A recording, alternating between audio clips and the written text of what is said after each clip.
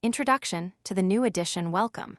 From millennials to Gen Xers to boomers, this makeover of your money or your life is for you.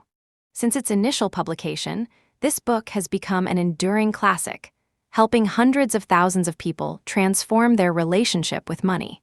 The tools are evergreen, but the world has changed, and I've brought together the best team possible to make it relevant for today and many years to come. And for you. Of course you wonder, can it help you? Now, in your situation, can it help you get out of consumer debt, revive delayed dreams, get a place of your own, leave a job that doesn't suit you anymore, have enough money to afford some extras, increase your income, make the savings you have last longer, and even liberate you from working for money entirely? It can, or better said, you can, if you use these tools. Because hundreds of thousands of people have indeed used these tools, I can make these promises. You'll spend less money and enjoy life more. You'll save more money than you ever thought possible. You'll flatten your debt and develop a natural resistance to spending more than you have for things you don't want to impress people you don't like, to paraphrase Robert Quillen. You'll have more time for what matters most. You'll learn a lot about yourself relatively painlessly. You'll be at ease talking about finances openly and honestly. You'll forgive yourself for your past money mistakes and get on with it. You'll save for retirement and get there, possibly a lot earlier than you can now imagine. You'll put your life in service to your values rather than putting your time in service to money. Financial independence, the purpose of the 9-step program in this book, is to transform your relationship with money and help you achieve financial independence. The result is liberating your most precious resource, your time, to make room for more happiness, more freedom, and more meaning. What does it mean to transform your relationship with money? It doesn't mean getting more money or less money. It means knowing how much is enough money for you to have a life you love, now and in the future. It means shifting from being a victim of money and the economy to making conscious choices. Anyone can do this. What do we mean by financial independence? At the most basic level, financial independence means no longer having to work for money. More than this, your money or your life takes you through a process of liberation that starts with freeing your mind from the illusion that buying stuff will make you happy or that more is always better. You see with such clarity the thoughts driving your money patterns that the patterns themselves evaporate. As you do the steps of the program, your debt melts away. With debt receding, you naturally build up savings. You no longer hit the panic button with unexpected expenses. Saving becomes a habit. You save more. And more. Eventually, you can choose whether you work for love or money. This is how it's gone for many people, and how it can go for you. As you read this book and work through the steps, you'll see that you need not be resigned to devoting the majority of your waking hours to making money. The 9-to-5 grind may be the societal default, but you can steer your life down different highways, with off-ramps to your true calling and a more pleasing future. What will you do when you no longer have to work for money? You may not know right now, but by doing the suggested steps, you'll have enough clarity, focus, and confidence that the dreams waiting for you to find them will start to appear. As one FER, our term for a person who has applied the steps to achieve financial independence, says, this isn't really a book about money. It's a book about life. How this book came into being. Meet Joe Dominguez, the originator of this 9-step program. Latino by descent, raised on welfare cheese, by a mother who never learned English. He grew up in Spanish Harlem in New York City. He was a runty guy and wicked smart. He couldn't use brawn to survive, so he became the brains of his gang, learning to make explosives and plan strikes on rivals with successful getaways. His survival instinct was sharpened by necessity. And in part your money or your life comes out of his canny ability to assess threats and opportunities and emerge from anything alive. As Joe saw it, the money system was like the welfare system and the justice system and the poverty system. How do I get through this on my own terms, in it but not of it? He never graduated from college, but stumbled into a job in a Wall Street firm. Not satisfied to just learn the ropes, he analyzed the game, eventually developing some of the first tools of technical analysis in the early 1960s, when computers were the size of a city block. He did not invest his own money, but rather sold his expertise to one of the illustrious investment banking firms, and he saved with one goal in mind: Retire by 30. Exit the money game. Be in life, not in the prison of a job. Joe and I teamed up in the 1970s, in life and work. We were well matched in our purpose in life, to leave this world a little better than we found it. While our differences sometimes grated, they more often produced a flinty creativity that generated our nearly 2 decades of teaching, writing, speaking, and, we hoped, world-changing. He was an introvert. I was an extrovert. He was systematic. I was improvisational. He was a big-picture thinker. I was more like a racehorse, taking the work by the bit and running with it, depending for strategy on his wider view. The culmination of our work, Your Money or Your Life, surprised us and everyone else by achieving instant success. By the time Joe died of cancer in the first weeks of 1997, we were at the top of our game. Your Money or Your Life had been a New York Times bestseller, as well as spending 5 years on the Businessweek bestseller list. We believed that if enough people used the tools, Your Money or Your Life would be a lever long enough to change the world. After Joe's passing, I continued the work with a strong eye toward movement building, forming a common cause with the leaders of the flourishing simplicity movement, and bringing our shared message to the halls of power and to global networks working on sustainability. By 2004, when I was diagnosed with my own spreading cancer, my racehorse was spent, and the lofty dream Joe and I had of transforming the way Americans think about, earn, spend, and save money had not really panned out, despite hundreds of thousands of grateful readers. I retired, moved to a village of 1,000 on an island in the Pacific Northwest, and turned my attention to making a difference here in this small patch of the planet. A dozen years later, though, I heard the call again. I happened to be in a large circle of earnest people gathered to talk about money. Each in turn shared their confusion and fears. There was a well-off 80-year-old who did not know if he'd run out of money before he ran out of years, and a mid-career professional in a rut but afraid to leave. Several consultants confessed their inability to help clients with money issues because they weren't any clearer themselves on the subject. Lastly, a young college sophomore revealed she was already $20,000 in debt. To get anywhere in her field, she assumed she'd need a master's and likely a PhD. She was worried about the gamble she was already taking, about whether her degree would be worth enough to ever repay her loans. The old fire in me started to rekindle. What kind of society requires everyone to depend for their very survival on something so unstable, unreliable, and out of their control? What kind of society turns its young people into a profit center for the debt industry? I checked around the circle whether people were familiar with Your Money or Your Life. The yesies came mostly from those with gray hair, the no's from those under 35. Knowing how much Your Money or Your Life had liberated one generation, I thought perhaps it could help another one break the spell of consumer culture and be free to give their considerable gifts in these decisive times. That's when I sought out young people to help me understand their circumstances and perspectives, and when I discovered how far the fire, financial independence, retire early, ideas had spread.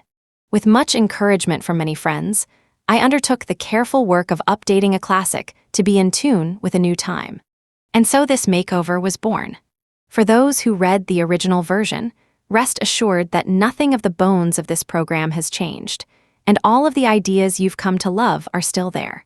Changing times, there's no denying, however, that you live in a very different reality from the one in which Joe Dominguez and I, Vicki Robin, became financially independent. Boomers entered a stable world created by parents who'd survived the Great Depression and World War II. Government institutions, such as the progressive income tax and the GI Bill, fostered a growing middle class and a sense of social cohesion. For those navigating the workforce in the 21st century, the corporate landscape has changed. Pensions are in their death throes, and the thought of retirement is a pipe dream for young and old alike. Nearly a fifth of all Americans over 65 depend solely on Social Security, with more than 50% getting half of their income from it. One young people fledge into a world where their bachelor's degrees don't guarantee income sufficient to ever pay off their debts, where everyone, no matter what their job, is in the YOYO class. You're on your own. Today, more than at any time in history, The old rules have become fluid enough that you can move freely wherever you want, in location, in career, in your personal life, and in your purpose in life, no matter where you started. It's scary and exciting. People from all walks of life are navigating these rapids of change, some better than others. Adapting to a new world, how well is this new crop of humans in these new times doing? I got curious, so I talked to every person in their 20s and early 30s I met anywhere. I hosted a focus group. I perused Reddit and Facebook groups. I was surprised and impressed. The people I found had already incorporated the broken promise of the old American dream into their lives, and were designing their lives not around a ladder of success, but around meaning, creativity, flexibility, and a sort of rapid prototyping, not just of jobs, but of entire careers. Many are getting their education from a range of channels: technical training, skill development workshops, community colleges with name-brand universities as finishing schools, digital MOOCs, massive open online courses, apprenticeships, as well as traditional degrees. Gap years are more common. The growing percentage of people who don't have traditional jobs work on their computers and set up shop in carking spaces and makerspaces, in cafes and on unmade beds, never knowing whether they are onto the next big thing or just the next interesting step. They build networks, teams, startups, and proficiencies as they go, and they take breaks for travel or babies or self-reflection if they have a kit bag of skills that are portable and in demand. Not only that, Gen Xers and Boomers are learning from younger people how to navigate this changing landscape of work. Here are some stories about these innovative, adaptive young people. Brandon is the youngest of 6 children. His family had some means to help his eldest brother attend college, but they were still short thousands of dollars every semester.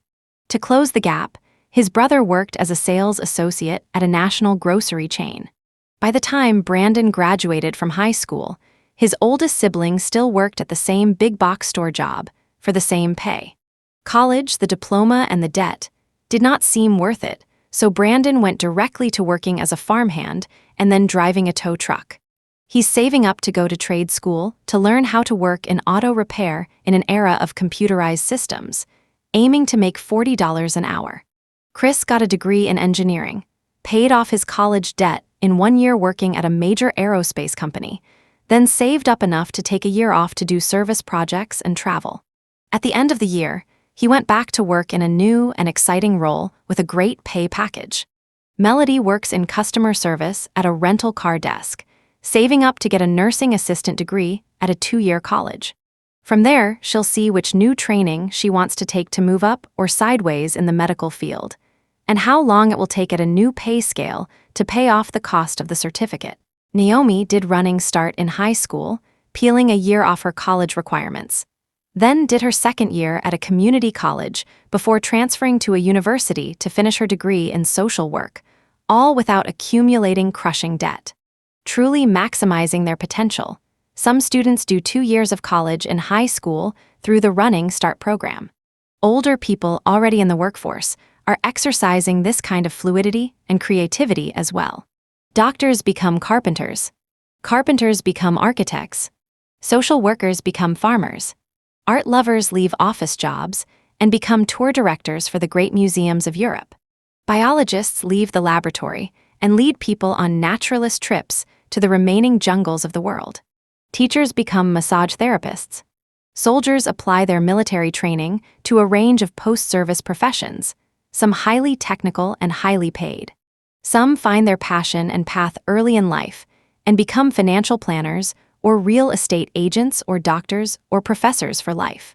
But more and more people, according to the Bureau of Labor Statistics, zigzag through a dozen jobs, moving up, moving sideways, moving down. But always moving.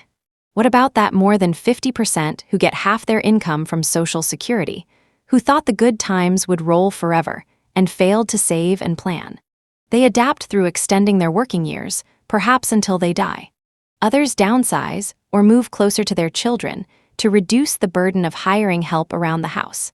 Many take advantage of social services, matinees, and free activities. They are involved in their communities, having fun by volunteering. And taking a page from millennials, they have entered the gig economy as handymen, bloggers, or airman posts, turning their only asset, a house, into a source of income. Whether you're a senior in college, mid-career worker, or soon-to-be retiree, the tools in this book can support you wherever you are in the spectrum of life and experience. Who is this book for? This program works for anyone who earns or spends money, not because anyone can be rich, but because everyone can discover for themselves how much is enough. And have that. It helps you transform your relationship with money, and we all have one. In fact, enough is the radical promise of your money or your life. Having more is an endless horizon. No matter how much you have, that voice of more would be better drives you to make acquisition the name of your game. Greed is one of the many strings in the human heart, and it can be pro-survival, but unchecked by a sense of fairness, balance, and love, it can gut our capacity for joy. Defining enough requires you ask yourself some crucial and pertinent questions. What makes you happy? What's most important to you? What values will you never compromise? If you had $1 million right now, what would you do with your time? What's one thing you could get rid of to make yourself happier? A person doesn't count. Will you ever have enough money to retire? If someone today erased all your debts, would you dig yourself into that hole again? How or how not? Nobel laureate and best-selling author Daniel Kahneman, in his research on money and happiness, found that beyond a certain level of sufficiency, currently about $75,000 a year in the United States, more money doesn't buy more happiness. In our early seminars in the 1980s, we'd collect data from participants and analyze it on the spot to reflect the audience back to itself, using paper and pencil because it was long before laptop computers. Correlating participants' income with how much would it take to make you happy. Almost everyone in every income bracket said, 50% more than I have now. When asked to rate their happiness on a scale of 1 to 5, there was no significant difference between the top and bottom earners. You could hear a pin drop as people realized that the person in the row ahead of them probably had the more they thought would make them happy, and it made no difference. This data suggests that a conscious, clear, empowered relationship with money is the real key to success, not your number, that dollar amount picked out of thin air and set as a goal. When Your Money or Your Life came out in 1992, there were few books that spanned money and happiness in any practical way. Now there are hundreds of thousands of fire aficionados who, like the F-ears I've known, seem to share two powerful qualities. 1. A purpose for their lives that's greater than their current limited circumstance, including their jobs too. A willingness to do the work of change, to tell the truth, to be accountable, and to persist. These qualities are like the kindling that lights the fire desire in people. As I've studied this fire movement, I've seen in its bones 3 strands: frugality, simplicity, and self-sufficiency, that have woven through people, societies, and religions for thousands of years. These values appeal to people of diverse financial means and across every political, cultural, and geographical spectrum. Christians have seen the teachings of Jesus in the pages of this book. Buddhists have seen Buddhism. Atheists have found the program's rationality trustworthy. While no two conscious money mavens are entirely alike, they do seem to follow certain trends. These aren't the only way to go, but it's useful to know what others out there are doing. I refer to the current crop as ninjas, minimalists, and DIYers. Ninjas, personal finance ninjas, love to run the numbers, optimize systems, exploit niches, study personal finance blogs, mess with investments, hack the system to get free flights and hotel stays. Subcategories are the frugalistas, who love bargains, clipping coupons, free cycling, and deal making, and the super savers, who love beating last month's percentage of salary saved. Saving money is an all-American sport. Minimalists, it's not about the money. It's about the meaning, about clearing away clutter to get to the marrow of life. These are Thorovians, more likely to prioritize experiences over things. They minimize stuff to maximize something non-material but more precious, the life of the mind, the soul, and so on. They could be called the soulfulists. Simplicity has been a perennial value of this land from before the colonialists arrived, and since. DIYers, money's not the point. Dinking around with the material world is where all the fun lies. Building, farming, tinkering, making, cooking, gardening, designing, creating, painting, or inventing. Unlike with minimalists, having junk around is part of the creative process for DIYers. These are conscious materialists, making the most of every scrap of life. A can-do attitude is as American as apple pie. You don't have to identify with any of these to want to transform your relationship with money enough to overcome your inertia and be drawn ever onward. But you have to want something more than the status quo. Common to all people who do succeed are accountability, self-awareness, and empowerment. They actually do the steps. Turtles and hares, how fast people move toward their own financial independence varies. I call it a spectrum from turtles to hares. The turtles use the program to slowly, steadily, methodically dig out of debt, moderate spending, and build savings with the assurance of arriving at some ripe middle age able to retire. They don't care how soon. They care that on the way they've built a family and served their community and their boss with integrity, and visited all the national parks. The hares like speed, and often like Joe, set an FI goal of age 30. Having a deadline is motivating, like a sprint to the finish line. They see that the more they save, the sooner they are free, and they often become fixated on increasing the percentage of each paycheck squirreled away. They beg forbearance from friends and spouses, promising them gobs of attention on the other side. Overall, whatever type you may or may not be, the key is to start and keep going. True, the starting line isn't the same for everybody. There's a gradient of privilege in the USA, and factors such as upbringing, race, and gender can make this much more difficult for some than for others. Still, whether it's dreams of adventure and travel, of making a difference, of loving relationships and family, of self-knowledge and transcendence, the strength of your dreams and the grit of your commitment will move you forward. Through the thousands of communications from fans we've received, we know some of the ways people's lives have been enriched by following this program. They finally understand the basics of money. At a tangible level, they settle their debts, increase their savings, and are able to live happily within their means. They reconnect with old dreams and find ways to realize them. With a great sense of freedom and relief, they learn how to distinguish between the essentials and the excess in all areas of their lives and how to unburden themselves. On average, people at all income levels reduce their expenses by 25%, and most feel happier, even if for the sake of their sanity they forsake a bit of income. They find that their relationships with their partners and children improve. Their new financial integrity resolves many inner conflicts between their values and their lifestyles. Money ceases to be an issue in their lives, and they finally have the intellectual and emotional space to take on issues of greater importance. They increase their free time by reducing expenses and the amount of time on the job.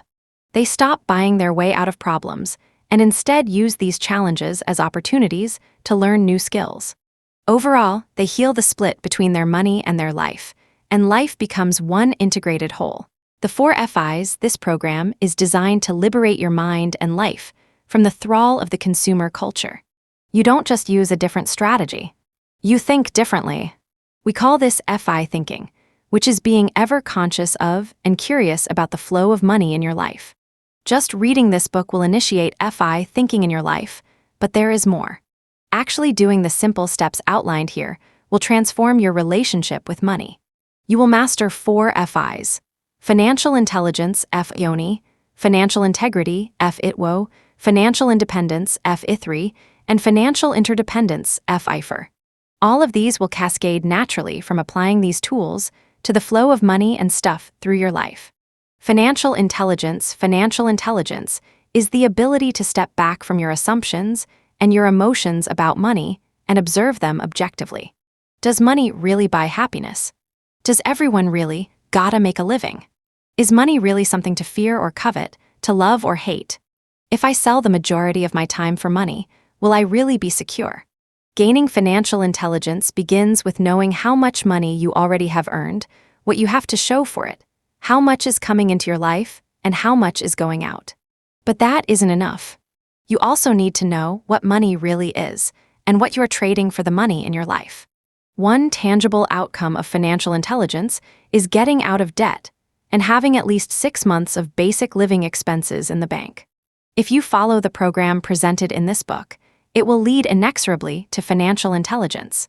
Financial integrity. The dictionary defines integrity as 1. Firm adherence to a code of especially moral or artistic values. Incorruptibility. 2. An unimpaired condition. Soundness. 3. The quality or state of being complete or undivided. Completeness. 3. Financial integrity is achieved by learning the true impact of your earning and spending, both on your immediate family and on the planet. It is knowing what is enough money and material goods to keep you at the peak of fulfillment, and what is just excess and clutter. It is having all aspects of your financial life in alignment with your values. If you follow the program presented in this book, it will lead inexorably to financial integrity. Financial independence. Financial independence encompasses a lot more than having a secure income. It is also independence from crippling financial beliefs, crippling debt, and a crippling inability to manage modern conveniences. Financial independence is anything that frees you from a dependence on money to handle your life. Financial interdependence, along the way you realize that the independence we crave is a separation from dead-end routines, jobs, relationships, and ways of thinking, not from one another. Our happiest moments come from love and contribution, and we want more time for what makes life truly meaningful. Our interdependence, doing for one another, receiving from one another, creating with one another, is part of what makes our lives rich. Our interdependence is also a fact of life. We all depend on the services of the natural world. We all depend on shared institutions, from roads to airports to libraries to myriad safety nets to money itself, for a viable life. We float in a sea of interconnectedness. In fact, after achieving financial independence, most people, once they get enough rest and indulge some long-standing dreams, actually want to spend their time helping to make the world a better place. What's new in this edition? I've made literally thousands of adjustments to the prior edition of this book to reflect today's reality. And 2 chapters in particular have been significantly revised. The advent of smartphones and the blogosphere and the myriad of internet tools for shopping and investing required a deep update of Chapter 6, The American Dream on a Shoestring. The heaviest lift, though, was to remake Chapter 9, Where to Stash Your Cash for Long-Term Financial Freedom. The investment strategy that served Joe and others very well for 25 years is no longer the only or best way to create a steady passive income stream. With input from wonderful colleagues across several investment philosophies, Chapter 9 now presents a range of strategies people in the FIRE movement use, resting on the same foundation of think for yourself. Readers of earlier versions will also notice a brand new tool, Money Talks. The 9-step program necessarily focuses on what individuals can do to free themselves from the work-and-spend treadmill. No one but you can take responsibility for transforming your relationship with money. For Joe and me and many of you, though, social support has been a big key to waking up and making changes. In the new epilogue, I present the Simple Money Talks methodology, a proven way to talk with friends and strangers about big subjects, and money is one of the biggest. In each chapter, I offer a few potent questions you can raise in such conversations, whether in the privacy of your own journal, with a loved one, or in groups. When we talk with others about our dreams, confusion, fears, and persistent questions, change happens. Let the transformation begin. I hope that reading this introduction has whetted your appetite for learning about the 9-step program. Such an appetite for change will get you to take the first step. I hope your curiosity has been piqued. Curiosity will surely keep you moving. I hope your belief that you can change your future has gotten a boost.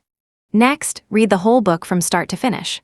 After that, come back to Chapter 1 and begin your step-by-step journey toward transforming your relationship with money and achieving financial independence. Repeat readers, welcome back, welcome home.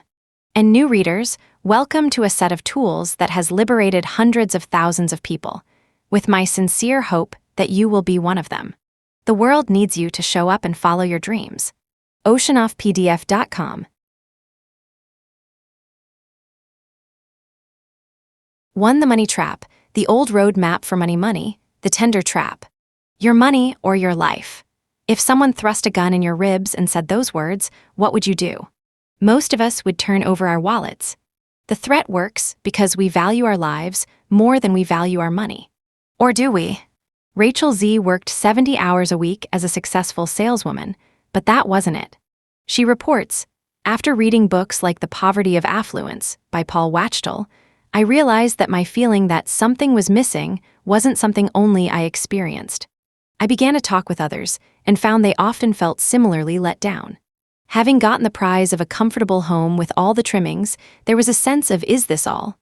Do I have to work and then retire, worn out, to be put out to pasture? To do nothing then, but to try to spend money I saved up and to waste my time till my life is over." Don M's love was music, but his life was working in data processing, and he'd all but given up the hope that love and life could go together. Unsure of what it meant to be a man, he'd assumed all the trappings of adulthood and waited for the day when they'd catapult him into manhood. He'd graduated from college and gotten a wife, a skill, a job, a car, a house, a mortgage, and a lawn to mow. Instead of feeling like a man, however, he felt increasingly trapped. Elaine H. just plain hated her job as a computer programmer. She did the bare minimum in order to keep her job, but did it so well that she couldn't be fired. She accumulated all the symbols of success: a sports car, a house in the country, but they barely balanced the boredom of her job. She went on to travel and participate in a variety of workshops, but none of these pleasures countered the doldrums of the workweek. She finally decided that this must be how the rest of her life would be, with her job biting the center out of her life. Christy and her husband were classic dinks, double income, no kids in high-paying tech jobs. They were young, rich, and good-looking. What could not be perfect about that? But then Christy watched her coworker collapse from stress and almost die at his desk. In Japan, they have a name for this: karoshi, death by overwork. When Christy saw this same person come back to work a week later, acting like nothing had happened, she knew something was deeply wrong. Then her boss was hospitalized with a blood clot, and her best friend was fired. Christy started popping anxiety meds and bolting awake at 3 a.m. from stress. She thought, "I can't do this anymore. This isn't worth it." Nicole followed her father's script. He was a lawyer and encouraged her to also get professional training, bugger the cost, because she would easily pay it off through her career. So Nicole got an advanced family nurse practitioner degree, which took more than 8 years and left her well over $100,000 in debt. But it wasn't 1969, the year her father graduated from law school. It was 2011, and her net earnings after paying staff, office rent, overhead, insurance, and continuing education was not enough to pay her debt faster than the interest built up. She was sliding backward, even with a degree in one of the top in-demand professions. She admitted to a friend, "I don't think I will ever actually pay it off." Brian's old friend, Kevin, stopped by on his way through town. In high school, Kevin had been that middle-of-the-pack guy nobody noticed. Now he was raking in 6 figures annually from an online educational product business. Brian grilled Kevin about every detail because he wanted to support his family, be a stay-at-home dad, teach people effectiveness tools, and, truth be told, have it all be easy and quickly lucrative. He wanted what Kevin seemed to have. But while the online education business has a very low bar entry, anyone can piece together a few web services and voila, have paying students. Success is not a guarantee. So Brian spent money learning from the best and more money buying the best tool, and the business actually took many more hours than he anticipated to set up and run. The expensive goose has, to date, failed to lay any golden eggs. Even though some people really like their jobs, very few of us can say with honesty that our work lives are perfect. The perfect work life would offer enough challenge to be interesting, enough ease to be enjoyable, enough camaraderie to be nourishing, enough solitude to be productive, enough hours at work to get the job done, enough leisure to feel refreshed, enough contribution to feel needed, enough silliness to have fun, and enough money to pay the bills. And then some. Even the best jobs have trade-offs. Midlife comes, and we discover we've been living our parents' agenda. Or worse, we've been filling teeth for 20 years because some 17-year-old, was that really me, decided that being a dentist would be the best of all possible worlds. We've joined the real world, the world of compromise. For all the hype about going for the gold, We're so weary at the end of the day that going for the sofa is as good as it gets. Most of us cling as long as possible to the notion that there is a way to live that makes more sense, that brings more fulfillment and has more meaning. But over time, as our jobs wear a groove into our lives and our days fill with to-dos, the idea that we could have a more rewarding existence seems to fade. The people you'll be reading about in this book have found that there is another way. There is a way to live an authentic, productive, meaningful life, and have all the material comforts you want or need. There is a way to balance your inner and outer lives, to have your job self be on good terms with your family self and your deeper self. There is a way to go about the task of making a living so that you end up more alive. There is a way to approach life so that when asked, your money or your life, you say, I'll take both, thank you. We aren't making a living, we're making a dying for so many working people, however. From people who love their work to those who barely tolerate their jobs, there seems to be no real choice between their money and their lives. What they do for money dominates their waking hours, and life is what can be fit into the scant remaining time. Consider the average worker in almost any urban industrialized city. The alarm rings at 6:45, and our working man or woman is up and at it. Check the phone, shower, dress in the professional uniform, suits for some, coveralls for others, scrubs for the medical professionals, jeans and t-shirts for construction workers. Breakfast if there's time. Grab commuter mug and briefcase, or lunchbox. Hop in the car for the daily punishment called rush hour, or get on a bus or train packed crushingly tight. On the job from 9 to 5 or longer. Deal with the boss. Deal with the coworker sent by the devil to rub you the wrong way. Deal with suppliers. Deal with clients/customers/patients. Emails pile up. Act busy. Scroll through social media feeds. Hide mistakes. Smile when handed impossible deadlines. Give a sigh of relief when the acts known as restructuring or downsizing, or just plain getting laid off falls on other heads. Shoulder the added workload. Watch the clock. Argue with your conscience, but agree with the boss. Smile again. 5 o'clock. Back in the car or on the bus or train for the evening commute. Home. Act human with your partner, kids, or roommates. Cook. Post a picture of your dinner online. Eat. Watch an episode of your favorite show. Answer one last email. Bed. 8 hours of blessed oblivion, if we're lucky. And they call this making a living. Think about it. How many people have you seen who are more alive at the end of the workday than they were at the beginning? Do we come home from our making a living activity with more life? Do we bound through the door, refreshed and energized, ready for a great evening with family and friends? Where's all the life we supposedly made at work? For many of us, isn't the truth of it closer to making a dying? Aren't we killing ourselves, our health, our relationships, our sense of joy and wonder for our jobs? We are sacrificing our lives for money, but it's happening so slowly that we barely notice. Graying temples and thickening middles, along with dubious signs of progress like a corner office, a company car, or tenure, are the only landmarks of the passage of time. Eventually, we may have all the necessities, niceties, and even luxuries we could ever want, but inertia itself keeps us locked into the 9-to-5 pattern. After all, if we didn't work, what would we do with our time? The dreams we had of finding meaning and fulfillment through our jobs have faded into the reality of professional politics, burnout, boredom, and intense competition. That sense of wonder we had as children, that sense of mission we had in college, those times when love connected our hearts to all beings great and small are forgotten. All filed under "we were so young." Even those of us who like our jobs and feel we're making a contribution have a sense that there is a larger arena we could enjoy. One that is beyond the world of 9 to 5. The fulfillment that would come from doing work we love with no limitations or restraints, and no fear of getting fired and joining the ranks of the unemployed. How many times do we think or say, I would do it this way if I could, but the board members of the Zilch Foundation want it done their way? How much have we had to compromise our dreams in order to keep our funding or our jobs?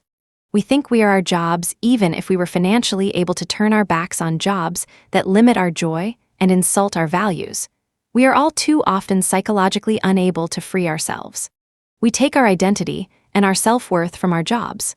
Our jobs have replaced family, neighborhood, civic affairs, church, and even partners as our primary allegiance, our principal source of love and site of self-expression. Reflect on that for yourself. Think about how you feel when you respond to that getting to know you question. What do you do? With Ainâ, do you feel pride? Do you feel shame? Do you want to say, I'm only a, if you aren't meeting your own expectations for yourself? Do you feel superior? Inferior? Defensive? Do you tell the truth? Do you give an exotic title to a mundane occupation to increase your status? Have we come to measure our worth as human beings by the size of our paychecks? When swapping tales at high school reunions, how do we secretly assess the success of our peers? Do we ask whether our classmates are fulfilled, living true to their values, or do we ask them where they work, what their positions are, where they live, what they drive, and where they are sending their kids to college? These are the recognized symbols of success. Along with racism and sexism, our society has a hidden hierarchy based on what you do for money. That's called jobism, and it pervades our interactions with one another on the job, in social settings, and even at home. Why else would we consider stay-at-home moms second-class citizens? Or consider teachers lower status than doctors even though their desk-side manner with struggling students has equal merit to many doctors' bedside manner with the ill and dying? Whether we realize it or not, our daily interactions involve the unconscious sizing up of how each of us makes a living. The high cost of making a dying psychotherapist Douglas Labier documented this social disease in his book Modern Madness. The steady stream of successful professionals who showed up in his office with exhausted bodies and empty souls alerted him to the mental and physical health hazards of our regard for materialism. Labier found that focusing on money/position/success at the expense of personal fulfillment and meaning had led 60% of his sample of several hundred to suffer from depression, anxiety, and other job-related disorders, including the ubiquitous stress. Even though the official workweek has been pegged at 40 hours for nearly half a century, many professionals believe they must work overtime and weekends to keep up. A 2015 study from the Organization for Economic Cooperation and Development, OECD, discovered that nearly 12% of Americans are working 50 or more hours per week. In addition, a conference board study of the same year found that less than half of Americans are satisfied with their jobs. We are working more, but enjoying life less. The result? We have developed a national disease based on how we earn money. What do we have to show for it? Even if we aren't any happier, you'd think that we'd at least have the traditional symbol of success: money in the bank. Not so. Our savings rate has actually gone down. According to the U.S. Bureau of Economic Analysis, the U.S. personal savings rate has hovered around 5% over the past 4 years, up from a low of less than 2% in 2007, but down from the previous 1,980 days when Americans saved well over 10%. For making matters worse are stagnating wages for the vast majority of Americans. While those on top, and the corporations they work for, continue lining their pockets, wealth is siphoned from individuals at the bottom.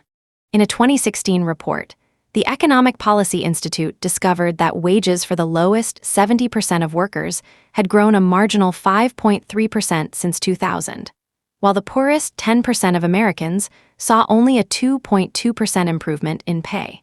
How did the highest wage earners fare over that time period? Since the turn of the millennium, the 90th and 95th percentile of wage earners experienced 15.7% and 19.8% growth, respectively. With relatively lower wages and less savings, our level of debt has gone up, way up. By late 2017, consumer debt had topped $3.7 trillion, more than double the total at the end of 2000. That's more than $11,000 for every man, woman, and child in the country. 5 debt is one of our main shackles.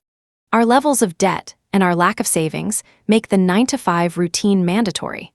Between our mortgages, car financing, student loans, and credit card debt, we can't afford to quit. More and more Americans are ending up living in their cars or on the streets. In a time of increasing globalism and corporate mergers, layoffs in every sector from manufacturing to high-tech are the new reality. We make a dying at work so we can live it up on the weekend. Consider now the average consumer, spending his or her hard-earned money. Saturday, take your clothes to the cleaners and your car to the service station to have the tires rotated and the funny noise checked out. Go to the grocery store to buy a week's worth of food for the family and grumble at the checkout that you remember when 4 sacks of groceries used to cost $75 instead of $125. Sure, you could cut costs by clipping coupons and shopping sales, but who has time? Go to the mall to buy the book everyone is reading. Emerge with 2 books, a suit, half price on sale with shoes to match, and some new clothes for the kids, all paid for with a credit card. Home, yard work, oops, a trip to the nursery for pruning shears. Come home with 2 flats of primroses, some new pots. And oh yes, the pruning shears. Fiddle with the toaster that's burning every slice, even on the lightest setting. Fail to find the warranty. Go to the home improvement store to buy a new one. Come out with shelves and brackets for the den, color samples for painting the kitchen. And oh yes, the toaster. Dinner out with your partner, leaving the kids with a sitter. Sunday morning. Pancakes for the whole family. Oops. No flour. To the grocery store for flour. Come home with frozen strawberries and blueberries for the pancakes, maple syrup, Sumatra coffee. And oh yes, the flour. Take the family to the lake for a swim. Buy gas, wince at the price. Drive to a cute restaurant in the country, paying for dinner with the credit card. Home. Spend the evening watching TV, allowing the ads to float you on fantasies of the really good life available if you'd only buy a Porsche or an exotic vacation or a new computer or. The bottom line is that we think we work to pay the bills, but we spend more than we make on more than we need, which sends us back to work to get the money to spend to get more stuff. That sends us back to work again. What about happiness? If the daily grind were making us happy, the irritations and inconveniences would be a small price to pay. If we could believe that our jobs were actually making the world a better place, we would sacrifice sleep and social lives without feeling deprived. If the extra toys we buy with our toil were providing anything more than momentary pleasure and a chance to one-up others, we'd spend those hours on the job gladly. But it is becoming increasingly clear that, beyond a certain minimum of comfort, money is not buying us the happiness we seek. Participants in our early live seminars, whatever the size of their incomes, always said they needed more to be happy. We included this exercise in our seminars. We asked people to rate themselves on a happiness scale of 1 miserable to 5 joyous, with 3 being can't complain, and we correlated their ratings with their incomes. In a sample of more than 1,000 people, from both the United States and Canada, the average happiness score was consistently between 2.6 and 2.8, not even a 3. Whether the person's income was under $1,500 a month or over $6,000 a month. See Figure 1-1. Figure 1-1 Life Rating Scale. Select the list that most closely applies to your life right now. 1, 2, 3, 4, 5. Uncomfortable, tired, incomplete, frustrated, fearful. Frequently lonely, angry, need, love, insecure, dissatisfied, seeking not enough relationships. Could be better, coping, getting better, not very productive, need reassurance, content, doing okay, average, acceptable, sometimes happy. Sometimes blue, stable, normal, few risks, fitting in, happy, growing, satisfied, productive, relaxed, free of tension, efficient, time, available, fun, secure, joyous, enthusiastic, fulfilled, overflowing, ecstatic, powerful, making a difference. Select the list that most closely applies to your life right now. Monthly income $0, $1,000, $500, $1,000, $501, $3,000, $3,000, and $1 $45, $4,000. $501, $6,000 over $6,000 average of quality of life.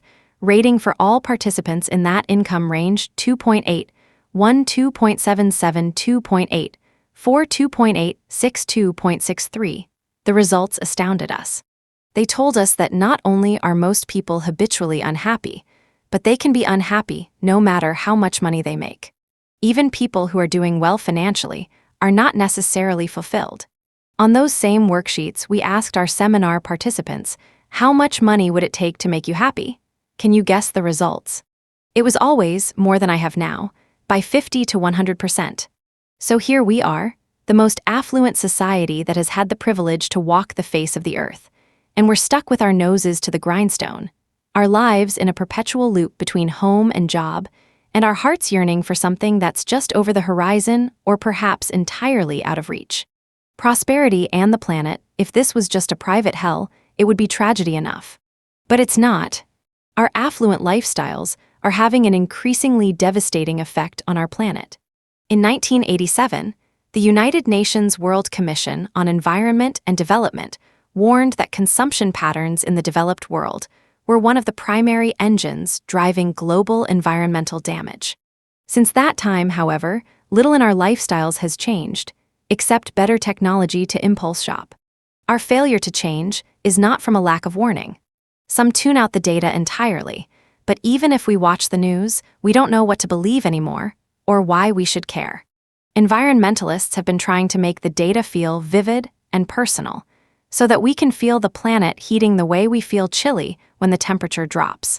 The ecological footprint, a metric distributed by the Global Footprint Network, measures everything we buy, from cars to sofas, in terms of how much of the Earth's resources are embodied in that purchase. You can take a quiz about your consumption and see what your footprint is. Even careful, conscious North Americans would learn that if everyone consumed the way they do, we'd need 4 Earths. Oh, but we have only one. Every year, in partnership with the World Wildlife Fund, the Global Footprint Network announces Earth Overshoot Day, the annual date when we've collectively used up the resources our planet can renew in a single year before going into ecological debt. In 1971, Earth Overshoot Day fell on December 21. 10 years later, it was November 12. Then October 11, in 1991. In 2001, it fell on September 23. On and on, earlier and earlier. In 2016, it was August 3. Check it out. What is it now? The Earth stores are Mother Nature's cupboard. How long before an essential ingredient in the recipe for life, as we know it is no longer available? When we go into personal debt, we might lose our car, our house, or our ability to borrow at all. But as long as we are alive, we can start filling the coffers again. With ecological debt, that doesn't work. We have only one planet.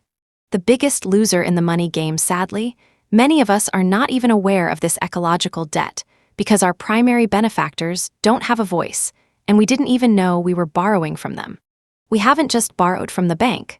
We've borrowed from future generations and from our very generous planet.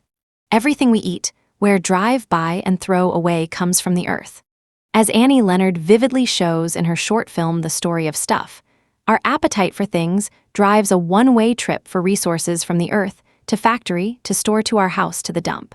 We have ignored the fact that we enjoy our current level of affluence by the good and free graces of nature, soil, water, and air, which cost nothing yet are being taxed to the limit.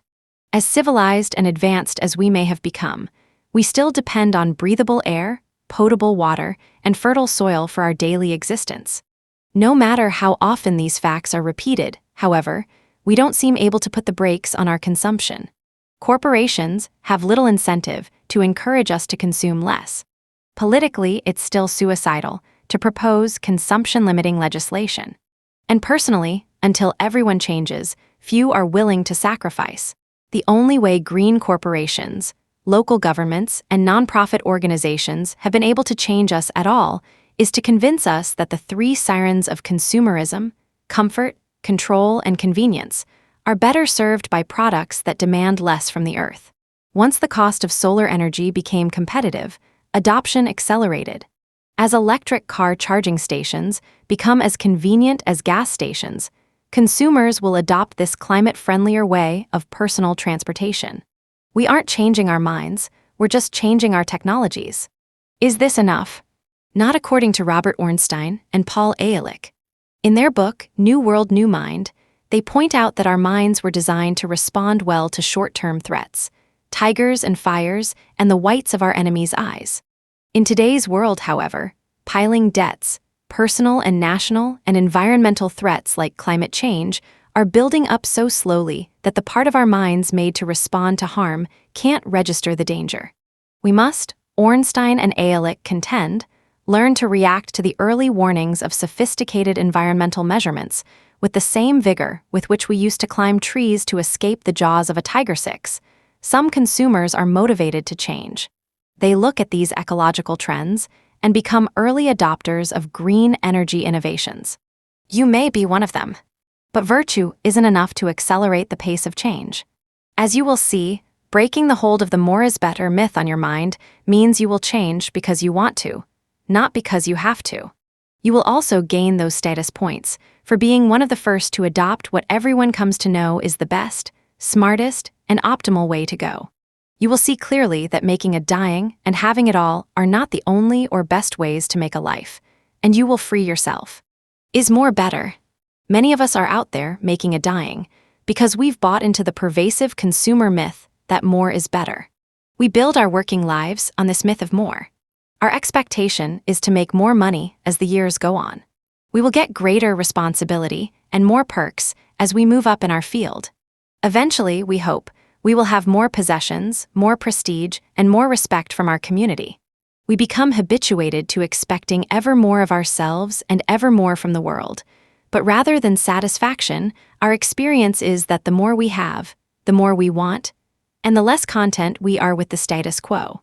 In part, the materially expansive frontiersman mentality at the heart of the North American psyche explains our obsession with more. Even space on Star Trek was called the final frontier.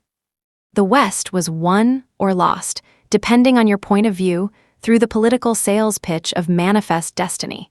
For Americans, and increasingly for consumers in other nations, this more is better motto leads us to trade in our car every 3 years, buy new clothes for every event and every season, get a bigger and better house every time we can afford it, and upgrade everything from our TV to our smartphones simply because a new version has been released. All this stuff isn't just taking a toll on the earth.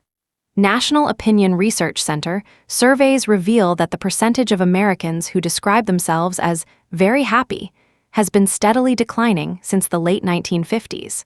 More is better turns out to be a formula for dissatisfaction. If you live for having it all, what you have is never enough. In an environment of more is better, enough is like the horizon always receding. You lose the ability to identify that point of sufficiency at which you can choose to stop. This is a psychological cul-de-sac, an invisible catchment 22 of the consumer myth of more. If more is better, then what I have is not enough. Even when I do get the more I was convinced would make life better, however, I am still operating on the belief that more is better. So the more I now have still isn't enough. But hope springs eternal. If I could only get more then. And on we go. We get deeper in debt and often deeper in despair. The more that was supposed to make life better can never be enough. The limits to growth our economy's version of more is better is growth is good. Modern economics worships growth. Growth will solve poverty, the theory goes. Growth will increase our standard of living.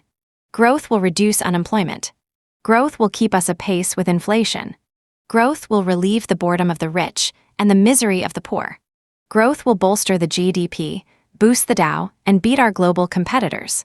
A rising tide lifts all boats, right? What we overlook is that all the feedstock for economic growth comes from nature, and even under the best of circumstances, nature is not infinitely abundant. Resources can and do run out. There are limits in nature. At a physical level, nothing grows forever. Every plant and every animal has a life cycle. Once it reaches an optimal size, it stops growing bigger, investing life energy instead in its survival and reproduction. We also know that every population of plants or animals reaches a maximum number, based on the finite resources of energy, food, water, soil, and air, and then begins to stabilize or decrease in size. There always comes a point where the individual or the specific population either collapses or dies off due to lack of resources, or stabilizes at a level that the environment can handle. By ignoring this fundamental reality of the natural world, we as individuals, and our economy, are now exceeding the Earth's capacity to handle our demands, as Earth Overshoot Day vividly demonstrates. The Cleopatra explanation, Pam Tillis had it right in her 1993 song with the refrain, "Just call me Cleopatra, everybody, 'cause I'm the queen of denial." For so many people, the stronger the evidence of failed strategies, the deeper they cling to their ways. We don't have to change, we say, because we're sure technology will save us. After all, look at the past. Science and technology have eliminated deadly diseases from smallpox to diphtheria. Surely we'll develop the technology to purify our water, genetically engineer seeds that can grow in extreme environments, clean up pollution, and find the key to unlimited cheap energy. And if technology doesn't save us, surely the government will. Look at our social progress as a species.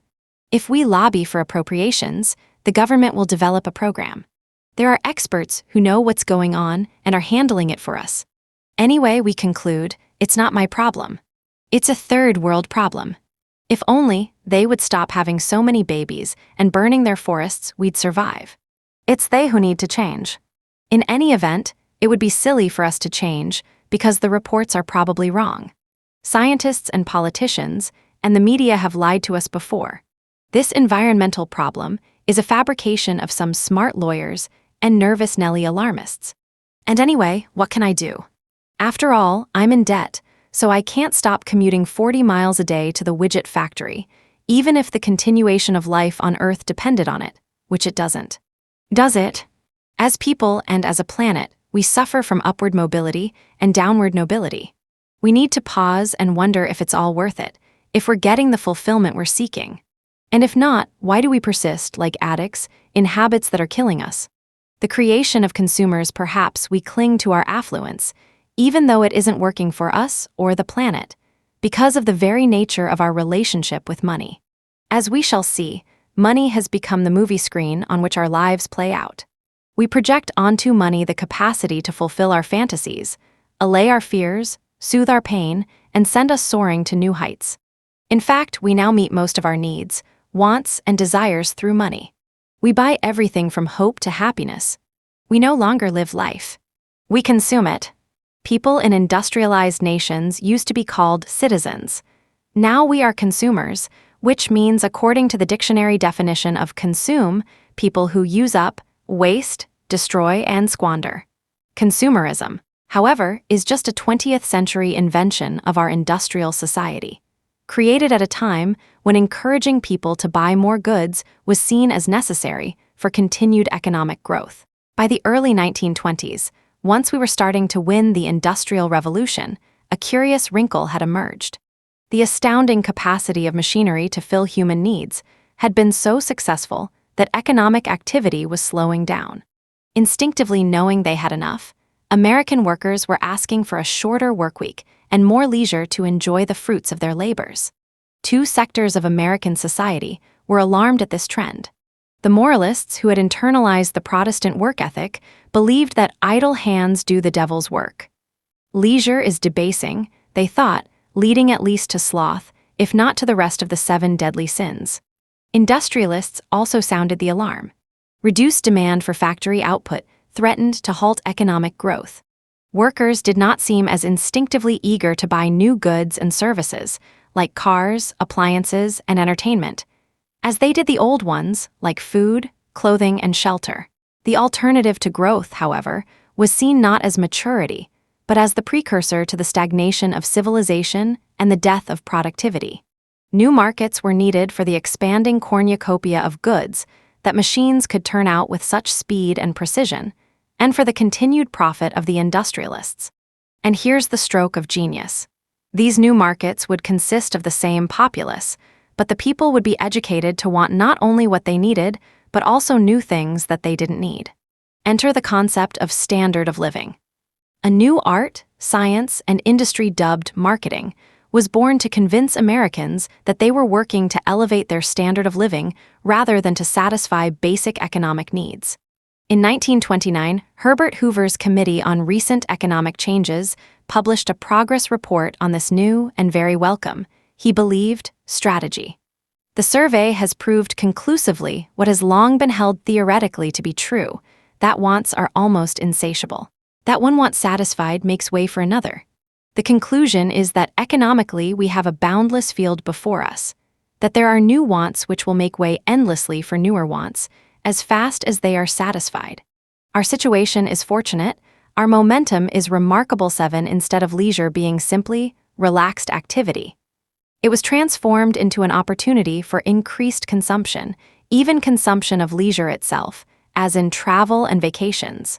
Henry Ford concurred, where people work less they buy more. Business is the exchange of goods. Goods are bought only as they meet needs. Needs are filled only as they are felt. They make themselves felt largely in the leisure hours. 8 The Hoover Commission agreed. Leisure was not, in fact, an excuse to relax. It was a hole to fill up with more wants, which, in turn, required more work to pay for them. Somehow, the consumer solution satisfied both the industrial hedonists hell-bent on achieving a material paradise and the Puritans who feared that unoccupied leisure would lead to sin. In fact, the new consumerism promoted all the deadly sins: lust, covetousness, gluttony, pride, envy, except perhaps anger and sloth. Only temporarily subdued by the Depression, consumerism returned with added vigor in the post-World War II era. In 1955, U.S. retailing analyst Victor Lebo observed, "Our enormously productive economy demands that we make consumption our way of life, that we convert the buying and use of goods into rituals, that we seek our spiritual satisfaction, our ego satisfaction, in consumption. We need things consumed, burned up, worn out, replaced, and discarded at an ever-increasing rate. 9, and thus the rat race was born, leading to our excruciating balancing act between working more to buy luxuries and having enough leisure to enjoy them. Today, that has taken on added dimension. With the intrusion of the internet and smartphones into every waking moment of our lives, we can be consumers wherever and whenever. From desire to delivery, almost anything we want is only a few swipes, taps, or clicks away. What was once a privilege for the few now seems like a right for the masses. In our initial enthusiasm for our new status as consumers, we learned to assert our rights, standing up to unscrupulous business. Rights, however, have since taken on a different hue. The right to buy Americans have come to believe deeply that it is our right to consume. If we have the money, we can buy whatever we want, whether or not we need it, use it, or even enjoy it. After all, it's a free country. And if we don't have the money, heck, what are credit cards for? Born to shop. Whoever dies with the most toys wins. Life, liberty, and the pursuit of material possessions. Not only have we absorbed the notion that it is right to buy, but we believe consuming is what keeps America strong. If we don't consume, we're told, masses of people will be thrown out of work. Families will lose their homes. Unemployment will rise. Factories will shut down. Whole towns will lose their economic base. We have to buy gadgets to keep America strong. Why else would the Consumer Confidence Index be a benchmark for America's continued dominance? Part of why our consumers have less money to spend is that saving has clearly become un-American. Even the language of modern economics promotes consumption. What else would we do with disposable income besides dispose of it? We certainly wouldn't want to keep it around where it would just rot. So if consuming is the way to keep the economy strong and savers, are people willing to put their fellow citizens out of work? An online shopping spree can be considered downright patriotic. The only downside is that our rising expectations have outstripped our incomes, leaving the average consumer patriot increasingly in debt. This puts us in a bind. The only way for us to exercise our economic patriotism is to go deeper into debt. We are in a no-win situation. You're wrong if you buy and wrong if you don't. All of this is exacerbated by advertising. The average American child aged 2 to 11 sees more than 25,000 advertisements a year. 10 globally. Advertising spending is well over $500 billion. 11 These ads influencing our wants and desires used to be confined to TVs, print media, and billboards, but in the digital age, they follow us everywhere.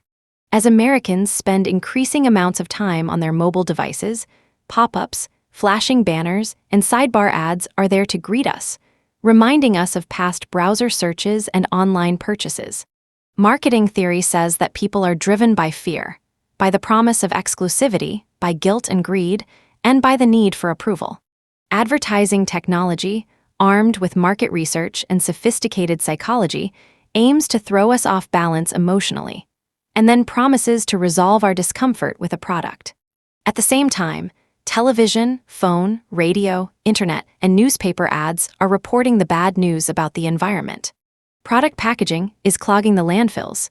Product manufacturing is contributing to climate change, polluting the groundwater, deforesting the Amazon, fouling the rivers, and lowering the water table.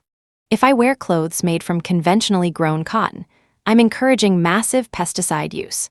If I wear synthetic fabrics, I use fossil fuels. If I wear nothing, I'm putting people out of work. It's damned if we do, and damned if we don't. It seems there is no way consumers can be right.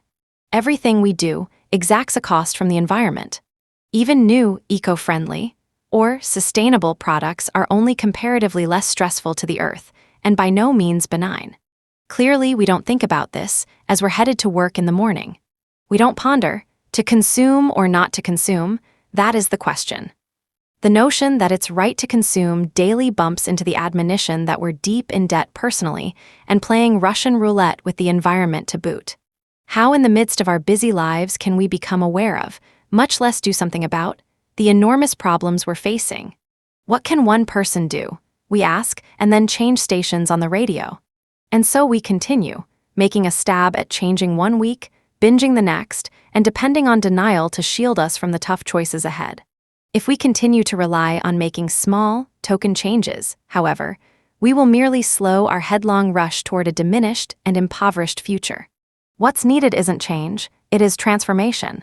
Change seeks different solutions to intractable problems. Transformation asks different questions so that we can see the problems in a new light.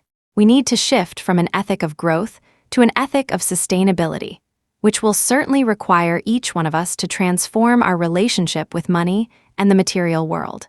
Reevaluating our earning and spending activity could put our lives, our society, and the global commons back on track. We need to learn from our past, determine our present reality, and create a new, reality-based relationship with money, discarding assumptions and myths that don't work. We need a new roadmap for money and materialism, one that is truly in tune with the times. The beginning of a new roadmap for money, what makes consuming so all-consuming. While the advertising industry may have conspired to sell us on materialism, the fact is, we bought it. Why? Psychologists call money the last taboo. It is easier to tell our therapist about our sex life than it is to tell our accountant about our finances. Money, not necessarily how much we have, but how we feel about it, governs our lives as much as or more than any other factor. Aside from complaining or gossiping, money as a legitimate and interesting topic just doesn't come up between friends or even between partners. Why not? What do we stand to lose by having an honest talk about money? Patterns of belief. To begin to understand this, we need to understand a bit about the human mind. Numerous sources, from modern brain researchers to ancient Eastern philosophers, seem to agree on the basic notion that the mind is a pattern-making and pattern-repeating device. Rather than having a fixed behavioral response for every stimulus, as some animals do, humans tend to create patterns of response. Some come from personal experience, primarily in the first 5 years of life. Some are genetic, some are cultural, some seem to be universal. All of them are there, presumably, to increase our chances of survival. Once a pattern is recorded, once it's been tested and deemed useful for survival, it becomes very hard to change. We salivate to the smell of sautéing onions, step on the brakes at the sight of a red light, and pump adrenaline when someone yells, "Fire!" Clearly, we couldn't survive if we didn't have these huge libraries of interpretations coupled with behaviors. But here's the problem. Not all of these patterns have anything to do with objective reality, yet they persist, governing our behavior. They are so tenacious, in fact, that we will often ignore or deny reality itself in favor of one of our interpretations. Does walking under a ladder or breaking a mirror really bring bad luck? Most of us are beyond such primitive superstitions. But what about other, less suspect beliefs? How do we catch a cold? By going outdoors with a wet head. By being exposed to germs. The former we recognize as an old wives' tale, but the latter. After all, there are people who don't get the cold going around the office. Did the germs skip them? Could the germ theory be just a modern superstition? Which of our beliefs will look quaint to future generations? What do our actions say? Is it possible that some of our financial beliefs are no more reality-based than the flat earth theory? Could that be true? What does our financial behavior reveal about our superstitions? Are we willing to outgrow these the way we outgrew the conviction that there were monsters under our childhood beds? For example, while we might vigorously maintain that we know money can't buy happiness and the best things in life are free, honesty requires that we look deeper. Our behavior tells a different story. What do we do when we are depressed, when we are lonely, when we feel unloved? More often than not, we buy something to make us feel better. A new outfit, a drink or two, a new car, an ice cream cone, a trip to Hawaii, a goldfish, a ticket to the movies, a bag of Oreos or two. When we want to celebrate good fortune, we buy something. A round of drinks, a catered wedding, a bouquet of roses, a diamond ring. When we are bored, we buy something. A magazine, a cruise, a mobile app, a bet on the horses. When we think there must be more to life, we buy something. A workshop, a self-help book, a house in the country, a condo in the city. None of this is wrong. It's just what we do. We have learned to seek external solutions to signals from the mind, heart, or soul that something is out of balance. We try to satisfy essentially psychological and spiritual needs with consumption at a physical level. How did this happen? Here's an illustration. Figure 1-2, the fulfillment curve. Enough the fulfillment curve. The fulfillment curve. See Figure 1-2 shows the relationship between the experience of fulfillment and the amount of money we spend, usually to acquire more possessions. In the beginning of our lives, more possessions did indeed mean more fulfillment. Basic needs were met. We were fed. We were warm. We were sheltered. Most of us don't remember the fear of cold and hunger that was remedied by just a blanket and a breast, but we all went through it. When we were uncomfortable, when we cried, something came from the outside to take care of us. It seemed like magic. Our needs were filled. We survived. Our minds recorded each such incident and remembered, have a need. Let that mysterious magic need-filling machine know what you need. Cry. Cry louder. Grab. Wave your hands. Ask if you have words. Whatever works. And it will deliver it, and you will return to happiness. Need. Look outside yourself. Get stuff. Get fulfillment. We then went from bare necessities, food, clothing, shelter, to some niceties, toys, a wardrobe, a bicycle, and the positive relationship between new things and fulfillment became even more deeply embedded. Remember your excitement, as a child, when you got a toy you'd been dying for. If our parents were being responsible, they soon taught us, those things cost money, dear. Money that we go out and earn for you because we love you. Ah. New rule. Need. Look outside yourself. Get money. Get stuff. Get fulfillment. We got an allowance to learn the value of money. We could select and purchase happiness ourselves. And so it went, year after year. Eventually, we slipped beyond niceties to outright luxuries, and hardly registered the change. A car, for example, is a luxury that the vast majority of the world's population never enjoys. For us, however, our first car is the beginning of a lifelong love affair with the automobile. Then there's the luxury of our first trip away from home or going away to college. Our first apartment. Notice that while each one was still a thrill, it cost more per thrill, and the high wore off more quickly. But by then, we believed that money equals fulfillment, so we barely noticed that the curve had started to level out. On we went into life. House, job, family responsibilities. More money brought more worry, more time and energy commitments as we rose up the corporate ladder. More time away from the family. More to lose if we were robbed, so more worry about being robbed. More taxes and more tax accountants' fees. More demands from community charities. Remodeling bills. Internet, TV, and phone bills. Just keeping the kids happy bills. Until one day, we found ourselves sitting, unfulfilled, in our big home on 2.5 wooded acres with a 3-car garage and expensive exercise equipment in the basement, yearning for the life we had as poor college students who could find joy in a walk in the park. We hit a fulfillment ceiling and never recognized that the formula of money equals fulfillment not only had stopped working, but had started to work against us. No matter how much we bought, the fulfillment curve kept heading down. Enough, the peak of the curve. There's a very interesting place on this graph. It's the peak.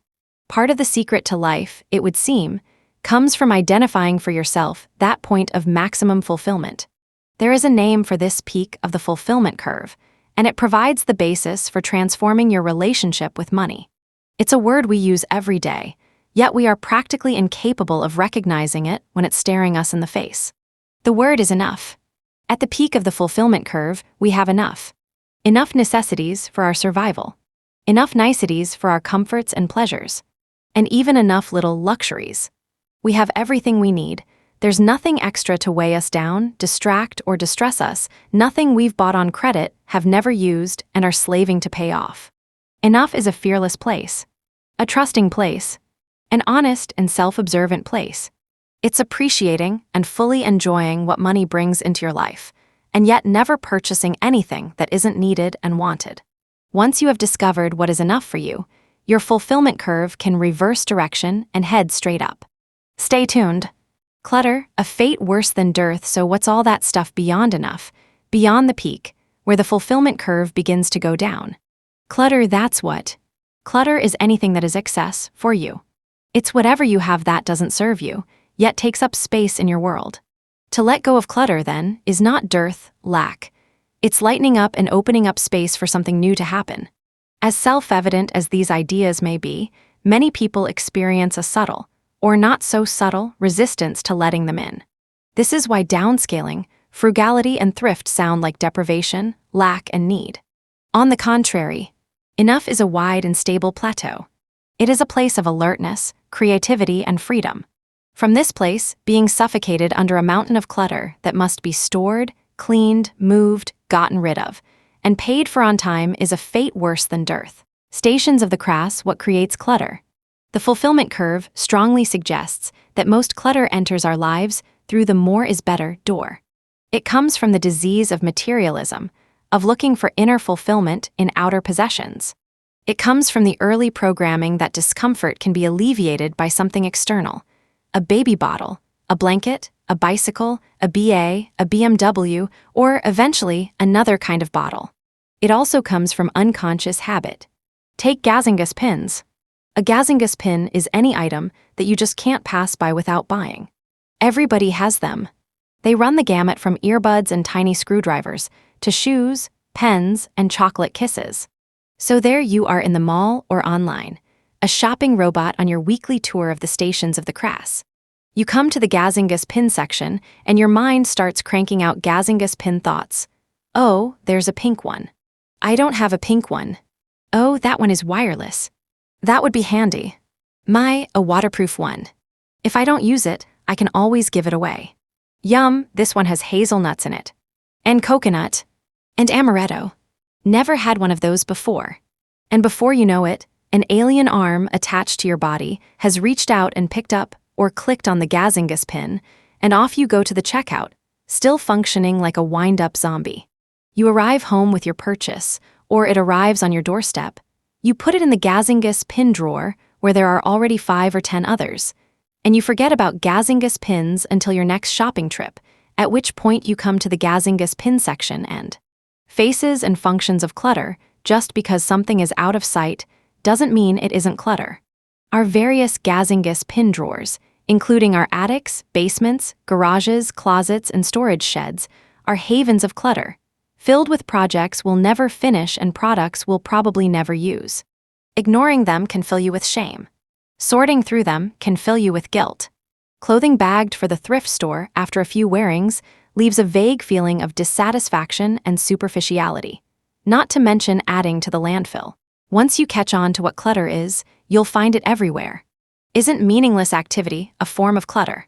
How many of the power lunches, cocktail parties, social events, and long evenings glued to your screens have been clutter, activities that add nothing positive to your life?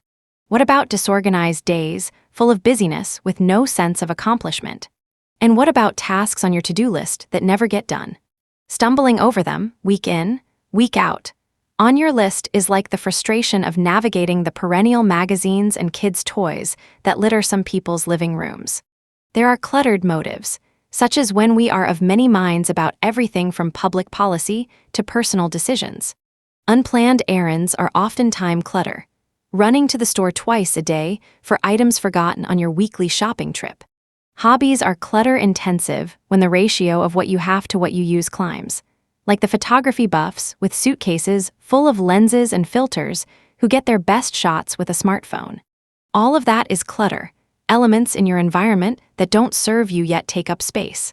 As your awareness of clutter deepens, you'll be inspired to spring clean your whole life.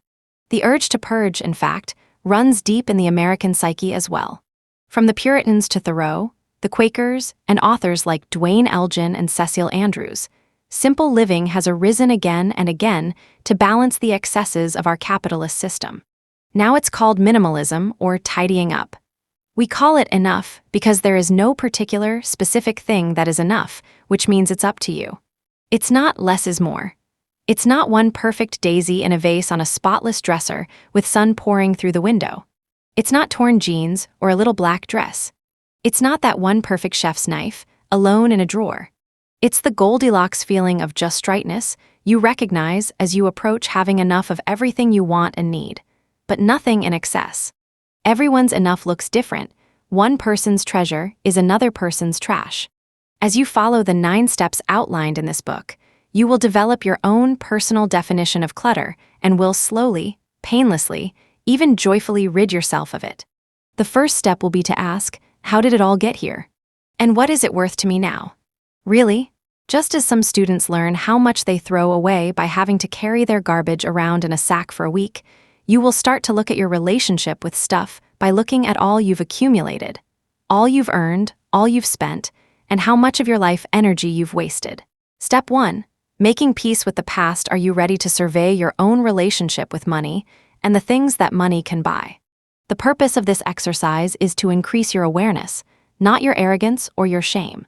It helps you to locate yourself in time and space, to review, without blame, your earning and spending activity in the past. A caveat before we continue. Stop. Read this. It's important. While this is step 1 of the FI program, you don't have to do it first. And you don't have to stop reading until you do it. You need to do it eventually, but you could start with step 2 and come back to this step later. In fact, we suggest that you read the whole book first, rather than doing each step as it comes up. Then come back and get started. There are 2 parts to this step. A. Find out how much money you have earned in your lifetime, the sum total of your gross income, from the first penny you ever earned to your most recent paycheck. Find out your net worth by creating a personal balance sheet of assets and liabilities. How much have you earned in your life? Initially, this task may seem impossible. I haven't kept track, you may protest. However, a little bit of archaeology pays off. First, dig out your copies of old income tax returns. Adjust the figures to reflect any cheating you did, tips you didn't report, jobs that paid you under the table, informal consulting, gambling winnings, gifts from relatives that went unreported, any money you've stolen, cash prizes you've won, rent collected from the extra room in your house or the extra house you never use, and all other unreported income. Go down memory lane to those summer jobs you had during high school and college, and all the twists and turns of your own financial meandering through early adulthood and beyond. Spend a few days with whatever financial records you may have stashed away. Old bank statements, old paychecks, and abandoned account books. Too young for all that paper. Get your online records from your bank. If you have a resume, use it as an outline for a year-by-year job history. Tell the truth about those 3 years you glossed over as further career training. What odd jobs did you have, and how much did you earn picking apples, house-sitting, or lifeguarding? If you live in the United States and have been a salaried employee your entire working life, the Social Security Administration has also kept a record. Contact your local or state office or the national one and apply for a Social Security statement, which details your lifetime earnings. If you're having a tough time hunting down the specifics, estimate as best you can. The object is to get as accurate and honest a figure as possible for the total amount of money that has entered your life. The value of step 1. This step is useful in several ways. 1. It clears the fog shrouding your past relationship with money. Most people have no idea how much money has entered their lives, and therefore no idea how much money could enter their lives. It eradicates such myths and false self-concepts as I can't earn very much money, and even I don't have to worry. I can always earn lots of money, often said by individuals being supported by someone else. If you are one of the many who grossly underestimate how much money has entered their lives, this step can be amazingly powerful. You are worth more than you thought, in dollars and cents, and possibly other ways too. It gets you to ground zero, enabling you to begin the financial program with a clear head and confidence in your wage-earning ability. It allows you to see and let go of any skeletons from the past you may have in your closets, any secrets or lies that may be distorting your current relationship with money. A story about a divorced woman in her mid-30s who had attended one of our seminars illustrates the power of this step. She had been a suburban housewife most of her adult life, afflicted with the mental malady that often accompanies this profession. She had an image of herself as dependent, unworldly, and, if the truth be known, unworthy. She knew this step didn't apply to her. After all, she had made no financial contribution to her marriage and was, to that day, ashamed of accepting the divorce settlement money she felt she hadn't earned. But after digging into her past, she learned that she had earned more than $50,000 from assorted odd jobs during those years of her marriage when she was contributing nothing. For the first time, she saw herself as a competent wage earner. Merely doing this step gave her the confidence to apply for and land a job at twice the salary she had previously assumed she could get. Similarly, if you're on your first full-time job, you may find confidence in learning how much you've earned from various jobs in the early years of your life. Internships, summer jobs, and freelance work all add up over time. Useful attitudes, no shame, no blame. This step may bring feelings of self-criticism, even shame, to the surface. Here's a way to work through those gently, a valuable exercise that helps people thoroughly change their minds and learn to think in new ways. Some people call it by its Sanskrit name, mantra. But it's really any simple word or phrase that embodies a particular attitude or attribute you want to focus on. A mantra is like a rudder, something that allows you to steer your mind away from danger and toward a clear, open horizon. A useful mantra for following this financial program is no shame, no blame. In the choice to change unwanted behavior, there is a difference between recrimination and discrimination. Recrimination is about shame and blame, good and evil, while discrimination sorts out the true from the false. Sinking into blame and shame slows your progress toward financial freedom. Recrimination immobilizes, demoralizes, and distracts you. Discrimination, however, simply shines a bright light on potential pitfalls so that you can skirt them. You may stumble repeatedly over the desire to blame yourself or other people based on what you learn by following this program. At those times, remember discrimination and remember the mantra: no shame, no blame. Your lifetime earnings represent just a number, not your value. It is neither too much nor too little. It does not prove your worth or your unworthiness. It is justification neither for despair, because none of the money is left, nor for gloating, because your friend earned so much less. Any financial mistakes you've made, and the pain they've caused you and others, can melt in the warmth of no shame, no blame. Impeccability. Since accuracy and accountability are called for in every step of the program, starting out with these two qualities sets a good example for you to live up to. When you do this step, and the others in this book, set your sights on impeccability. Have you really searched your files and your memory banks for all your income? Yes, you could settle for a close enough answer, but we suggest you go for full frontal integrity, since the power of this program increases with every ounce of honesty and integrity you invest in it. Rounding to the dollar takes a lot of soul and paycheck stub searching. Rounding to the nearest $100 is looser, but over a lifetime that might be plenty accurate. Don't stress over this step, just do the best job you can, it's worth your time. Checklist 1. Statement of earnings from Social Security 2. Income tax returns 3. Checkbook records 4. Old and current statements 5. Gift 6. Winnings 7. Loans 8. Capital gains 9. Illegal sources 10. Contract labor not reported to the IRS. Tips, babysitting, errands B. What have you got to show for it? For the years you have been working for wages, a certain amount of money, which you just calculated, has entered your life. The amount that is left in your life now is your net worth. Be prepared. You will be calculating your net worth, your total assets minus your total liabilities, perhaps for the first time in your life. Brace yourself. You may discover that you are deeply in debt, and until this moment, you have been unaware of the awful extent of it. Now is the time to face that truth. On the other hand, you may make the delightful discovery that you are in a position to be financially independent now. Many people have made that discovery simply from doing this step. There is an implied challenge in the phrasing of this step. What have you got to show for it? Say it out loud. Use different intonations. It usually comes out sounding a bit critical, snotty even. Your commitment to financial integrity is stronger than your faint-heartedness, however. So on with it. What do you have to show for all those dollars that have entered your life? Let's find out. Creating a snapshot of your net worth simply means going through your material universe and listing everything you own assets and everything you owe liabilities. Liquid assets cash, or anything that can easily be converted to cash, belongs in this category. Include the following. Cash on hand, include the piggy bank, the change on your dresser, the emergency money hidden in the glove compartment savings accounts. Look for old bank books that you may have forgotten about, and that account that you opened with the minimum $100 to get the free bonus digital doohickey. Checking accounts, savings certificates, or certificates of deposit U.S. savings bonds stocks. List at current market value bonds. List at current market value mutual funds. List at current market value money market funds. List at current market value brokerage, account credit balance life insurance, cash value fixed assets. In listing these, start with the obvious. The market value of your major possessions, for example, your house, your car, or cars.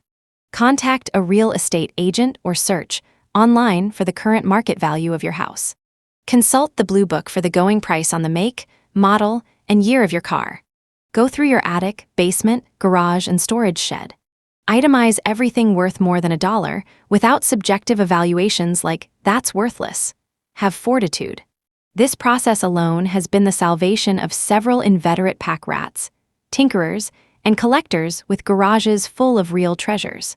If you don't do it now, realize that someone you love will have to do it after you are gone. If your storage area really is piled floor to ceiling with the accumulation of a lifetime, you might want to leave it until last, so you don't get overwhelmed. Go through every room and inventory everything. Look up at those decorative light fixtures. Look down at that rug. How about the nice walnut shelves you put in a few years ago, and those Native American artifacts? What about that custom-built computer? Confront your clutter squarely. Be thorough but not irrational. That is, not every knife, spoon, and fork has to be listed individually, but do list separately that expensive rosewood-handled carving set with the mahogany case. And the 2 sets of dishes that are still in their boxes. Give an approximate cash value to everything you own. That means current cash value, what you could get for each item at a consignment shop or garage sale, or via online auction or classified ad sites. For help in pricing your possessions, look at online auction or classified listings, or the for sale section in your local newspaper. Get your more valuable personal or household items appraised. Don't ignore anything. One person's useless junk is another's precious antique. Just because you don't value an item doesn't mean it has no value. Don't overlook debts owed to you, at least those you can reasonably expect to collect. Include security deposits on utilities, phone, or house or apartment rental. Any material that can be converted into cash should be listed. You are playing the role of appraiser for your own estate. Let it be an enjoyable exercise. You needn't sell any of it if you don't choose to, so don't let sentimentality deter you from your inventory. In fact, don't allow any emotions to waylay you. Don't let grief dissuade you from assigning a cash value to the power tools your husband left behind, or the flat-screen TV your roommate left when he or she moved out. Don't let embarrassment about your compulsive spending discourage you from pricing the 20 pairs of shoes sitting unworn in your closet. Don't let guilt keep you from cataloging all the exercise paraphernalia you bought and have never used. Instead, rejoice. You are finally discovering the real value of that stationary bicycle and set of free weights. Not the pounds you'll lose, but the price they'll command at a garage sale. While some people can knock this exercise out in a day or two, one woman took 3 months to do her inventory. She went through every box, looked at every photo, and opened every drawer and cupboard, not only listing the items, but recalling how and why each had come into her life. The process led her into a deep experience of gratitude for what she already had. So much dissatisfaction comes from focusing on what we don't have that the simple exercise of acknowledging and valuing what we do can transform our outlook. Indeed, some people would say that once we're above the survival level, the difference between prosperity and poverty lies simply in our degree of gratitude. Liabilities. This category includes all your debts, whether payable in money, goods, or services, everything you owe, from loans to bills outstanding. If you list as an asset the current market value of your house, include as a liability the balance owed on it. Do the same with the balance on your car payments. Don't forget to include bank loans or loans from friends, credit card debts, student loans, and unpaid medical and dental bills. Net worth. Add the figures for liquid assets and fixed assets, and subtract from that the figure for liabilities. In the most simplified, concrete material sense, this is your current net worth. That is what you currently have to show for your total lifetime income. The rest is memories and illusions as far as the reality of balance sheets is concerned. We do not include your non-material assets. Your education, the skills you have acquired, the goodwill you've bought by treating everyone to a free round of drinks, the tax-deductible receipt from United Way, the increased business that comes your way because you belong to the right club. Valuable as these may be, they are all intangibles, and as such are impossible to evaluate in the crisp, numeric, objective ways that we are learning to apply to our personal finances. The net worth exercise might be humbling or heroic. You will confront many hard truths, which can be painful or liberating. Whatever you find, it's important to remember that net worth does not equal self-worth. Why do a balance sheet? While it may not initially appear so, this point in the program is very encouraging. So far, your financial life has had very little direction or consciousness. Financially speaking, you have been like someone driving around without any destination, burning gas, spinning your wheels, and getting nowhere. You may have many happy memories and other intangibles, but only a few real souvenirs that could be converted into cash. With the power and clear direction that taking the reins of your financial affairs will give you, you will be far more effective in the world. You now have an overview of your financial status and can objectively choose whether or not to convert some of your fixed assets into cash, thus increasing your savings or getting a bit further out of debt. One person, upon completing this step, realized that she could liquidate her excess possessions, invest the proceeds, and have enough interest income to immediately be financially independent in comfort and style. While she didn't choose to do that right away, the awareness itself allowed her to take more risks in the direction of her real love, art. Another individual realized that he had many possessions that he wasn't using and no longer wanted, but had been hanging on to because he just might need them someday. His creative solution was to sell these belongings and set aside the proceeds to replace any of them he might need in the future. Meanwhile, his money was earning interest, his life became simpler, and someone who really needed those items was getting use out of them. And remember, no shame, no blame. In creating your balance sheet, many feelings associated with your material universe may arise. Sadness, grief, nostalgia, hope, guilt, shame, embarrassment, anger. A dispassionate and compassionate attitude can go a long way toward making this step truly enlightening. That is, able to lighten the physical and emotional loads you've been toting around for so many years. Summary of Step 1A. Find out how much money you have earned in your lifetime. Create a balance sheet of your assets and liabilities. What do you have to show for the money you've earned? Money talk questions. It can be surprising, exciting, and even a bit disturbing to discover that you have a relationship with money made up of beliefs, assumptions, experiences, admonitions, and perhaps reactions to your parents or culture. Money talks are a perfect way to learn about how others were shaped by their past and what unconscious rules and stories guide us to this day. The no shame, no blame spirit lets you peer behind the curtain of money and see what's going on.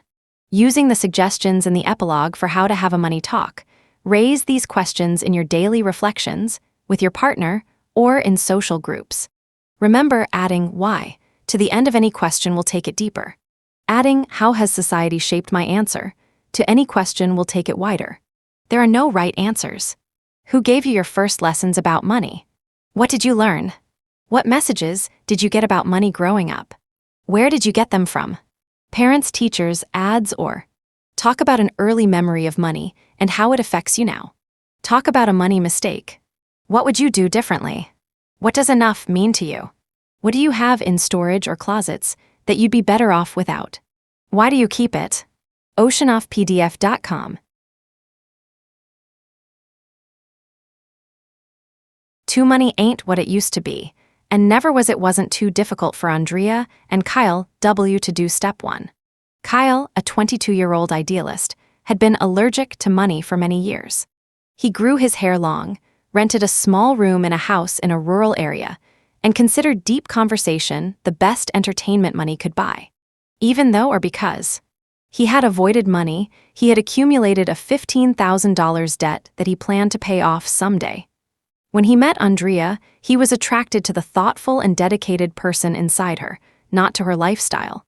It was only after falling in love that he discovered she was well over $40,000 in debt. Like so many young people, Andrea had equated being on her own with accumulating possessions, furnishing an apartment, and going into debt. Debt was a way of life for her, as it is for so many people, and she was in no rush to pay it off. Play now, pay later, which for her meant working part-time as an administrative assistant to cover immediate expenses and pursuing personal growth. Even when Andrea and Kyle moved in together, she was as leery of Kyle's austerity as he was of her penchant for shopping. Then they came to our financial seminar, and Andrea saw the disparity between her desire to become more conscious spiritually and her desire to stay unconscious about her mounting debt. She made a commitment to examine and question her attachment to having nice things. Kyle, in turn, agreed not to push her, to let her discover what was right for her rather than pressure her to comply with his value system. They decided to get married, and Kyle said, "I do," not only to his beloved, but to nearly quadrupling his debt. Doing step 1 forced them to face the fact that they had a net worth of minus $55,000, and a new way of life was born for both of them. Once you've done step 1 for yourself, you too will know how much you are worth. Or will you? Like Andrea and Kyle, you have a dollar figure, we hope a positive one, but what, if anything, does that mean? Our task now is to unravel the mystery of money. What is money, anyway? This is an important task because we can't have an effective working relationship with anything or anyone when we don't know what or who it is, or worse, when we identify it as something it is not. Without a universally and consistently true definition of money, our handling of this substance is anywhere from inept to insane, and almost always counter to getting us what we think we want. What is money? We are awash in financial transactions every day, money flowing in as salary and investment returns, money flowing out through cash and credit card purchases, and recurring payments and interest on debt and taxes. Your phone plan, your internet plan, your car payments, your insurance, your energy consumption in your car and house, your rent or HOA dues or property taxes, service people to fix your car, clean your house, or soothe your soul, your tickets to concerts and conferences and vacations, your walking around hungry grazing from vendors and restaurants, your clothes and groceries and pet food. Every moment a pinch of money moves in or out, much of it out of sight and mind as electronic blips. It's easy for us to identify money in our lives, but what is it really? What does it represent? Joe Dominguez, the practical genius behind these tools, posed this question to thousands of people attending his 1980s seminars. He'd come on stage in his best Wall Street costuming and pace the front of the stage looking silently and piercingly at the audience. He'd then focus on the biggest, toughest-looking guy, Joe was barely 5'7", and bark the question, "How big is yours?" Silence. Tittering. I said, his voice booming, "How big is yours?" Titter. Silence. What are you all thinking? I'm just asking him how big his paycheck is. Isn't that really the most personal question you can ask a man? Before anyone can learn anything new, they need to have their cage of certainty rattled. This opener certainly got people off balance and set Joe up for asking, "What is money?" It's a question we never ask because we think we know. But do we? You use the stuff every day. You die for it. You'd kill for it. Surely you know what it is. Then he'd take out $100 bill. Ahem. It's paper. He'd pull on it, twist it, and say, "Pretty strong paper." Then he'd take out a lighter and say, "Let's test it." See if it burns. Gasp, the room would lurch forward. He'd snap shut the lighter short of putting flame to paper. What was that reaction? Why would burning this piece of paper make you react?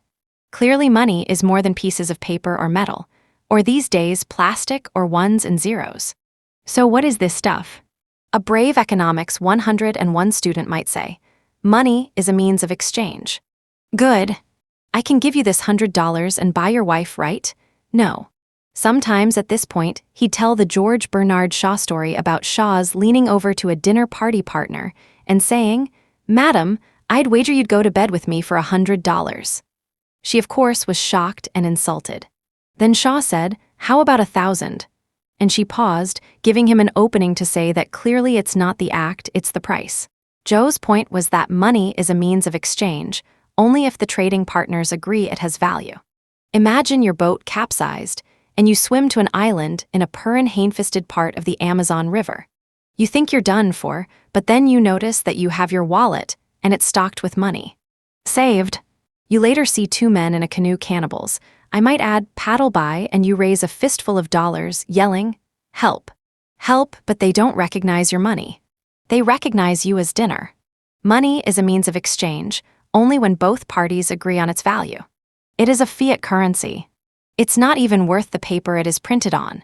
What can you say that is always true about this stuff? He'd demand loudly, waving the $100 bill. Economics 101 would brave another answer. It's a store of value, meaning you can save it up to spend another day. You can turn a forest natural value into lumber economic value, sell it, and bank the money to pay for future needs. Indeed, this is a major function of money, an abstraction that has allowed us to transform from hunter-gatherer tribes sharing daily harvests into cogs in some industrial wheel, who make money by selling our time and talents in the workplace, probably an hour's commute away. Yes, of course it's a store of value. But consider what happens when bubbles burst and governments fail and hyperinflation sets in, and the money that would buy a cow yesterday won't buy a quart of milk today. Money's value can disappear overnight.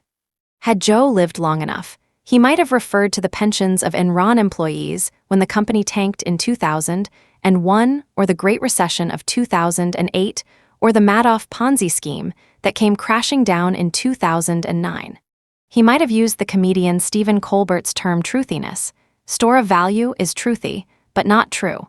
Oh, you could almost hear the audience think together. The trick is that it isn't the stuff. It's what the stuff means. Money is status, another participant would offer. Yes, Joe would say, but not always. Other qualities, like appearance or intellect or family reputation, might confer more status than ostentatious wealth on display in the winter watering holes of the nouveau rich. Its power another would try. You can make people do things with money. You can buy favors. You can influence. Look at lobbyists. Look at dark money in politics. Look at arms deals. Yes, Joe would say, but you have to admit there are other forms of power that may win the day. Think of Gandhi and the British leaving India. Think of Martin Luther King Jr. Think of all the myths and stories and movies about the little guy, with integrity beating out the evil giants. Money is no guarantee of power, though it is often used to wield power. Okay, now we get it, they'd cry. Money is evil. It's the root of all evil. A student of the Bible, Joe would counter, no, the love of money is the root of all evil, not money itself. It's a tool of repression. It's not fair. It's a mystery. It's not important. It's abundant. It's how we keep score. One guess after another, each one with a bit more lightness, because the audience would realize there was a trick somewhere they couldn't see. No definition would stick. All are true sometimes. None are true always. You could practically hear a collective decision to unload all known definitions for Joe to shoot down one by one and finally get to the punchline. And as merciless as Joe seemed, swatting guesses like annoying flies, people could feel the love underneath it all. Especially because they knew he was not standing up there, flapping his arms, giving voice to our fears and half-truths for fame or fortune. We'd formed a charitable foundation, the New Road Map Foundation, to give all the proceeds away. Every penny from every seminar. We weren't rich, we each lived on less than $800 a month. But we had enough and loved using these seminars to raise money for other organizations. Finally, he'd agree to share the secret. Here's the only thing you can say that is always true for you, 100% of the time. Money is something you trade your life energy for. You sell your time for money. It doesn't matter that Ned over there sells his time for $100, and you sell yours for $20 an hour. Ned's money is irrelevant to you. The only real asset you have is your time. The hours of your life. You're born. You have about 8,800 hours in a year. Maybe 650,000 hours before you die. You'll easily spend half of them sleeping and keeping your body fed, clothed, and reasonably comfortable. Maybe you're already halfway through your life, meaning you're down to 150,000 hours left to spend. This is your treasure. This is all you have for everything that matters to you: the love of your family, your contribution to society, your enjoyment of the great outdoors, your rising to challenges, your search for meaning, your legacy, your ecstasies in church or in bed, your life. And you sell some of those precious hours for this, waving the $100 bill. This has no meaning. Your time is where all meaning and value lie. Knowing that money is simply your life energy puts you in the driver's seat of your money life. How much of my life am I willing to sell to have money in my pocket? Looking around at your accumulation of stuff, you can ask, how many hours of my life did I invest to have this? Chair, car, matched set of cookware, diploma on the wall. See what this does to your next purchase. This program does not promise more or less money or stuff. It only promises to transform your relationship with money. Did you ever think about that? Joe would ask. That you have a relationship with money. He'd get on his knees, begging money to love him. He'd exhibit mock terror, shrinking from the evil $100 bill. He'd hold it out like a carrot and run around after it, reaching but never grasping it. This is what your relationship with money looks like. Think about it. If you were money, would you hang out with you? A simple summary of what money is, and is not. Joe's antics took audiences rapidly through 4 levels of misunderstanding about what money is and isn't. Material, the pieces of paper and metal and plastic. The daily transactions of earning and spending, of banking and investing. This mundane level is what most people most of the time think of as money. Psychological, your fears and longings. Your personality, are you modest or flamboyant, the last of the big spenders or a tightwad? Who influenced your feelings and thoughts about money? Cultural, the beliefs embedded in our laws and customs. More is better, growth is good, winners and losers, private property, rewards and punishments. Do you recognize these as the warp onto which you've woven your money life? Life energy, something you trade the hours of your life for. The first 3 layers are real and important, but not always. In fact, simply getting up to date with the material level of money can bring immense peace of mind. Understanding how your money psychology affects the money choices of your daily life brings an even greater level of freedom. Seeing how you are unwittingly living some of the beliefs of our culture can further liberate you from unconscious habits. Is more really better? Is growth really good? The last is the big one. Knowing that money is your life energy transforms your relationship with money, shining a bright light on all your false notions. This program promises to clear out the fog, the confusion, the myths and mistaken notions we have in our relationship with money.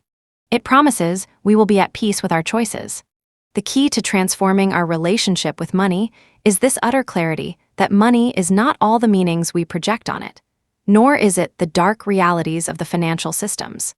It is something we choose to trade our life energy for. While the insight money is life energy comes in an instant, living that truth is a lifelong path of discovery. It isn't a magic wand, vaporizing the consequences of your past money mistakes. You still grew up in a family where your parents battled over money or hid problems, or used it like a carrot or stick.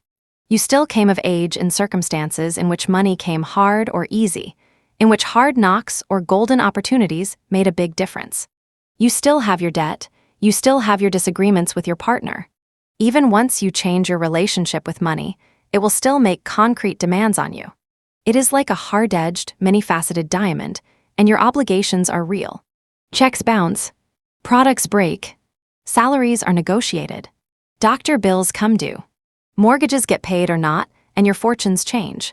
Knowing money is life energy doesn't change the requirement that you treat your obligations with utmost integrity.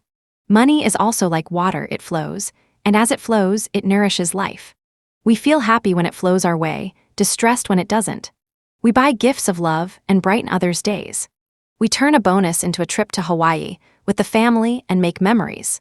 Knowing money is life energy doesn't flatten our emotional responses as it flows through our lives. Examining its role in our lives can actually make our experience richer. Rather than thinking that buying a new car will make us happy, we can wonder what does make us happy, and whether happy could come from a day at the beach rather than 3 years of monthly car payments. Money is like a mirror that allows us to see ourselves. Notice what happens when you get a check in the mail.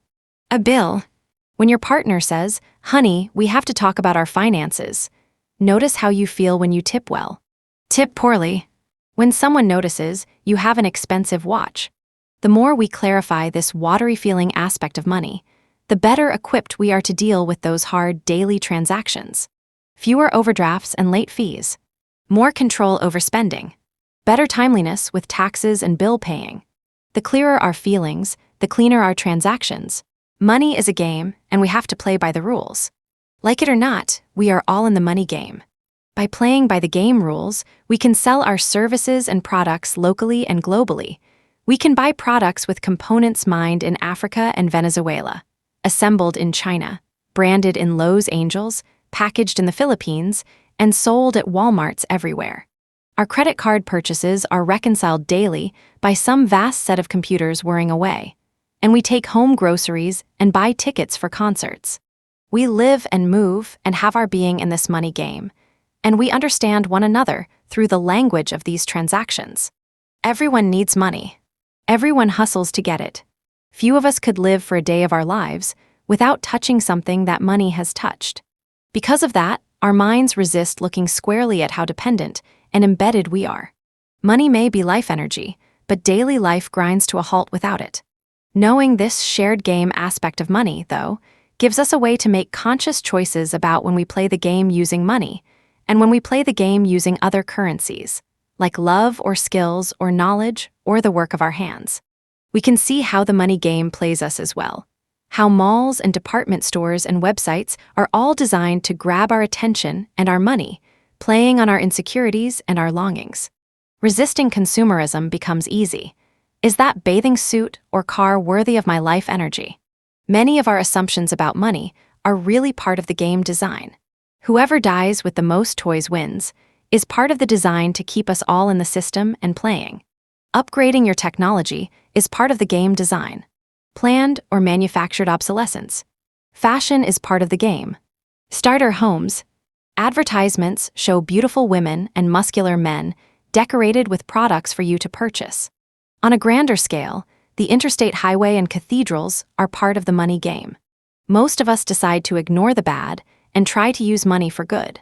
Look, it's all part of the game, we tell ourselves, the only game in town.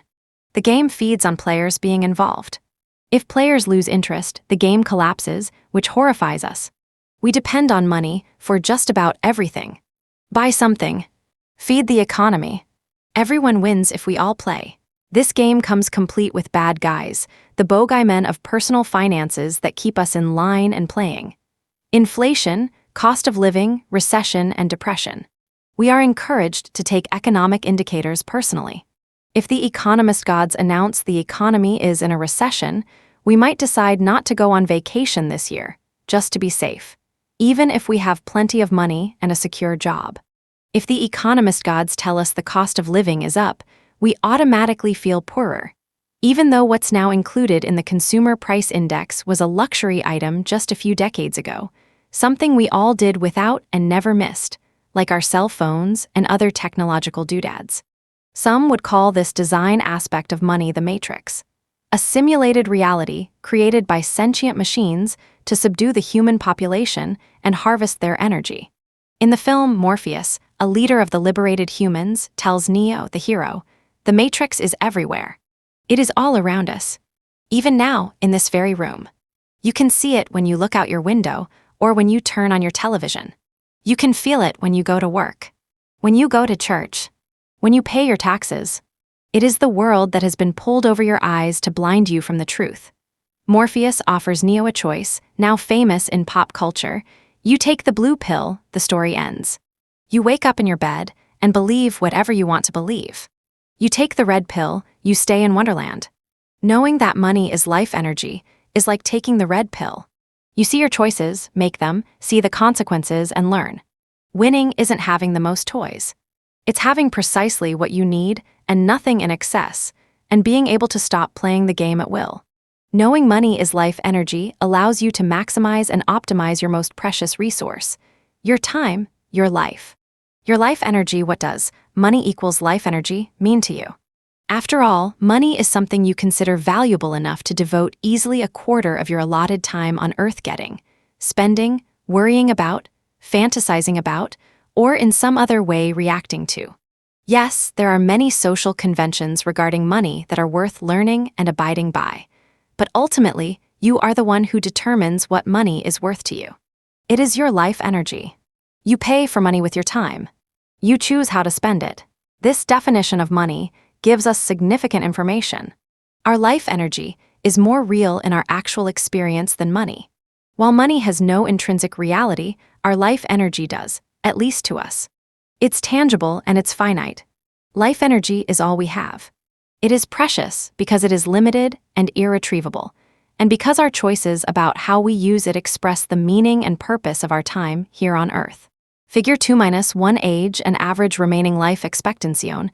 Age average remaining life expectancy years, hours 2059.6500 and 22,000, and 96, 25 54.8400 and 80,000, and 48 30 50.1400 and 38,000, 876 35 45.4300 and 97,000, 704 40 40.7300 and 56,000. 532 45 36.1300 and 16,000, 236 50 31.6200 and 76,000, 816 55 27.3200 and 39,000, 148 60 23.3200 and 4,000, 108 65 19.3100 and 69,000, and 68 70 15.6100 and 36,000, 656 75 12.2100 and 6,000, 872 89.179,000, 716 source. U.S. National Center for Health Statistics. If you are 40 years old, you can expect to have approximately 356,500 hours, 40.7 years, of life energy left before you die. See Figure 2-1 for life expectancy at various ages.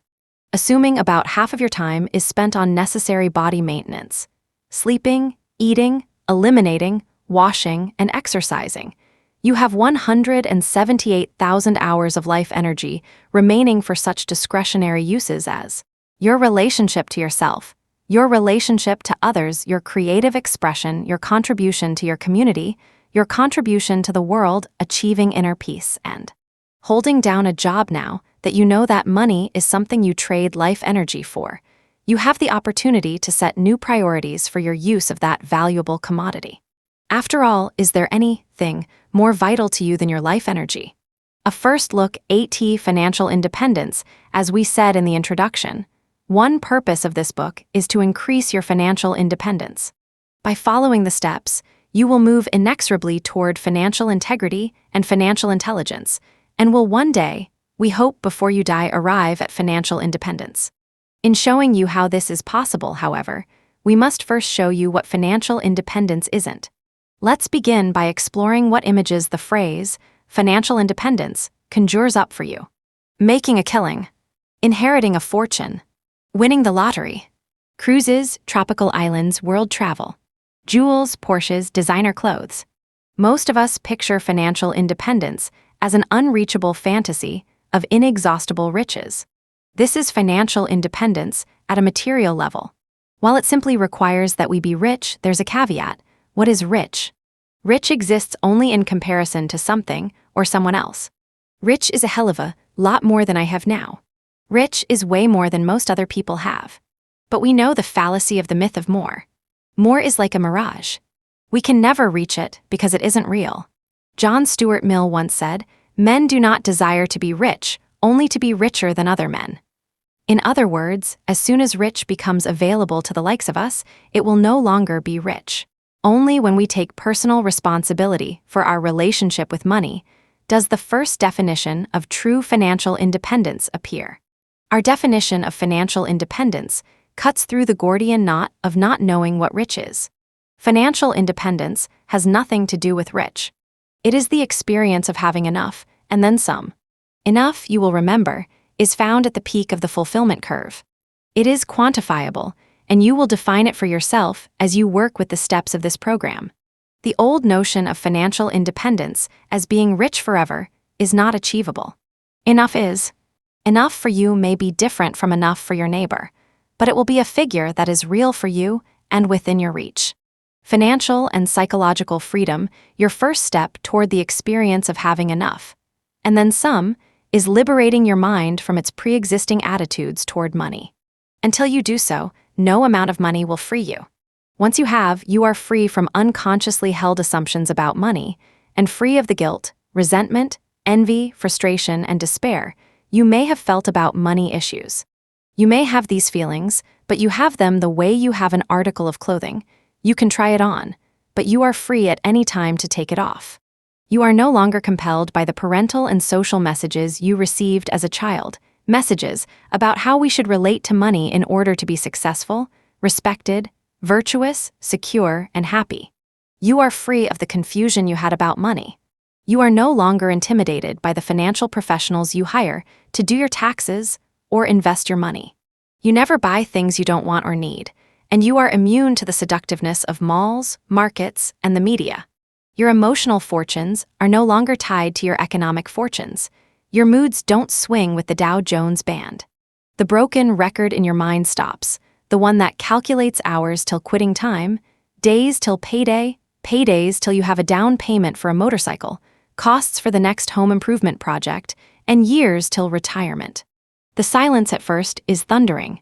Days and even weeks can go by without you thinking about money, without you mentally reaching for your wallet to handle life's challenges and opportunities.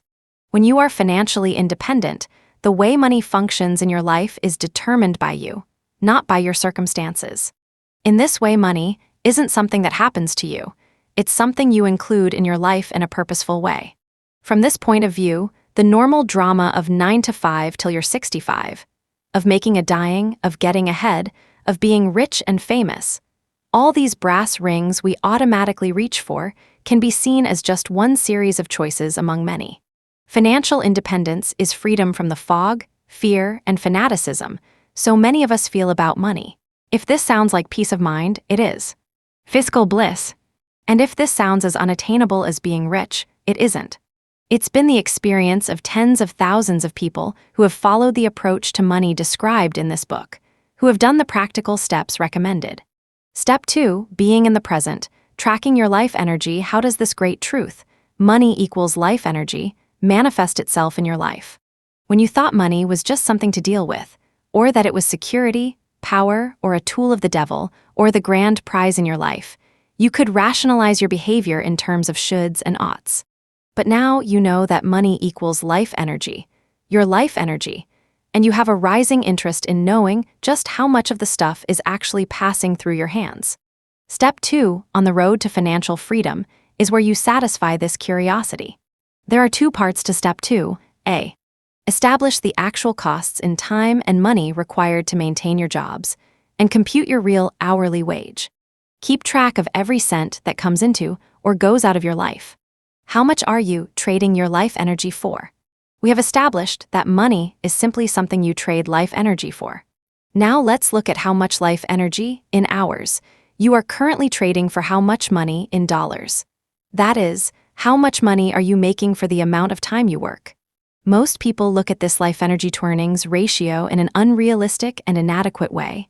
I earn $1,000 a week, I work 40 hours a week, so I trade 1 hour of my life energy for $25. It's not likely to be that simple. Think of all the ways you use your life energy that are directly related to your money-earning employment.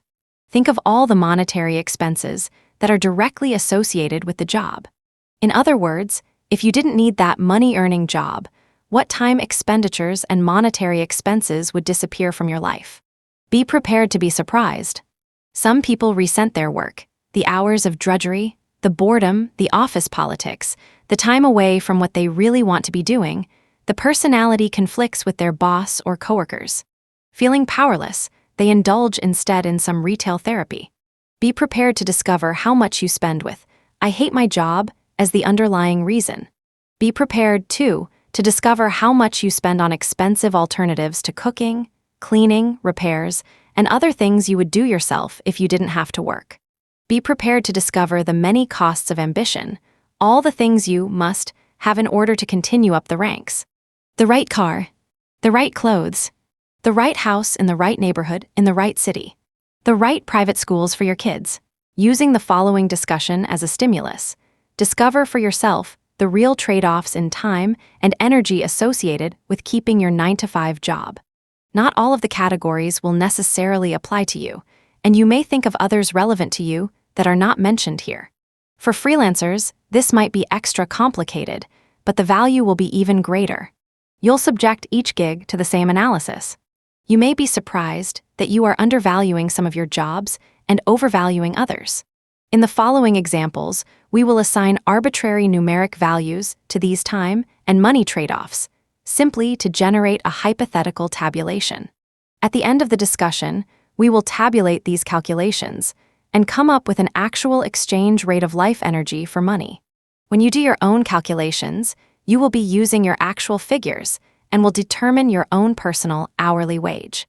Commuting getting to and from work incurs an expenditure of time or money, or both, whether you drive a car you own, grab a cab, rideshare, bicycle, walk, or take public transportation.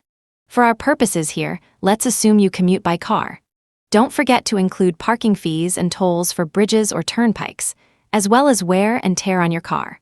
Let's say that you commute 1.5 hours a day or 7.5 hours a week at a cost, in gas and maintenance, of $100 a week. If you use mass transit, your figures will be somewhat different.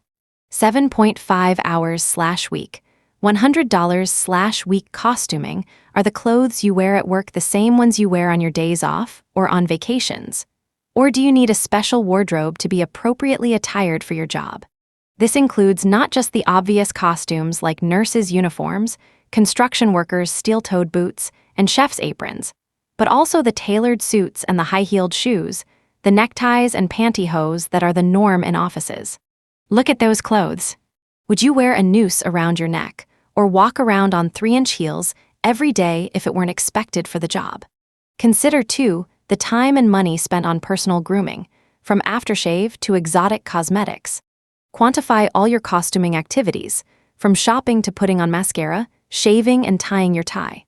Let's say you spend 1.5 hours a week on this at an average cost of $25 a week, i.e., annual clothing expense divided by 52 weeks, plus cost of cosmetics. 1.5 hours/week, $25/week meals extra costs, in time and money, for meals affected by your job take many forms.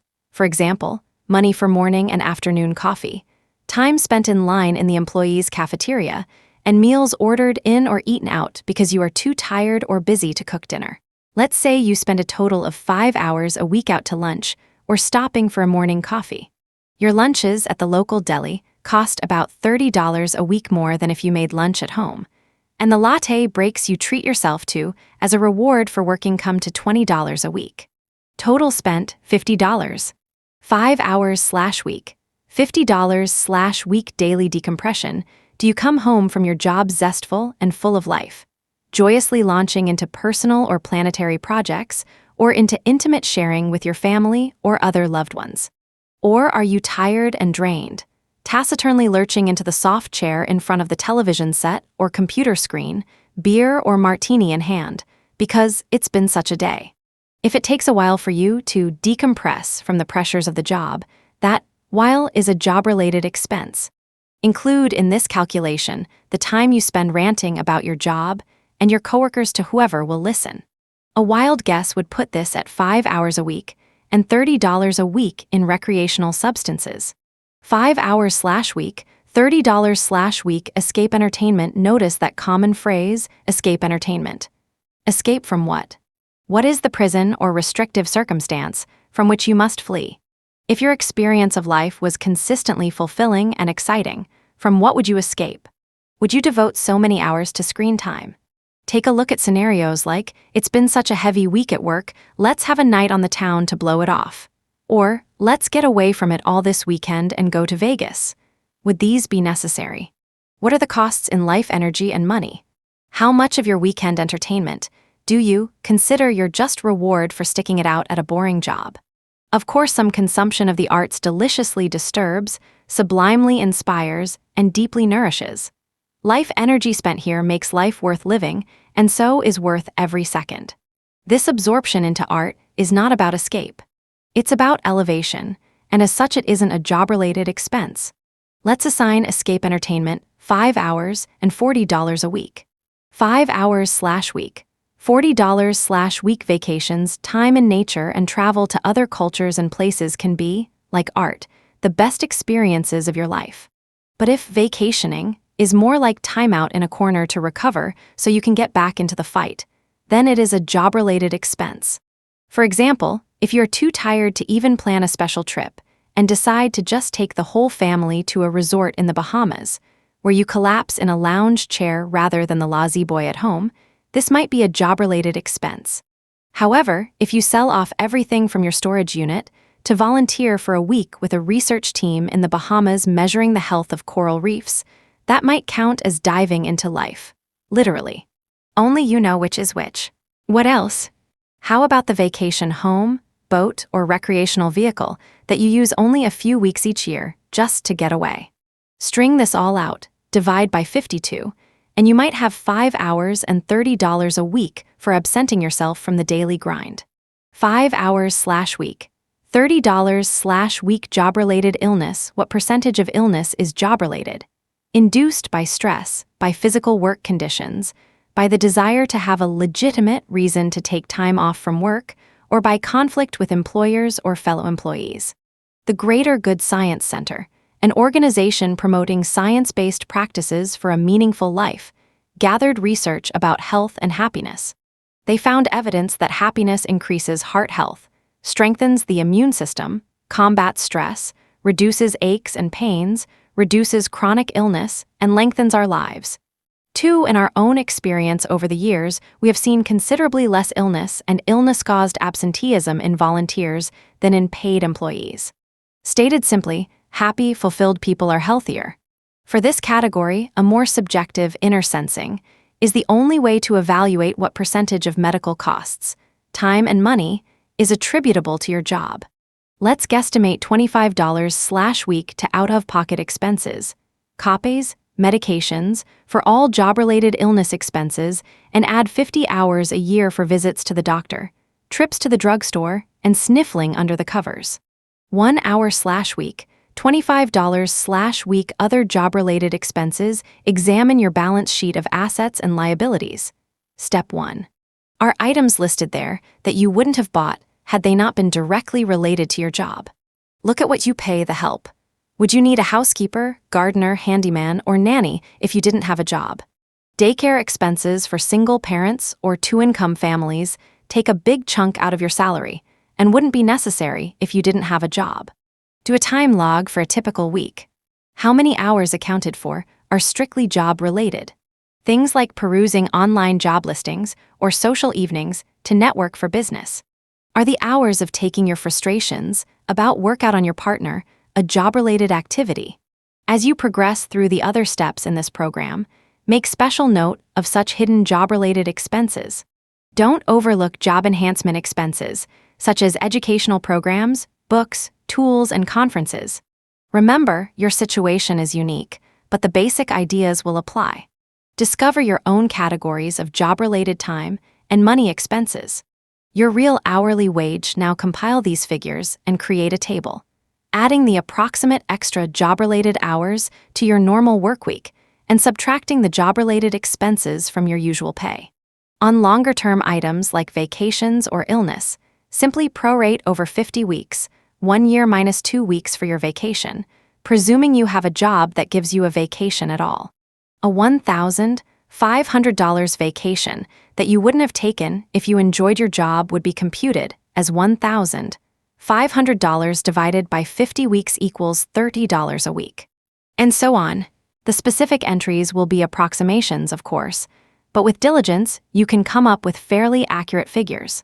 Figure 2-2 illustrates this process of calculating your real hourly wage, as well as a corollary figure, the number of hours or minutes of your life that every dollar you spend represents. Remember, the numbers here are arbitrary. Your figures will probably be considerably different from these, as might your categories. Note, if you get benefits from your workplace, like health insurance and matching retirement investments, by all means add those to your nominal hourly wage, but since not everybody does, we don't include them in these calculations. Figure 2-2 Life energy versus earnings. What is your real hourly wage? Hours/week dollars/week dollars/hour basic job, before adjustments.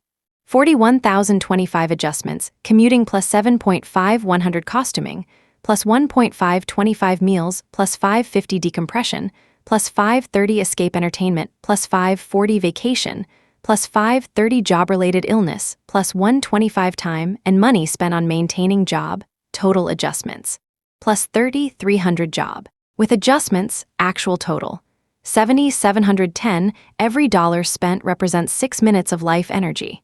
The bottom line, figure 2-2 clearly shows that you are actually selling an hour of your life energy for $10, not the apparent $25.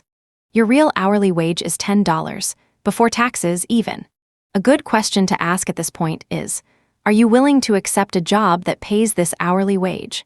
You should make this calculation every time you change your job or change your job-related habits. The corollary figure is also interesting. In this example, every dollar you spend represents 6 minutes of your life. Think of that figure next time you're shelling out your money for yet another $20 Gazingas pin. Ask, is this item worth 120 minutes of my life energy? Is it worth the 2 hours of sitting in traffic, driving to work, or hunting down future clients? Notice that our calculations have ignored such intangibles as time spent on planning strategies for moving up the corporate ladder, time handling deteriorating family life due to job demands, and time and expenses incurred in maintaining a lifestyle in line with the job. The costs of a job radiate throughout your life in countless ways. When Mark H. did the first part of Step 2, his life turned upside down. He had been working as a project manager in the construction industry for 10 years. I was unhappy with what I did for a living, he wrote, but income equaled expenses, so I went on with the attitude of, well, that's life in the big city. Then Mark did Step 2 and calculated his real hourly wage. After I analyzed our spending patterns, it became clear that nearly half of what I made was spent on the job. That is, spent on gas, oil, repairs, lunches, a little here, a little there, and most of it unrecoverable. In short, I could stay home, work part-time where I live, and actually save money by making half of what I formerly made.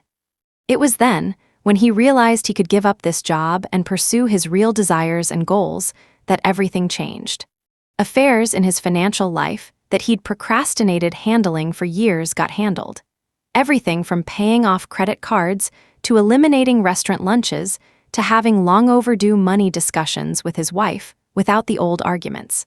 As he rearranged his financial world, he and his wife recognized that they could survive quite well on her paycheck from a job she loved, teaching kids with special needs. And he could go back to school to train for the career he'd always wanted as a counselor and therapist. We're actually feeling less stress because we're focused on healing our crazy relationship with money, not just focused on the bucks. Why do this step? Why is this exercise essential to a transformed relationship with money? This exercise puts paid employment into real perspective and points out how much you are actually getting paid, which is the bottom line. It allows you to assess current and future employment realistically, in terms of actual earnings. It is useful to apply the information gathered in this step to prospective jobs. A job that requires a longer commute or has more costuming expectations might be less remunerative in reality than one with a lower salary.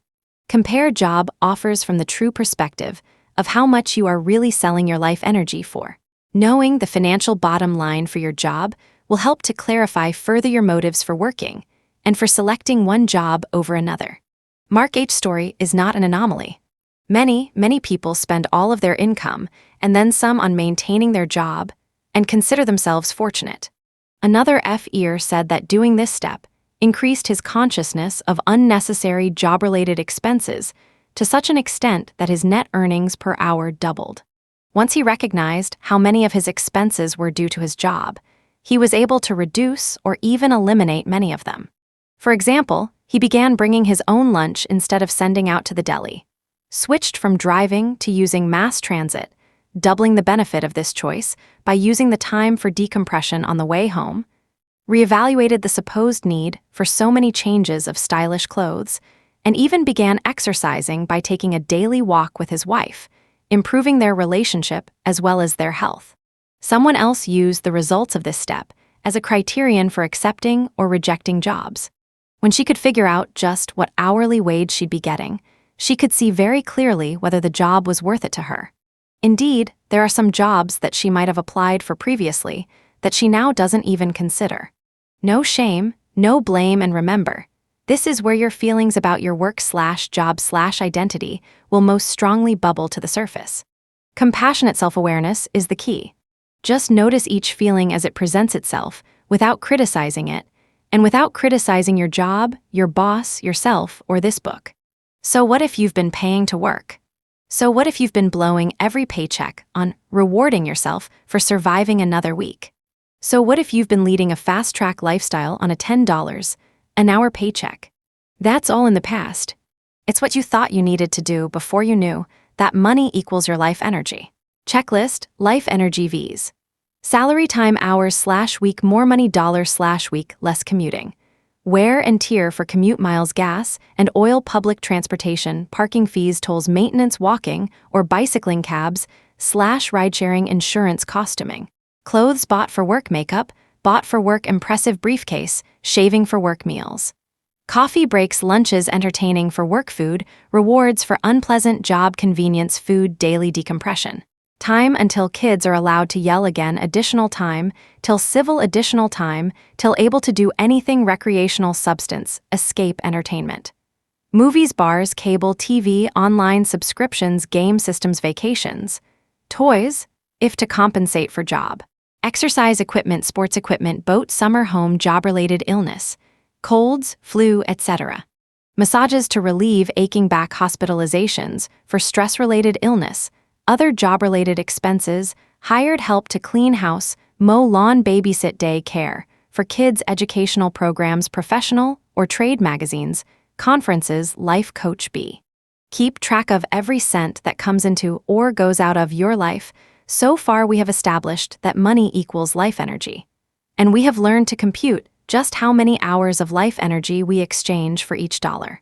Now we need to become conscious of the movement of that form of life energy called money in every moment of our lives. We need to keep track of our income and expenses on a daily basis. The second part of step 2 is simple, but not necessarily easy. From now on, keep track of every cent that comes into or goes out of your life. Many people intentionally remain aloof regarding money. Their mythology puts money and love, truth, beauty, spirituality in 2 separate boxes. Plenty of people will show all to a lover, but never show that same person their paycheck. Plenty of families fall deeper and deeper into debt because it seems unloving to call each other out on unconscious spending. Community service groups burn out because they are reluctant to ask for money to pay at least one person to manage the day-to-day tasks of running an organization. Friends never get back the money or things they lend others, because keeping track seems somehow nasty and insisting on payback even nastier. This happens between parents and children often. Tracking money somehow seems to cheapen transactions that should be based solely in love. All of these situations stem from the same root thought: money is money and love is love, and never the twain shall meet. Look at your own attitudes. Do you excuse financial unconsciousness with high-minded philosophical or spiritual ideals? A spiritual discipline, religions, ancient and modern, all have techniques for training the mind to be here now, in the moment. These practices take many forms and include such seemingly diverse techniques as watching the breath as it goes in and out, repeating a phrase over and over in order to focus the wandering mind, concentrating on an object without entertaining past memories or future fantasies about it, just being with it right now, practicing various martial arts, such as Aikido or karate, developing an inner witness to simply observe what you are doing now. To this list, we add another discipline designed to sharpen awareness, one that is indispensable to the financial program and perhaps more easily accepted by our grounded, materialistic Western mentality than some of the more esoteric practices. Instead of watching your breath, you watch your money. This practice is simple. Keep track of every cent that comes into or goes out of your life. The rule for this highly developed tool of transformation technology is: keep track of every cent that comes into or goes out of your life. The methodology for this marvel of monetary metaphysics is: keep track of every cent that comes into or goes out of your life. There are no specifications for how to track every cent that goes into or out of your life. There is no official notebook to buy, only $49.95 with indices, quick reference charts, and a solar calculator. For many people, a pocket-sized memo book is the perfect constant companion in which to note every cent that enters or leaves their lives, along with the occasion of its entering or leaving. Others, more enamored of time than money, log their expenses and income in a special section of their appointment book. And some track their money, along with their appointments, tasks, addresses, and more, on their phones and computers, linking their bank accounts with online tools and only using debit cards or credit cards paid off monthly, so they have an up-to-date record literally at hand. Computers and smartphones are making this easier than ever, but there's no right way to do it. Whatever works best for you is the best method. Some people stumble here. They don't want to track their money. Too hard. Too anal. Too much time. Too confronting. Every penny. How about every dollar? Or every 10? Or kinda more or less. Carolyn H. is a natural tracker, but her husband is not.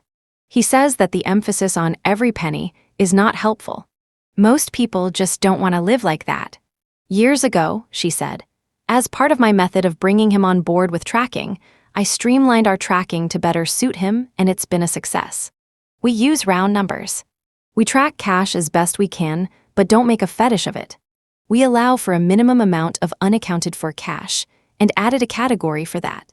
Sometimes there's almost nothing there. Sometimes after a complicated month, there might be as much as $200 there, which used to drive me crazy, but now doesn't.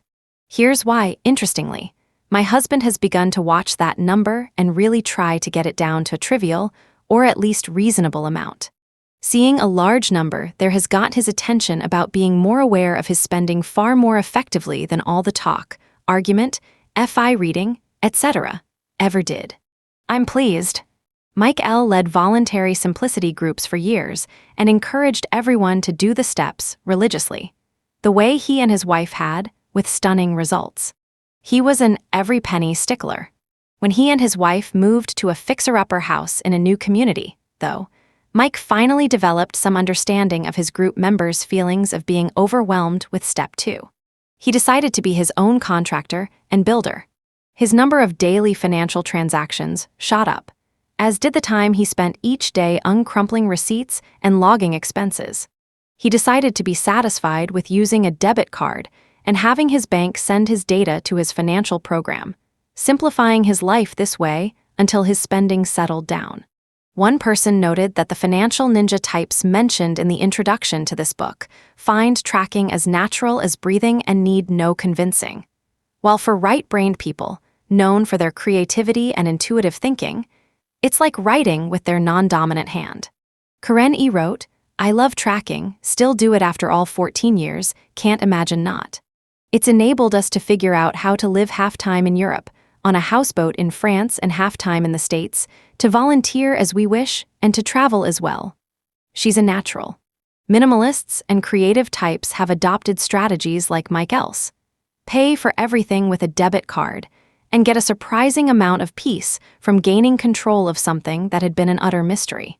When they link tracking with time to create, meditate, or travel, they are willing to develop the habit. Once Don S., a young fan of Mr. Money Mustache's blog about personal finance and early retirement, started tracking. A clearer view of where his income was going led him to swap restaurant lunches for packing a lunch to bring to work and doing more home cooking. He says, "For me, it wasn't about limiting my spending in some authoritarian way to try and be more responsible. It was about understanding how I was currently spending my money in a guilt-free way. I was able to cut this food expense category by nearly 50%, saving hundreds of dollars a month. My awareness of how I was spending my money allowed me to rein in wasteful spending in a way that felt instinctual, and then put that money towards the things that were more important to me and my overall happiness. Those few $100s of savings each month quickly added up to cover a 3-week trip to Europe. Being more efficient with my money meant I was happier overall, saving more money for the future, and less stressed about spending money on things that bring me joy." Whatever system you choose, do it. The program works only if you do it. And be accurate. Let it become a habit to record any and all movements of money, the exact amount, and the reason for the exchange. Every time you spend or receive money, make it second nature to note it instantly. In The Millionaire Next Door, the authors, Thomas J. Stanley and William D. Danko, note that people who have achieved a high net worth relative to income know how much they are spending on clothes, travel, housing, transportation, and so on. And those who don't achieve high net worth relative to income have no idea how much they spend. It's a stark contrast. Figure 2-3 is a fictional example of 2 days' entries. Note the degree of detail given for each expenditure. Notice how expenditures at work are specifically labeled as such. Observe the differentiation of the expenditures at the convenience store between snacks, chips, dip, soda, and batteries. Similar differentiations of spending categories are made in Saturday's grocery store and department store trips. The subcategories or breakouts within the total are rounded approximations. Though you are certainly encouraged to be close in your approximations, it would be time-consuming to calculate the exact cost of toilet paper, wine, etc. But the total must be accurate to the penny. Figure 2-3 sample daily record Friday. August 24 in Outbridge toll to work 1.5 coffee and Danish at work 5.5. Found in restroom. 0.25 lunch at work 7.84 tip, for lunch 1.5. Repaid by Jack for Monday's lunch, 7 coffee break at work 3.25 office contribution, Dies shower. 10 soda from machine at work 1.25, candy bar from machine at work 0.75 gas. 10 gal at $3.50/gal, 35 convenience store. Chips, dip, soda 5.39 convenience store. 8-pack AA batteries 7.59 paycheck, net for week 760.31, see stub for deduction. Saturday, August 25 in Out grocery shopping 121.55 breakout. Approx. Motor oil 6 greeting card, 3.5 magazines, 4.5 household, 17.75 toiletries, 15.5 wine 10 approx. Subtotal 57.25 groceries, 64.3 total 100, and 21.55 department store, 75.92 breakout. Approx. Household 12 shirt. For work 27 candy 4.5 photos 16 hardware 6 auto accessories, 10.42 total, 75.92 lunch. Sandwich shop 7.88 dinner with friend, China Star 23.94 tip, For dinner 4.5, concert with a friend 24 every cent. But why? Remember that the purpose of this procedure is simply to keep track of every cent that comes into or goes out of your life. Why, you may ask, do I need to go to such great lengths? Because it's the best way to become conscious of how money actually comes and goes in your life as opposed to how you think it comes and goes. Up to now, most of us have had a rather cavalier attitude toward our small, daily monetary transactions. In practice, we often reverse the old adage of penny wise, pound foolish. We might search our souls and discuss with our partner the advisability of spending $75 for a new 4-color left-handed Wiebelfitzer. Yet over the course of a month, an even larger amount often goes out of our wallets in small, insignificant purchases. But must I keep track of every cent, you may ask? Yes, every cent. Why every cent, rather than just rounding off to the nearest dollar or using approximate figures? Because this helps to establish important lifelong habits. After all, how big is a fudge factor? How close is close enough? Granted, in practice, many F-ears settle into rounding to the dollar, but that's as far as they slip. Human nature being what it is, if you start cheating, even just a little bit, that little bit tends to get bigger, and soon you'll find yourself thinking, well, I don't have to write everything down, just the major expenses. And then, well, I've done this for a month now, so I think I'll start rounding it off to the nearest 1,000. It's like dieting.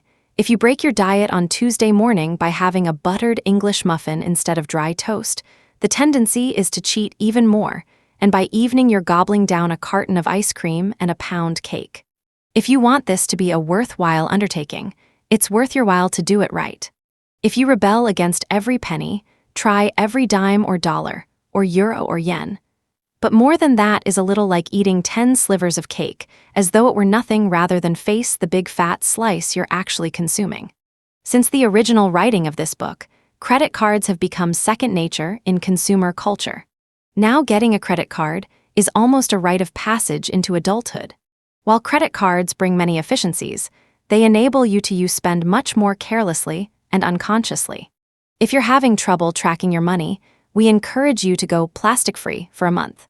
Withdraw cash from your bank and keep track of how much you spend throughout the month. Not only will you gain a greater awareness of spending, you'll most likely find it more motivating to save. Many diligent savers find this exercise brings them back to earth about their spending habits. Since money has a direct correlation to your life energy, why not respect that precious commodity, your life energy, enough to become conscious of how it is spent?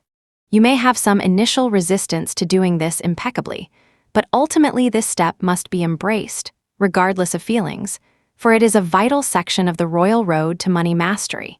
Keep track of every cent that comes into or goes out of your life. Useful attitudes, no leeway. A telescope with one lens, just a wee bit out of alignment, still doesn't allow you to see the stars. The same holds true for a human life. A little bit of fudging cuts down the amount of light that can shine through. This is where you get to be ruthless, tough-minded, and absolute.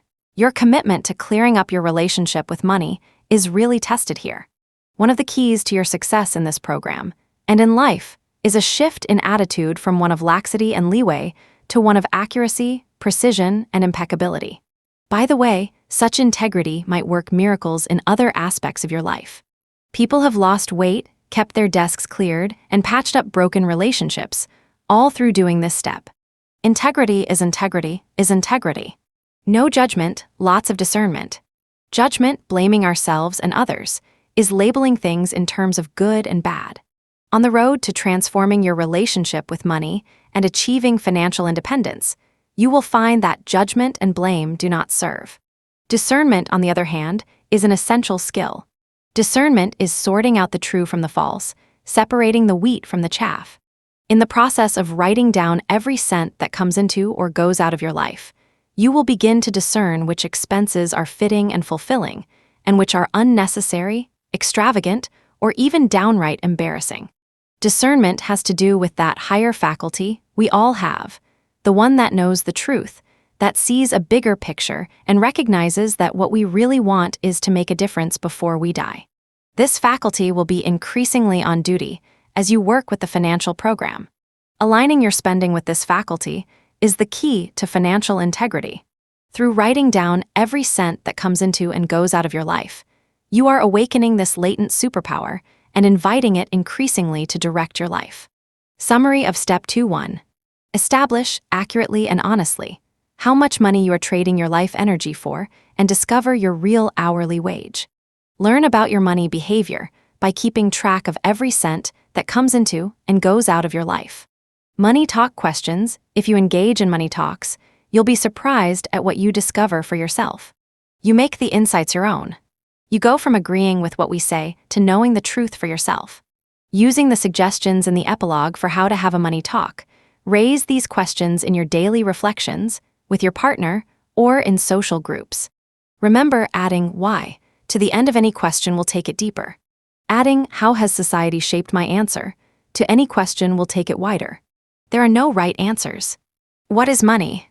Describe your relationship with money in 5 words or less. Why those words? Do you experience more stress when you have money or when you don't have it? Finish the sentence, if I had more money than I'd be. Elaborate. Are you earning what you're worth?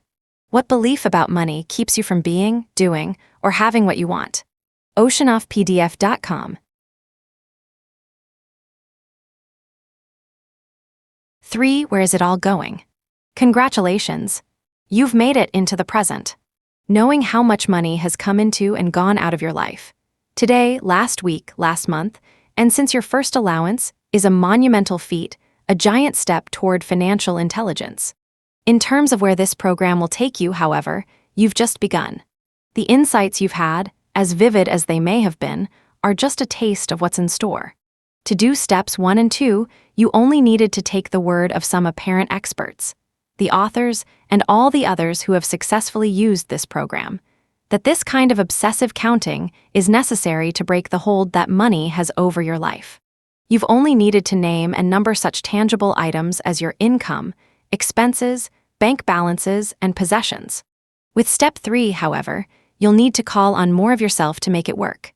Here you'll begin the process of evaluating the information you've collected. Do you need a budget? This approach to money is actually the opposite of a budget. Mind you, a budget can be an amazing tool to lasso your wild spending and get it to behave. Based on your income, a budget helps you plan your spending so that everything is covered every month and you don't impulsively blow the rent money on a pretty dress or your utilities money on a late-night online shopping spree. But budgeting is a planning tool, while this program is an awareness of your enough point tool. It's about your uniqueness rather than standard budgeting categories with conventional wisdom.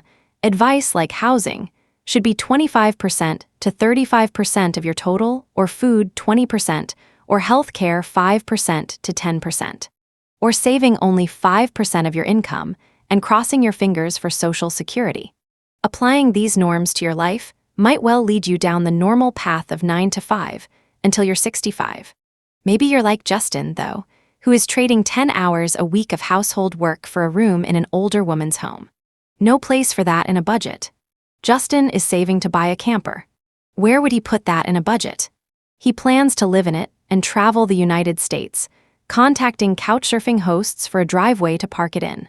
A budget vacation. But he plans to blog about it and invite sponsors to support him. Is that now an income? He wants to learn to forage and possibly hunt. Does that go under food? Entertainment. These categories go to show that not everyone can get their squiggly lives into the straight lines of a spreadsheet. Unlike a budget, Step 3 in this program gives you the freedom of getting clear about money without cutting off a lot of individuality and creativity. Rather than using standard categories and standard percentages and making a spending plan, with this approach, you will discover your patterns from observing how you actually spend your life energy and revealing your own unique relationship with money. Guaranteed, this awareness will change you not because of an arbitrary financial goal, but because you want nothing more than to spend your life well. Think of it like the difference between dieting and mindful eating. With a diet, you apply a formula to your eating to achieve a result: weight loss. There is a confusing array of diets out there, often utterly contradictory, and people dissatisfied with themselves migrate from one to the next seeking salvation from excess pounds. It's imposing change from the outside in. With mindful eating, you slow down, pay attention to what you are actually hungry for. Without such self-awareness, we might eat when we are tired or thirsty or in need of a walk in the sunshine. With mindful eating, you taste your food. Taste is one way the body senses whether what is being eaten is good for us. You pause often enough to see if your body has had enough, and if so, you stop. It's an inside-out job, guided by the well-being of the body, not conforming to a standard. In a book called Diets Don't Work, Bob Schwartz offers 4 rules for getting off the diet go-round. 1.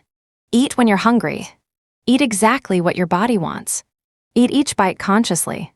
Stop when your body has had enough. Very simple. All you have to do is be conscious. Being conscious means you become aware of what you are thinking and feeling as you think and feel it. It's cultivating an inner witness that simply observes what's going on with warm awareness, not judging, not evaluating, just curious. And when you find yourself in your old habits, eating when you are bored, alone in the kitchen, between tasks, wanting a treat for a job well done, blue with depression, green with envy, or red with fury, you return to being conscious, skipping the guilt step, and just returning to observing hunger, satiation, and motivation. Simple, but not always easy. It takes discovering and exercising some mental muscles that may have atrophied from misuse.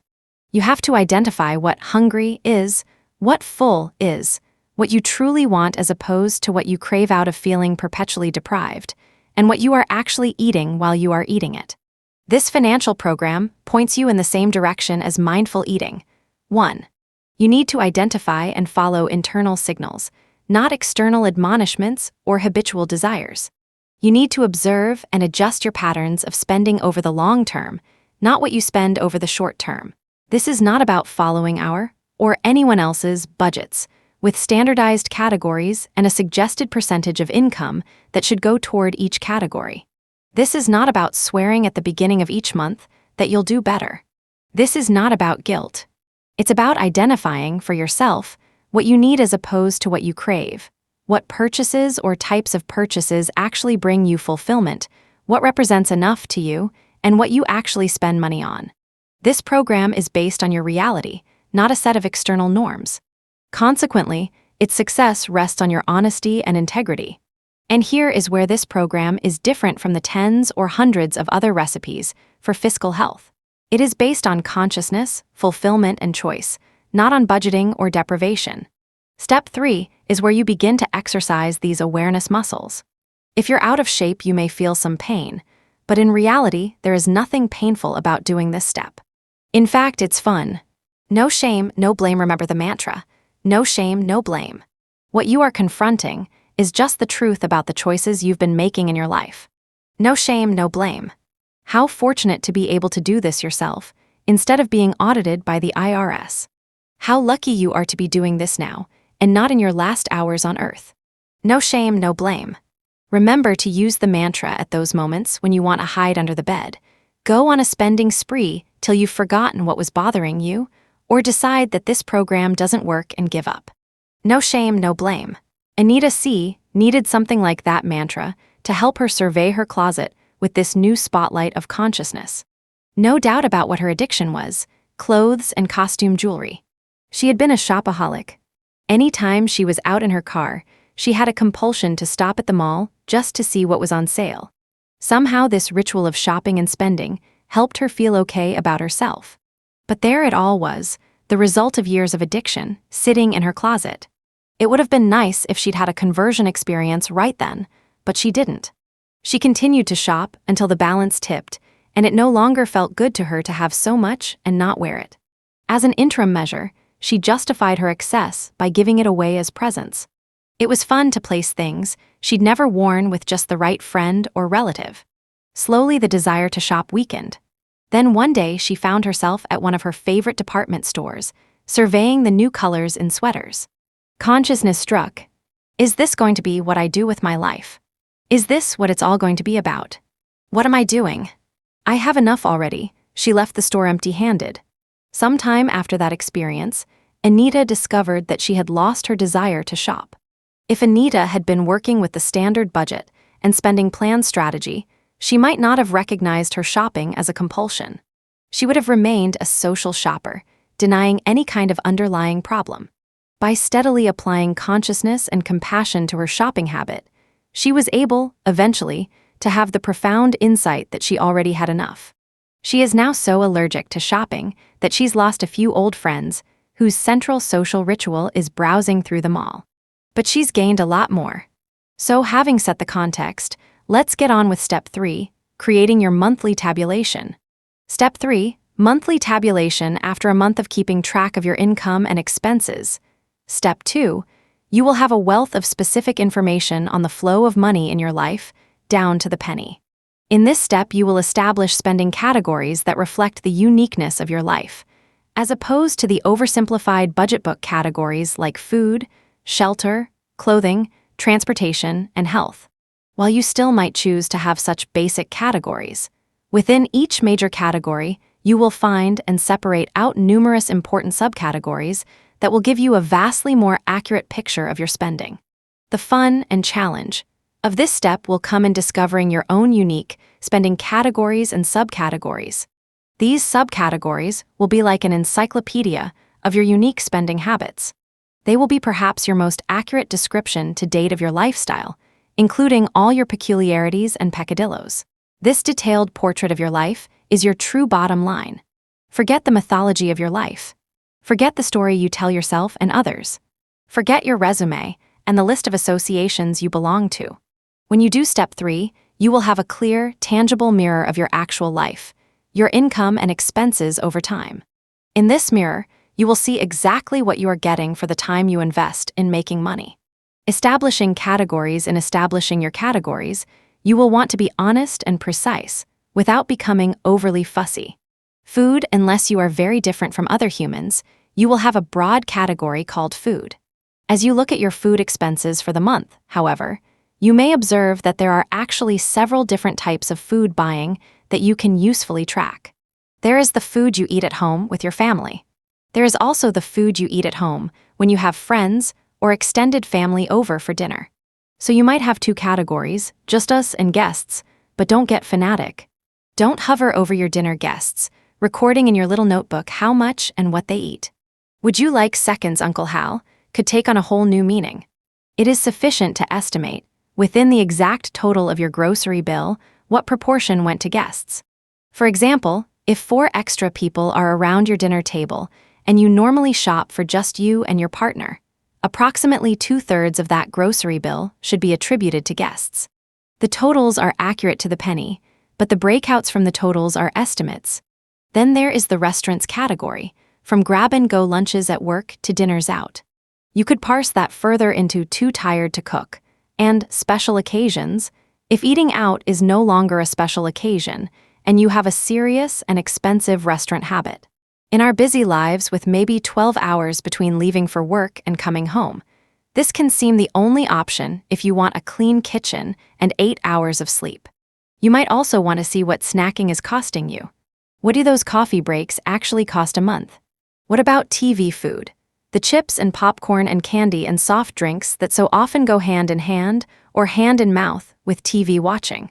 You may break it down further to healthy food and junk food if you are curious about where your allegiances really lie, and whether you could go organic without going broke. All such spending patterns will show up if you establish categories that reflect your actual behavior, rather than just writing everything in the budget book column called food. This precision is not for the purpose of a more exact confession to your financial advisor. It's so that when you throw your hands up in disgust, crying, "Where does it all go? I hardly buy anything," you can answer yourself in a firm and steady tone, "It goes to the candy machine on the 3rd floor of my office building." Housing your housing category might include mortgage or rent, with subcategories of utilities, mortgage deduction, if applicable, as well as recording income from renting the family room to tourists. On the other end of the scale, perhaps you have multiple homes, one in the suburbs, one at the beach, and a small apartment in the city. Having a category for each one can help you see whether renting when needed would be a better bet than owning. 50 years ago, the budgeting rule of thumb was to allow 25% of your income for housing. Now when people tally up all their costs in this category, they often discover that housing eats up 40% or more of their income. Motivated by seeing their numbers in black and white, they are finding clever ways to reduce what they spend on a roof over their heads, sometimes down to zero. One couple whose tech jobs let them live anywhere halved this category by spending summers in a lively, costly city in the Northern Hemisphere, and wintering for next to nothing on out-of-the-way beaches in the Southern Hemisphere in winter. A single woman paid off her mortgage in a tourist area by living in her camper on a friend's land in the summer months, while she rented out her house with a view. A retired older woman knew from past homeowner experience what a time and money sink ownership can be. She gained a reputation for meticulous caretaking and now is an in-demand house sitter, getting paid while having some of the most elegant roofs in her region over her head. Of course, there are now matchmaking websites for house sitters who are willing to travel. See why the standard budget book categories don't work anymore. Clothing. When it comes to clothing, you may find that you aren't getting enough information about your unique spending patterns by simply having one category called clothing. You may need to distinguish between utility and fashion. The desire never to appear in the office in the same outfit twice in a row, for example, or one-upmanship in elegant attire at social gatherings. In other words, be specific. Make appropriate distinctions. To get an accurate map of your spending patterns, you may need several subcategories. There is the clothing you wear in your everyday home life, the clothing you believe is appropriate attire for the workplace, and whatever specialized apparel you think you need for recreational activities.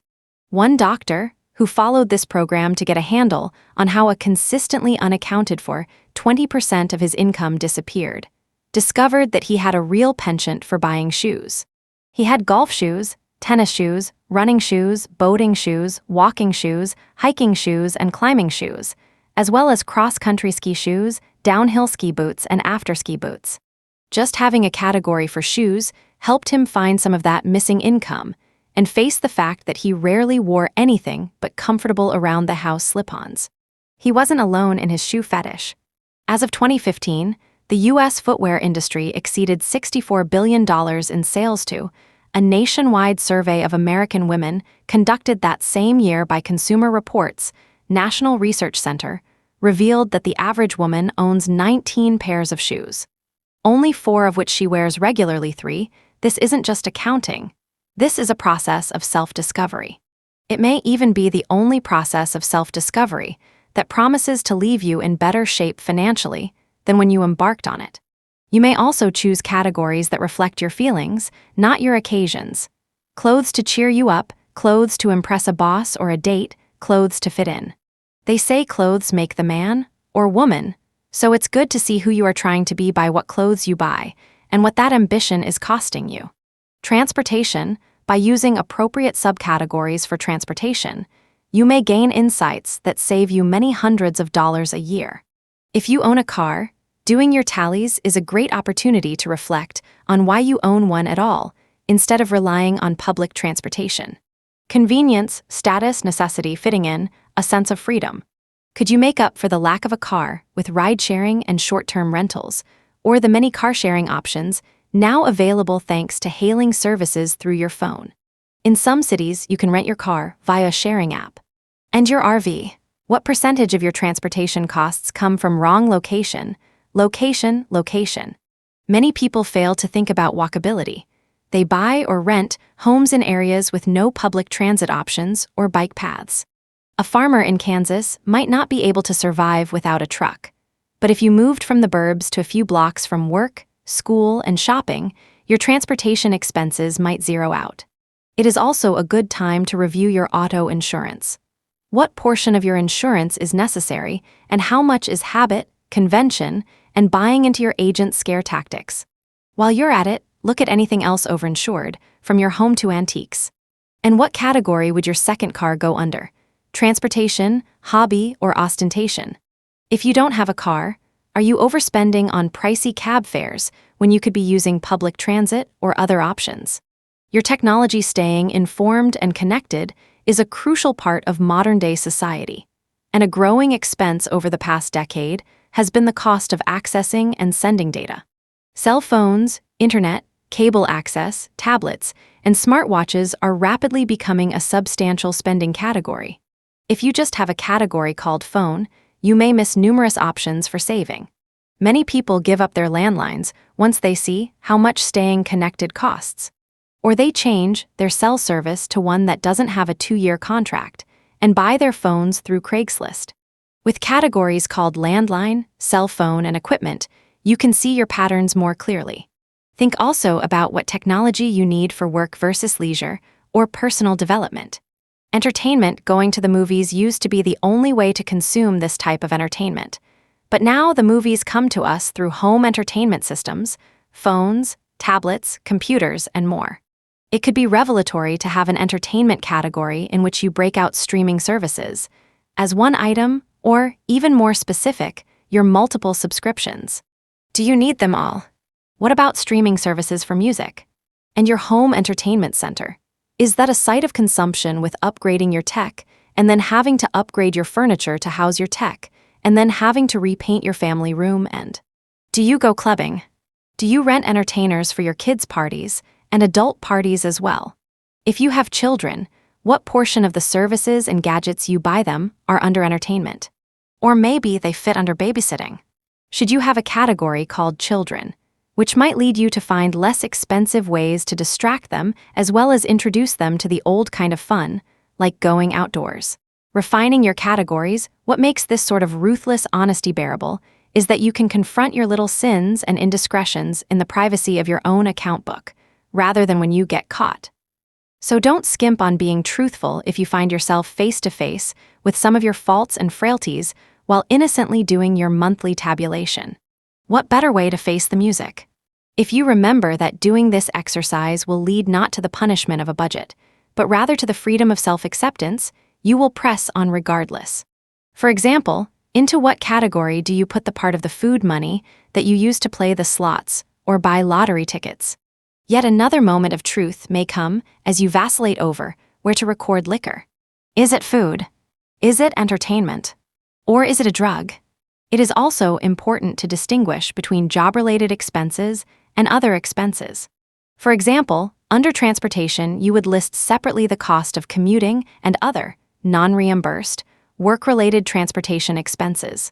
If the same vehicle is used for both commuting and pleasure, then split costs according to mileage in each category. Similarly, if you use your cell phone for work-related as well as personal calls, those costs should be listed separately. Within your medical category, you may find several subcategories. Sickness, wellness, i.e., what you purchase to keep yourself vital and alive, like vitamins, membership in a health club, annual checkup, health insurance, even though really, let's be honest, healthcare is what you do for yourself. Access to the medical system is sickness care, prescription drugs, non-prescription drugs, and so on. You can see why this process has allowed people to transform more than just their relationship with money. A further refinement will come as you decide how you want to account for large, unusual expenses like annual insurance premiums, capital expenses like a new refrigerator, the money you put into IRAs, or a balloon payment on your house. As far as we are concerned, there is no right way to do this. For us, after a year of hearing ourselves make the same excuse every month about all the extraordinary expenses, this was an unusual month because the X, Y, or Z thingamabob had to be paid. We realized that every month is an unusual month, and that these extraordinary expenses are a continuing part of life. You may perfect your categories over time. The exercise should be easy and a lot of fun. It will draw on a blend of honesty and creativity, stimulate your imagination, and challenge your morality, all at the same time. It's better than most video games, TV shows, and board games all rolled into one. Over time, as you do this step, not only will you refine your categories, you'll find each one settles into a predictable range.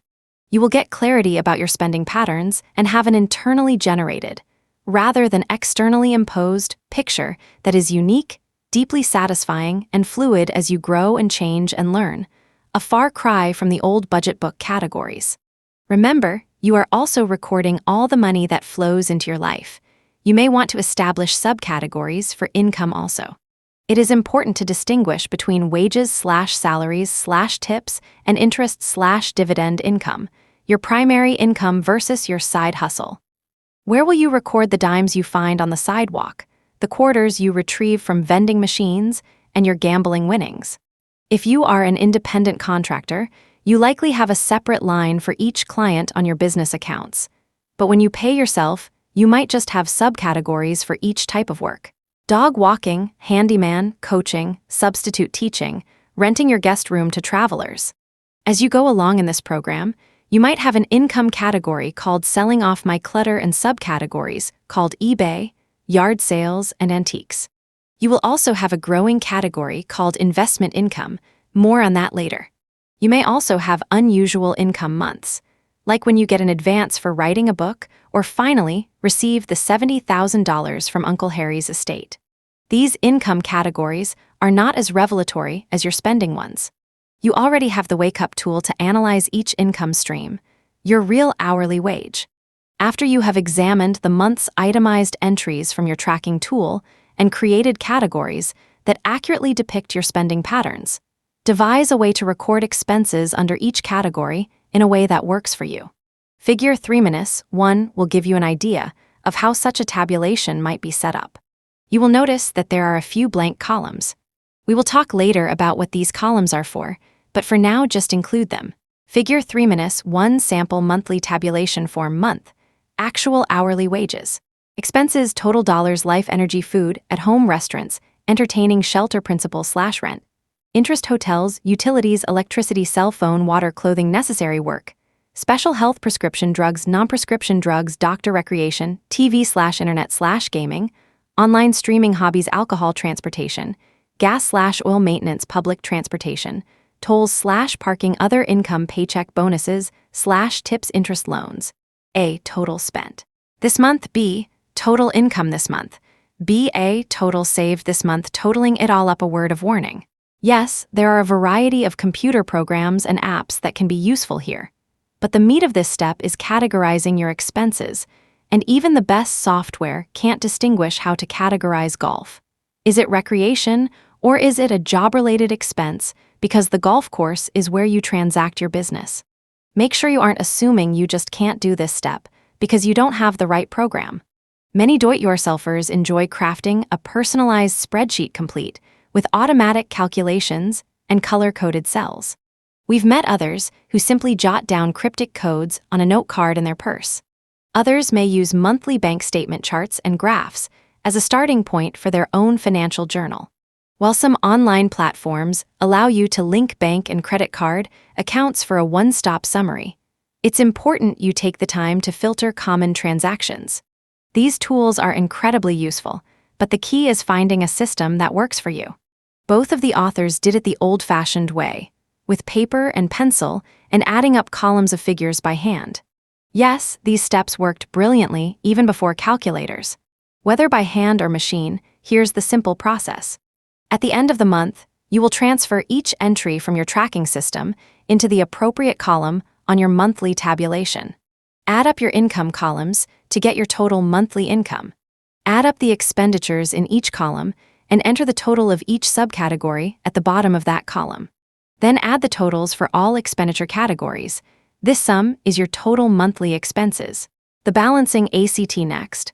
Count the cash in your wallet and piggy bank and note the balance of your checking and savings accounts. Now you have enough information to see how closely you have kept track of the money flowing into and out of your life over the past month. If you have kept accurate records and haven't physically lost any money, the money you actually have at the end of the month, in cash and bank accounts, will be equal to the money you had at the beginning of the month plus your total monthly income minus your total monthly expenses. If you haven't kept accurate records or have physically lost some money, you will have lost or gained cash that you can't account for. The difference between your total monthly income and total monthly expenses, plus or minus your monthly error, is the money you have saved this month. When your monthly error is consistently 0, you will know you have mastered step 2, keeping track of every penny. Congratulations! You have achieved a minor miracle. Figure 3-2 shows a sample set of monthly figures, but please use it only as a model. The fun and empowerment come from creating a balancing system that works for your particular situation. Figure 3-2 sample end-of-month balancing part I equation. Dollar at start of month plus dollar in during month, dollar out during month, equals dollar at end of month, dollar at start. Cash on hand 103.13 plus checking account balance plus 383.6 plus savings account balance plus 1,444.61 1,931.34 plus dollar in, plus total monthly income from monthly tabulation, plus 2,622.234 $553.57 out. Total monthly expenses from monthly tabulation, 1,996.86 equals dollar at end. Equals dollar you should have 2,556.71 A at end of month part II actual dollar AT end of month. Cash on hand 173.24 plus checking account balance plus 597.36 plus savings account balance plus 1,784.69 equals dollar you actually have at end of month 2,555.29 B. Part III monthly error. Dollar you should have A, 2,556.71 A. Dollar you actually have B, 2,555.29 B equals dollar lost or improperly recorded 1.42 part IV SAVNGS. Total monthly income 2,622.23. Total monthly expenses 1,996.86 plus or minus monthly error. 1.42 equals dollar saved this month 623.95. Making money real now comes one of the magic keys to this program. What you have in front of you, as accurate and balanced as it may be, does not yet have the power to transform your relationship with money. It is simply the byproduct of a month of successfully tracking little pieces of paper and bits of metal. You may have had emotional reactions to this accounting, but they will be forgotten as soon as you embark on your next trip to the Gazingas pin store. The fact that you may spend, let's say, 80 pieces of paper dollars on magazines a month does not have any direct relevance to your experience of life. However, remembering that money is something you trade your life energy for, you can now translate that $80 into something that is real for you, your life energy. Use the following formula. Money spent on magazines' real hourly wage equals hours of life energy. In Chapter 2, we did a sample calculation that showed how a theoretical $25 an hour salary could end up being, in reality, $10 an hour. Obviously, your real hourly wage will end up being a different figure, but for the sake of this example, let's use $10 an hour. So, in the case of this magazine habit, you can divide that $80 by your real hourly wage, $10, and find out that you spent 8 hours of your life for this particular pleasure. $80, $10 equals 8 hours of life energy. Now you can measure your growing pile of all the wonderful, yet unread, magazines on your bedside table against something real. 8 unredeemable hours on your one-way journey from cradle to grave. That's a whole day of work. Those magazines drain your energy 3 times over. Once in earning the money to buy them, again in staying up late to read them, and finally in feeling guilty when you haven't finished them by the time the next issue arrives, to say nothing of having to store or dispose of them. Could those 8 hours have been better spent? How about taking Friday off? Is it still true that you have no time to spend with your family? What does this do to habitual procrastination? You've been wanting to catch up on your sleep. Did you just find a way to do that? Or were those magazines worth every hour spent to acquire them? Did they give you 8 hours of pleasure or valuable education, and then some? Don't answer these questions yet. Just notice that translating dollars into hours of your life reveals the real trade-offs you are making for your style of living.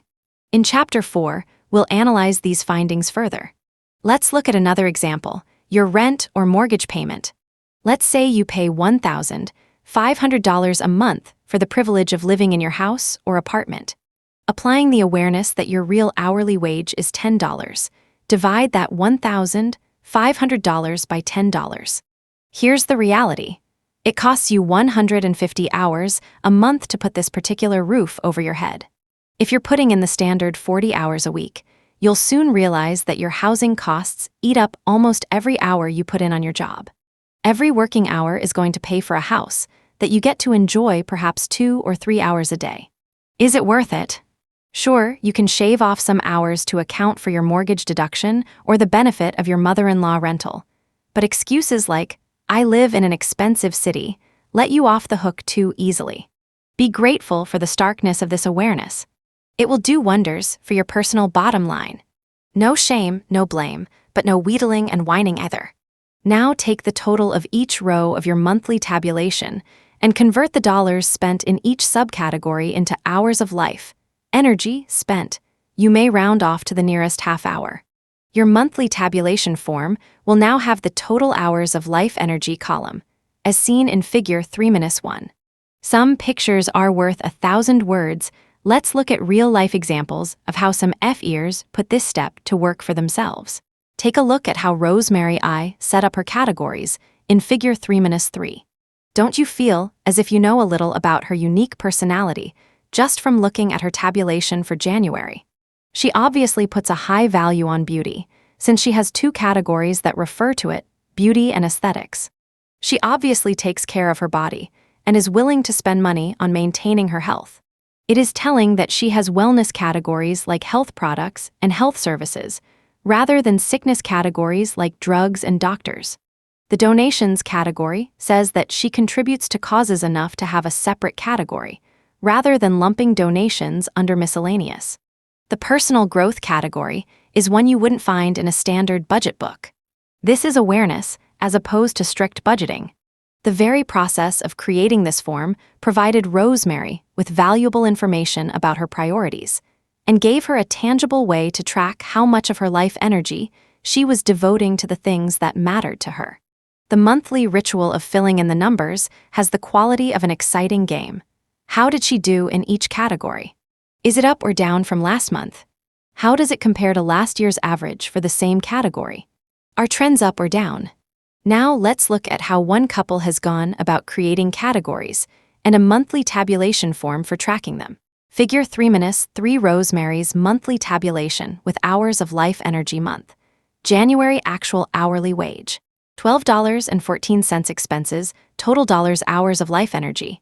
Income rent $500 and 6046.1, salary $20.85, natural gas mileage reimbursement $37, electricity 21.71.8, other 23.25, combined utilities cell phone 5.720.5, household 29.392.4, groceries 85.257, treats 3.440.3, eating out 6.030.5, alcohol 6.570.5, gasoline/oil 37.88, 3.1, car repair/maintenance, car insurance/registration 248.47, 20.5, parking 20.2, bus/ferry, health insurance 55.89, 4.6, health products, health services 7.750.6, hygiene, beauty 13.1, 1.1, clothing necessary 10.74, 0.9, clothing unnecessary 25.45,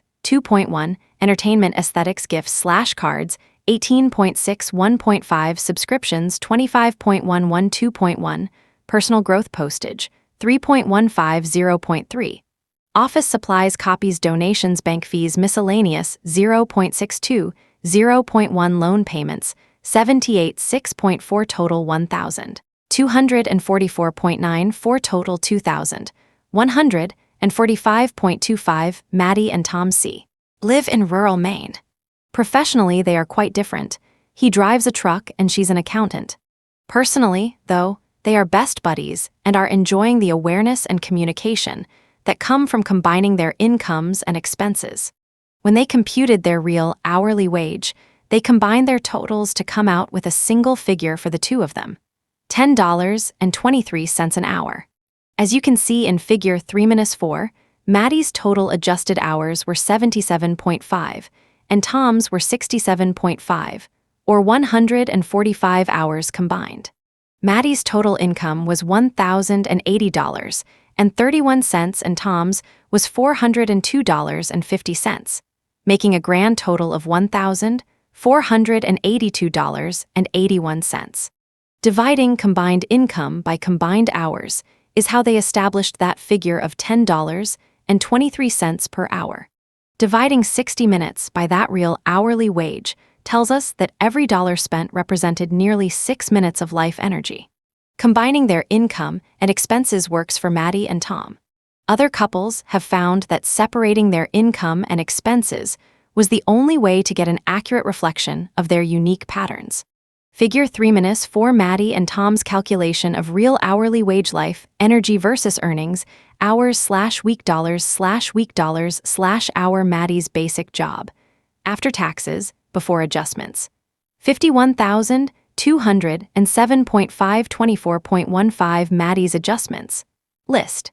Add hours, subtract costs, commuting 311.27 at work, food 524.15.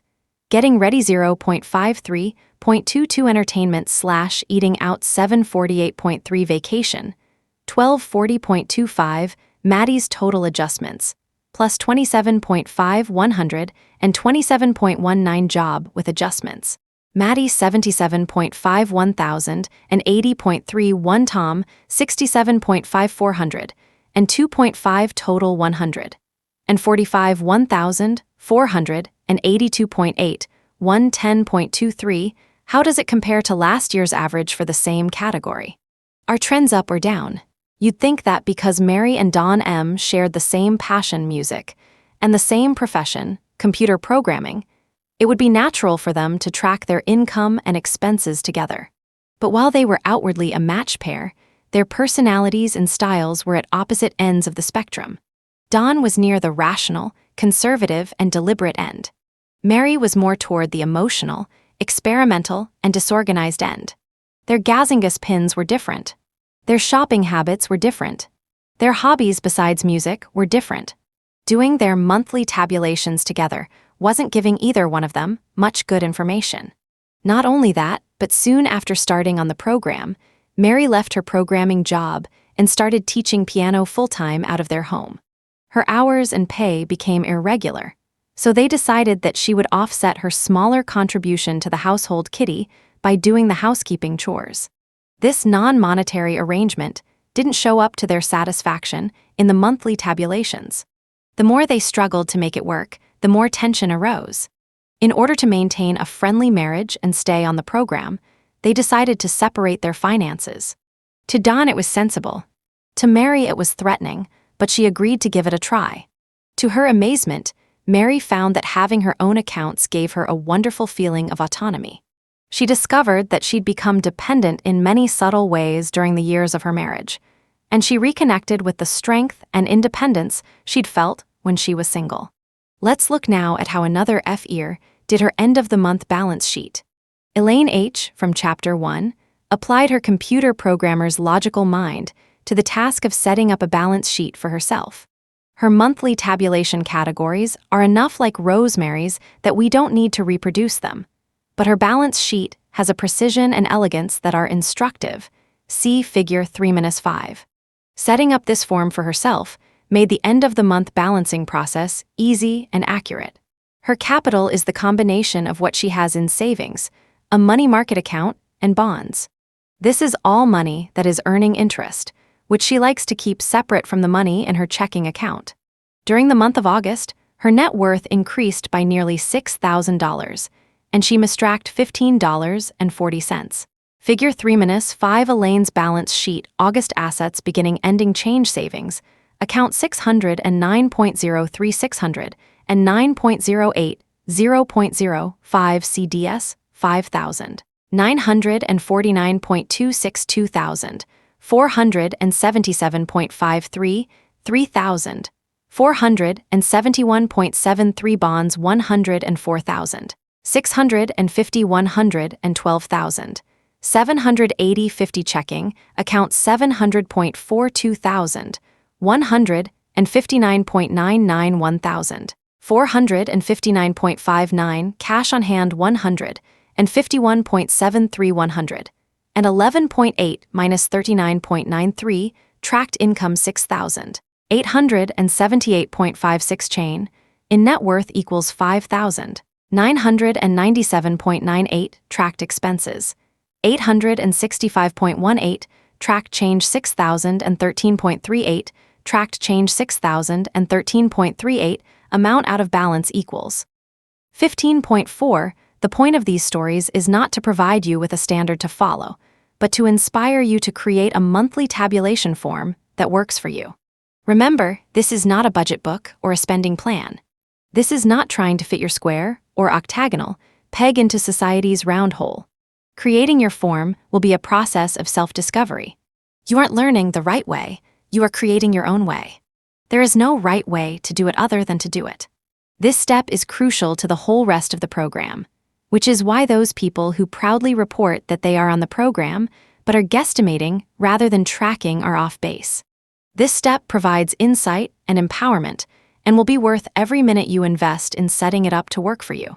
Summary of Step 3.1. Discern your unique spending and income categories and subcategories from your month of tracking income and expenses. Set up your monthly tabulation. Enter all money transactions in the appropriate category. Total your money spent in each subcategory. Add up total monthly income and total monthly expenses. Total your cash on hand and balance all bank accounts. Apply equation, total monthly income minus total monthly expenses plus or minus monthly error. The money you actually have at the end of the month should equal what you had at the beginning plus your monthly income minus your monthly expenses. Convert the dollars spent in each subcategory into hours of life energy, using the real hourly wage that you computed in Step 2. Money talk questions 2, 3, 4, or more minds are better than one. Sometimes seeing how others do the steps helps, and just the tangible work will raise so many interesting questions. Using the suggestions in the epilogue for how to have a money talk, raise the following questions in your daily reflections, with your partner, or in social groups. Remember, adding why to the end of any question will take it deeper. Adding how has society shaped my answer to any question will take it wider. There are no right answers. How do you stay conscious with your money? What do you insure and why? What question would you most like to ask a friend about money? An expert? A relative? How do you feel when you spend money? What are some of your best experiences with tipping, tithing, or giving? What are your top priorities and how does your spending support them, or not? oceanoffpdf.com. 4. How much is enough? The quest for happiness, in saving my life, she conferred a value on it. It is a currency I do not know how to spend. Sherlock, TV series, What Will You Do With Your One Wild and Precious Life? Mary Oliver, poet. Don't ask yourself what the world needs, ask yourself what makes you come alive, and then go do it. Because what the world needs is people who have come alive. Howard Thurman, philosopher and theologian. What makes you come alive? What will you do with this life you have been given? Ashley Brilliant, the master of the under-17 word quip, once drew a cartoon of a forlorn boy saying, "I don't know how to be happy." They didn't teach it in school. If the pursuit of happiness is our birthright, written into the Declaration of Independence, and yet our aptitude for happiness was all but squeezed out of us in school, we need to look now at what fills us with happiness or fulfillment. Fulfillment is our compass and our rudder for transforming our relationship with money. Whether in the sense of accomplishing a goal or letting go into a moment of real contentment, fulfillment is that experience of deep satisfaction when you can say, "Ah, that was a delicious meal, a job well done, a purchase worth the money." You have an aspiration or an expectation, and you recognize and celebrate that the very thing you wanted has arrived.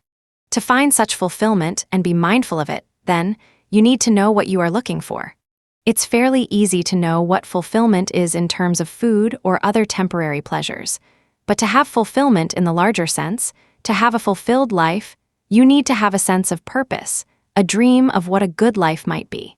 For many of us, however, growing up has meant outgrowing our dreams, or having them shrink in the face of harsh circumstances or people. Debt for many has been the great dream destroyer, acquired to fund a dream of an education or a home or a wedding, and then standing by the door of every future dream, arms crossed, saying, "Pay up, or you can't go further." Some of us just accept debt as a part of adult life and trod on, shackled by consequences we don't fully understand. Whether to the debt collectors, your bills, hard luck, poor choices, or your own insecurities. If you have sacrificed your dreams on the altar of the almighty dollar, you need to reclaim them, as they are the fuel for this journey. Did you dream of writing a great book, but now write marketing copy for money? That book is still there. Did you dream of being a healer, but now work for an HMO with back-to-back 15-minute appointments? That dream of selfless service is still in there. It might take radical change to reclaim it, but it's not gone.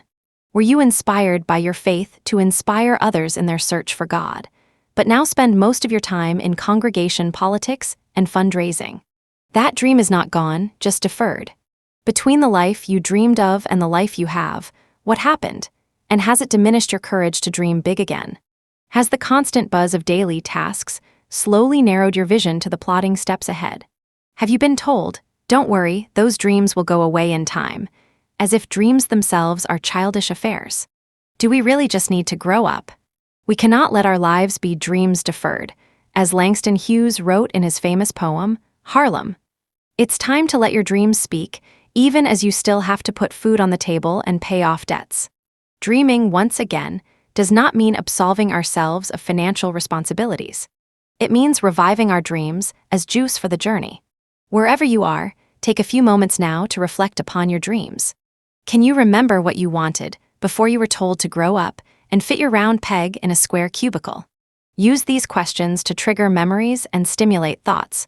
What did you want to be when you grew up? What have you always wanted to do that you haven't yet done? What have you done in your life that you are really proud of? If you knew you were going to die within a year, how would you spend that year? What brings you the most fulfillment, and how is that related to money?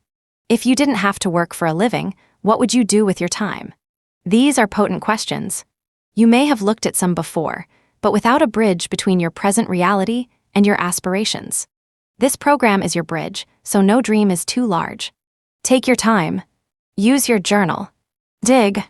Keep asking the same question until you run out of answers before going on to the next one. Talk to your friends. Invite them to dig with you. Revisit your answers frequently to see what has changed. A few years after graduating from college, Grant Sabatier had his wake-up call when he discovered he hadn't enough money to buy a burrito. He was living with his parents, a classic failure to launch millennial. That was when he decided that he was going to make $1 million by age 30. He says the first thing he needed to do was change his mindset to one of saving, which he refers to as paying yourself first. He took a screenshot of his measly bank balance, set the goal of having $1 million in assets in 5 years, and immediately started educating himself. He's now a successful blogger, millennial money, and digital strategist who offers 6 steps to wealth, which include side jobs, stock market investment, lifestyle changes, and daily saving goals. He hit his goal, took another screenshot when his total assets passed $1 million, and then realized his dreams were actually far bigger than $1 million, as motivating as that number had been. As a graduate in philosophy from the University of Chicago, he knows that life is about asking big questions. What is empathy? Fulfillment? Happiness? Peace? He sees his FI as a chance to think, write, and speak about these fundamental questions, and go where his answers take him. Amy and Jim D., inspirations for an earlier generation's shift to thrift through their financial magazine, the Tightwad Gazette, had a simple dream. They wanted to raise a family in a big farmhouse in a rural area.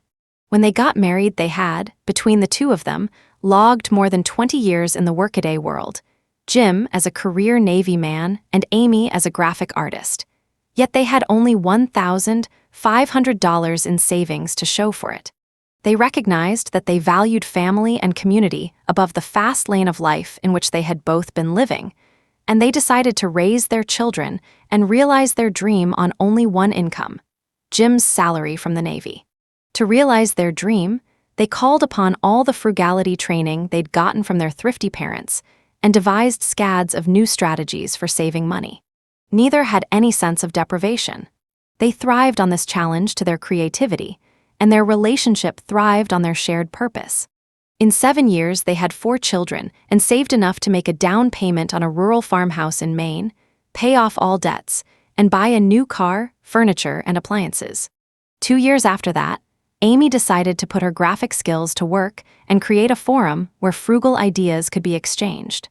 In June 1990, she published the premiere issue of the Tightwad Gazette, an 8-page newsletter full of practical tips about living the good life on a shoestring. A year later, they had twins and were still able to live within their means. Their story is testimony to the fact that common dreams, like having a house in the country and staying home to raise a family, are truly within reach. Wiesel's passion is nature, both being in it and preserving it. For him, the FI program is a way to do what he's always wanted to do: contribute to humanity's understanding of and respect for the natural world, full-time. He's aligning as many parts of his life as possible with this dream. His paid employment is as a chemist measuring air quality. He's moved within walking distance of work, so he won't contribute as much to the air pollution he's measuring. On vacations, he kayaks through unspoiled wilderness areas, and on weekends, he teaches kayaking to help others experience nature safely and respectfully. And with his disposable income, he builds up his savings and supports major conservation organizations. The compass of his life is the natural world, and every aspect of his life points in that direction. Kathy and Langdon L. had dreams not just for themselves, but for making the world a better place, as corny as they knew that sounded. Langdon was a physician and the medical director of a migrant worker clinic. Kathy was a former teacher, active in the programs of a number of nonprofit organizations, who also held down the fort for her family. They loved their lives but looked forward to an empty nest so that they too could fly the coop. The financial program gave them a way to retire from their paid employment. At the same time, they retired from being full-time parents. They moved to a small town and bought land that became the heart of an eco-village, an intentional community committed to sustainability on every level possible. At first, it was a village of 2, but over time others joined in, building their own small and unique houses and building a rich communal life together. At one point, the outgoing, energetic Langdon became the mayor of the town, while Kathy was drawn to her painting studio. What dreams are calling you? Step 4 of this financial program is your chance to make your dreams come true by aligning your earning and spending with your values, aspirations, purpose, and happiness. It will turn making a dime into making a living. Step 4, 3 questions that will transform your life. In this step, you evaluate your spending by asking 3 questions about the total money spent in each of your subcategories. 1. Did I receive fulfillment, satisfaction, and value in proportion to life energy spent? Is this expenditure of life energy in alignment with my values and life purpose? How might this expenditure change if I didn't have to work for money? Each of these questions points to a facet of your dreams. The first asks if your spending is bringing you the kind of happiness you feel when you are living your dream. The second asks if this spending is taking you in the direction of your dream. The third asks you to imagine how this spending would change if you no longer had to make money to support your lifestyle. To do this step, go back to your monthly tabulation form, see Figure 31, and notice the 3 blank columns you should have included next to your expenses. This is where you will write the answers to our 3 questions. You have already converted dollars to hours of life energy. Now you can take a look at how you want to spend that precious commodity. These 3 questions, applied to each spending subcategory on your monthly tabulation, will give you a basis for evaluating the way you spend your money. Question 1. Did I receive fulfillment, satisfaction, and value in proportion to life energy spent? This question provides a way to evaluate your expenditures. Take a look at each subcategory with this question in mind. If you received so much fulfillment from this expenditure of life energy that you'd even like to increase spending in the subcategory, place a plus or an up arrow in the first box. If you received little or no fulfillment from it, put a or a down arrow in that box. If the expense feels okay just as it is, mark the box with a 0. This simple exercise will show you where your spending is so automatic or even addictive that your life energy flows in that direction while fulfillment lies in the opposite. You might even find your shopping weaknesses, your Gazingas pins. At first, you might angrily defend one or another of your Gazingas pin habits. I like having lots of shoes. Every pair has a function. Anyway, it's my money. I like books, and so what if I stop at the bookstore every day on the way home, and so what if I don't read them? Someday I'm sure I will. I like quilting, and so what if I collect fabric for my quilting projects, even if I'm not making a quilt now? Okay, I haven't made one in a decade, but you can never have enough variety of fabric, so what if I have? And on, we defend our Gazingas pin buying habit. But no one is trying to take your Gazingas pins away from you. In fact, no one is even listening, since the honesty required by this exercise emerges most readily in solitude. Over time, seeing the number of hours of your life you spent in order to reward yourself with yet another Gazingas pin might make it less of a treasure and more of a booby prize. On the other hand, you might find you've been too much of a penny-pincher in categories in which you get a lot of fulfillment. Make sure you note these areas of supreme satisfaction and put your plus, or up arrow, in the columns in which you are actually underspending. The trick to doing this evaluation is to do it objectively, without rationalizing to yourself why the expenditure was so high or low, and without condemning yourself by agonizing about how you spent so much in that category. The key phrase to remember is no shame, no blame. Couples have also found this step a valuable way to discuss differences in their spending habits with equanimity and objectivity. Martha and Ted P. discovered that this question provided a gentle way to evaluate each other's spending patterns without getting defensive or adversarial. Rather than directly challenging one of Ted's purchases, Martha can just calmly ask whether he really got fulfillment, satisfaction, and value in proportion to the amount of life energy spent. They find that they are able to observe and even comment on each other's Gazingas pins with a lot more compassion. Being able to discuss financial choices without subtle bickering has been invaluable for them and has actually helped their marriage. Cheap Thrills and Deep Thrills, a grandfather with a love for simple living, had tried to instill his values in his young grandson. One day the boy excitedly announced a brand new discovery. "Grandpa, I know what happiness is." "What?" the old man asked, sure he would hear a gem worth sharing. "It's that feeling you get right after you buy something. Cheap thrills are like that little feeling you get when you buy something. It's the ka-ching of the pinball machine. The happiness rarely lasts. It has a half-life of the distance from cash register to car. Deeper thrills come when you've achieved a dream bigger than your ego's aspirations. This is the true joy in life," George Bernard Shaw wrote in his preface to Man and Superman. "The being used for a purpose recognized by yourself as a mighty one. The being thoroughly worn out before you are thrown on the scrap heap. The being a force of nature, instead of a feverish, selfish little clod of ailments and grievances, complaining that the world will not devote itself to making you happy." Cheap thrills come from external rewards. Deep thrills come from being used for a purpose recognized by yourself as a mighty one. Cheap thrills are passing. Deep thrills are lasting. Your internal yardstick for fulfillment measures deep thrills. Developing an internal yardstick for fulfillment, the primary tool for developing this internal yardstick is awareness. Answering question 1 helps you develop an internal yardstick for fulfillment and kick any unhealthy spending habits in the process. Most of us use external yardsticks for fulfillment. In fact, Ashley Brilliant, they did teach that in school. We measure our fulfillment by pleasing others, getting an A, proving ourselves to the bully from 3rd grade, who still lives in our minds, beating out the competition, making it onto whatever top 10 list you worship, winning not winning, but getting a trophy anyway, scoring big. In romance or sales records, these are external yardsticks for fulfillment. You look elsewhere to see how you are doing. The gleam in your mother's or partner's eye, the tally of votes, bestseller lists. This feeling, though, isn't true fulfillment. There is a difference between the jolt of energy you get from a temporary win and the long-term satisfaction you get from achieving a dream. Guaranteed, if you think your dream is getting an A on a test or beating your opponent, you will chase after external rewards your whole life.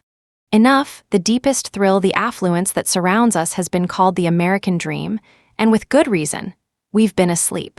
We wake up by questioning the dream, asking yourself, month in, month out, whether you actually got fulfillment in proportion to life energy spent in each subcategory awakens that natural sense of knowing when enough is enough.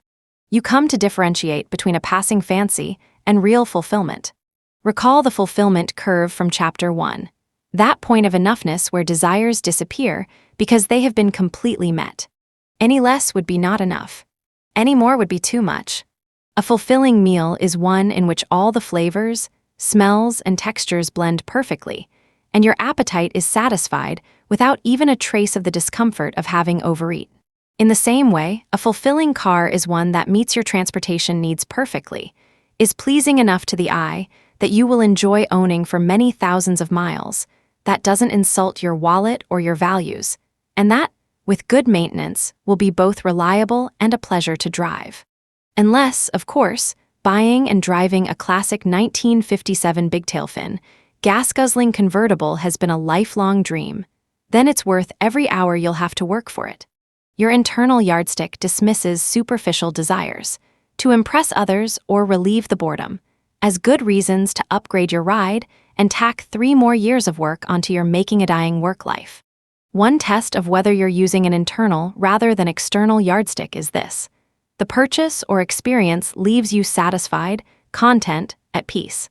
You stop craving the very thing you just consumed because you've actually scratched the right itch in the right way. Financial integrity, having an internal yardstick for fulfillment, is actually one part of what we call financial integrity.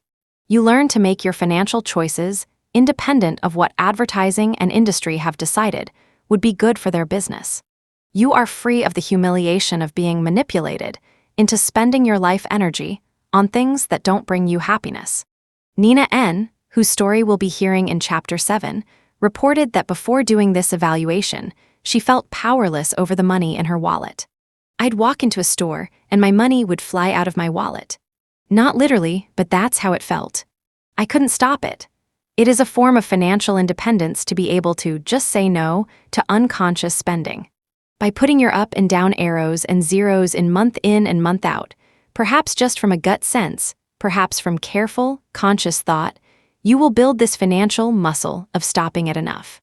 Sometimes you'll see old habits creeping back in, get angry with yourself, and want to quit. That's when no shame, no blame comes in handy. Question 2. Is this expenditure of life energy in alignment with MY values and life purpose? This question is illuminating. It gives you a concrete way of looking at whether you're practicing what you preach. As you did with the first question, ask of each spending subcategory, was this expenditure of life energy in alignment with my values and my life purpose? If your answer is a strong yes, put a plus or an up arrow in the second box in that row. If it's a no, just put a or a down arrow. If it's fine as it is, put a 0. People like Amy and Jim D had a clear set of values and a strong sense of purpose when they undertook their tightwad campaign. So did Weeze L and Kathy and Langdon L. Measuring their financial choices against question 2 helped them to align their finances with their dreams. On the other hand, many people living otherwise well-off lives are suffering from a poverty of ideals. Many heirs and heiresses are among the lost and confused, all dressed up financially and nowhere to go. And lots of ordinary people who have achieved the American dream are also wondering whether there isn't more to life than this. What about you? Are your values and life purpose clear, or are they out of focus, buried under the weight of a lifestyle that doesn't seem to fit? Part 1. What are values? Our values are those principles and qualities that matter to us. Truth is a principle, and honesty is a quality of how we live truth. Living our values gives us peace of mind. Not doing so disturbs our conscience, and, if we aren't aware of what's going on, disables that inner gyroscope that orients us. Values are like an ethical DNA, made up of our sense of right and wrong that structures our choices. So our values reflect our beliefs. But since how we act reflects our real motivations, our values are revealed by our behaviors. Parents sometimes try to sidestep this fact with the phrase, "Do as I say, not as I do." When we choose to provide food, shelter, and clothing for our children, we are making that choice on the basis of values, being a good parent, expressing a natural feeling of love. Whether we spend our day off walking in the park or going back to the office, our choice is based on values. But I had to go to the office, you say. That's not a values decision, that's pure necessity. Yet you value the paycheck, so you choose to do the job. Or you value being responsible to your family. or you value the good opinion of your boss. Our behavior is a concrete representation of our values. How we spend our time and money speaks volumes about who we are and what we stand for. This book deals with one of the chief social manifestations of our values, how we handle money in our lives.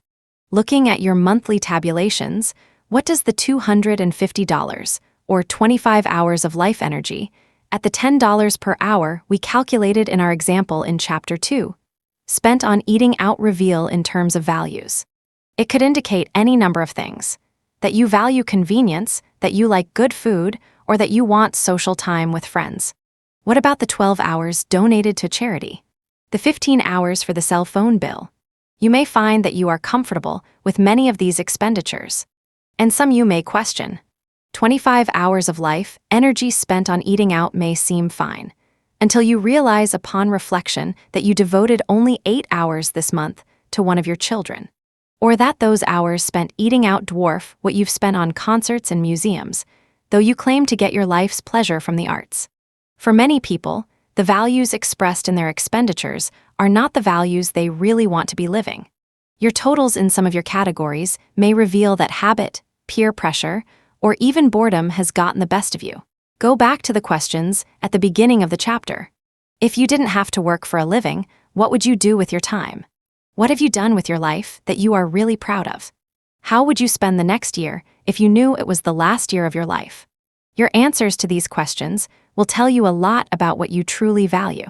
Your monthly tabulations are like a mirror.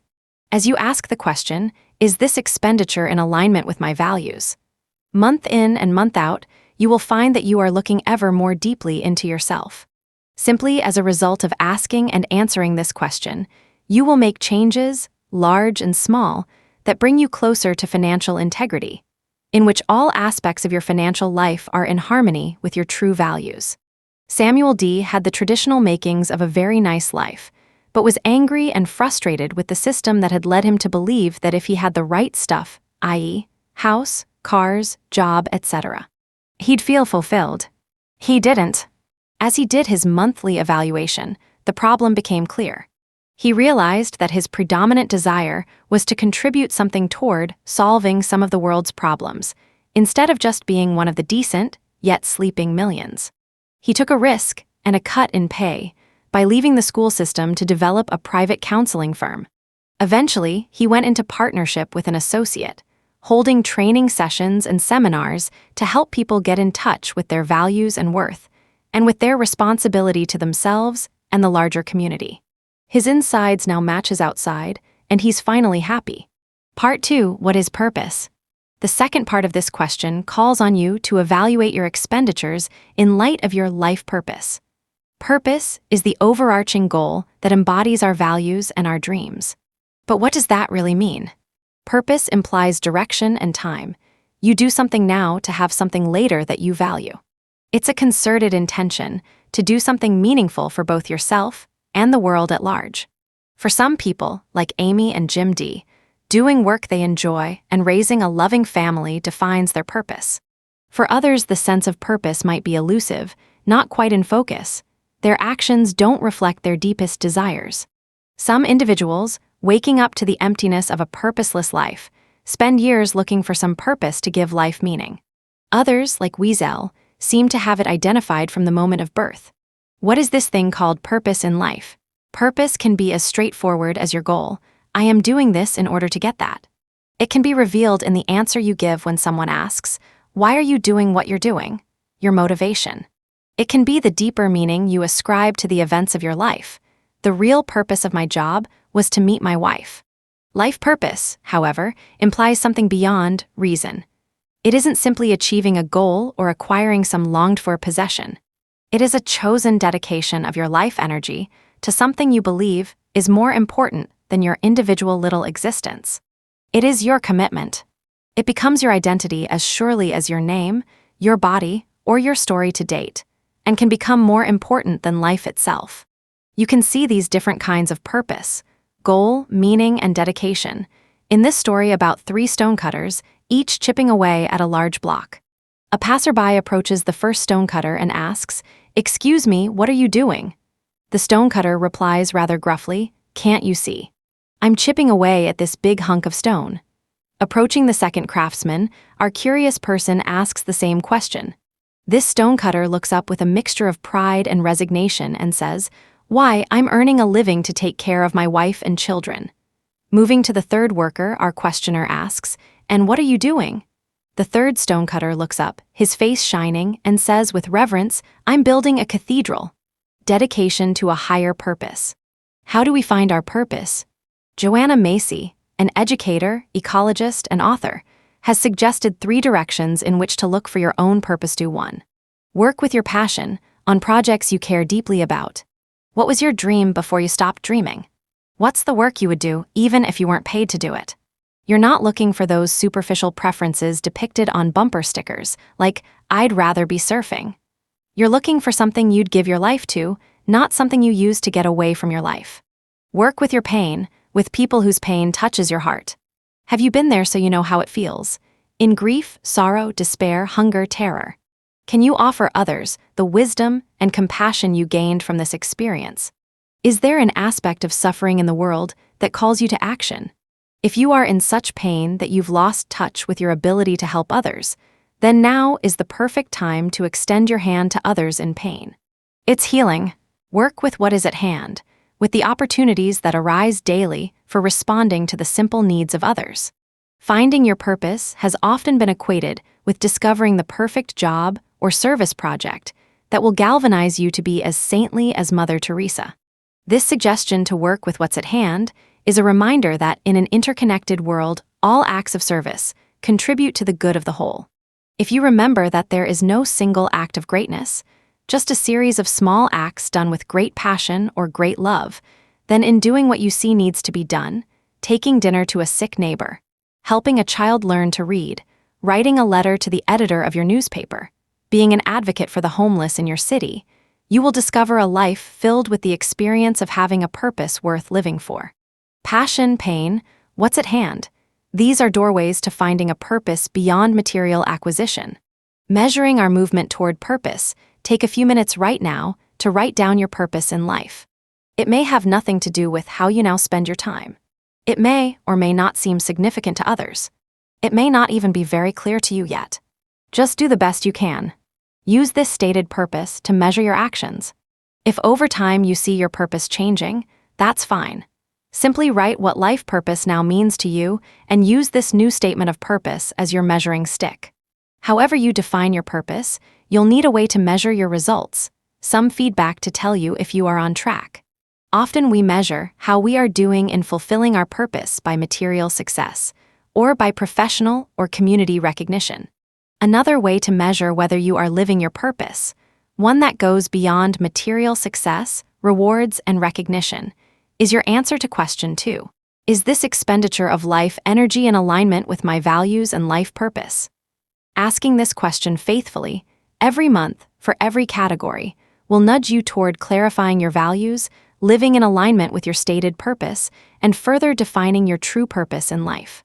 Viktor Frankl, author of Man's Search for Meaning and a survivor of the Nazi death camps, observed that there was a factor beyond intellect or psychology that allowed some people to retain their humanity in inhumane circumstances. This factor, he concluded, was meaning. The will to have meaning and purpose in life, he said, is superior to the will to have power or the will to find pleasure. He observed that being human means relating and being directed to something or someone other than oneself. 3. Going through the questionnaire in Figure Forminus 1, which is based on Frankl's profound work, will assist you in your own movement toward meaning in your life. 4. To tally your score, add the numbers you've circled. If you are below 92, you probably lack meaning and purpose in life. If you scored 92 to 112, you are indecisive or hazy regarding your sense of purpose.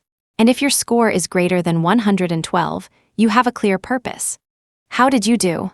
Remember that asking the question, "Is this expenditure in alignment with my purpose?" will help you connect with your sense of purpose. Your monthly tabulation maps your spending patterns onto your quest for meaning. To return to integrity, alignment of your actions with your values, you can either adjust your spending or adjust your purpose. Figure Forminus 1 Purpose in Life test for each of the following statements. Circle the number that would be most true for you. Note that the numbers always extend from one extreme feeling to its opposite. Neutral implies no judgment either way. Try to use this rating as little as possible. I am usually 1, 2, 3, 4, 5, 6, 7 completely bored, neutral, exuberant, enthusiastic 2. Life to me seems 7, 6, 5, 4, 3, 2, 1 always exciting, neutral, completely routine 3. In life I have 1, 2, 3, 4, 5, 6, 7 no goals or aims at all, neutral, very clear goals and aims 4. My personal existence is 1, 2, 3, 4, 5, 6, 7 utterly meaningless, without purpose, neutral, very purposeful and meaningful 5. Every day is 7, 6, 5, 4, 3, 2, 1 constantly new, neutral, exactly the same 6. If I could choose, I would 1, 2, 3, 4, 5, 6, 7 prefer never to have been born, neutral, like 9 more lives just like this one 7. After retiring, I would 7, 6, 5, 4, 3, 2, 1 do some of the exciting things I have always wanted to do, neutral, loaf completely the rest of my life 8. In achieving life goals, I have 1, 2, 3, 4, 5, 6, 7 made no progress whatsoever, neutral, progressed to complete fulfillment 9. My life is 1, 2, 3, 4, 5, 6, 7 empty, filled only with despair, neutral, running over with exciting good things 10. If I should die today, I would feel that my life has been 7, 6, 5, 4, 3, 2, 1 very worthwhile, neutral, completely worthless 11. In thinking of my life, I 1, 2, 3, 4, 5, 6, 7 often wonder why I exist, neutral, always see a reason for my being here 12. As I view the world in relation to my life, the world 1, 2, 3, 4, 5, 6, 7 completely confuses me, neutral, fits meaningfully with my life 13. I am a 1, 2, 3, 4, 5, 6, 7 very irresponsible person, neutral, very responsible person 14. Concerning man's freedom to make his own choices, I believe man is 7, 6, 5, 4, 3, 2, 1 absolutely free to make all life choices, neutral, completely bound by limitations of heredity and environment 15. With regard to death, I am 7, 6, 5, 4, 3, 2, 1 prepared and unafraid, neutral, unprepared and frightened 16. With regard to suicide, I have 1, 2, 3, 4, 5, 6, 7 thought of it seriously as a way out, neutral, never given it a thought 17. I regard my ability to find meaning, purpose, or mission in life as 7, 6, 5, 4, 3, 2, 1 very great, neutral, practically none 18. My life is 7, 6, 5, 4, 3, 2, 1 in my hands, and I am in control of it, neutral, out of my hands, and controlled by external factors 19. Facing my daily tasks is 7, 6, 5, 4, 3, 2, 1 a source of pleasure and satisfaction, neutral, a painful and boring experience 20. I have discovered 1, 2, 3, 4, 5, 6, 7 no mission or purpose in life, neutral. Clear-cut goals and a satisfying life purpose copyright held by Psychometric Affiliates, Box 807, Murfreesboro, TN 37133. Permission must be granted to use this test. Question 3. How might this expenditure change if I didn't have to work for money? So far, we've seen how well our purchases fulfill us and align with our values. But question 3 evaluates how much your job costs you and focuses more clearly on your life apart from work. Ask yourself, which expenses would decrease or disappear altogether if I didn't work for money? In the third column, next to your expense categories, mark a or down arrow if you think this expense would decrease, a plus or up arrow if it would increase, or a 0 if it would probably remain unchanged. If you can come up with an estimated dollar figure, write it in a separate line on the monthly tabulation. This question opens the possibility of a lifestyle in which you don't have to report to your job week in and week out. What would your life be like if you didn't work for money 40 or more hours a week? What expenses might disappear? If you didn't have to work for money, would you buy more clothes? Fewer clothes? Burn more gas? Less gas? Sell your car entirely? Move to a cheaper house farther from a center of commerce? Would you have higher or lower medical bills? Insurance costs might go up, but illnesses down. Would you still take weekend getaways and hotels? Would your travel expenses go up or down? Would you no longer reward your hard work with brand new Gazingas pins? What do you now spend to simply compensate for doing a job that claims the majority of your waking hours? You don't have to know precisely what you would do if you didn't have to work for money. You don't even have to want to do anything other than your job. You just need to ask the question of each expense category. How would expenditures in this category change if I didn't have to work for a living? Remember, no shame, no blame. You aren't violating your commitment to your profession by asking that question, nor are you expressing disloyalty to your boss or dissatisfaction with your job by considering how you might spend your money if you were doing something else. If you love your job, the simple monthly exercise of asking this question will only increase your job satisfaction because you will increase your certainty that you are there by choice. By asking question 3, you may find yourself coming to a startling conclusion. If you weren't spending most of your time making money, life could be a whole lot cheaper. Because your days are consumed by your job, you need money to handle every other aspect of your life, from daycare to home repair, from entertainment to being listened to with compassion. You will discover that financial independence has this independence from needing money to meet my needs component, quite the opposite of financial independence as being rich enough to pay a multitude of minions to do everything for me. Assessing the 3 questions, now take a look at your tabulation sheet. Find all of your marks or down arrows. Note which subcategories didn't meet your criterion for question 1. You did not receive fulfillment in proportion to the amount of life energy spent. Which ones didn't measure up on question 2? This expenditure was not in alignment with your values and life purpose. And which ones are expenses that would change significantly if you didn't have to make a dime? Do you see any patterns? What have you learned about yourself? Don't punish yourself and don't resolve to do better next month. Remember, this is not a budget. Simply use this information and any insights you've gained to assist in clarifying your values and purpose. Remember, no shame, no blame. Step 4 is truly the heart of this program. Don't worry if your life purpose or your internal yardstick are not crystal clear. For some individuals, this program has been the process by which they define their values and purpose. Trust that asking and answering the 3 questions month by month, year by year will clarify and deepen your understanding of fulfillment and purpose. The steps of this program work synergistically, building upon and enhancing one another. So just relax and do the steps. All of them, with integrity. And remember, no shame, no blame. This is simply an information gathering process. It is the first step toward reprogramming yourself. Any unconscious, addictive patterns of spending will be exposed and identified when you bring them into the light of honest evaluation and clear, numeric expression. The point is not to drive yourself to change through guilt or self-criticism. The point is to adjust your spending until you have zeros or pluses for all your categories. Here are a few reminders about working with Step 4 to maximize your benefits. Getting to enough. In Chapter 1, we talked about the fulfillment curve and that interesting place at its peak called enough. You have enough for your survival, enough for your comforts, and even some special luxuries, with no excess to burden you unnecessarily. Enough is a powerful and free place, a confident and flexible place, and it's a place that you will define for yourself numerically as you follow this program. Asking the 3 questions is the primary tool for defining, experientially, how much is enough for you. You will do it each month, but you may find them coming to mind with each purchase you consider making.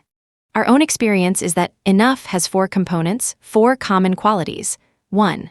Accountability. Knowing how much money is flowing into and out of your life is basic financial intelligence. Clearly, if you never know how much you have or where it's all going, you can never have enough. An internal yardstick for fulfillment. As we pointed out earlier, you can never have enough if you are measuring by what others have or think. It's like trying to go up a down escalator. Other people's opinions are fickle.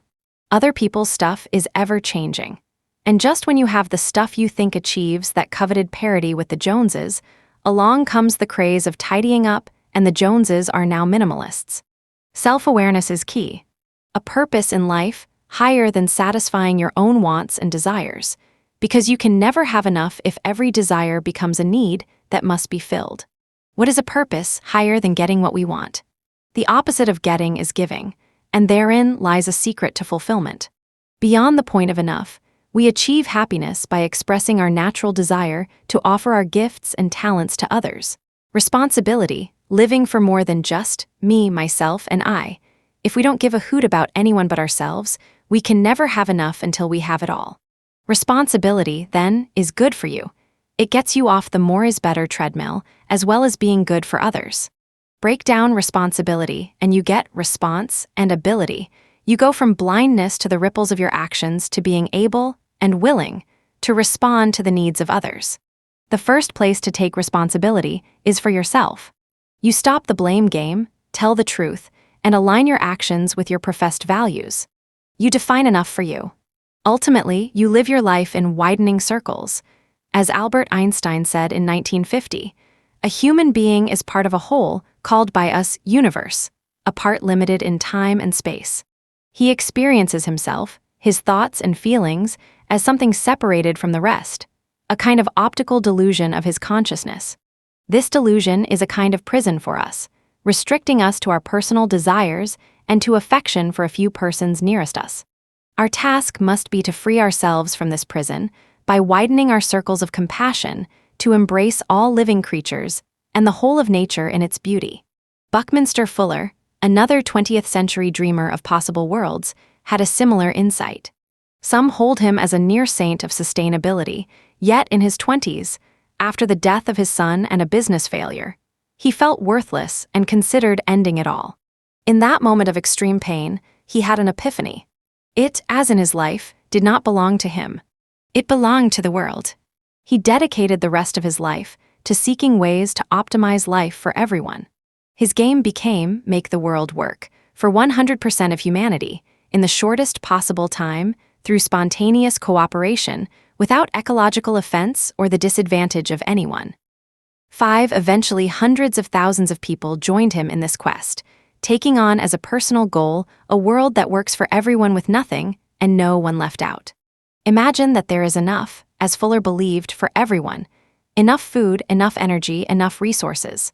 Imagine, as Einstein told us, that we could widen our circles of compassion to embrace all living creatures.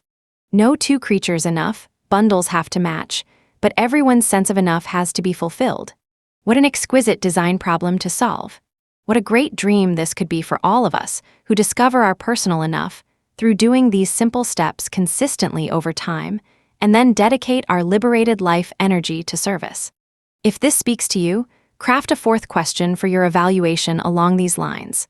What would expenditures in this category look like in a just and compassionate world where everyone had everything they needed for a life they loved, now and in the future? Rephrase that however you like.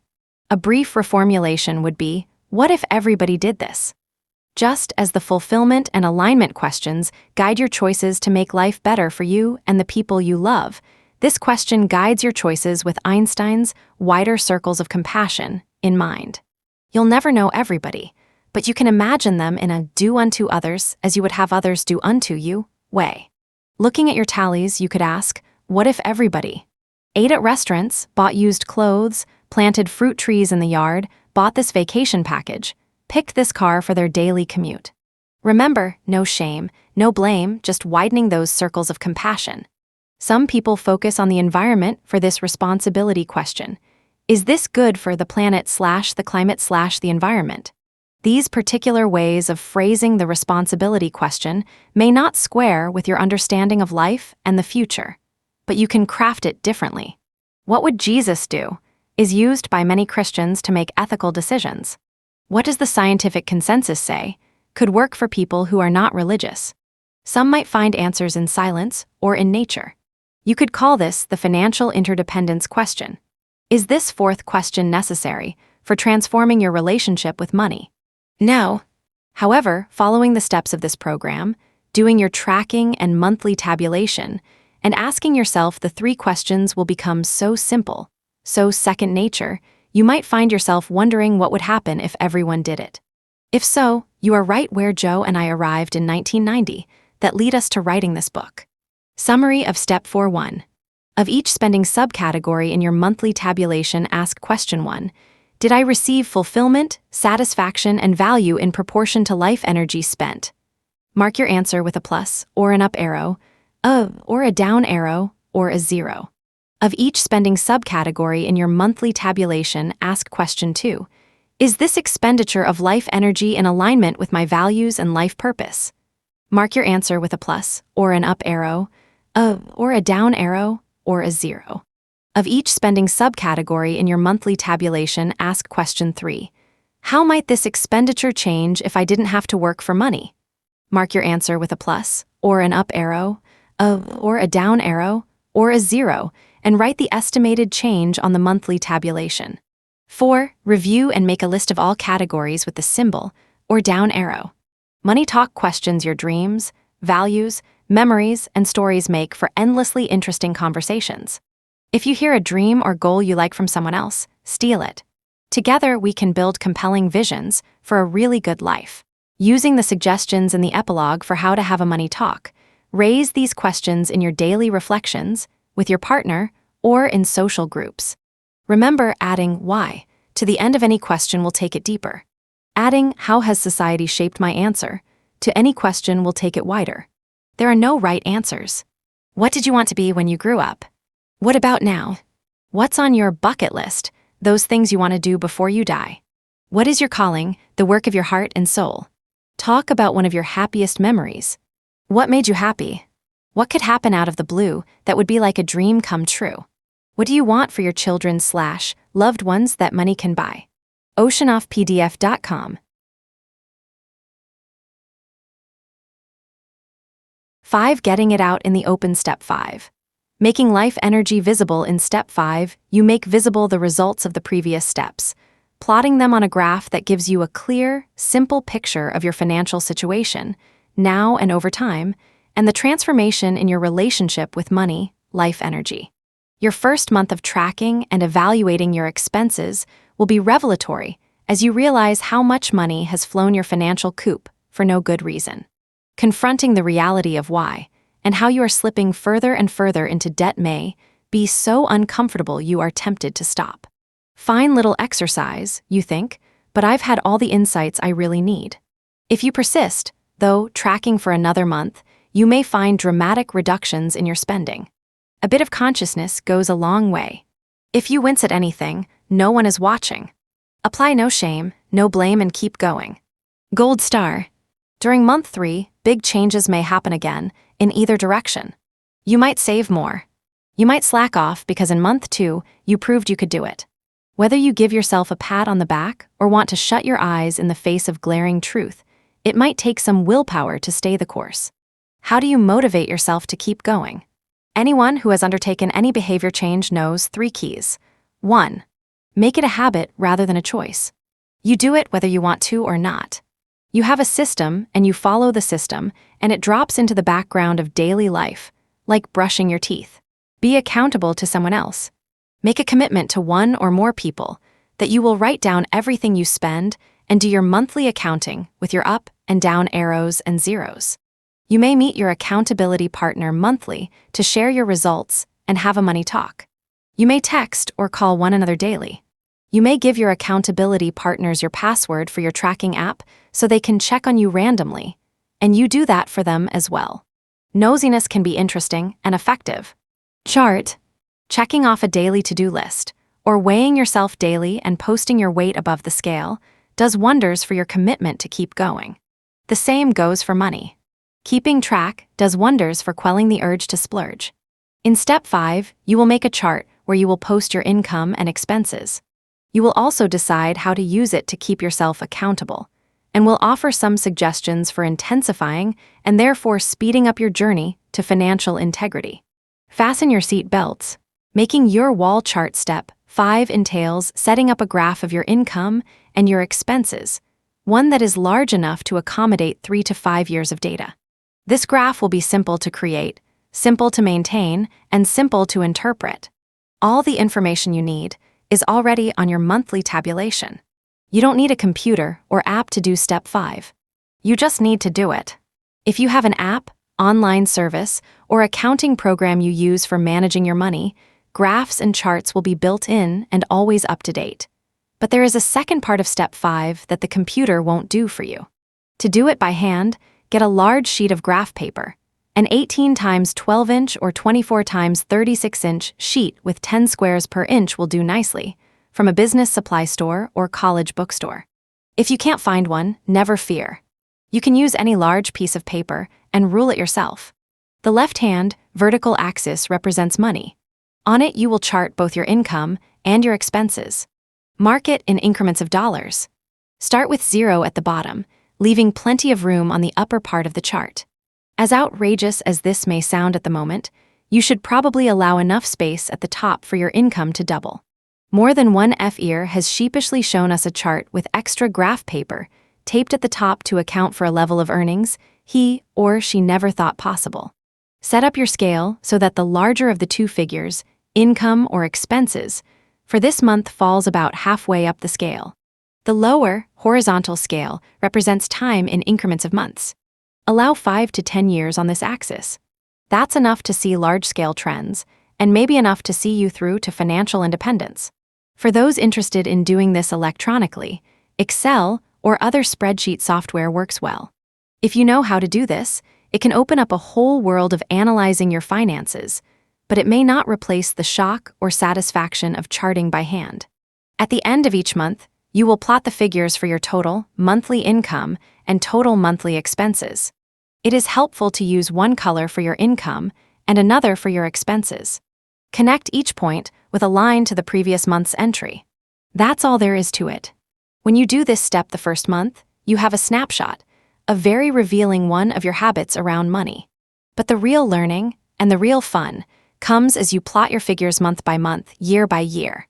Your wall chart will take the static snapshot of monthly tabulations and add the dynamic dimension of time, making vivid your movement toward the goal and your progress over time. Your graph will also move you, renewing your commitment to keep going. The initial purge and splurge cycle. In the first month of recording your figures, you might confront one of our national foibles. Your income entry may well be lower than your expenses entry.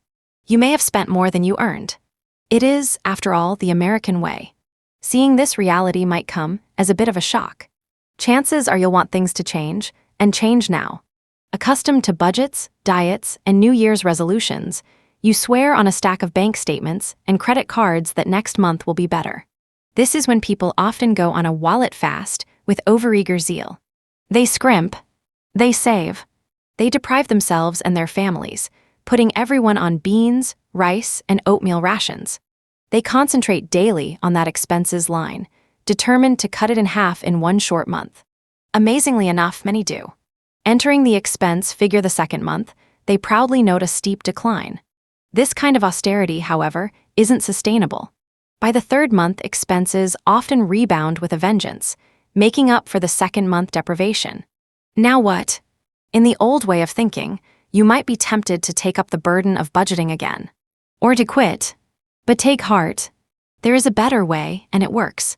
Elaine H., the computer programmer we met in Chapter 1 who hated her job but couldn't find a way out, had no trouble setting up her wall chart. Numbers and tracking were her business. While she had acquired many trophies to prove her success, her wall chart looked no different from those of many other American dreamers. Her expenses were higher than her income. What I saw truly shocked me. I had no idea I spent more than I earned. But there it was, income $4,400 for that month and expenses $4,770. She felt challenged. If the odds were against spending less than you earn, she wanted to beat the odds. She decided to experiment on ways to lower her expenses. Rather than going out to lunch with her coworkers or even ordering less expensive meals, she brought her lunch from home. For a month, she bought no new clothes or dinners out. After all, you can endure anything for a month. Lo and behold, by month 2 her expenses had dropped way below her income. She'd proved she could do it. I was elated. The next month, I paid less attention, returning to my old shopping habits and wiping out much of the financial gain of the previous month. My wall chart looked bad, and she realized that instead of trying to change the chart, she would need to change herself. How did this change in spending happen? Elaine explains that as she followed the steps of the program and noted her successes, her self-esteem rose. She saw that she could do it, and her dissatisfaction turned into a drive to do the best job she could. This spirit transformed her experience of working, surprising her as much as it surprised her supervisors. Within 4 months, I was debt-free, and my expenses were down to $1,640. I had cut my grocery bill from $359 a month to $203 without even trying. Perhaps part of it was that I was happier on my job, so I needed fewer treats. My restaurant bill dropped to $77 a month from $232, just by eating out only when I really wanted to. I moved to a house for less rent that was closer to work, so my gas bill was 60% lower. My medical costs were also cut in half, most likely for the same reason my food bill went down. I was enjoying my job more and had no need to get sick. None of this felt like deprivation. I wasn't struggling to spend less. It didn't even feel like I was doing anything in particular. It all happened gradually. Through the years, she'd spent thousands of dollars on seminars that were designed to change everything from her self-esteem to her effectiveness on the job. But the change never lasted. So what was different this time? A major component was the wall chart. The wall chart seemed to be a challenge to the way she was living her whole life. It drew a picture of her spending habits, graphically showing her why there was not enough money at the end of the month. See Figure 5-1. The wall chart reminds us that transforming our relationship with money doesn't happen in a blaze of insight. You need to do the steps faithfully, and that takes time and patience. Impatience, denial, and greed are actually part of what is being transformed. It takes time to reflect on our lives and see if we still want to go where we're headed. Reading this book may take only a few days, but transforming your relationship with money will happen over time. By observing your reactions to your wall chart instead of getting upset about it, you will be clearing away the attitudes and beliefs that got you where you are today. There are 2 keys to making this process work for you. 1. Start. Keep going. Figure 5-1 Elaine's wall chart. With expenses, we often hear that the journey of 1,000 miles begins with a single step. What we don't hear as often is that you arrive at your destination by hundreds of thousands of additional small steps forward. Keep taking those steps. Eventually, you'll begin to experience the magic of this process. Without even trying, you'll find your expense line heading down. How the 3 questions can save you money. Remember those 3 questions in Step 4. You will be finding out the profound effect these questions have on your consciousness about money and consequently on your wall chart. Automatic lowering of expenses. Question 1 is, did I receive fulfillment, satisfaction, and value in proportion to life energy spent? Asking this question every month about each of your spending categories increases your consciousness about your choices and thus results in an automatic reduction in your total monthly expenses, giving you the pleasure of seeing the expenses line on your chart go down. As we saw in Chapter 4, greater consciousness about which expenditures actually bring us happiness and which do not activates our survival mechanism. In fact, you are reprogramming yourself. Each of your marks are an affront to your survival instinct, that automatic movement toward pleasure and away from pain. This powerful mechanism becomes an ally as you become aware that some expenditures that you thought brought pleasure, or that you simply incurred out of habit, are actually not fulfilling or pleasurable at all. Remember our Gazingas pins. You will soon know what yours are. Those blinding moments of awareness as you catch yourself about to spend your life energy on yet another Gazingas pin will all add up to lower expenses. Let's see how this works. In the past, when you tried to change your habits and thus increase your experience of satisfaction, you didn't have an accurate overview of your spending patterns.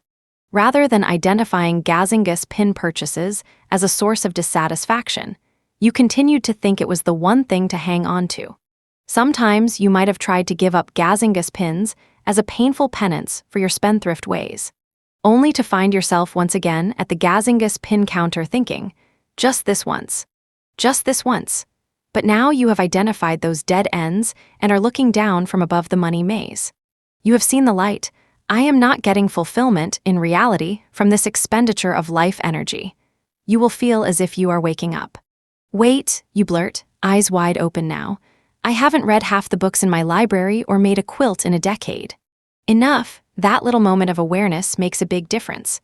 Now that you've solidified the link between how you spend your money and how much fulfillment you get, your Gazingas pins no longer retain their old grip on you. Now you can be in line with yourself. You're neither fighting yourself nor trying to buy happiness and satisfaction.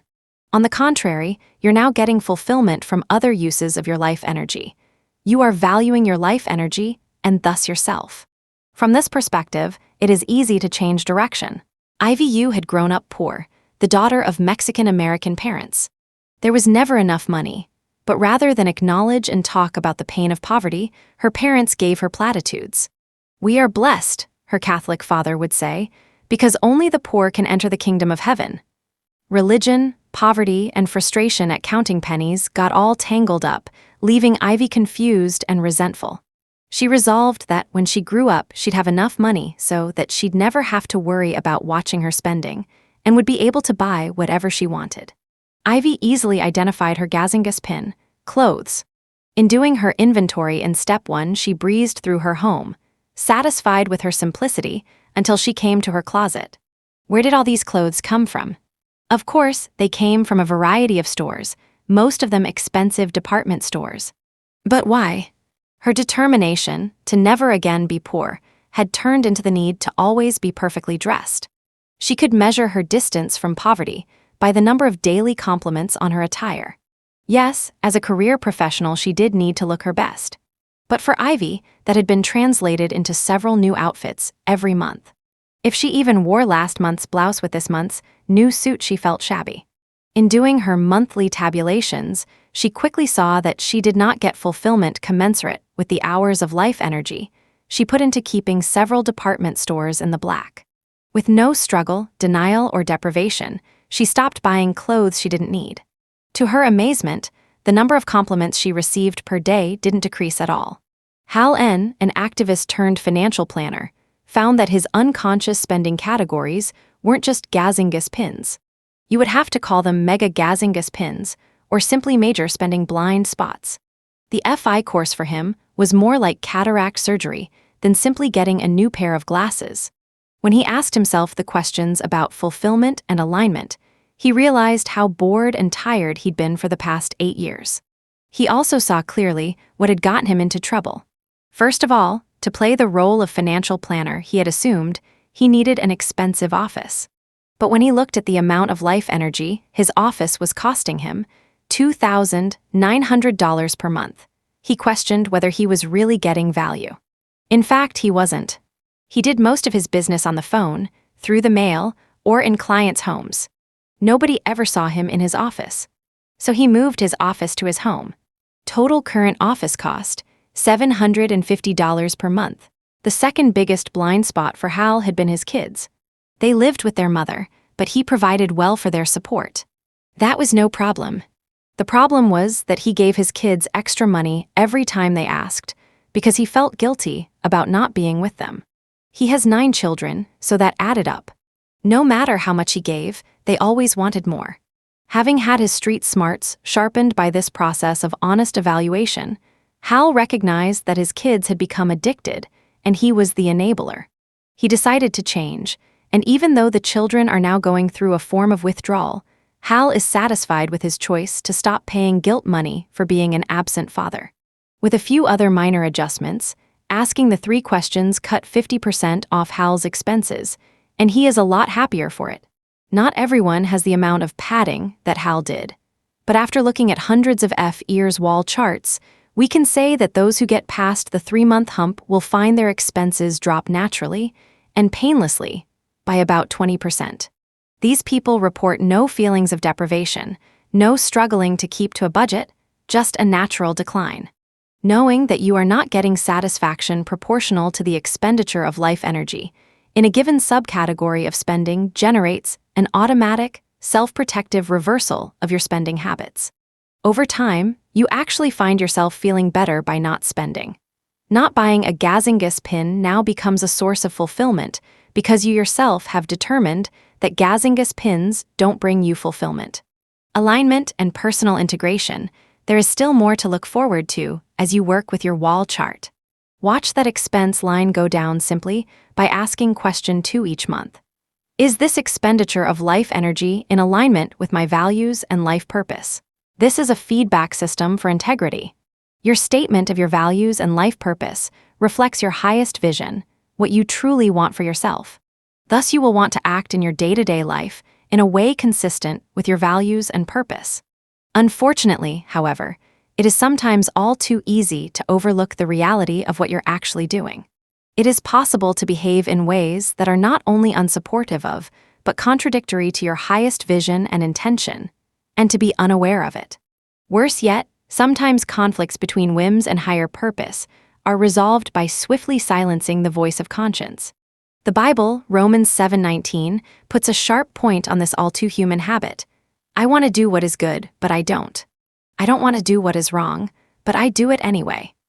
The data on how you spend your life energy provides a nitty-gritty, tangible measure of that integrity, which is an invaluable support in keeping your material life in line with your ideals and goals.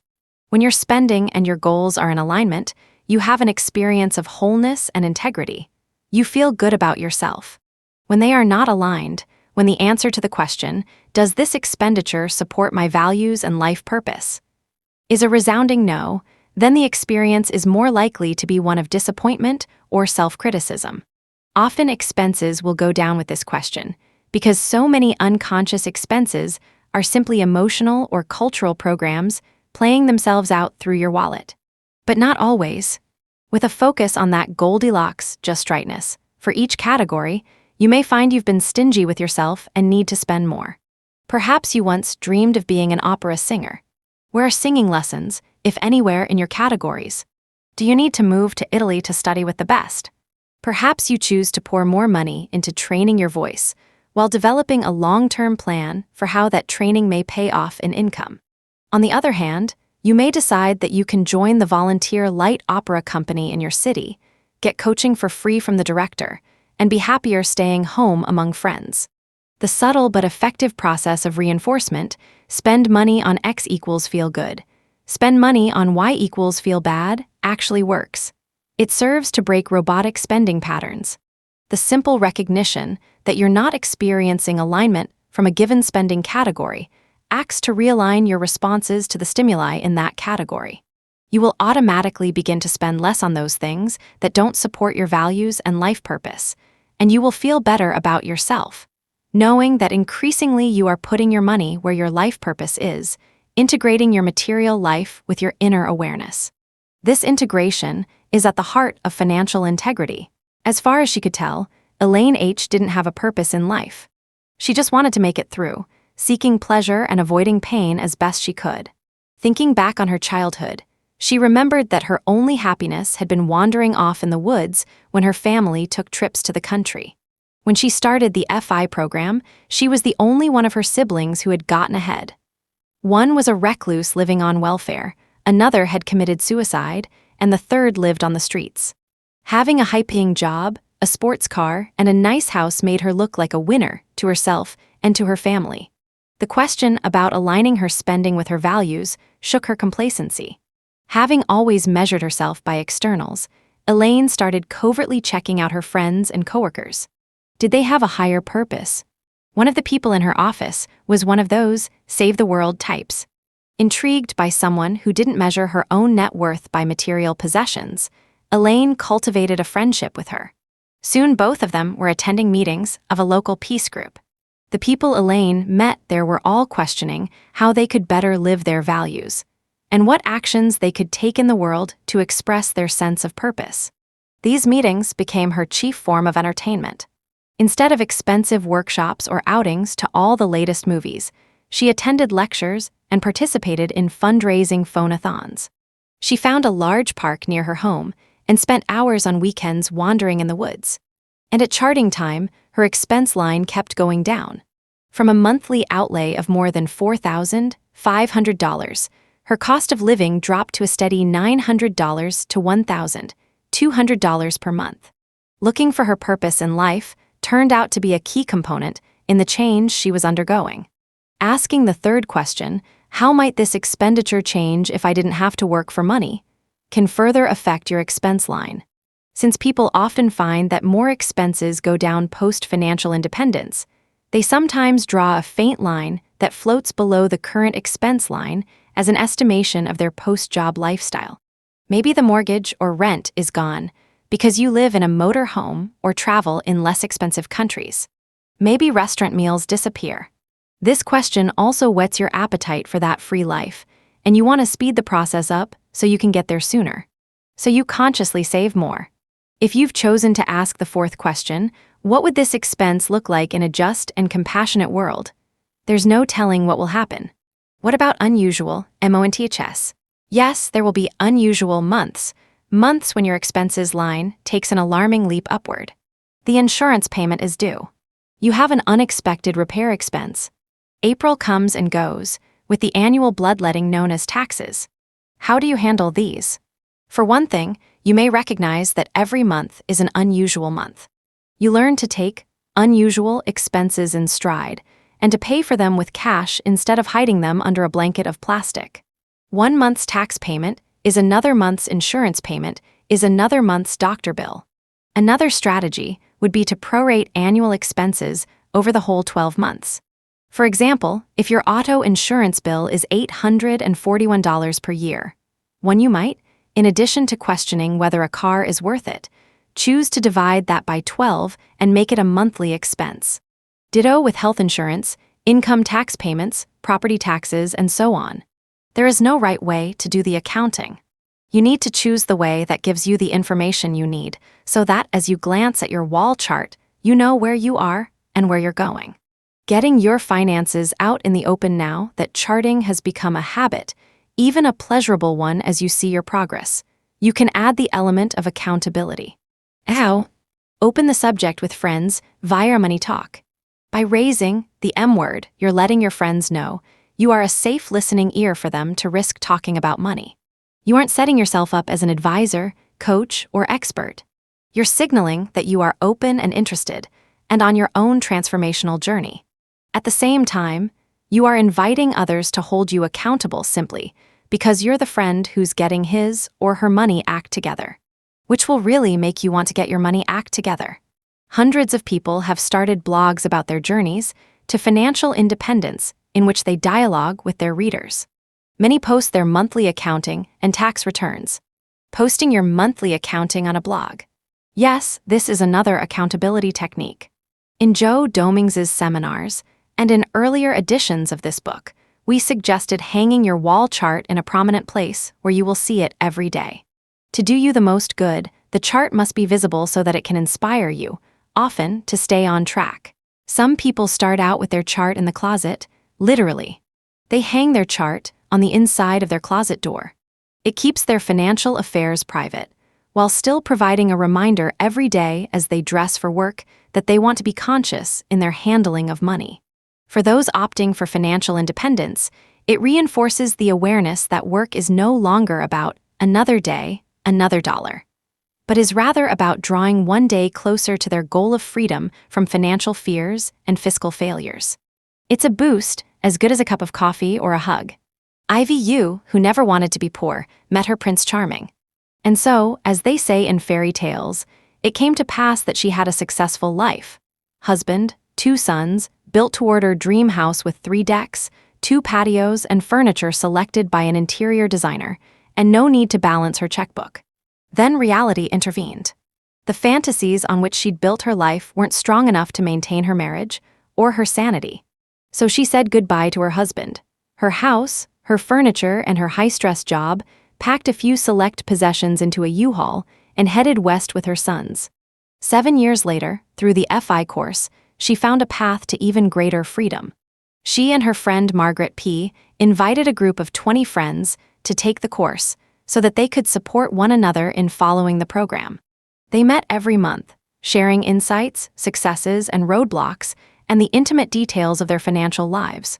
When Ivy did her chart, she challenged herself to bring it to the group, and some of her ancient fears reappeared. Her first thought was, my parents would think I'm crazy. You don't show people how much you earn and spend. It's not in good taste. What was that reluctance?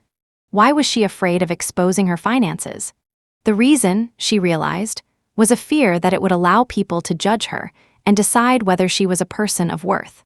They could sum her up with a few numbers and discard her if she fell short. With the same resolve that had helped her to leave her marriage, she took her chart to the group. The fear melted, and something inside her relaxed about money. What she spent was just what she spent. Her income was just her income. She could tell it to someone as easily as she could tell someone the color of her living room couch. It was no big deal. Over time, you may find that your feelings about your chart change as a reflection of changes in your relationship with money. The chart becomes a representation of how well you are living your values, something that reflects the care you are taking with every decision about your material world. It becomes a source of pride, not arrogance, but that kind of deep satisfaction that comes with integrity. Once this happens, many people find that they feel so good about their progress that they bring their chart out of the closet and hang it on a wall. Stop a minute and reflect on your own feelings about your current relationship with money. How would you feel about hanging this graphic representation of your financial affairs on your living room wall, right out where everyone who comes into your house could see it? Would you feel at ease or uneasy? The degree of your discomfort is a measure of the degree of your financial disease. Don't worry. That uneasiness will disappear as you follow the steps of this program. Financial independence, as a byproduct of doing the steps, people who put the steps of this program into practice report that the process of transforming their relationship with money becomes both challenging and fascinating. Recording every penny becomes an enjoyable ritual at the checkout counter. And it also sparks some interesting money talks with people who want to know what you're up to in a grocery line or around a table somewhere. Monthly tabulation time is a highlight. Asking the 3 questions provides a quick yet penetrating check-in with your values and life purpose. Entering income and expenses on the wall chart becomes a time to reflect on the truth of your consciousness around money. After a few months or a year of following these steps, you will begin to notice a stunningly satisfying byproduct of the process. As you consistently earn more than you spend, you eventually get out of debt and accumulate savings. Does some of this seem impossible, considering your particular financial situation? It's not the conditions of your life, but how you interact with them that will allow you to move forward.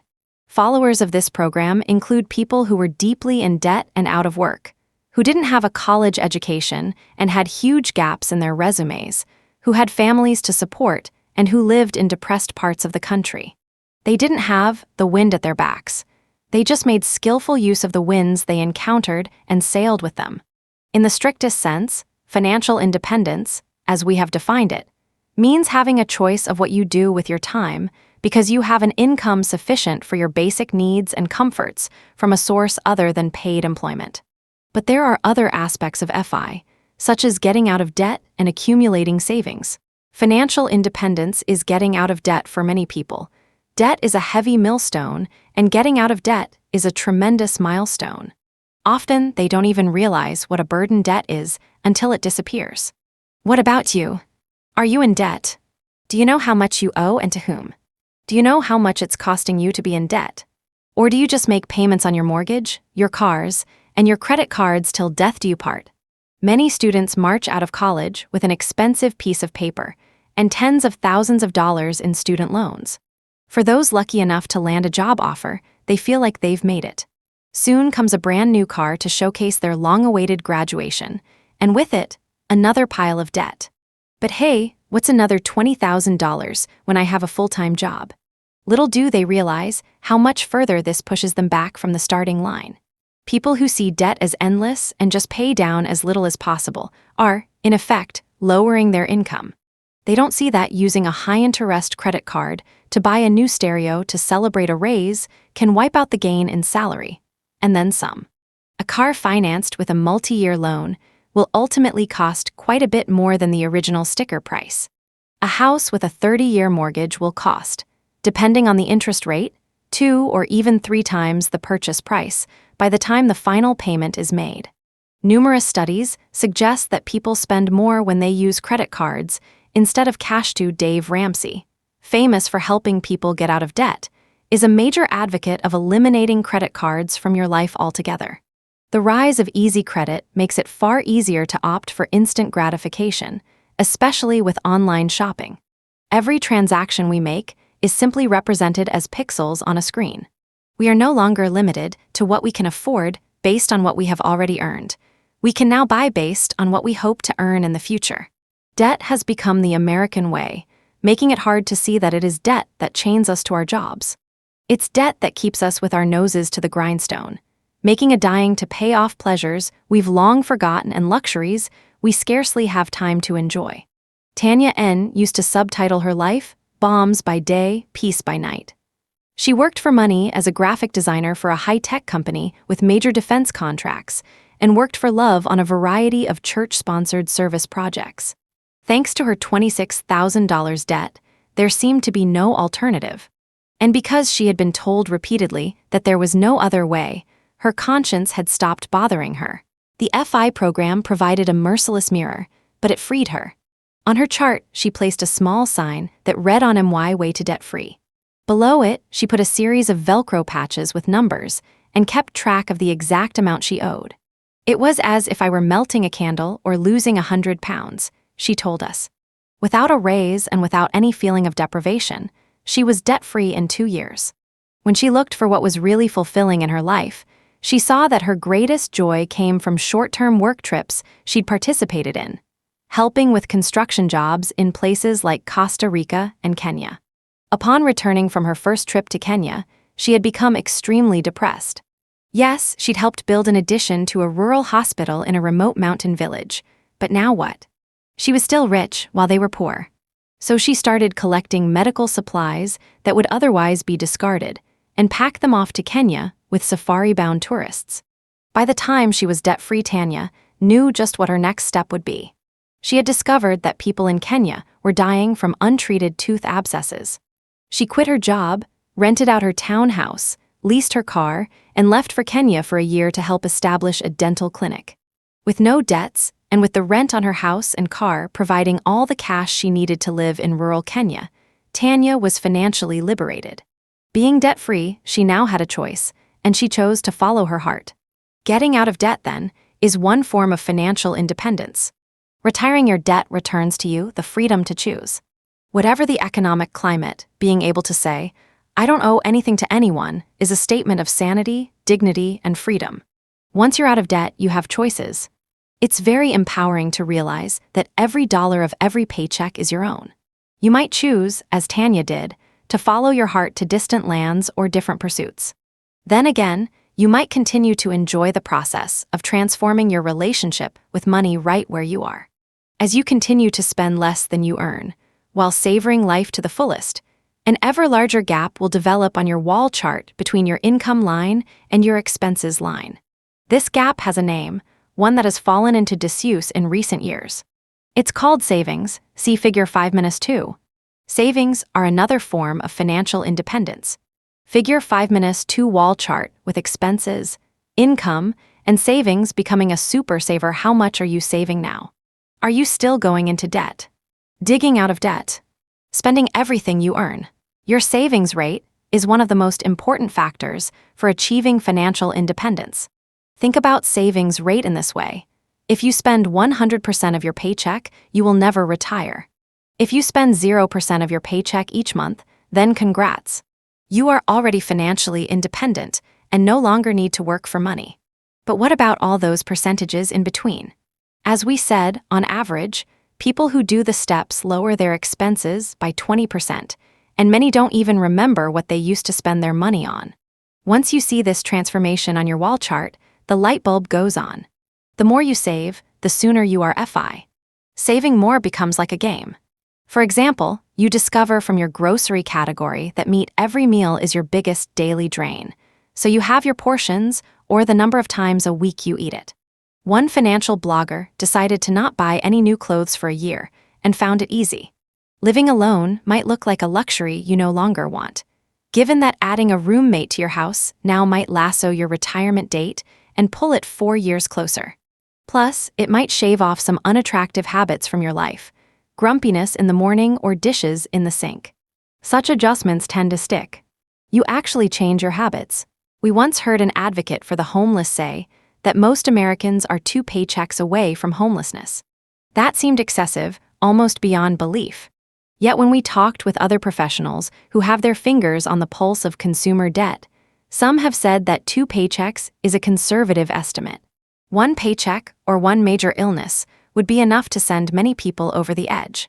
A 2015 U.S. Federal Reserve Board report found that 47% of Americans would have to borrow money or sell something to cover a $400 emergency expense. How can one of the richest nations to ever exist have so many of its citizens barely making ends meet? With savings, unemployment is not a tragedy. If you lose your paycheck but have savings, you need not lose any of your possessions.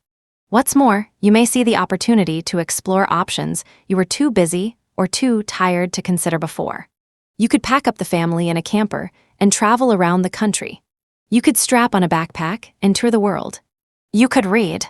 You could do every household project on your list. You could learn a new trade.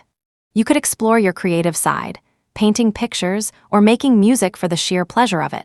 You could spend the whole year in a systematic job search for the work that suits you to a T. You could get your GED, BA, or MA and qualify for a whole new level in your chosen field of work.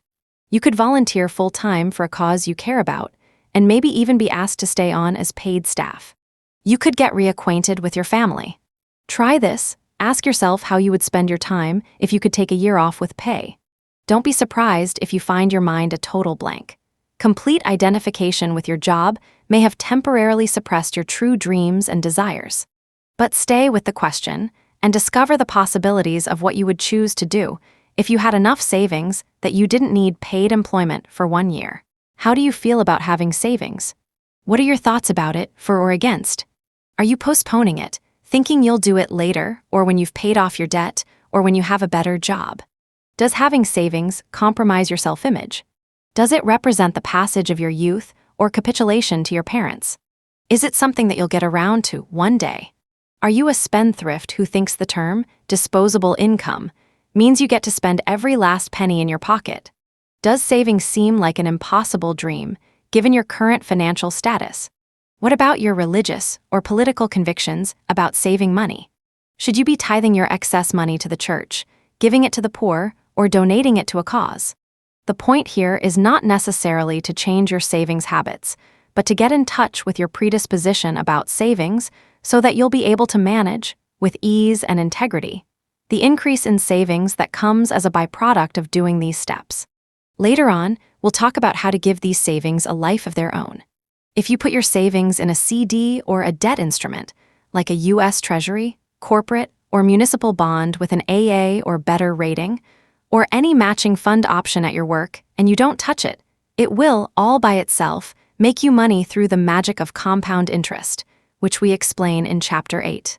The sooner you start, the more you'll have. It's as simple as that. This is why parents establish savings accounts for their children at young ages. While your savings percentage will change with time, the intentional act of allocating something to a savings account or safe investment is the same as saving money on a consumer purchase through smart shopping. In both cases, you get more for less. Savings, then, are a form of financial independence. Savings can give you new courage at your job and new energy to explore the neglected parts of your life. Savings pave over the lean times in freelance or seasonal work. Savings relax any unconscious fear of homelessness. Savings keep you from making bad choices out of desperation. Saving money also builds the potential for freedom, from future emergencies, from being in debt, and from working 9 to 5 until 65. Saving money is like building a dam on a river. The water that builds up behind the dam has an increasing amount of potential energy. Allow your life energy, money, to accumulate in a bank account, and you will be ready to power anything from painting your house to reorienting your life. All this from a graph. There is nothing magical about the wall chart. You can enter your numbers at the beginning of the month and ignore it the rest of the month, and nothing will happen. But if you interact with it, keep it in plain sight, listen to what it's telling you, and keep going, you will notice changes over time. Part of financial intelligence is the continuing awareness of your earning, spending, and saving patterns over time. It is a constant reminder of your commitment to transform your relationship with money. It counters the out of sight, out of mind syndrome. It keeps you aware of your intention to change your unconscious spending habits. It is a feedback system, showing you at a glance, clearly and graphically, your current status and your progress toward your goal. You don't have to haul out your piggy bank or your monthly tabulations to see how you're doing. The 2 lines on your graph are either going up or going down. It can be an inspiration, an experience of satisfaction with the progress you're making that spurs you to even greater heights. When you are down in the weeds of daily life, a glance at the wall chart can remind you of the beautiful life you are seeding. It can be a motivation, a prod to keep you on track when discouragement creeps in or your energy flags. When temptation strikes, the thought of facing your wall chart at the end of the month might help you make a healthier choice. It puts your integrity on the line, visibly. It is hard, or at least harder, to lie to yourself about your progress in the presence of your wall chart. It is a continuing suggestion that you honor your life energy. Your income represents many hours of your precious tenure on this beautiful earth, and your expenses represent ways you've chosen to use those valuable hours. The wall chart reminds you to steward this resource of time as well as possible. It can stimulate your interest in personal finance, a skill you can improve through reading books, listening to podcasts, taking courses, and talking with friends who actually know more than you do. Finally, it enlists continuing support. By having it on the wall where others can see it, you're inviting interest and participation. It helps to have your friends and relatives cheering on the sidelines. Think about the money talks you'll have. Final inspiration from Linda and Mike Lenich Linda and Mike Lenich started the 9-step program in July 1992, soon after they heard about it on the radio. At that time, they were $52,000 in debt, car loan, and mortgage. By July 1993, simply by following the steps, including the supercharged motivation that came from their wall chart, they were debt-free. But this isn't the total story. If you look at their chart, you'll see they trace their debt back to 1986, when it was at $75,000 plus. That was when they were following a surefire make-a-million beat-the-market, stock, and commodities scheme that plunged them for a while in up to $125,000 of debt. Part of Mike's love of your money or your life was that this program worked because they became aware, committed, and conscious. He never again wanted to experience the gut-wrenching, face-blanching panic that struck when the surefire scheme precipitously failed. Taking the slow and steady route, they still achieved FI many years ago. Linda has dedicated much of her time since to her great love, quilt making. Mike cultivated his guitar playing, and even now makes some side money playing gigs in clubs. For many years, he also led groups applying the steps of the program to their lives, and even now uses his money smarts to help older people manage their retirement savings. Figure 5-3, the Lenich's savings and salary chart summary of Step 5 Make and Keep, up-to-date a chart of your total monthly income and your total monthly expenses. Look at it often. Share it with others. Money Talk Questions social support is a key to behavior change. It keeps you inspired and accountable. Using the suggestions in the epilogue for how to have a money talk, raise these questions in your daily reflections, with your partner, or in social groups. Remember, adding why to the end of any question will take it deeper. Adding how has society shaped my answer to any question will take it wider. There are no right answers. How much money do you need to be happy? What or who can help you change your relationship with money? What might change if you could know what others, a friend, date, boss, stranger, earn? What motivates you to save? What helps you save money? oceanoffpdf.com. 6. The American Dream. On a shoestring, it is both sad and telling that there is no word in the English language for living at the peak of the fulfillment curve, always having plenty, but never being burdened with excess. The word would need to evoke the careful stewarding of tangible resources, time, money, material possessions, coupled with the joyful expansion of spiritual resources, creativity, intelligence, love. Unfortunately, you can't say, I'm enouging, or I'm choosing a life of enoughness, to explain the mixture of affluence and thrift that comes from following the steps of this program. The terms simplicity and minimalism address the lack of excess, but can seem austere or even monastic. The technique of tidying up adds the desire to spark joy, but is still focused mostly on stuff and not on the deeper issues of time, money, and fulfillment. The word frugality used to serve that function, but by the middle of the 20th century, it seemed like a quaint notion of Depression-era grandparents. How did frugality lose favor? It is, after all, a perennial ideal across time and cultures, as well as a cornerstone of the American character. In ancient times, both Socrates and Plato praised the golden mean. Both the Old Testament, "Give me neither poverty nor wealth, but only enough," and the teachings of Jesus, "Ye cannot serve both God and money," extol the value of material simplicity in enriching the life of the spirit. In American history, well-known individuals Benjamin Franklin, Henry David Thoreau, Ralph Waldo Emerson, Robert Frost, as well as groups Amish, Quakers, Hutterites, Mennonites, have carried forward the virtue of thrift, both out of respect for the earth and out of a thirst for a touch of heaven. And the challenges of building our nation required frugality of most of our citizens. Indeed, the wealth we enjoy today is the result of centuries of frugality. As we said earlier, the more is better consumer culture is a Johnny-come-lately on the American scene. Our bedrock is frugality, and it's high time we made friends again with the word and the practice. Let's explore this word frugality to see if we can't redeem it as the key to fulfillment. The pleasures of frugality: we looked up frugal in the dictionary and found practicing or marked by economy, as in the expenditure of money or the use of material resources. One that sounds about right, a serviceable, practical, and fairly colorless word. None of the elegance or grace of the enoughness that ears experience.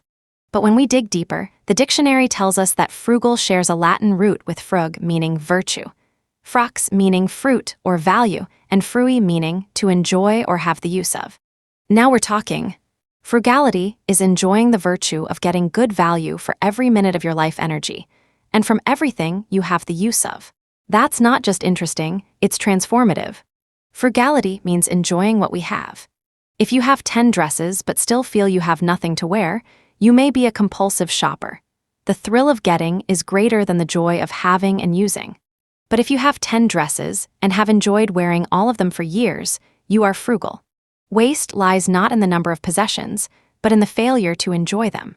Your success at being frugal is measured not by your penny pinching, but by your degree of enjoyment of the material world. Enjoyment of the material world. Isn't that materialism?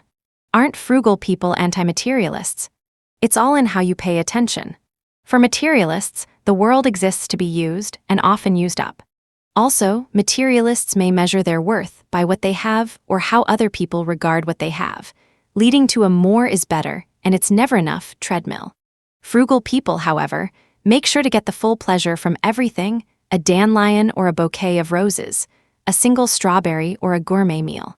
A materialist might consume the juice of 5 oranges as a prelude to a pancake breakfast.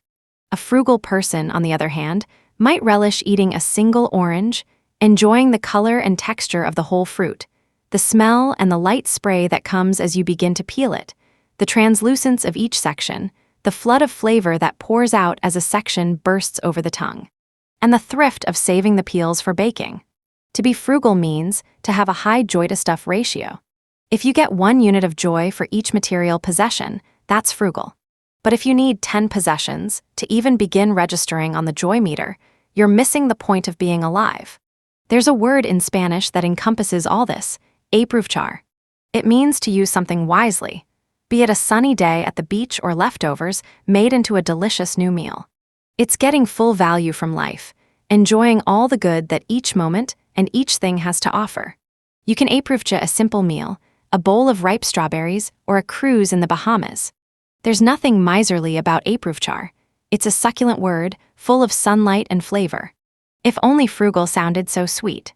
The more is better, and it's never enough mentality in North America fails the frugality test not solely because of the excess, but because of the lack of enjoyment of what we already have.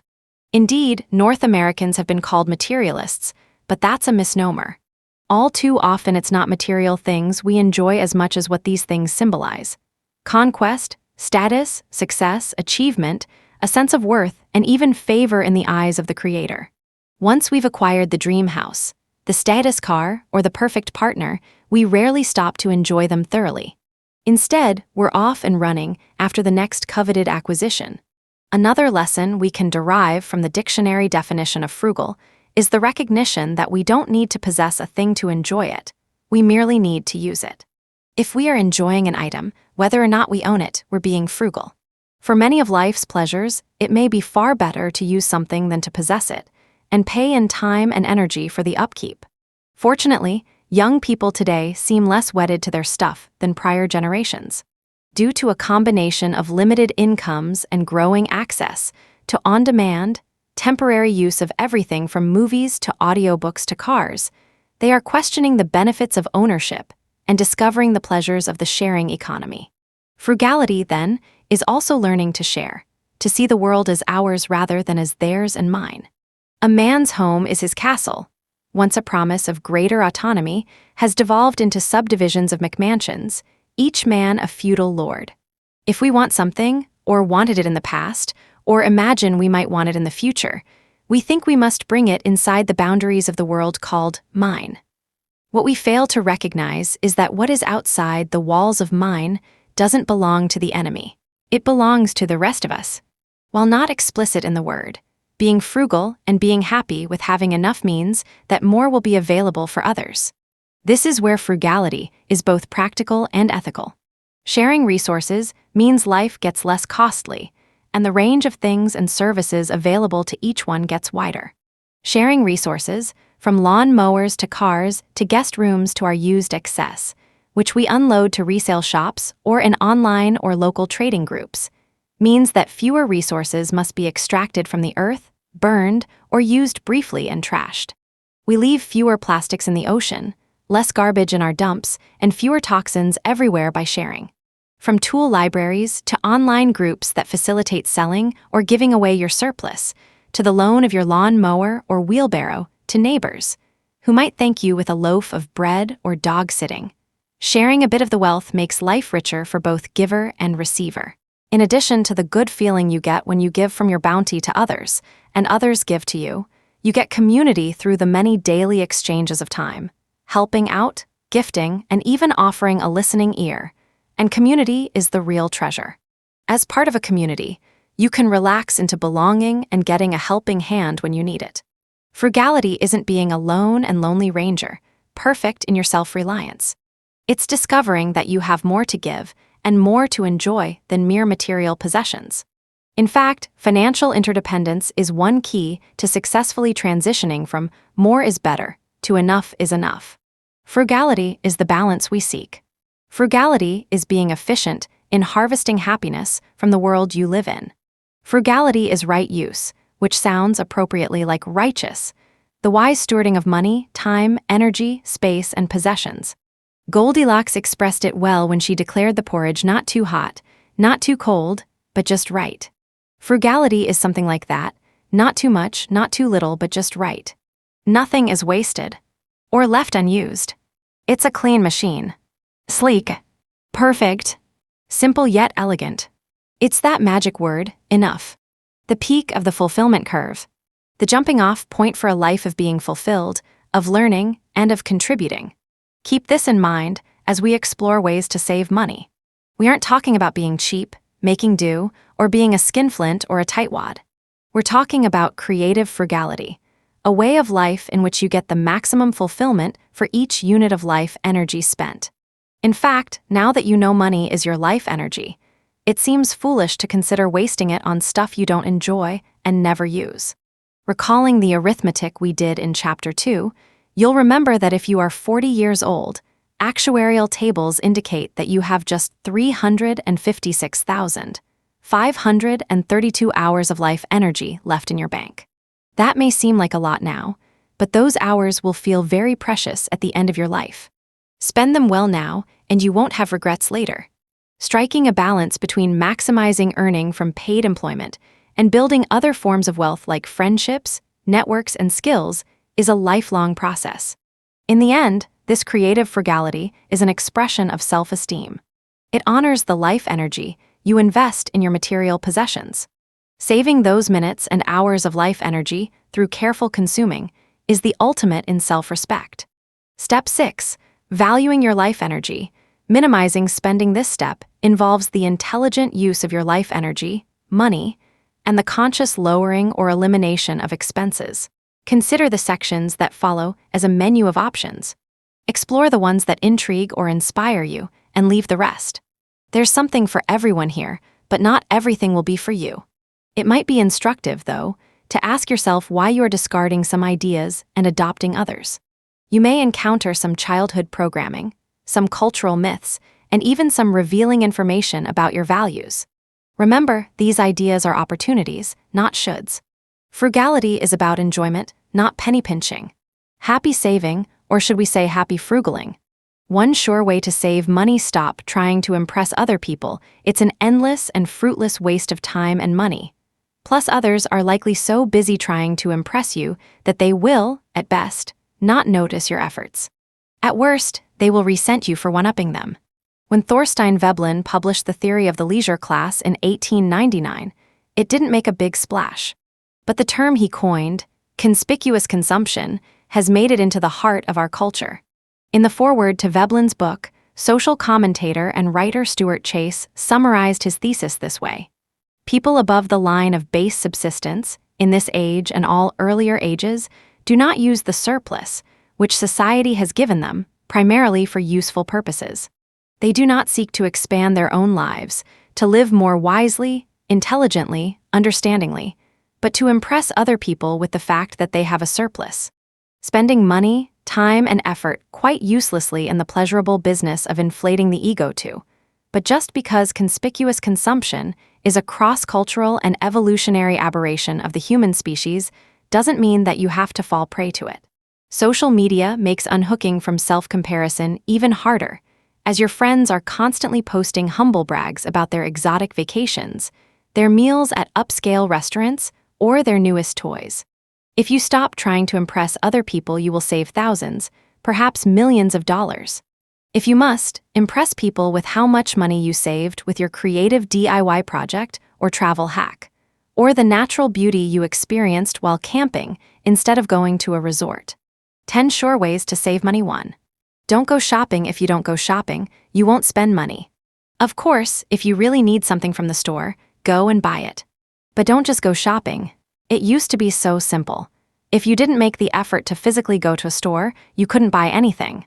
Now, with a tap on your phone, just about anything in the world can be delivered to your doorstep within days or even hours. Even if you choose not to actively shop online, being connected at all means you are constantly exposed to advertising that's increasingly targeted to your wants and needs, filling your screens, feeds, and inboxes with relevant offers to help you part with your money. News content, which used to be sacrosanct, is intermingled with paid advertorials. Used wisely, these offers can help you get things you need for less. But it's also much easier to waste your money on stuff you don't need when you don't have to get in your car and drive to the mall. In the offline retail world, a 2014 scientific telephone survey of 1,000 adult Americans found that 75% said they had made an impulse buy. Those spur-of-the-moment purchases you didn't intend to make when you entered the store. Excitement was the biggest stimulus overall, but men tended to buy while drunk and women while bored or sad, with both genders doing it when angry.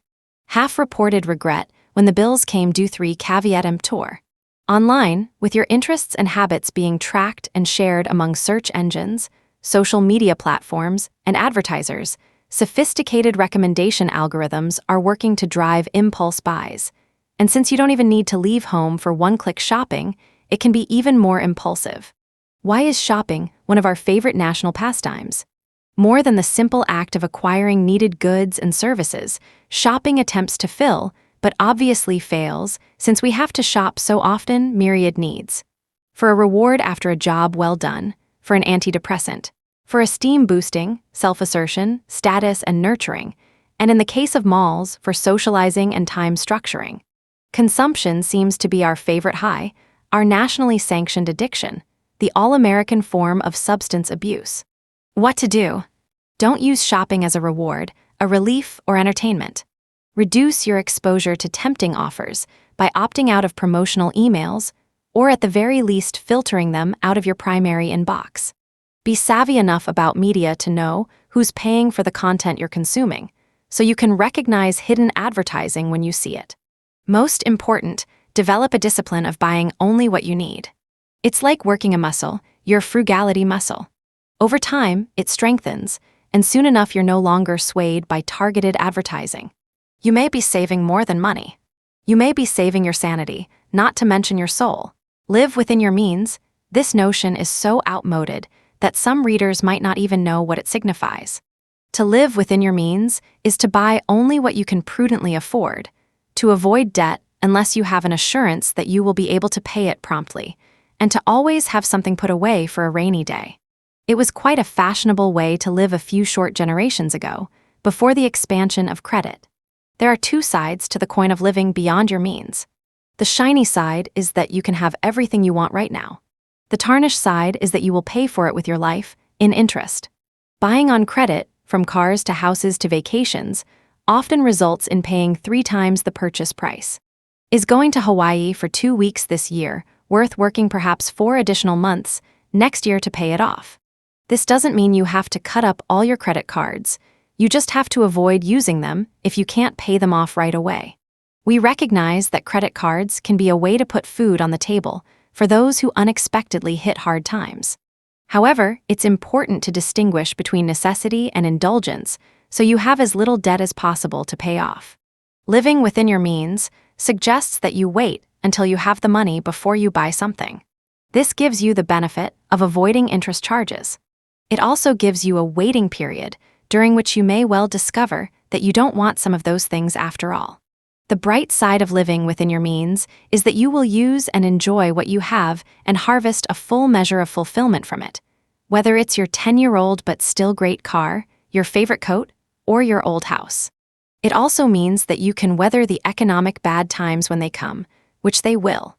Take care of what you have. There is one thing we all have that we want to last a long time: our bodies. Simple attention to proven preventive practices will save you lots of money. Taking care of your teeth, for example, can save thousands in dental bills. And eating what you know agrees with your body, judging by your energy, not by your taste buds, may save you thousands in expensive procedures, not to mention your life. Extend this principle to all your possessions. Mend ripped clothes, resole worn shoes, replace your computer's old hard drive, or add more RAM. Regular oil changes are known to extend the life of your car. Cleaning your tools keeps them functioning at peak performance. How many hair dryers and vacuum cleaners have choked to death on hairballs? Dusting your refrigerator coils conserves energy and could save your refrigerator. One big difference between living beings and machines is that machines are not self-healing. If you ignore an occasional headache, it will probably go away. If you ignore a funny noise coming from your computer or your car, you may incur major and costly damage. Many of us have lived with excess for so long that it no longer occurs to us to maintain what we have.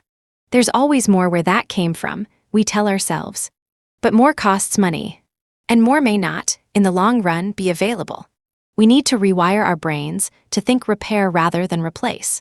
Wear it out. What's the last item you actually wore out? If it weren't for the fashion industry and boredom, we could all enjoy the same basic wardrobe for many years. Survey your possessions. Are you simply upgrading or duplicating last year's phone, furniture, kitchenware, and linens, or are you truly wearing them out? Think how much money you would save if you simply decided to use things even 20% longer. If you tend to upgrade your linens every 3 years, try replacing them every 4 years. If you trade in your car every 4 years, try extending that to 5. If you buy a new coat every other winter, see whether every 3rd winter would do just as well. And when you're about to buy something, ask yourself, do I already have one of these that is in perfectly usable condition? Another way to save money is to ask, before trashing something, whether there might be another way to use part or all of it. Old dishcloths and worn-out clothing become cleaning rags. Old magazines become art materials. The web is full of creative DIY life hacks that can help you reuse everyday items. A word of caution to the already frugal: using something until you wear it out does not mean using it until it wears you out. If you must continually fiddle with a lamp to make it work, and you've already tried repairing it, it may not be worth your life energy to coax it along for another year. If your car is taking you for a ride, costing more hours in tinkering or more money in repairs than it's giving you in service, buy a newer one. If your knees are suffering from running shoes that have lost their bounce, it would be cheaper to buy a new pair on sale than to have knee surgery. Do it yourself. Can you replace a bulb or other simple part in your car? Fix a plumbing leak. Do your taxes. Make your own gifts. Change the tire on your bicycle. Bake a cake from scratch. Build a bookshelf. Refinish furniture. Plant a garden. Design your own website. Cut your family's hair. Form your own nonprofit corporation. It used to be that life was simpler, and we learned basic life skills from our parents in the process of growing up. Now, for the most part, we are consumers of goods and services provided by others. To reverse that trend, just ask yourself, when you're about to hire an expert, can I do this myself? What would it take to learn how? Would it be a useful skill to know? The maker revolution is putting DIY back in fashion. Makerspaces, where electronics, fabric, wood, and wire can be repurposed with flair, are popping up everywhere. Granted, our electronics have gotten so technical that a DIYer would have trouble figuring out how to even get into the guts to fix something. For example, back in the day, a car was a machine that was fixable by a backyard mechanic. Now cars are rolling computers that do everything, including drive themselves at times, and require professional technicians to service them. Years ago, when Ainâ was young and lived in Fiji with her doctor husband for several months, she was embarrassed by how the native Fijians seemed to revere them. She tried to diminish their respect to an appropriate level, but they would have none of it. Then she discovered that since the Fijians made, and could repair, every single thing they depended on to live, they assumed that Ainâ and Charles had made their transistor radio, watch, and typewriter. They were unable to understand that these things were made by others, and that Ainâ and Charles had no idea how. Basic living and survival skills can be learned through websites, books, online courses, adult education classes, and the world's growing repository of how to make or fix everything, YouTube. Every breakdown can be used as an opportunity for learning and empowerment. What you can't do or choose not to do, you can hire others to do for you and then tag along for the ride. Every bit of your energy invested in solving these breakdowns not only teaches you something you need to know for the next time, but helps prevent mistakes and reduces the bill. Sure, it's maddeningly cheaper now to replace some things rather than repair them. But if you're curious or want to be empowered or are simply revolted by the image of future generations dealing with your trash stuff, you can hop online and learn. One F-ear tells the story of how her heating system failed one winter. 3 companies sent out repair people to assess the problem and make a bid. Each one told her with absolute certainty what the problem was. Unfortunately, none of their diagnoses or solutions matched. So she did her own research, meditated on the Rube Goldberg maze of pipes, came to an educated guess, and chose the company that came closest to her analysis, thus saving herself hundreds of dollars of unnecessary and possibly destructive work. By staying with the repairman and observing his work, she also was able to avert a few more expensive mistakes and to save expensive time by doing some of the simpler tasks. A typical working person might have paid several times what she did to have the job done and then felt fortunate to have 2 paychecks, since the cost of living in the modern world is so high. Anticipate your needs. Forethought in purchasing can bring significant savings. With enough lead time, you will likely find the items you need at a cheaper price. Keep a list of things you anticipate needing in the coming year. Get to know the brands, features, and typical price ranges for those items. Use the tools from your favorite deal sites, online retailers, or classified advertising sites like Craigslist to receive notifications when the item you need becomes available or changes price. Being ready to pounce on a deal will help ensure you get the item at the sale price, since many of the best deals are gone in days, hours, or even minutes. Watch for seasonal bargains around major holidays, especially at brick-and-mortar stores that still advertise in local newspapers. For expensive items like cars, computers, or phones, waiting until next year's model is about to come out can get you a big discount on this year's model. By simply observing the poor condition of your car's left rear tire while it still has some life left, or knowing when you need to take your next flight, you can anticipate a need. In the shorter term, shopping at the corner convenience store can be expensive.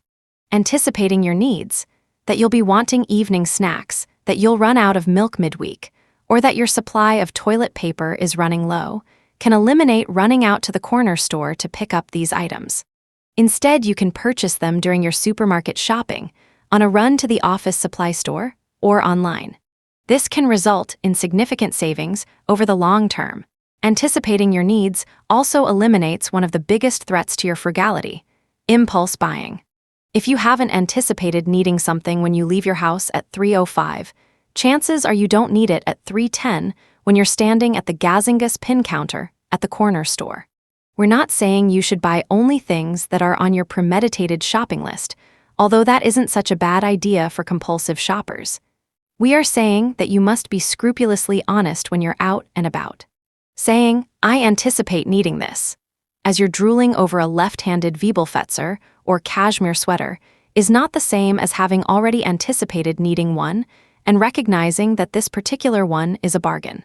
You may have heard of Parkinson's law. Work expands so as to fill the time available for its completion. The corollary is, needs expand to encompass whatever you want to buy on impulse. Research value, quality, durability, multiple use, and price research your purchases. Read reviews, comments, and crowdsourced ratings from trusted sites and online marketplaces. Decide what features are most important to you. Don't just be a bargain junkie and automatically buy the cheapest item available. Durability might be critical for something you plan to use daily for 20 years. One obvious way of saving money is to spend less on each item you buy. But it's equally true that spending $40 on a tool that lasts 10 years instead of buying a $30 one that will need to be replaced in 5 years will save you $20 in the long run. Versatility is also a factor. Buying one item for $10 that will serve the purpose of 4 different $5 items will net you a savings of $10.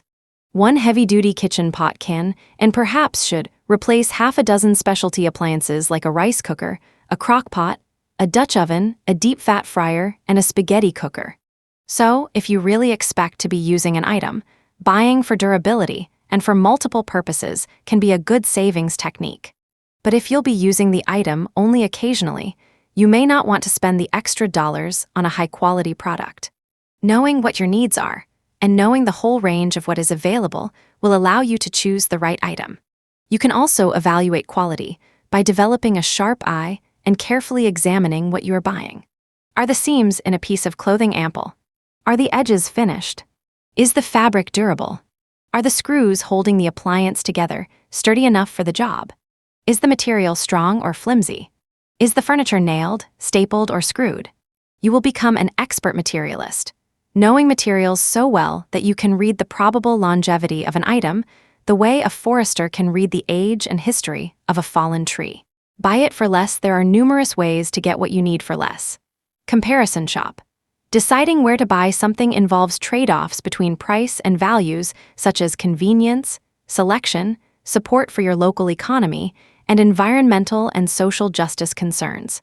You may be willing to pay more for an item from a local, independent store than you would for an item ordered online.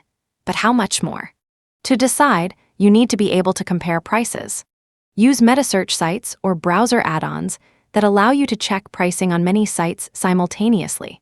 For local stores that don't have their inventory online, call them to find out what's in stock, what they can order, and the best price they can offer you.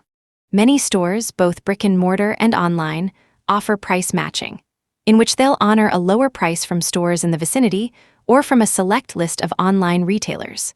Some retailers will even refund you the difference if you find the same item cheaper elsewhere within a specified number of days after your purchase. Especially for expensive items, being a skilled comparison shopper can save you thousands of dollars. Bargain, you can ask for discounts when paying cash. You can ask for discounts for less than perfect items. You can ask for the sale price, even if the sale begins tomorrow or ended yesterday. You can ask for further discounts on items already marked down. You can ask for discounts if you buy a number of items at the same time. You can ask for discounts anywhere, anytime. Nothing ventured, nothing gained. Haggling is a time-honored tradition. The list price of any consumer item is usually inflated. If you're buying a new car, you no longer need to go in and haggle blindly. The dealer's invoice cost and often other incentives they're getting that month can be found online, so you can more easily start bargaining at a fair price.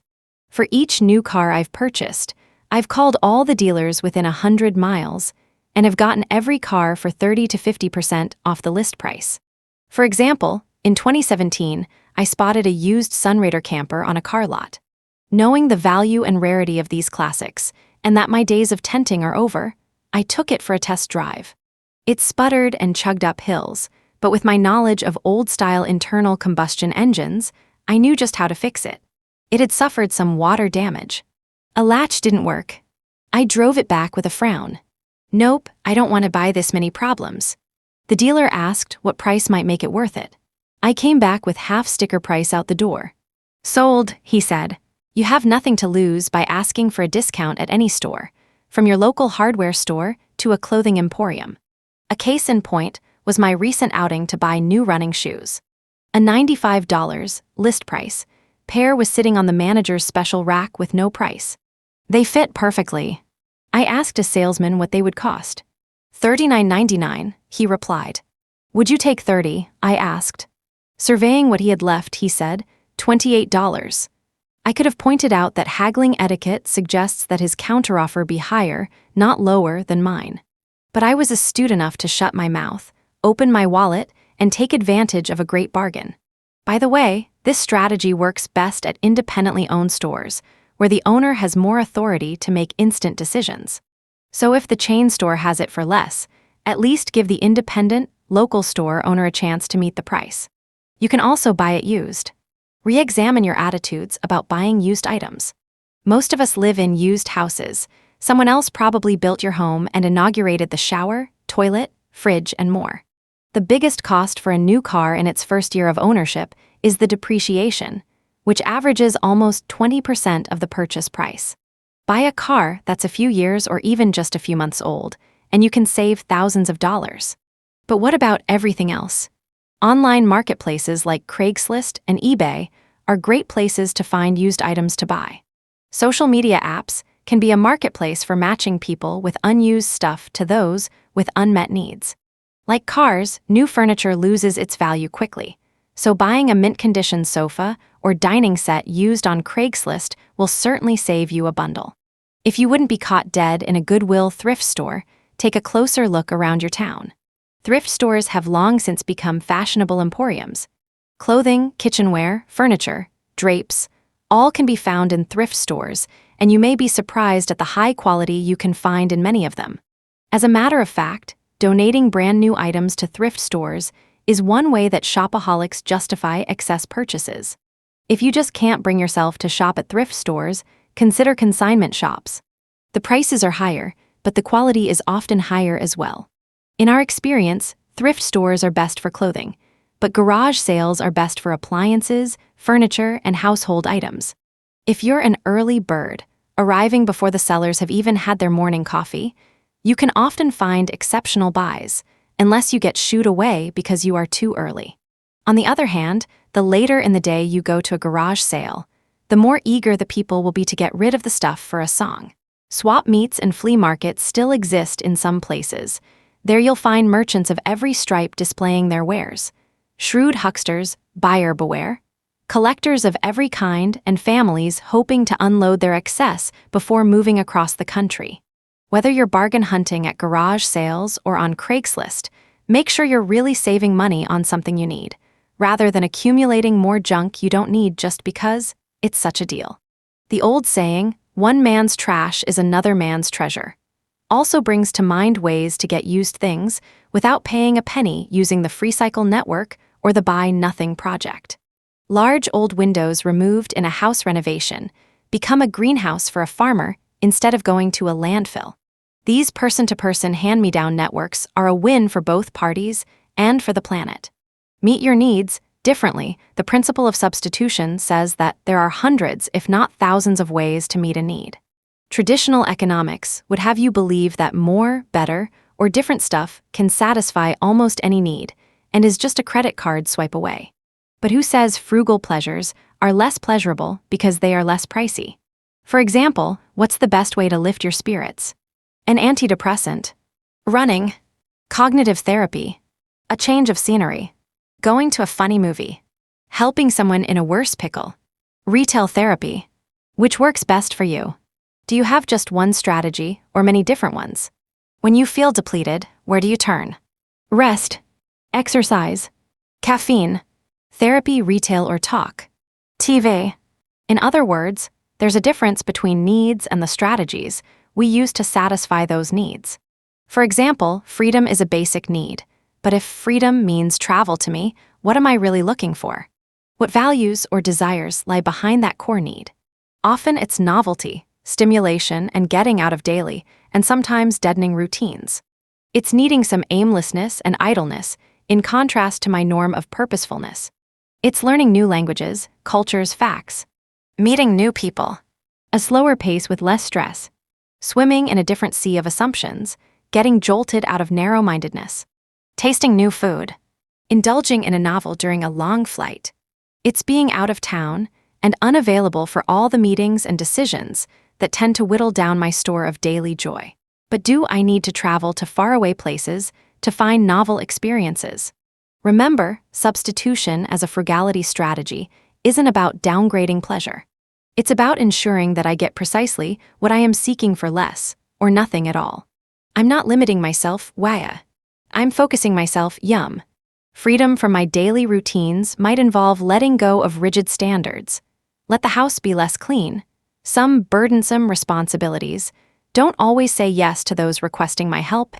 And some entrenched habits, like never hiring someone to do for you what you can do for yourself. When gas prices are high, how about traveling more locally, seeing the sights within a day's drive, and discovering exotic people and places nearby? Even taking my camper to a park within 100 miles puts me in the woods or at the seashore, with all the tantalizing smells and sights. Staying closer to home also reveals some hidden treasures in your own backyard or over the backyard fence, like your beautiful flower garden or your neighbor's interesting stories. Stay put long enough, and the details and delights of where you are become more evident. See, substitution isn't deprivation. It's about getting creative. Substitution, when it's creative, also reminds us that what we seek when we buy something new is to change a feeling state. We feel hungry, for example, so we eat to have a feeling of satisfaction. We feel lonely, so we join a club or make a date to feel connected. We feel bored, so we go to a movie or read a magazine or go on a trip to feel enlivened. But most of our needs are not material. Substitution says, when you feel a desire to shop, take time to trace it back to the need and ask if creativity rather than consumption might best fill it. Donella Meadows cuts to the heart of it in Beyond the Limits. People don't need enormous cars, they need respect. They don't need closets full of clothes. They need to feel attractive, and they need excitement and variety and beauty. People don't need electronic equipment. They need something worthwhile to do with their lives. People need identity, community, challenge, acknowledgement, love, joy. To try to fill these needs with material things is to set up an unquenchable appetite for false solutions to real and never satisfied problems. The resulting psychological emptiness is one of the major forces behind the desire for material growth. For substitution isn't limitation. It's liberation. It's letting go of assumptions and habits, looking at the richness of reality, and picking from the smorgasbord of pleasures available right under your nose. 10. Follow the 9 steps of this program. Hundreds of thousands of people have successfully followed the steps of this program. These people have found that doing all the steps leads to a transformed experience of money and the material world. It's the transformation, not the tips, that saves them money. Mild shopping addictions evaporate. Self-denial and self-indulgence both yield to self-awareness, which ends up being a much bigger pleasure. You can use this program as a series of tips or advice, or you can let it work its magic by doing the steps. The steps are a whole system approach to money and stuff that changes your habits by changing your way of seeing. All the steps matter. They synergize to spur you on. Saving on the BASICS from penny pinching to smart saving. In an earlier edition of this book, we included a section called 101 Sure Ways to Save Money. But times have changed, and some of our tried and true suggestions aren't so true anymore. In addition, legions of bloggers, podcasters, and YouTubers are offering new ideas and tips every day, as well as numerous books focused on frugal, simple living. This ranges from cheap travel to cheap cooking, from DIY household fixes to how to build a home from the ground up, from growing your own food to growing your own eco-village. Finally, keep in mind that the strategies you come up with for yourself in your own life often will be much more powerful than the advice of others. Consider the following story. Harry N. was looking at his wall chart and reconsidering his practice of hiring a house cleaner and gardener to take care of his home. He wasn't ready, however, to take on all that daily maintenance himself. So he came up with a surprising solution. He noticed that his family never used the large dining room. It came with the house, so they furnished it, forgot about it, and ate in the family room. But with his new FI thinking, he saw that he could remodel, replacing the dining room with a studio apartment. He made the renovations and found a couple who was willing to do yard and housework in exchange for room and board. That kind of creative thinking could never be embodied in a hints and tips list. Nevertheless, a little guidance can be extremely useful in helping to break old patterns and getting you to think creatively. So we include the following quick tips containing real-life examples of FI thinking that can save you money and buy you freedom. Managing debt and your finances. A cardinal rule of frugality is to avoid debt. After all, you've already done your time on the job for the privilege of having the money in your pocket. Why pay again and drag the ball and chain of debt around as you hobble down the road of life? Some people, the author included, manage to go through life paying cash for everything. But those people with debt for large-ticket essentials, college, mortgage, car, follow the frugality rule by paying it off as quickly as possible. Unfortunately, the easiest ways to borrow money, credit cards and payday loans, are also the most financially ruinous for many. We can't say enough about how important it is to pay off any balances you currently have on these high-interest rate ripoffs, and to completely avoid them in the future. Use a credit card for convenience, building credit, or to earn points, but only if you can pay the entire balance every month. And we mean every month. Otherwise, use cash or a debit card. The same goes for car loans and making large purchases on installment plans. If you get a low or zero interest rate and have the discipline to reliably make the payments, consider it. Otherwise, wait until you've saved up enough to buy it with your own money, instead of paying interest and fees to borrow it from the bank. Some forms of debt can be viewed as an investment if the money you borrow enables you to buy an asset that appreciates in value or boosts your earning power. If you can reliably make your mortgage payment every month and you live in an area where real estate values consistently rise, as opposed to boom and bust or stagnation, having a low-interest, fixed-rate mortgage could be a wise investment, especially if you can deduct the mortgage interest on your taxes. Many people, however, will find comfort and freedom in the idea of owning their home debt-free, and therefore should figure out the best way to pay off their mortgage early. Young people often use student loans to acquire the education they need to earn a better living.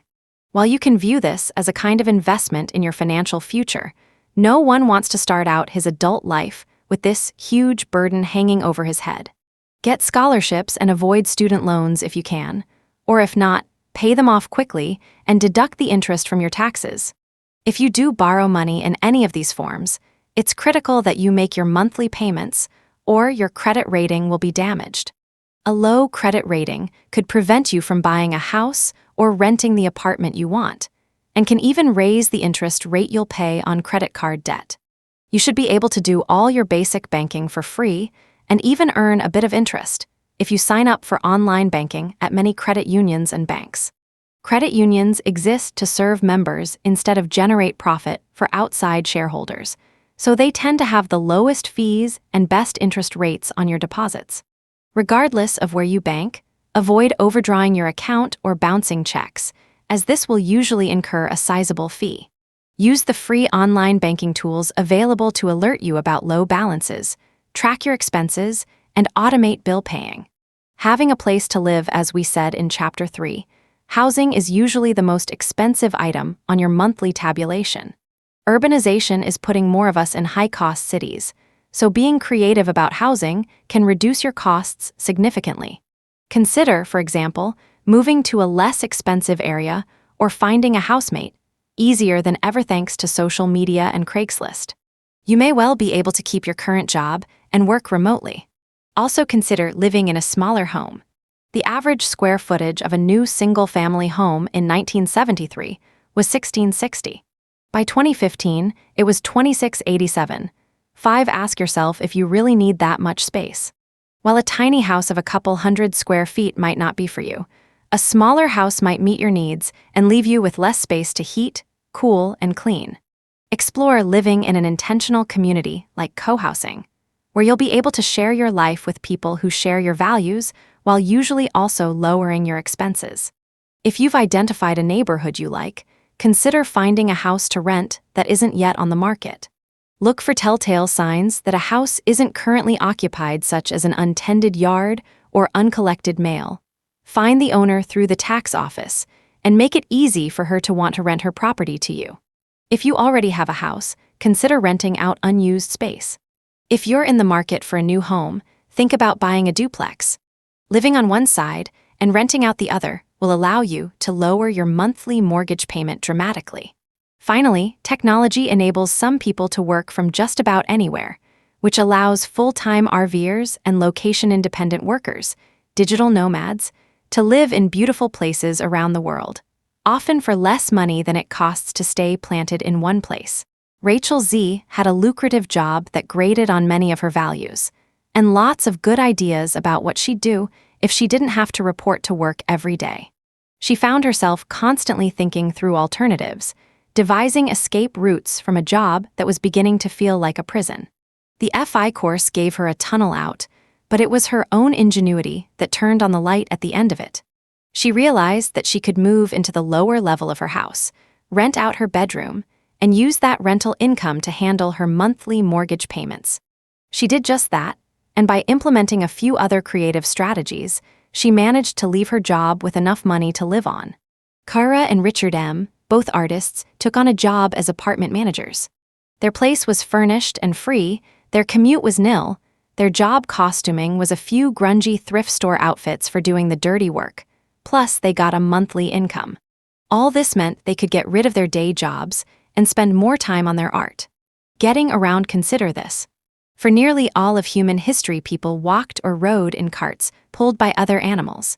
After nomadic foraging gave way to agricultural settlements, most people never traveled more than 10 miles from their home in their lifetime. The internal combustion engine didn't exist until the 1860s, when Nicolaus Otto first patented the engine now in your auto. That's only 150 years ago.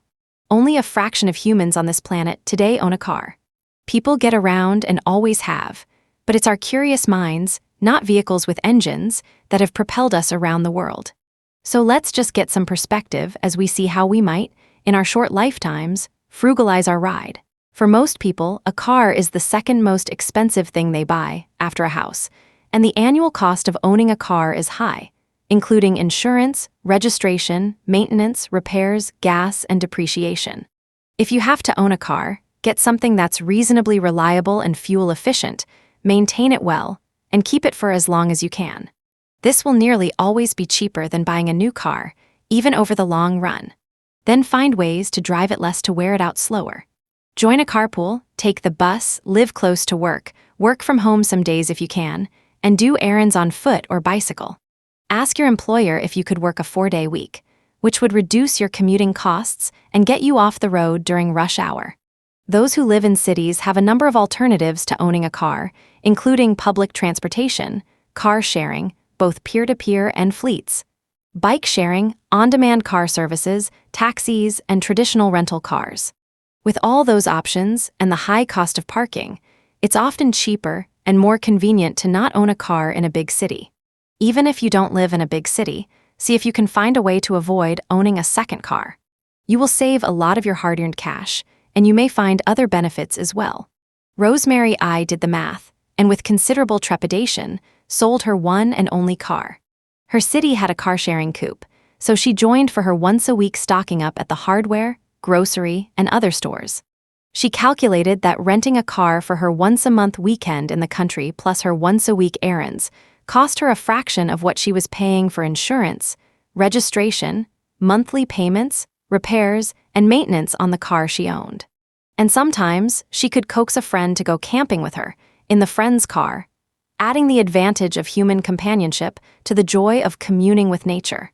She paid for the gas, and for the two together the pleasure was doubled while the cost was halved. A bargain.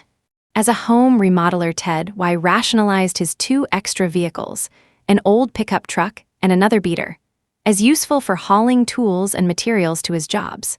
Since they weren't worth much on the open market, he'd assumed it was cheaper to keep them. Not true. Doing his monthly tabulations showed him the high cost of the convenience of having and maintaining these backup vehicles. After calculating the cost of the new transmission, the insurance and licensing, Ted found that he could just rent an extra truck for less money when he needed it. He sold off both extra vehicles. Taking care of your body medical costs are extremely high, so staying well is good for your wallet as well as for your body. Your best basic health insurance is a healthy diet, exercise, good rest, and low stress. Although new medical studies are always coming out that seem to conflict with the previous ones, keep up on health recommendations that gain credibility. Prevention is key. Take full advantage of the benefits of your health insurance, including preventive visits and screenings, life coaching, mental health screenings, and health club membership, if they offer that. Some employers also offer savings accounts that allow employees to save, invest, and spend tax-free earnings for qualified health expenses. If you're paying for your own health insurance, shop carefully and see if you qualify for any state-run, more affordable plans. If you're generally healthy, you can opt for health insurance with a higher deductible and a lower premium, potentially saving you money. Prevention also avoids one of the costliest ways to access a doctor, the emergency room. Nip illnesses in the bud, and you can nip ruinous medical expenses in the bud as well. If you don't have health insurance, prevention and comparison shopping are even more important. Keep an eye out for health fairs, where you can often get basic blood work and tests done free or for a minimal fee. If your teeth need care, consider visiting a dental school in your area, where student dentists often provide excellent care at a fraction of the usual cost.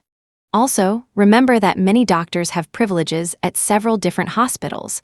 Find out which ones your doctor can use and comparison shop for the lowest price. You'll be surprised at how much the daily rates and operating room costs vary from one hospital to the next. Because of the high cost of surgery and health insurance in the United States, millions of people a year travel to other countries to get expensive medical procedures done. Organizations like Patients Beyond Borders help these medical tourists find the care they need in other countries, where it can cost anywhere from 20 to 90% less than the same procedure in the States. Caveat emptor in neon letters, though. If you have complications once you are home, you may have to pay hometown prices for help, thereby negating your savings. Be sure to do your research before embarking on this journey. Sharing/bartering studies consistently show that one of the paths to happiness and frugality is being involved in community. One quick way to build community and save money is sharing your stuff, as we said earlier about cars, either by renting or lending it. There are systems designed specifically for brokering trades, like alternative local currencies, babysitting coupes, and time banks. Neighborhood listservs create nearby mutual aid networks. With time banks, people swap hour for hour. For example, giving a haircut can be exchanged for accompanying someone to doctor visits or helping with their computer. Think of a skill you have and a service you need. Get creative. Sharing is a win-win, and you get the bonus of community in the process. Eating, no matter how frugal we become, almost all of us have to spend at least some money on food. Once you begin tracking your expenses, you'll see how much eating out can cost. Making the time to enjoy cooking meals at home and even entertaining friends, that way instead of going out, is a sure way to save money and improve your health. Starting a garden can help keep the cost of the produce you eat down, especially if you're used to buying organic. There are many ways to save money on groceries. Some are obvious and some are not. Obvious tips include making a list and sticking to it, knowing what's on sale at your local store, clipping or getting online, coupons, avoiding convenience foods, and buying in bulk. Eating with the seasons also saves money. By not insisting on peaches in February and strawberries in September, you can lower your grocery bill significantly and enjoy food that is both tastier and much more sustainably produced. The most expensive items on most people's weekly grocery bill are meat, alcohol, and coffee. Look carefully at your consumption of these and see if you can reduce them or make a special effort to get them at a cheaper price. Michael Pollan's pithy 7-word food rule, eat food, not too much, mostly plants, has helped people rethink meat as more of a condiment than an entree. Look into joining a bulk buying coop with friends and neighbors to save money on many of your staples. We so identify food with what is sold in the store that we don't realize how much of it grows wild all around us. You can glean a willing farmer's fields, ask your neighbors if they are okay with you taking their extra fruit, or eat berries from wild bushes. In the Pacific Northwest, our untamable blackberries make gluttons of us all. Good food and community for free. Staying connected, informed, and entertained. Look at how much you spend every year on your phone plan, data package, cable and internet at home, and maybe that old standby, a landline. Subscriptions to music and video streaming services, your favorite news sites, and maybe even a newspaper and a few magazines. What was once relatively simple has become very complex and expensive. How can we rein this monster in and still get what we need? First of all, if you're locked into a traditional, expensive phone contract, don't renew it. There are phone plans that can cost you a quarter of what you're paying, saving you thousands of dollars a year if you have a family of phone users. Pay-as-you-go plans mean you're not paying for minutes or megabytes you don't use. If you spend most of your day at home or at work, where you have Wi-Fi, leave data off and just turn it on when you need it, and use internet messaging and calling apps instead of phone and text messaging. No contract plans allow you to shop around and switch anytime you find a better deal, with no penalty. Plans that allow you to bring your own device means you can buy used phones. Last year's flagship phone sells for a couple $100s less now. Don't need the latest. An older smartphone in good condition can be found for around $100. Once you've accepted a mobile phone as part of your daily life, consider ditching that expensive landline if you still have one. What about television and movies? Follow the example of cord cutters, who have found they can replace their expensive cable or satellite package with a combination of an old-fashioned over-the-air, OTA, antenna, and streaming services. Depending on where you live, an OTA antenna can deliver local channels with a picture and sound quality that exceeds cable and satellite, and it's free. There's lots of free streaming content available, and you can always rent a movie or series to supplement that. If you must subscribe to a paid streaming service, do some research and try to choose just one that best fits your needs and tastes. The same goes for streaming music services. While it's important to support journalism sites, magazines, and newspapers you care about with paid subscriptions, be sure to consider the cost of these, especially when much of that information and perspective is available elsewhere for free. Speaking of print, public libraries are an even better resource now than they were a generation ago. The ability to easily get books from other branches in your local system has increased the selection of books you can borrow. Most libraries have also added digital services, allowing you to borrow downloadable ebooks and audiobooks from home. And it's still all free to you, already paid for with your tax dollars. Getting away as your handling of money gets clearer and your life becomes more satisfying, you will have less of a need to vacate. Consider relaxing closer to home. You might even enjoy taking a vacation in your own house, a staycation.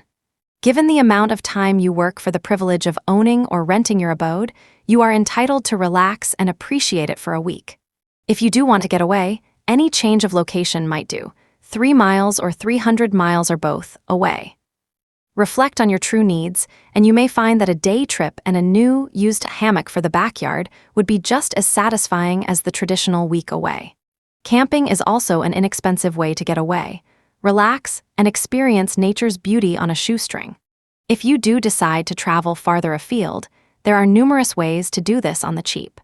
If you're flying, use the most effective travel search engines to find the cheapest fares. Be flexible on dates, times, and locations, and subscribe to sites and price alerts that can uncover unpublished, deeply discounted flights. These can easily be half the cost of a normal fare. If you have the discipline, you can try travel hacking, opening and closing credit cards to amass airline miles, hotel points, or cash. For accommodations, consider couch surfing, apartment or room rentals, and hostels, all of which can add a more personal connection with locals or fellow travelers versus a hotel. You could also try WWOOFing, Worldwide Opportunities on Organic Farms, in which you volunteer your time working on an organic or sustainable farm in exchange for lodging and food. Wherever you go, avoid the tourist traps, eat where the locals do, and walk or use public transportation whenever possible. You'll get a more authentic experience of the place you visit and spend less. If you want to travel somewhere exotic, there just might be someone there who considers your hometown exotic. Home exchange sites broker house swaps, so you could trade Provence, France for Providence, Rhode Island. Also consider volunteer vacations with scientific research or service groups. Better to live in a village and help build a school or find a cure for a disease than to whiz through on a shopping excursion, taking pictures, buying artifacts, and leaving the people in the dust. You can house sit, and there are matchmaking sites for that. Some clever F-ears actually live in low-budget countries for part of the year to refill low coffers without having to go back to a job. Major costs such as housing, transportation, and food are all considerably cheaper. Plus, you get the joy of traveling rolled right into daily life. Protecting what you own as you practice the steps in this book, you will invariably become a much more conscious consumer. While this skill will serve you well in all aspects of your purchasing life, it's particularly important when it comes to buying insurance. Before you spend any money in this category, be sure you understand what you are buying. For example, does the current Blue Book value or condition of your car warrant the comprehensive and collision insurance you are carrying? Are you insuring heirlooms that you would never replace if they were stolen?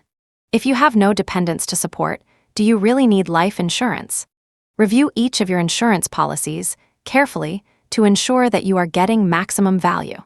If you don't understand your policy fully, a reputable insurance agent should be more than willing to explain it.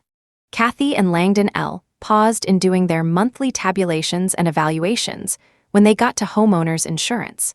They were paying $6 a month to insure some heirloom jewelry from Kathy's grandmother.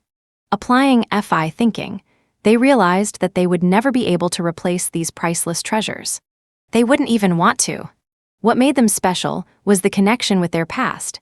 So what was the $6 a month for? Consolation money. Langdon, with his penchant for figuring things out, calculated how much principal would be required to yield $6 a month in interest by the time they planned to be financially independent. The figure $1,000 was so convincing that they dropped the insurance. Speaking of dropping insurance, Irene and Quentin did it before paying a penny. They looked at the cost of long-term care insurance to manage the uncertainty of outliving their money, but the expense had them think again. Instead, they chose to self-insure and reduce their risk by aging in place. That is, staying home and staying healthy, connected, and active in mind and body. Not having children, they chose to live in a large, multi-generational co-housing community in a place that would work even if they ended up in wheelchairs. Michael Phillips and Catherine Campbell's book, Simple Living Investments for Old Ageasics, dispels the myth of aging as a decline into decrepitude and suggests 4 strategies for living well while living long. The first is to be active in pursuit of health. Don't just be a pill-popping, insurance-dependent senior.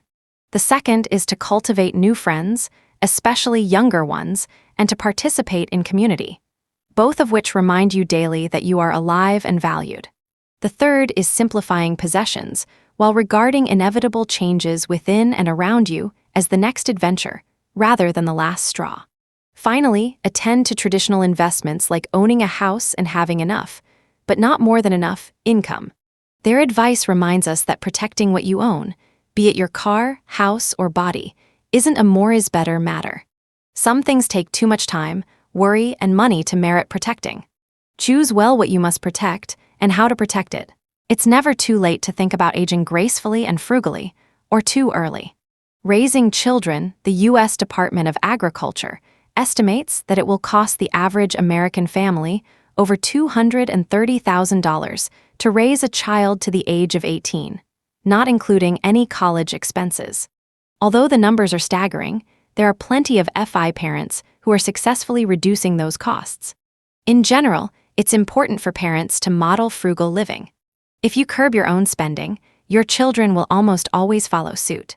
If your child is resistant, you might want to give that child a larger than normal allowance, but explain that this fund will now have to pay for clothing and other essentials.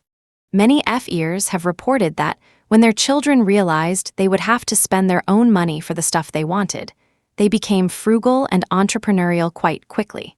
Assuming the great outdoors is dangerous or wet, parents too often let their children turn to TV and computers for fun. Connecting children with nature gives endless hours of fascination and is largely free. Cultivating a love for the outdoors is a lifelong gift, and one that fewer and fewer of us are instilling in our children. Another tip is to substitute creativity for money in as many aspects of your life with children as you can, including planning birthday parties. Homemade cakes and old-fashioned games like potato sack races and water balloon tosses are charming and inexpensive, and Halloween celebrations. Handcrafted costumes are fun to make and much more memorable. If you have tried all forms of creativity and your child still wants something you don't really want to buy, then suggest that you talk about it again in a few days. Most passing fancies are just that, they pass.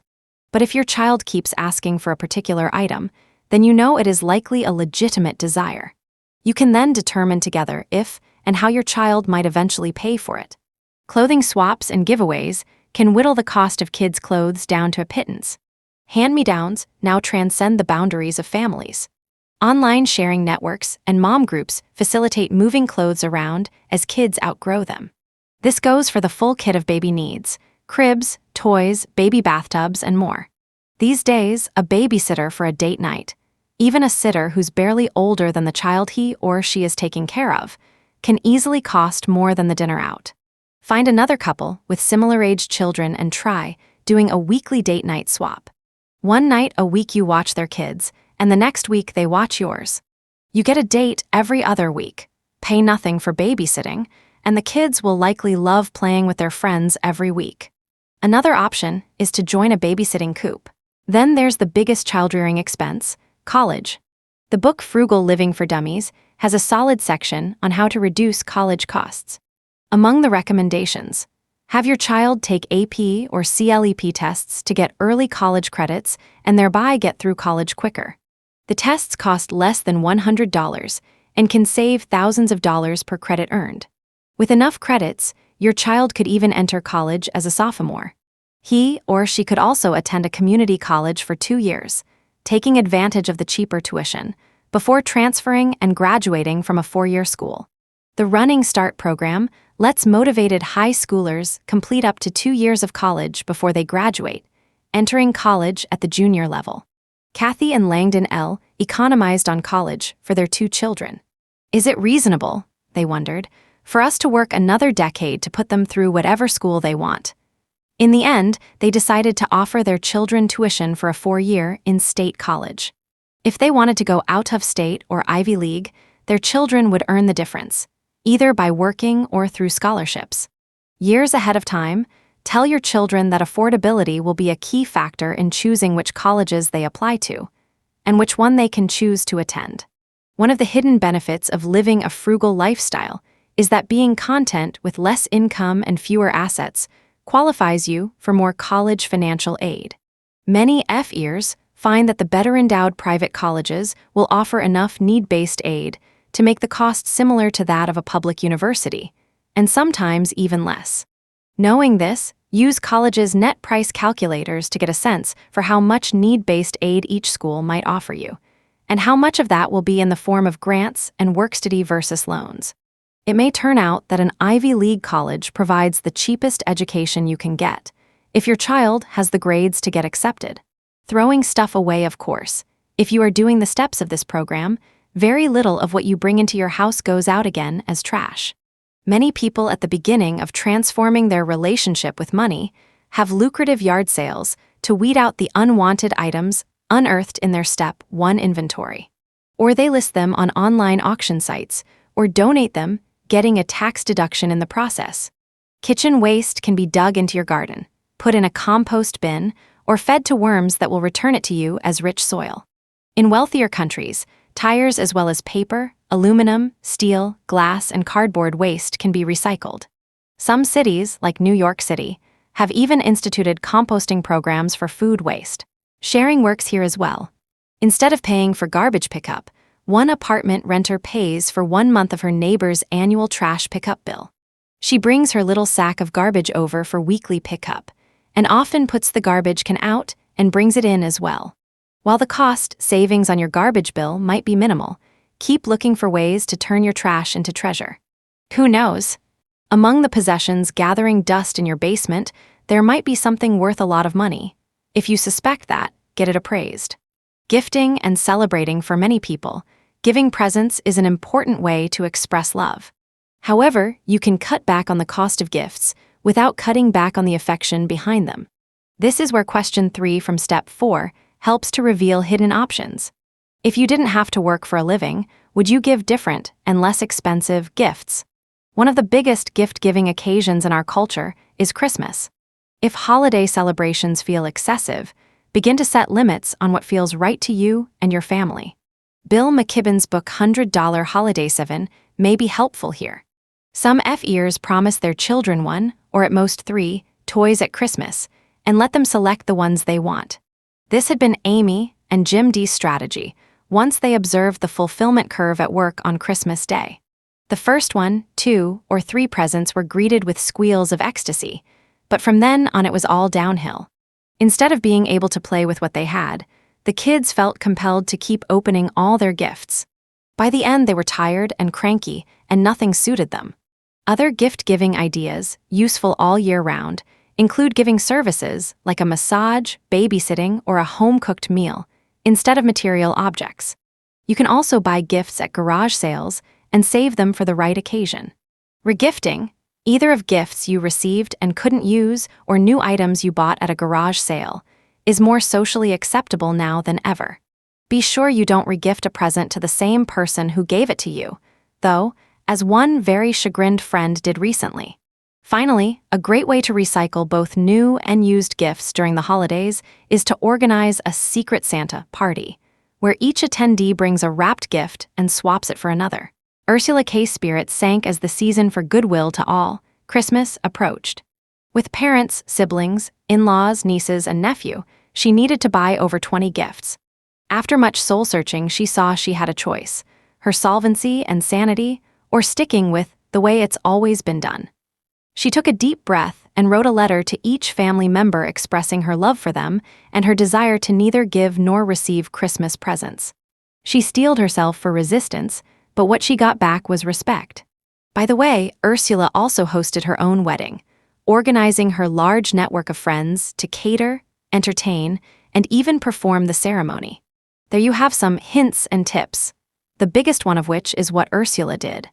Observe reality, tell yourself the truth about what you really want and need, and have the courage to buck convention with integrity and respect. This isn't scrimping and saving. It's being wise and savvy. This desire to do whatever you want whenever you want, and damn the consequences, seems to be an underlying current in the free world. But as we've seen, such freedom is often quite costly, whereas consciousness often saves you far more money and thus liberates far more time. Partnering people who practice these frugality strategies know that life gets more interesting and delightful as you discover new ways to economize. At very least, you get great bragging rights. If you are lucky enough to find others who share your values and admire your clever tactics. Such companions can boost both your spirits and your skills, while going it alone can leave you feeling like an odd duck in a society that encourages wasteful spending. If you want to change, but your partner doesn't yet, you might seek out like-minded people or groups to support and inspire you. Luckily, with the global fire, financial independence, retire early, community of bloggers and practitioners together with a myriad of online and face-to-face ways to connect.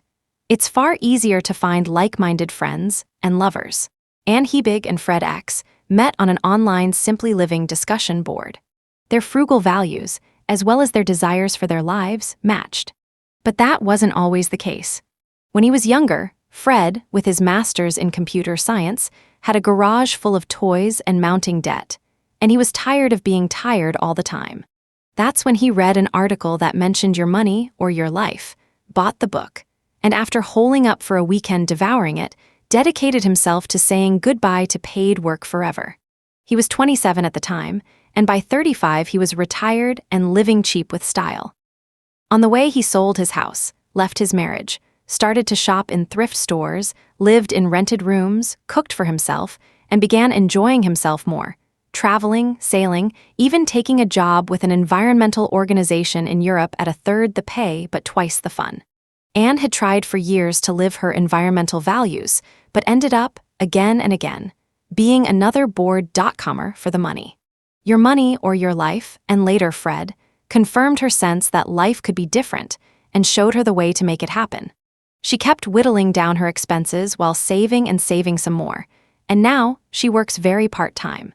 She and Fred live on a houseboat in San Francisco, travel together, and volunteer helping others think through their own money lives. She reports, "Much of what I do now I do for free. I have time for triathlon training, bicycle advocacy work, and practicing guitar. We were car-free for 5 years here, but now have a car so we can get to farther-flung trails." Fred also works very occasionally for races for pay. He doesn't do this out of financial necessity. Fred and I have a strong relationship based on shared values, and we have time for each other. Life is good. Fred and Ainâ are acutely aware that our consumption impacts the earth, and they make their spending choices with this in mind. It feeds their consciences while pulling their expense line down. Save money, save the planet. It isn't just an odd coincidence that saving money and saving the planet are connected. In fact, in some sense your money is the planet. Here's how. Money is a lien on the Earth's resources.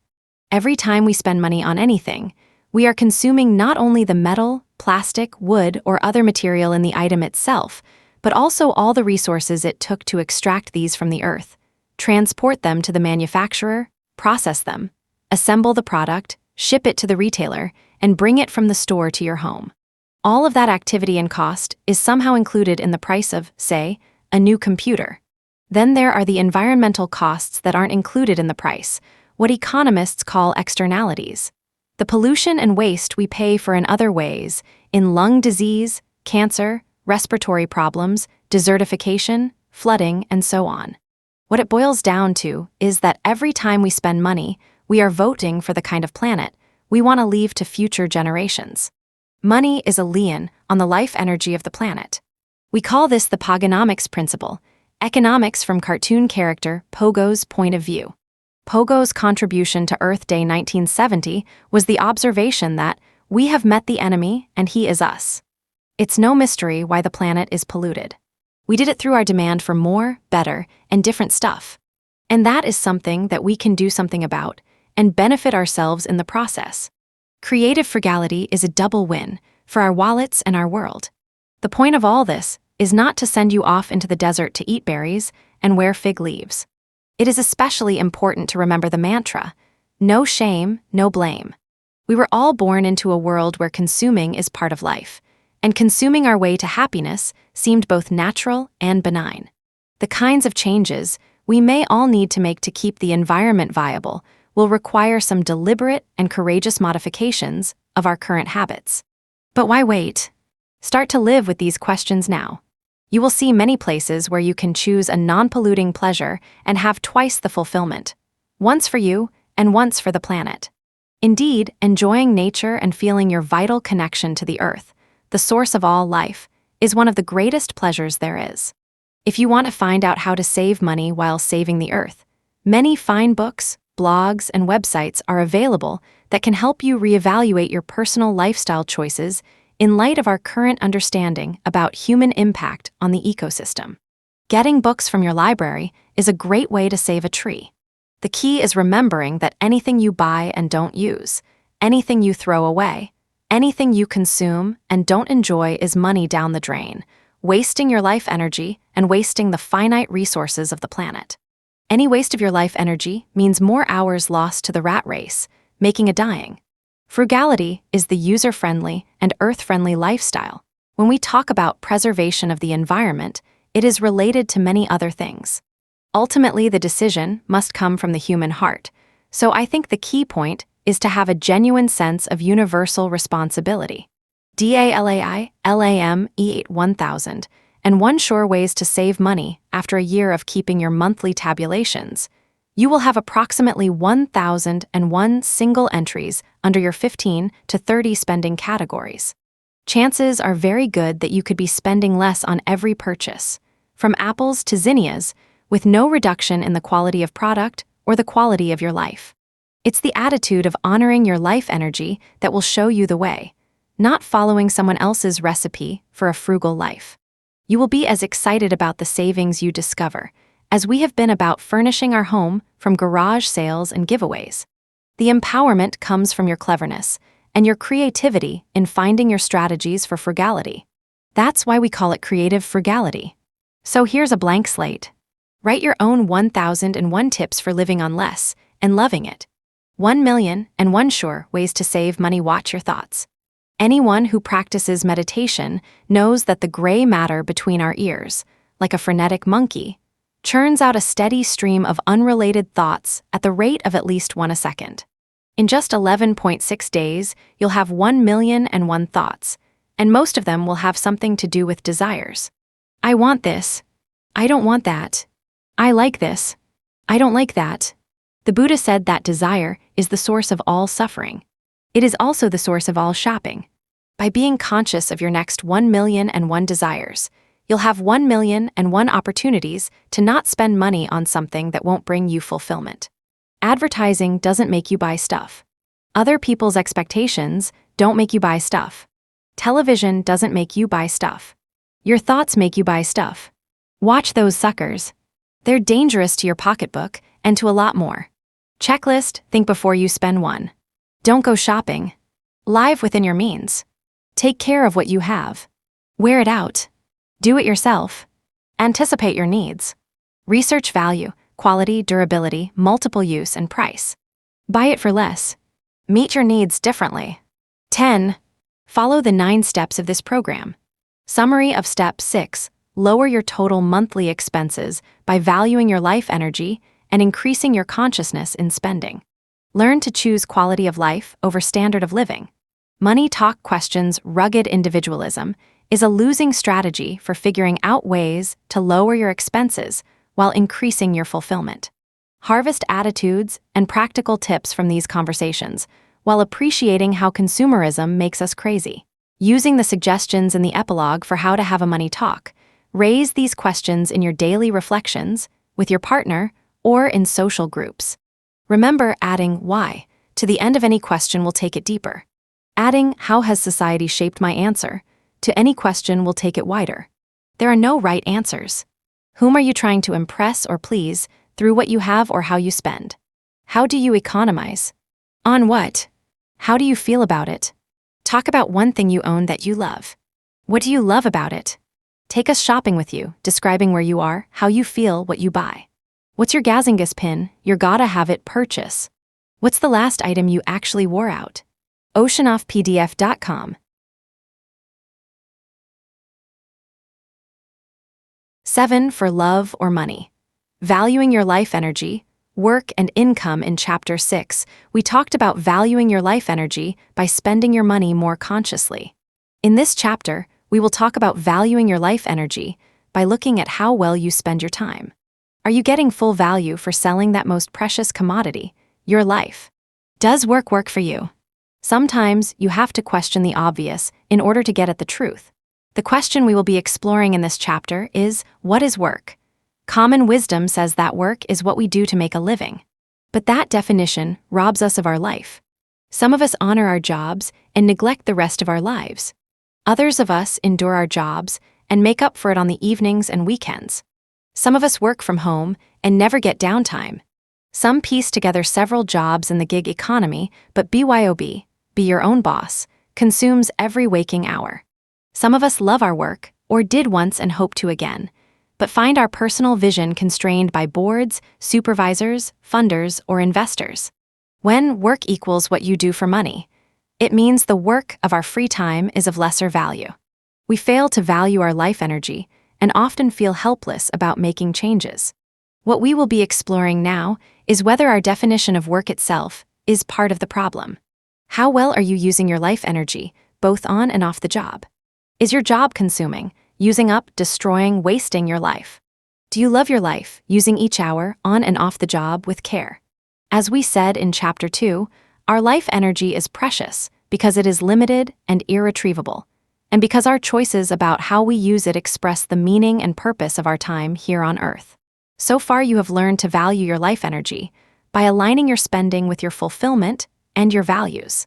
Now it's time to learn about valuing your life energy by maximizing your compensation, in love or money, for the hours you invest in your work. What is work? Just as with money, our concept of work consists of a patchwork of contradictory beliefs, thoughts, and feelings, notions we've absorbed from our parents, our culture, the media, and our life experience. The following quotations highlight the incongruity of our different definitions of work. E. F. Schumacher, an influential 20th century economist, says, "The three purposes of human work are as follows. First, to provide necessary and useful goods and services. Second, to enable every one of us to use and thereby perfect our gifts like good stewards. Third, to do so in service to, and in cooperation with, others, so as to liberate ourselves from our inborn egocentricity." The late economist Robert Theobald tells us, "Work is defined as something that people do not want to do, and money as the reward that compensates for the unpleasantness of work." Studs Terkel begins his book working this way. This book, being about work, is, by its very nature, about violence, to the spirit as well as to the body. It is about ulcers as well as accidents, about shouting matches as well as fistfights, about nervous breakdowns as well as kicking the dog around. It is, above all or beneath all, about daily humiliations. To survive the day is triumph enough for the walking wounded among the great many of us. It is about a search, too, for daily meaning as well as daily bread, for recognition as well as cash, for astonishment rather than torpor. In short, for a sort of life rather than a Monday through Friday sort of dying. 20th century poet Khalil Gibran, on the other hand, tells us, "Work is love made visible." For what is work? Is it a blessing or a curse? A trial or a triumph? Our task will be to redefine work the same way we redefined money, by looking for what we can say about work that is consistently true. Work through the AGES. Let's begin by taking a brief look at the history of work. For it is through looking at history that we find new opportunities to shape our own personal stories. Where do our concepts about work come from?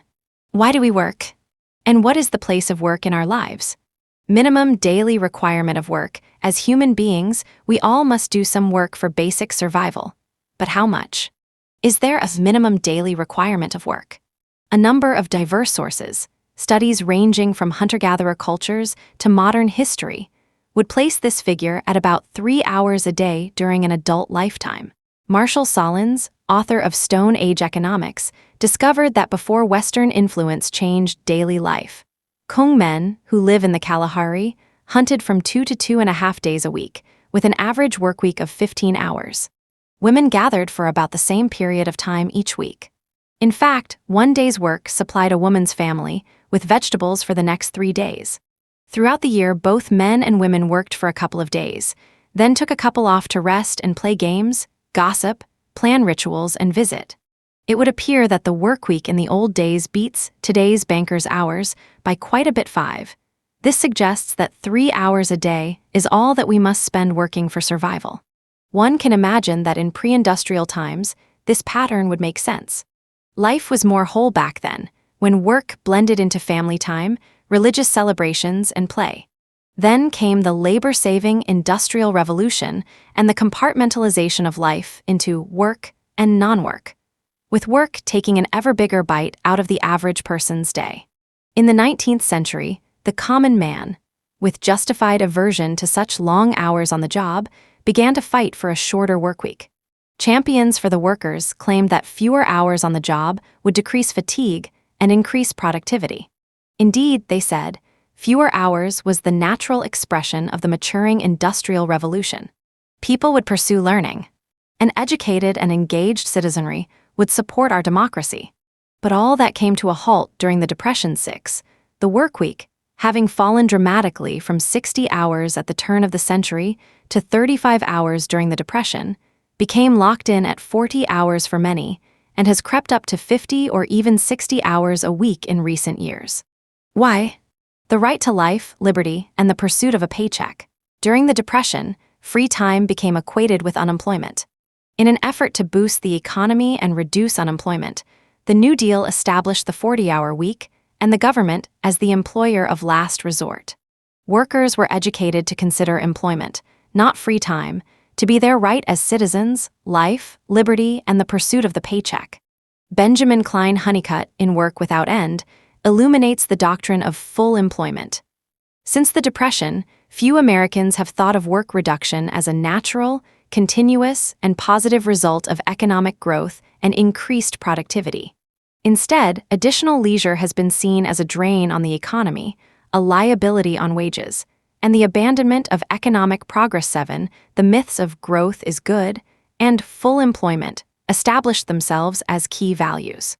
These dovetailed nicely with the gospel of full consumption, which preached that leisure is a commodity to be consumed rather than free time to be enjoyed. For the past half-century, full employment has meant more consumers with more disposable income. This means increased profits, which means business expansion, which means more jobs, which means more consumers with more disposable income. Consumption keeps the wheels of progress moving, as we saw in Chapter 1. So we see that our concept, as a society of leisure, has changed radically. From being considered a desirable and civilizing component of day-to-day life, it has become something to be feared, a reminder of unemployment during the years of the Depression. As the value of leisure has dropped, the value of work has risen. The push for full employment, along with the growth of advertising, has created a populace increasingly oriented toward work and toward earning more money in order to consume more resources. To counter all this, a free time movement has sprung up in the early 21st century. A campaign called Take Back Your Time, initiated by filmmaker John DeGroff, advocates for shorter work hours and longer vacations for overworked Americans. Even with all the studies saying that reduced hours and sufficient leisure actually increase worker productivity, time advocates are swimming upstream against a cultural assumption that the 8-hour workday is next to godliness. The emerging slow food movement also challenges our workaholic lifestyle. This movement suggests that eating is far more than wolfing down fast food alone at your computer, fueling the body for the next leg of the rat race. Rather, it's a time of conviviality, pleasure, and conversation. In short, it's civilizing. Work takes on new meaning in addition, according to Honeycutt. During the last half-century, we've begun to lose the fabric of family, culture, and community that give meaning to life outside the workplace. The traditional rituals, the socializing, and the simple pleasure of one another's company all provided structure for non-work time, affording people a sense of purpose and belonging. Without this experience of being part of a people and a place, leisure leads more often to loneliness and boredom.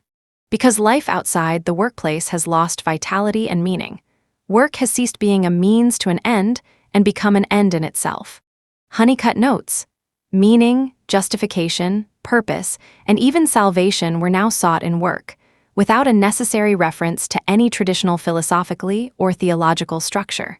Men and women were answering the old religious questions in new ways, and the answers were more and more in terms of work, career, occupation, and professions. Arlie Hochschild, in her 2001 book, The Time Bind, says that families now have 3 jobs: work, home, and repair of relationships damaged by ever more time at the office.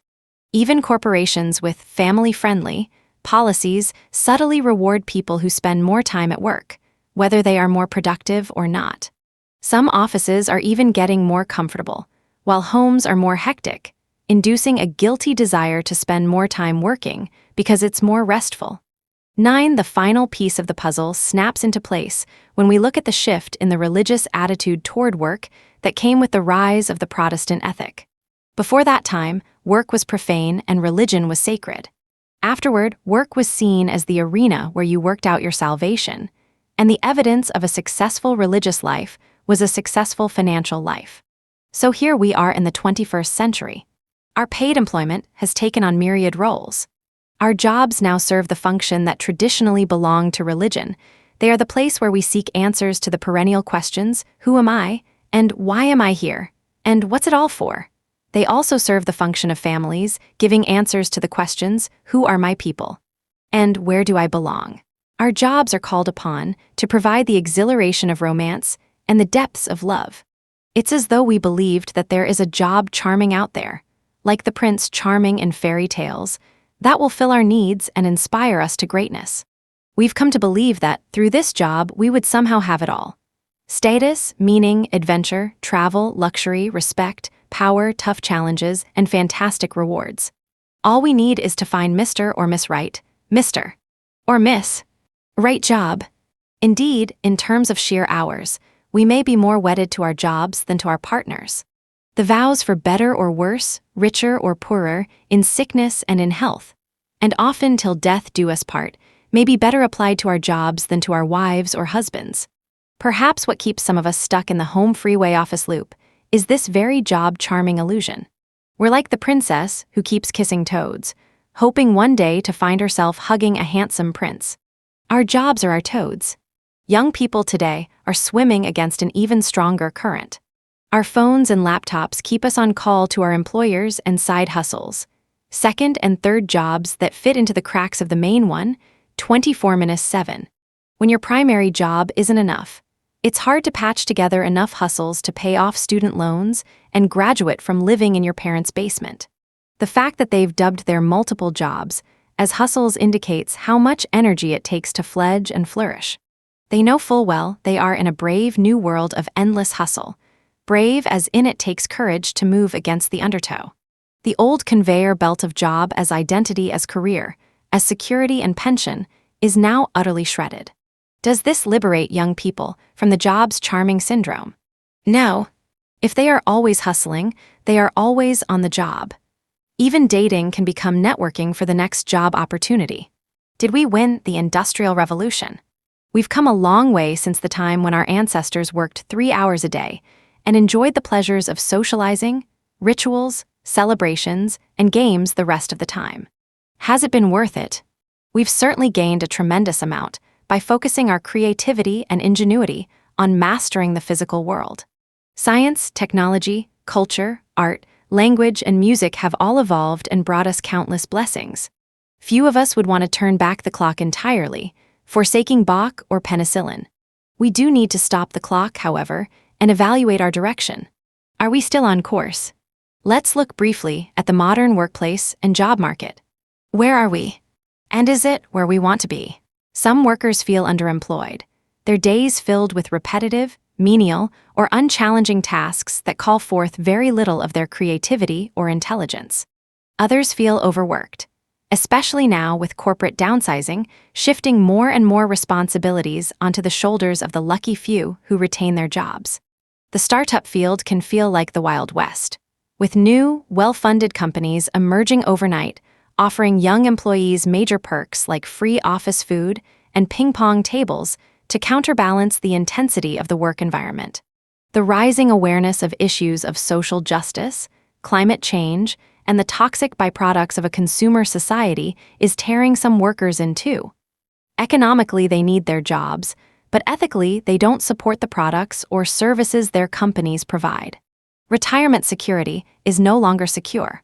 Only 7% of corporations still offer defined benefit pension plans. 25% offer hybrids with defined contributions, such as 401 KS plus some cash. 10 the rest are shifting saving for retirement back onto the shoulders of workers. Some people even wonder about the long-term security of our national social security safety net. This, of course, is what brings many people to this book. You want to take your retirement fully into your own hands and on your own timetable, no matter what happens out there. According to a 2014 report by the Conference Board, a New York-based nonprofit research group, the majority of Americans are unhappy at work. In their first survey, in 1987, 61.1% of workers said they liked their jobs. But that was the high point. The all-time low was 2010, when only 42.6% of workers said they liked their jobs. As the prospects for long-term work with the same employer have eroded, and employees have been saddled with ever-higher health plan deductibles and payroll deductions, the two categories in which workers' satisfaction fell the most were job security and health plans, both declining by at least 11 points since 1987.1. We've had enough, it would seem, of making a dime in such a crazy world. Even if we like our professions, even if we've lucked out in the workplace lottery, even if we are among the 50% not dissatisfied, we still suffer from job charming syndrome. We might still seek to fill needs that jobs can never fulfill. We might risk that ultimate deathbed regret. Why did I spend so much time at my job? What is the purpose of work? Let's continue our exploration of work, this most personal and profound relationship, by reflecting on a few questions. Why do you do what you do to earn money? What motivates you to get out of bed to go somewhere and make money? What is the purpose, in your experience, of your paid employment? If you are supported by a working spouse or relative, you can reflect either on why that breadwinner works or on some work experience from your past. If you are retired or unemployed, think about a job you once had. Now consider the following list of various purposes of paid employment and see which ones apply to you. Earning money to provide for oneself, and the family to save for the future, to engage in philanthropy to achieve financial independence. A sense of security, to ensure that your place at the company is assured, to ensure that you'll have benefits, tradition, to carry on a family tradition of following a particular profession, to fulfill a duty to your family. Because everybody works service to do your fair share, to make a contribution to others, society, and the world, to be the change you wish to see in the world. Aligning skills with helping others, learning to acquire new skills, grow as a human, become more marketable, to be stimulated and challenged to innovate and create power, to influence other people, to influence decisions and outcomes, to assure respect and admiration from those you want to impress, to achieve success and prominence in your field, socializing, to enjoy connecting with your coworkers, to interact with other people, and feel part of a larger community, to engage in company-wide events and parties, time, structuring, to structure your time, and give an orderly rhythm to your life. Have you noticed that work has two different functions? The material, financial function, i.e., getting paid, and the personal function, emotional, intellectual, psychological, and even spiritual. The original question was, what is the purpose served by paid employment? In reality, there is only one purpose served by paid employment: getting paid. That is the only real link between work and money. The other purposes of paid employment are other types of rewards, which are certainly desirable but not directly related to getting paid. They are all equally available in unpaid activities. For middle-class workers and up, any stress, confusion, or disappointment we might feel concerning our paid employment is rarely because of the pay itself. We have already seen that beyond a certain level of comfort, more money does not bring more satisfaction. Perhaps the trouble with our paid employment, then, is that our needs for stimulation, recognition, growth, contribution, interaction, and meaning are not being met by our jobs. The Conference Board survey of job satisfaction, referred to earlier, supports this. Growth potential, communication channels, interest in work, and recognition make a job satisfying, not pay. What if we removed most of these expectations from our paid employment and recognized that all purposes for work other than earning money could be fulfilled by unpaid activities? This observation brings us to a critical point in re-examining our relationship with work. There are two sides to work. On one side is our need and desire for money. We work in order to get paid and afford our basic human needs. On the other side, totally separate from our wages, is the fact that we work in order to fulfill many other positive goals in our lives. It should be noted that this may be not true for the millions who do not earn enough, even with two jobs, to support themselves and their families. The United States is the only advanced economy in the world without guaranteed paid vacation. And less than half of low-wage workers get any paid vacation. Time 12, breaking the link between work and wages. The real problem with work, then, is not that our expectations are too high. It's that we have confused work with paid employment. Redefining work as simply any productive or purposeful activity, with paid employment being just one activity among many, frees us from the false assumption that what we do to put food on the table and a roof over our heads should also provide us with our sense of meaning, purpose, and fulfillment. Breaking the link between work and money allows us to reclaim balance and sanity. Our fulfillment as human beings lies not in our jobs, but in the whole picture of our lives, in our inner sense of what life is about, our connectedness with others, and our yearning for meaning and purpose. By separating work and wages, we actually open the door to integrating all parts of our lives, from earning money to loving our families, into one whole called who we really are. When we are whole, we don't need to try to consume our way to happiness. Happiness is our birthright. Whether you love or hate your paid employment, by separating work and wages, you can see more clearly whether you are valuing, both on and off the job, that precious commodity called life energy. Remember from our discussion about life energy in Chapter 2 that a 40-year-old would have about 350,000 hours left, with a third dedicated to sleeping and 15% dedicated to the necessary activities of having a body and a roof over your head, cooking, cleaning, fixing stuff, errands. You can divide your hours bank account in half. These hours are all you've got. There is nothing in your life that is more valuable than your time, the moments you have left. Separating work from wages means all moments in your life matter, and reclaiming more moments to spend as you will, not as you must, is a worthy goal indeed. Breaking the link between work and wages has as much power in our lives as the recognition that money is simply something we trade our life energy for. Money is our life energy. It takes its value not from external definitions, but from what we invest in it. Similarly, paid employment takes its only intrinsic value from the fact that we are paid to do it. Everything else we do is an expression of who we are, not what we must do out of economic necessity.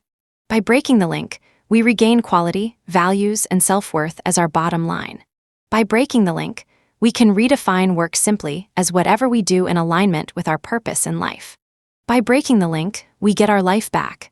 The stunning implications of breaking the link from this point of view. It's clear why your paid employment may feel like making a dime. Besides earning money, you may be doing nothing else on the job that is in alignment with your purpose. 8 to 10 hours a day, 5 days a week, 50 weeks a year, 40 or more years of your life. This opens up a host of questions. How much money do you need to be at the peak of fulfillment? Is your job providing that amount? Are you working for less than you're worth and bringing home less money than you need? Or are you earning far more than you need for fulfillment? What is the purpose of that extra money? If it serves no purpose, would you want to work less and have more time to do what matters to you? If it does serve a purpose, is that purpose so clear and so connected with your values that it brings an experience of joy to your hours at your paid employment? If not, what needs to change? Let's explore together some of the implications of redefining work by breaking the link between work and wages, of seeing paid employment as distinct from work in the sense of fulfillment of purposes in life. People at both ends of the age spectrum are already doing this, but not necessarily in an empowered way. Many millennials began their working lives after the financial meltdown of 2008, when the stock market lost half its value. If they followed their parents' script, went to college, and took on debt, expecting their parents' results, they were greeted with an economy in free fall and fewer opportunities in the traditional job market. No wonder they are such entrepreneurs, side hackers, and gig economy workers. No wonder they have to brand themselves to go out into a fast-changing world where niches open, get filled, and close in a matter of months. Coders, bloggers, app designers, and entrepreneurs work long, uncompensated hours and often come up empty. No wonder, as well, that millennials have revived interest in this book and the possibility of financial independence.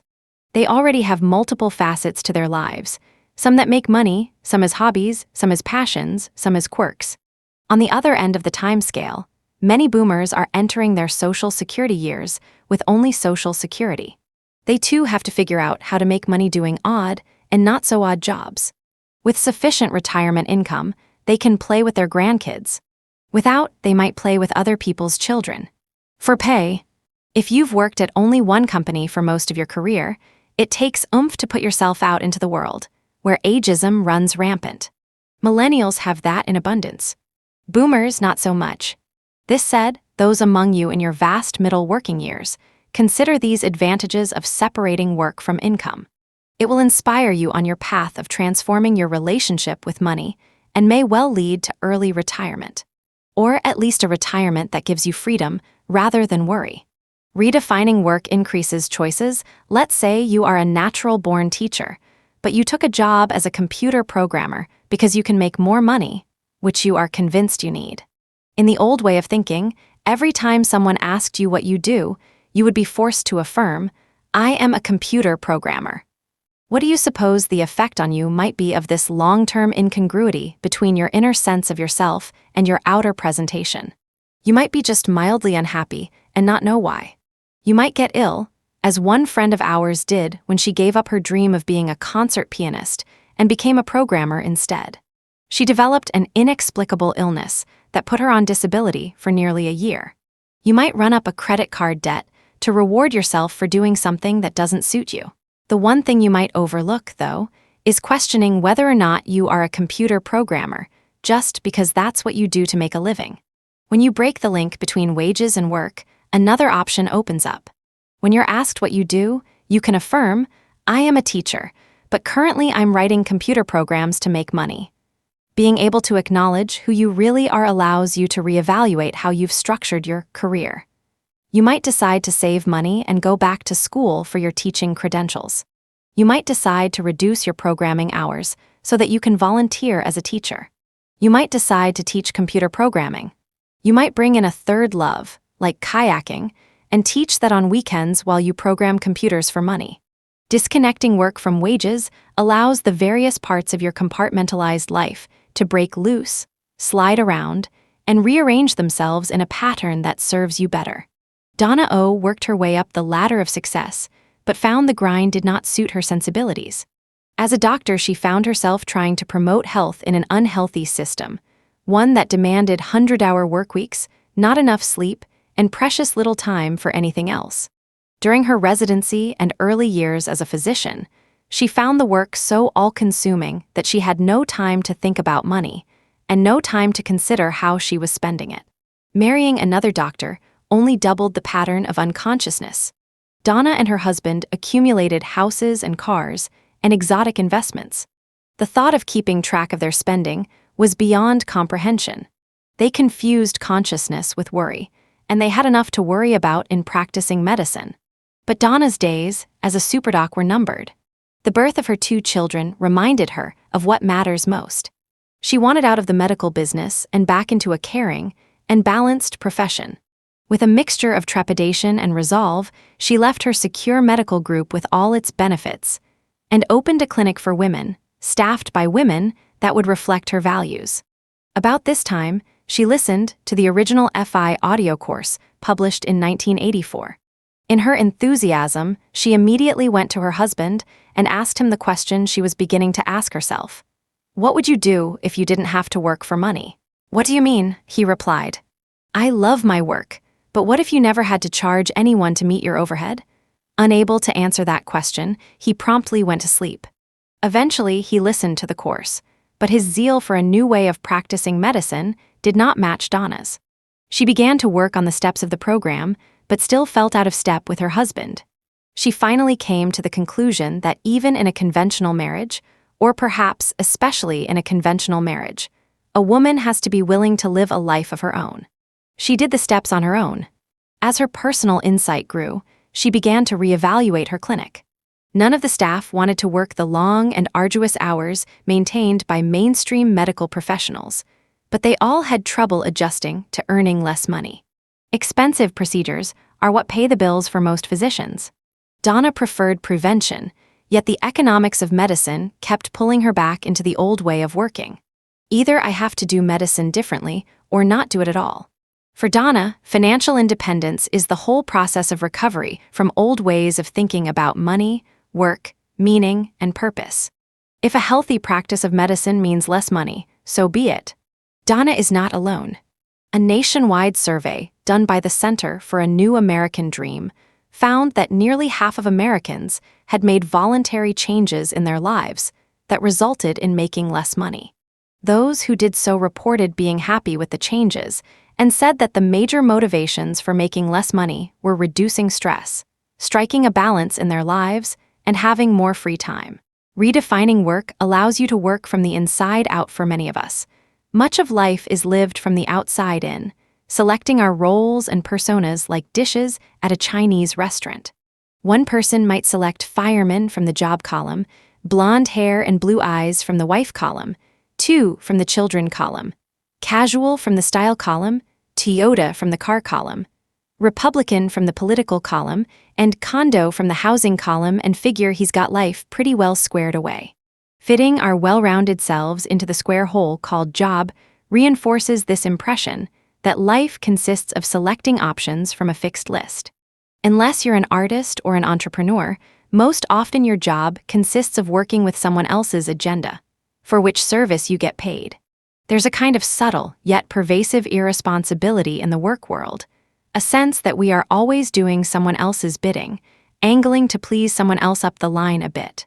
In large corporations, most workers don't even have a clue as to who originated the plan. They're diligently getting to work. And such corporations buy not only our work, but our personalities as well, with their unspoken cultural norms about who talks with whom, what to wear, where people at various levels do lunch, how much overtime you have to put in to be visible, and hundreds of other daily choices. It's clear that if we think that what we do to make money is who we are, we will end up adopting whatever pattern will allow us to survive best at our job. But if who you are and what you do to make money are distinct, as they can be when you disconnect work from wages, you can reclaim your lost self. As you come to know yourself, your values, your beliefs, your real talents, and what you care about, you will be able to work from the inside out. You will be able to do your job without giving up yourself. Margaret P. is in the process of shifting from living according to others' values, living from the outside in, to discovering and living her values, living from the inside out. She'd already been married, had 2 children, and gotten a divorce.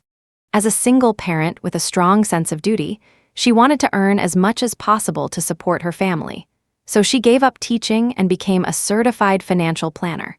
She worked on commission, and some products were more lucrative than others.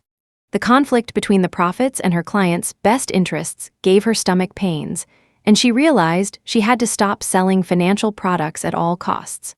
She stopped pursuing sales, and while her body got better, her personal financial picture got worse. She was glad that she and IVU had started the Financial Independence Support Group of 20 people committed to working with the FI program. As they followed the steps of the program, they found themselves ever more willing to follow the prompting of their hearts. And for each one of them, that looked slightly different. For example, through honoring her life energy, one woman saw that she was wasting her talent in a bog of mediocrity. They aren't paying me enough to stay here in this amount of pain. So she quit and lived on savings until she found other work. All of these changes came out of the process of doing the steps of this program. Redefining work makes us life designers, not just wage earners. Before the Industrial Revolution, most people were farmers, meaning they were able to build, maintain, and fix almost everything they needed for daily life. Post-Industrial Revolution, especially post-information and tech revolutions, we learned to spend most of our time selling one small slice of our talents to pay for everything else we need. Lose your job, though, and you still have a mortgage, car payments, and credit card payments without anything coming in. Disconnecting work from wages, however, opens the door to valuing the big piece of the pie called the rest of your time. Few go back to being Jacks and Jills of all trades, such as farmers or home builders, but the more we learn to honor unpaid work, the more likely our debt will be lower. We might learn handyman skills, or build that deck ourselves, or host a website or launch a blog. When we stop working for money, we may be out of a job, but we are not out of work. It also means play might end up being pay. You might learn skills in a job that you take into your life. You may learn lessons in your life that later you'll be paid for. The skills acquired in one job may lead to another. On one job, you may learn the ins and outs of a trade, so you can leave that job and ply that trade for fun. Or profit. Job becomes school. School becomes play. Work becomes self-expression. You are your boss, whether you're paid or not, and you can carve out your own path. Redefining work adds life to your retirement. Retirement doesn't mean you stop working. It means you can stop working for money. We all want to be useful, to be recognized by others for the contribution we make. If we think paid employment is our only admirable, respectable, and consequential way to contribute, then who'd want to retire? Nobody wants to be a has-been, washed up, put out to pasture.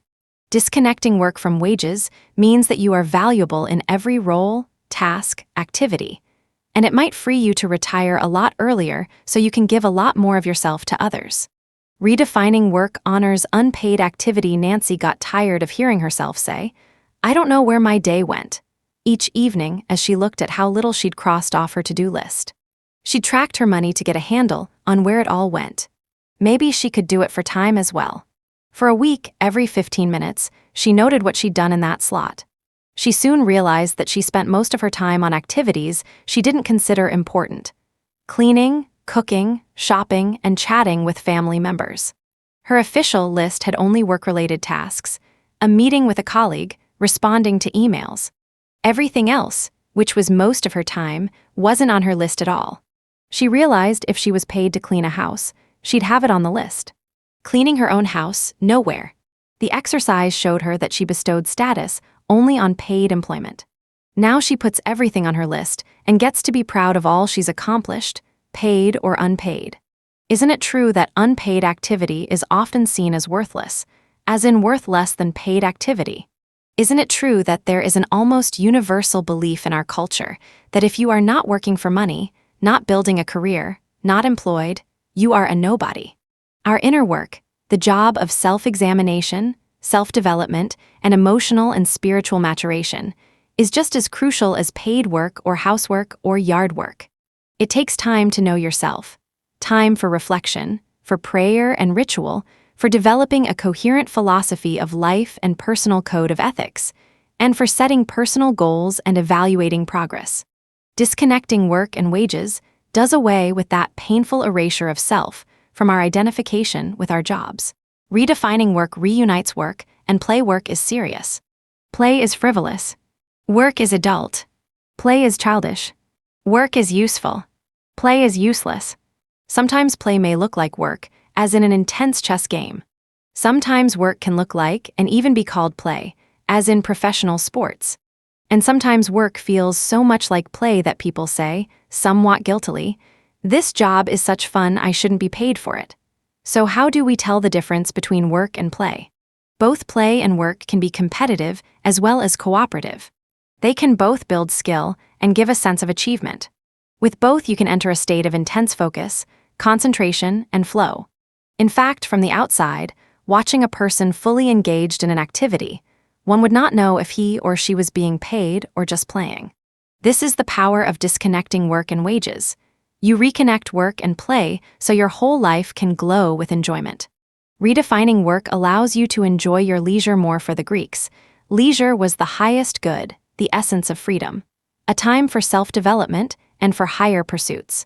Yet here we are in the early 21st century, unable to really relax and enjoy our leisure. Even our language betrays us by calling it time off, as though leisure were just a few minutes of recuperation before we're back on. A once again productive, i.e., real human being.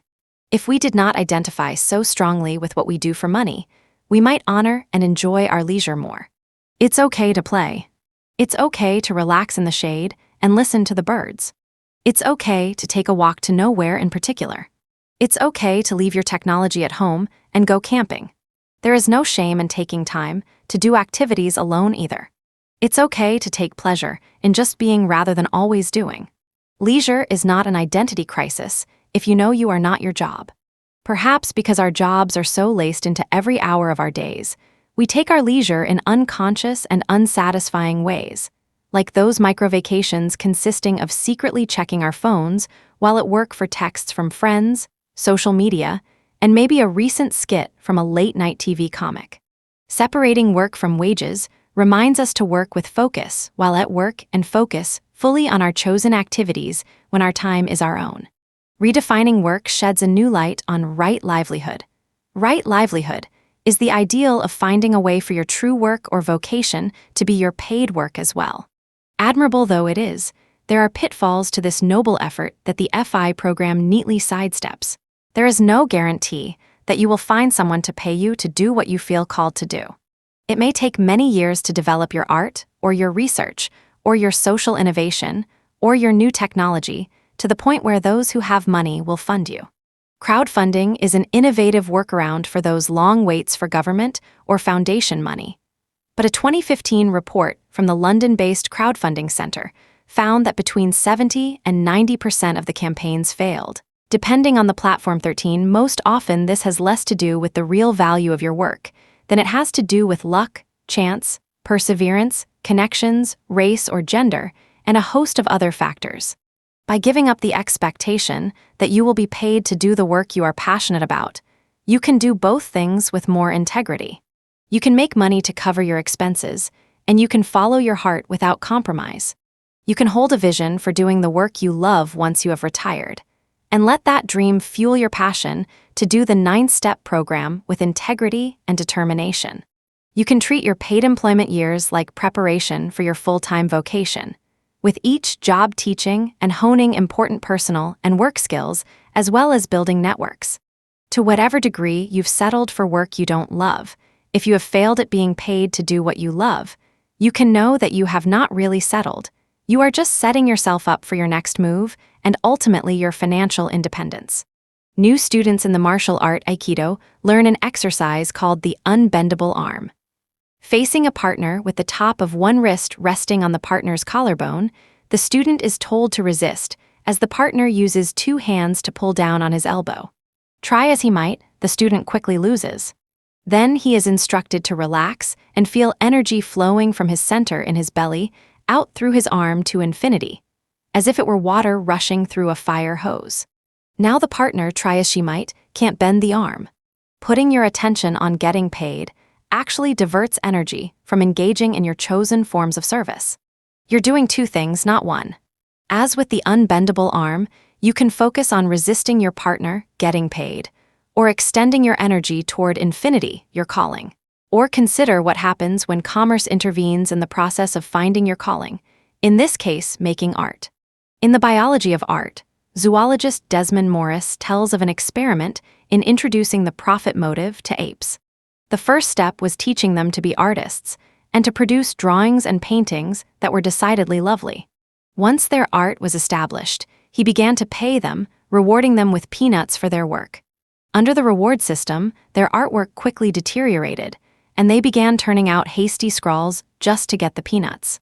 Commercialism destroyed the apes as artists and got them scrambling for peanuts instead. 14, insisting that your calling and your paid employment be one, and the same can tip the balance of your focus from mission to money.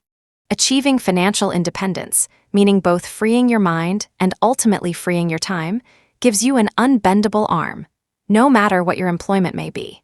Imagine you luck out and find that dream job, the one that marries who you are and how you earn money, but something happens. New management, your project shut down and team reabsorbed into the general pool, and you are confronted with money versus mission. If you disconnect work from wages, you stay clear on your true work and assess whether your situation will ultimately free you to do it without compromise. You return to the unbendable arm and choose. Implications for your income now that we've established that the only intrinsic purpose of paid employment is getting paid, whether you love or hate your job, it makes sense to see whether you are trading your precious life energy for what it's worth. Since you know that your life is bigger than your job, it makes sense to get a job that really does the job. That is, pays you well. This leads to Step 7 of the FI program. Step 7, valuing your life energy. Maximizing income. Step 7 is about increasing your income by valuing the life energy you invest in your job and exchanging it for the highest pay consistent with your health and integrity. When you pick up your paycheck, tally up your gig checks, or tabulate all your combined income, are you really getting a fair exchange for your investment of valuable life energy? The key to freedom from the making a dying world is valuing your life energy. We have seen that money is just something you trade your life energy for. We have also recognized that the purpose of paid employment is getting paid. Don't reason and self-respect both suggest, then, that when you are working for pay, you should make the most money per hour possible, consistent with your integrity and your health?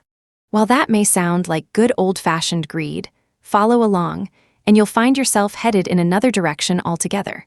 In following steps 1 through 6, you have defined what enough is for you, including your best guess of how much will be enough in the future. Instead of defining enough as more than I have now, thus condemning yourself to the experience of perpetual poverty, you are discovering that enough may be less and closer than you imagined. And remember, enough is not the minimum amount for survival. It is the exact amount that gives you fulfillment without excess. As we pointed out in Chapter 5, this enough often falls far below your income. By spending less money than you earn, you can spend less time on the job and still have enough. It's basic math.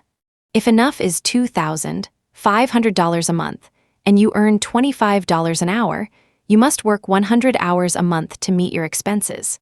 But if you could earn $50 an hour, you could conceivably work 50 hours a month at your paid employment, or save 50% of your income.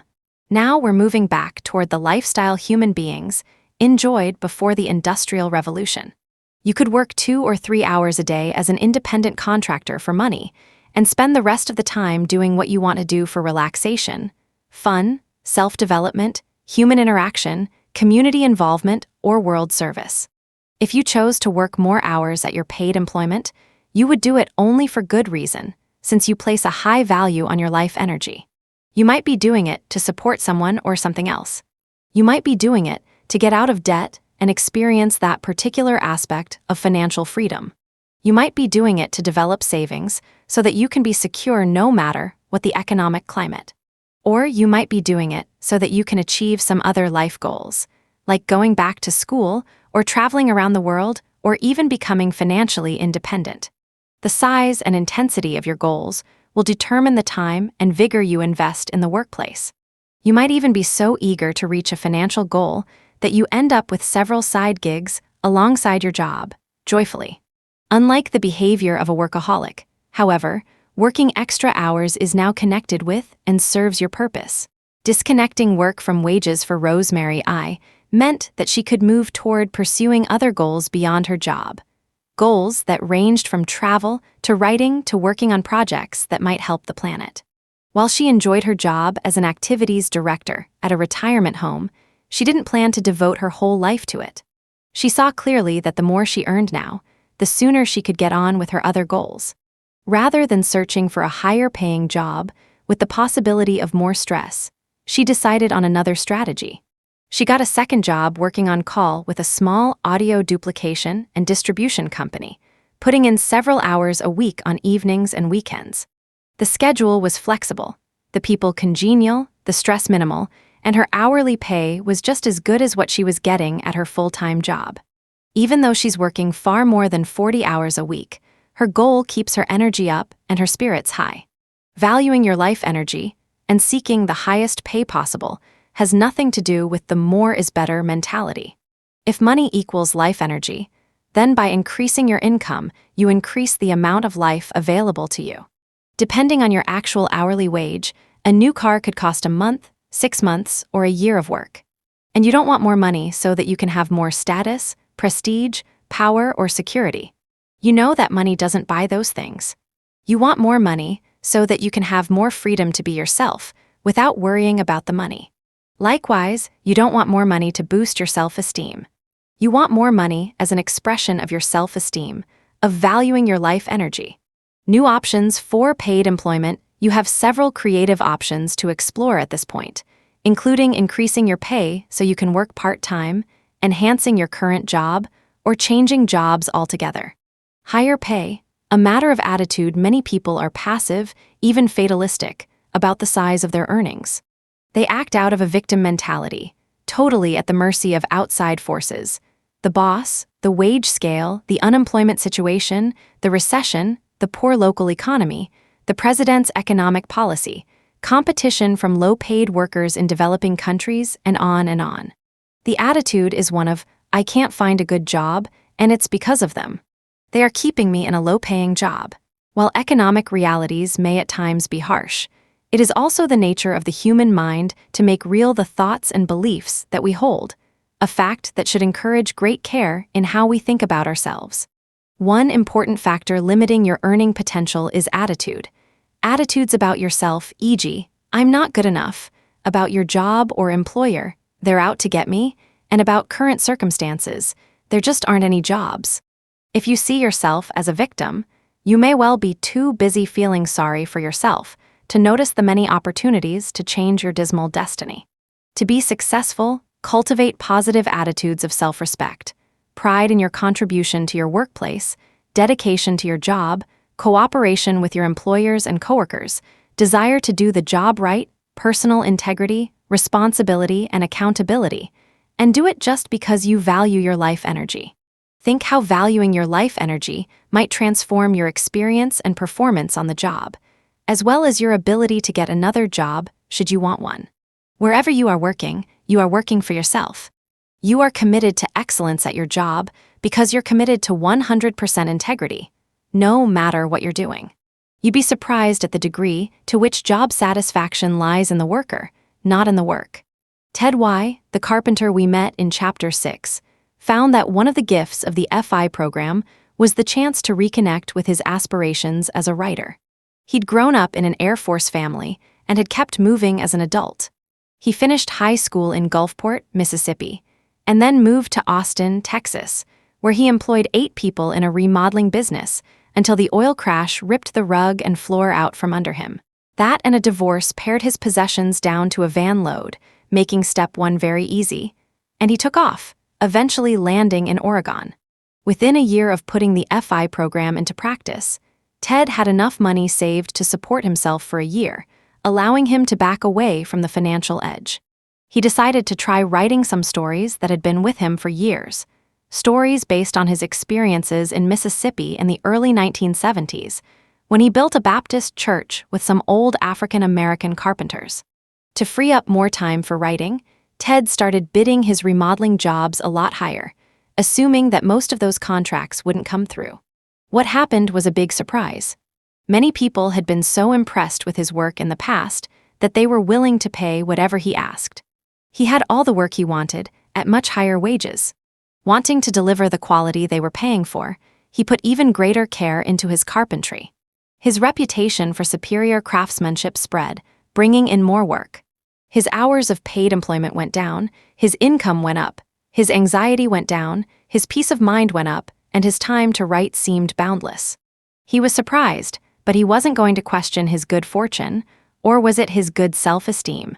Financial independence as a part-time job. Ted Y. chose what we usually refer to as part-time work. However, this new way of thinking about money and work puts that term in a new light. In the world of job equals identity, part-time work makes you only a part-time person who has only part-time worth. As a part-timer, this thinking concludes, you would be sacrificing many of the benefits of full-time employment. You'd lose out on health insurance and whatever retirement plan your company provides. You'd lose out on opportunities for advancement. In the new way of thinking, however, you are working part-time on someone else's agenda for money, so you can work as much time as possible on your own agenda. You give your employers their money's worth, but you don't define your self-worth by what you do on the job. People have adopted a number of variations on this theme of part-time work. Some work a shorter work week. Some work 6 months a year for money and do their art, travel, volunteering, or play the other 6 months. Some work 4 hours a day so that they can be available for their children before and after school. Some ask their boss for what they need. Why not? Nothing ventured, nothing gained. Consider renegotiating your vacation time, asking your boss to let you work 24 hours per week, or detailing why telecommuting will make you a better employee. But what if I like my job? If you like your job, this new perspective, valuing your life energy, will only enhance your experience and your earnings. Maddie C., who is partners with Tom C., the propane truck driver, loves her work as a holistic accountant, empowering people to become responsible with their money. Upon doing the FI course, she discovered the blind spots in her own personal finances. When she calculated her real hourly wage, she found that out of her $90 per hour fee, she netted $7.50. Her husband did better delivering propane during the winter in rural Maine. Where was all that money going? Because she had wanted to provide service for people who couldn't afford it. She offered discount rates to low-income people and was always the one to do unpaid overtime and go the extra mile. Doing the monthly tabulations showed her that she wasn't making any headway economically. She had forgotten the simple lesson of valuing her own life energy. She decided to raise her rates by 23% and to limit her staff to one secretary. In addition, she decided to limit both the number of clients, concentrating on those who wanted to learn to help themselves, and the number of hours she worked. After making these changes, she found herself with exactly the number and type of clients she wanted, and she now works fewer hours while earning more money. But what if I don't have or want a job? There are many reasons people don't have or want a job in the traditional sense. They can be self-employed, entrepreneurs, on call as handymen and dog walkers, artists of every ilk who might gig on the side, partners who tend to home and family, off-the-grid homesteaders, and on and on. Some now in the gig economy might long to return to having just one job for one boss and benefits, but others have adapted to the fluidity of freelancing and short-term work. Among these are coaches and consultants who have clients instead of jobs, getting 1099s instead of W-2s. And then there are those who have truly independent means, family wealth or other luck of the draw, and spend their time on their creativity or curiosity or service. Some, of course, are among the growing legions of F-ears. Any of these will benefit from separating work from wages and seeing if this new mindset influences their choice of paid employment. Increasing numbers of people, though, are intent on building their wealth the way the wealthy often do, using their money to make money. From day traders to stock pickers to personal portfolio managers to real estate flippers, these people use their time and attention to maximize return as in any other job or business.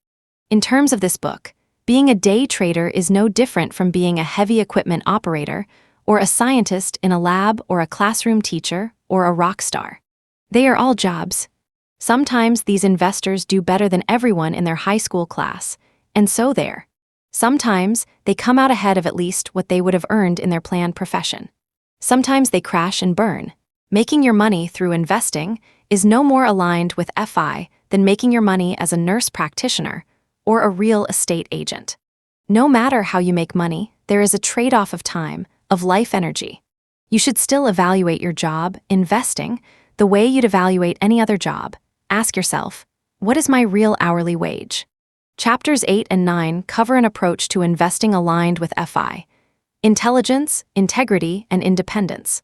How to get a high-paying, high-integrity job. As we have seen, there is no job charming. The people we've met in these pages had to do a lot of soul-searching, risk-taking, experimenting, and challenging of old beliefs in order to move forward into jobs with higher pay and high integrity. They had to see that their lives are bigger than their jobs. The parts of them that were suffocated by their paid employment had to be given room to breathe again. Visions from childhood of how life could be had to be excavated from under the status, seriousness, and self-importance that masquerade as adulthood. They had to tell themselves the truth about whether their current paid employment was really doing what paid employment is supposed to do: earn money. There are a number of excellent job hunting guides and blogs on the market. Just one word of caution. As P.T. Barnum once said, there's a sucker born every minute. Be as sharp a shopper for a job as you would be for a car or a refrigerator. Nina N. had left her marriage and raised 4 children as a single mother 10 years before she started doing this program. Then she listened to the audio course, and even though she was living with friends, exchanging labor for room and board, she started tracking her few expenses. Determined to become financially independent, she applied for a job as a maid at a nearby motel and got it. She hurried home, ecstatic to tell her housemates, only to realize she forgot to ask how much she'd be paid. Several months later, Ainâ moved to Seattle to look for a job that paid more than the minimum wage. Within weeks, she was out on assignments from a temporary employment agency. Right away, she put her wall chart up, and within a few months, she had wiped out several $1,000s in debt. Her progress spurred her on. For every temporary position, she calculated her real hourly wage. Soon she doubled her income, but she didn't stop there. Temping at a hospital, she learned of an opening as a full-time administrative assistant to a department head. She went for it. Her pay shot up above $17 per hour, and she now had benefits. Sure, she'd never had a job like this before, but she'd raised 4 children. How hard could one doctor be? But she didn't give up looking. Her wall chart was a daily reminder that the more she sold her life energy for, the sooner her time would be her own again. One weekend, while volunteering at a conference on a topic of interest, the whole staff walked off to protest a policy, and Ainâ stepped up. When the board went looking for a new executive director, Ainâ was the clear choice. By the time she retired, her annual salary was over $48,000, a figure that had been so unthinkable to the hotel maid Ainâ that she now had to tape extra graph paper to the top of her wall chart to even enter her monthly income. Her earnings had literally gone off the chart. See Figure 7-1. Figure 7-1 Ainâ's wall chart.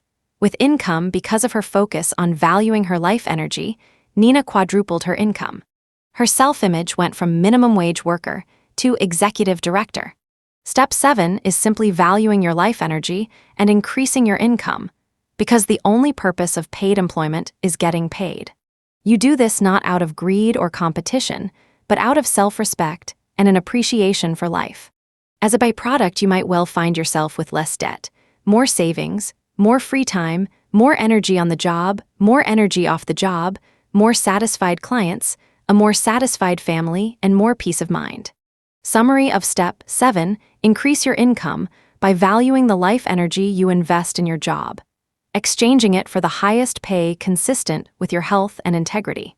Money talk questions stories around a circle, be it a campfire or money talk, teach us so much about how to make better choices, not just for our money lives, but to have more meaning and happiness.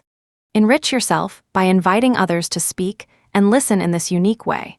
Using the suggestions in the epilogue for how to have a money talk, raise these questions in your daily reflections, with your partner, or in social groups. Remember, adding why to the end of any question will take it deeper. Adding how has society shaped my answer to any question will take it wider. There are no right answers. How could you double your income without selling your soul or compromising your health?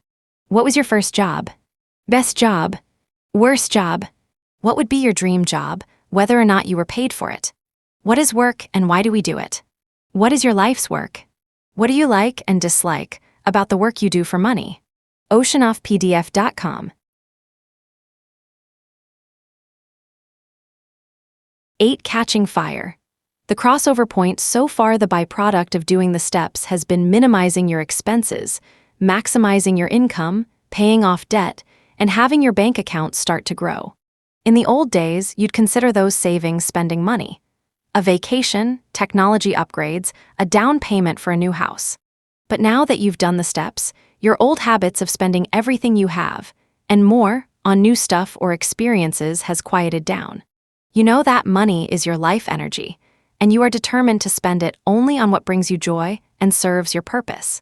Most of your old Gazingas pins no longer grab your attention, and those few that make it past the cash register often look like fool's gold very soon afterward. You've started to feel the freedom of enough. What's next?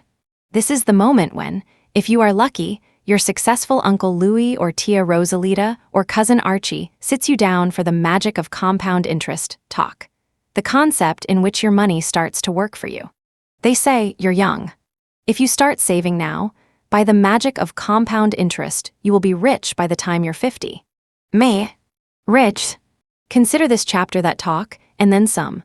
Doing steps 1 through 7 transformed your relationship with money. Now steps 8 and 9 will transform your relationship with your future. Enter your successful Tia Rosalita or Uncle Louie or Cousin Archie, who explains that if you invest your savings rather than spending them, you will build wealth. Your money makes money for you. Store it in the bank and you get interest. Buy bonds and you get even more interest. Conservatively invest in the stock market and you get dividends. Reinvest all your interest and dividends and build more wealth. Eventually, my boy/girl, your money will do all the work for you. You'll be financially independent. This relative is actually right by your side now. It's your wall chart. More powerful than you may realize, this simple snapshot of your financial life will help transform your life in profound ways. Pay attention. It's simple once you see what's going on. Notice that once your expense line goes down, your income line goes up, your debt disappears, and you start to have savings. In Chapter 7, we saw Ainâ's wall chart with her income line going off the top. Let's take a look at it again, this time adding the expense line, see Figure 8-1. You'll notice that it settles into a groove. Figure 8-1 Ainâ's wall chart. With income and expenses having lived on the edge of poverty for so many years, Ainâ didn't have a lot of big spender habits to contend with, so her expense line soon settled in at around $950 a month. What doesn't show up on the chart is the change in her discretionary spending from entertainment to fill the void to activities in support of my purpose, and the fact that her feeling of inner peace went steadily up. Her income line, as we said in Chapter 7, went off the chart, not only from her professional work, but also from some part-time piecework she did for a small local company. Ainâ's chart is fairly typical for a dyed-in-the-wool frugal person whose earning power goes through the ceiling. Elaine H's chart, see Figure 8-2, is typical of a fairly steady earner and heavy spender who diligently applied the principles of this program and cut her spending in half, while, she claims, adding to both the quality of her life and her self-esteem. Figure 8-2, Elaine's wall chart. With income and expenses capital, what you see in both these charts is a growing gap between income and expenses. That is, savings. Before FI thinking, this gap means more spending money. After FI thinking, these savings are seen in a different light. FI thinking calls that gap capital. Capital is money that makes money, as opposed to sitting in the bank. Whether $50 or $500, your capital can start producing an income. Doing steps 8 and 9, you will see that financial independence isn't just for the 1% or the 10%. It's for anyone and everyone who chooses to transform their relationship with money and accumulate enough wealth, which, when invested wisely, can provide a lifetime of passive income. With Step 8, the possibility of complete financial independence opens up. Let that sink in. A new line on your chart. Monthly investment income. The income you receive from your capital is of a different nature than your job income. It comes in whether or not you go to work, email clients a final project, or hit your monthly sales goal. This money continues to flow from all your investments in the form of dividends, interest, rental checks, or business profits. Instead of simply lumping it with your total monthly income, you will use the following formula to create a third line on your chart. Monthly investment income. Step 8, capital and the crossover point each month. Apply the following formula to your total accumulated capital and record the result on your wall chart. Capital times current long-term interest rate 12 months equals monthly investment income. Simply put, when your monthly investment income line on your wall chart crosses over your expense line, you cross over into financial independence. Here's how. Your total accumulated capital is simply the money you have, usually in a savings account, that you are not planning to spend. For the current interest rate, don't use what you get on your checking account. Instead, use the current yield of long-term, 30 years, U.S. Treasury bonds, or perhaps certificates of deposit, CDS. The U.S. Treasury bond figure is one of the best reflections of prevailing interest rates on debt instruments. We are not saying to buy them, just use the interest rate. It is a conservative estimate of the return you can expect from such a long-term investment. Applying this percentage to your capital doesn't mean you now have that income. It simulates the kind of income you will have later from your FI portfolio. We'll talk more about this in Chapter 9. Thus allowing you to do this crucial step of projecting what your FI income will be. For mathematical simplicity, we will use 4%, but this is a convenience for our discussion only and not a prediction or a promise about what interest rates will be when you are ready to invest. When you do, there are a variety of investments you can own, which will ultimately determine your estimated return on investment, ROI. Regardless of what those investments might be, what we know for sure about the financial world is that even the safest investments go up and down. At the moment, don't worry too much about your number, just use the current rate. Interestingly, in traditional financial planning, 4% is also a key percentage for calculating retirement income. It's known as the safe withdrawal rate. With a blended portfolio of stocks and bond funds, withdrawing 4% of your capital each year is considered a safe allowance to pay yourself once you no longer work for income. This 4% rule preserves your capital, protects against inflation, and gives you an annual income to cover your expenses. The concept is somewhat Goldilocks in nature. If you were to estimate 3% annual withdrawals, it may not be enough money to cover your expenses. However, withdrawing 5% of your capital each year may dry it up too quickly. Remember, this is a general example and not specific financial instructions. Because both the safe withdrawal rate and current long-term bond interest use the same percentage, 4% is a reasonable choice for the following examples. Let's say you have $100 in savings. If you were to invest that $100 of capital in a bond that pays 4% interest, the equation would look like this. $100 times 4% 12 equals $33 month. For every $100 invested, you will get $33 each month for the life of the bond or CD. The original $100 remains untouched, and you will eventually get it back. But this is only the beginning.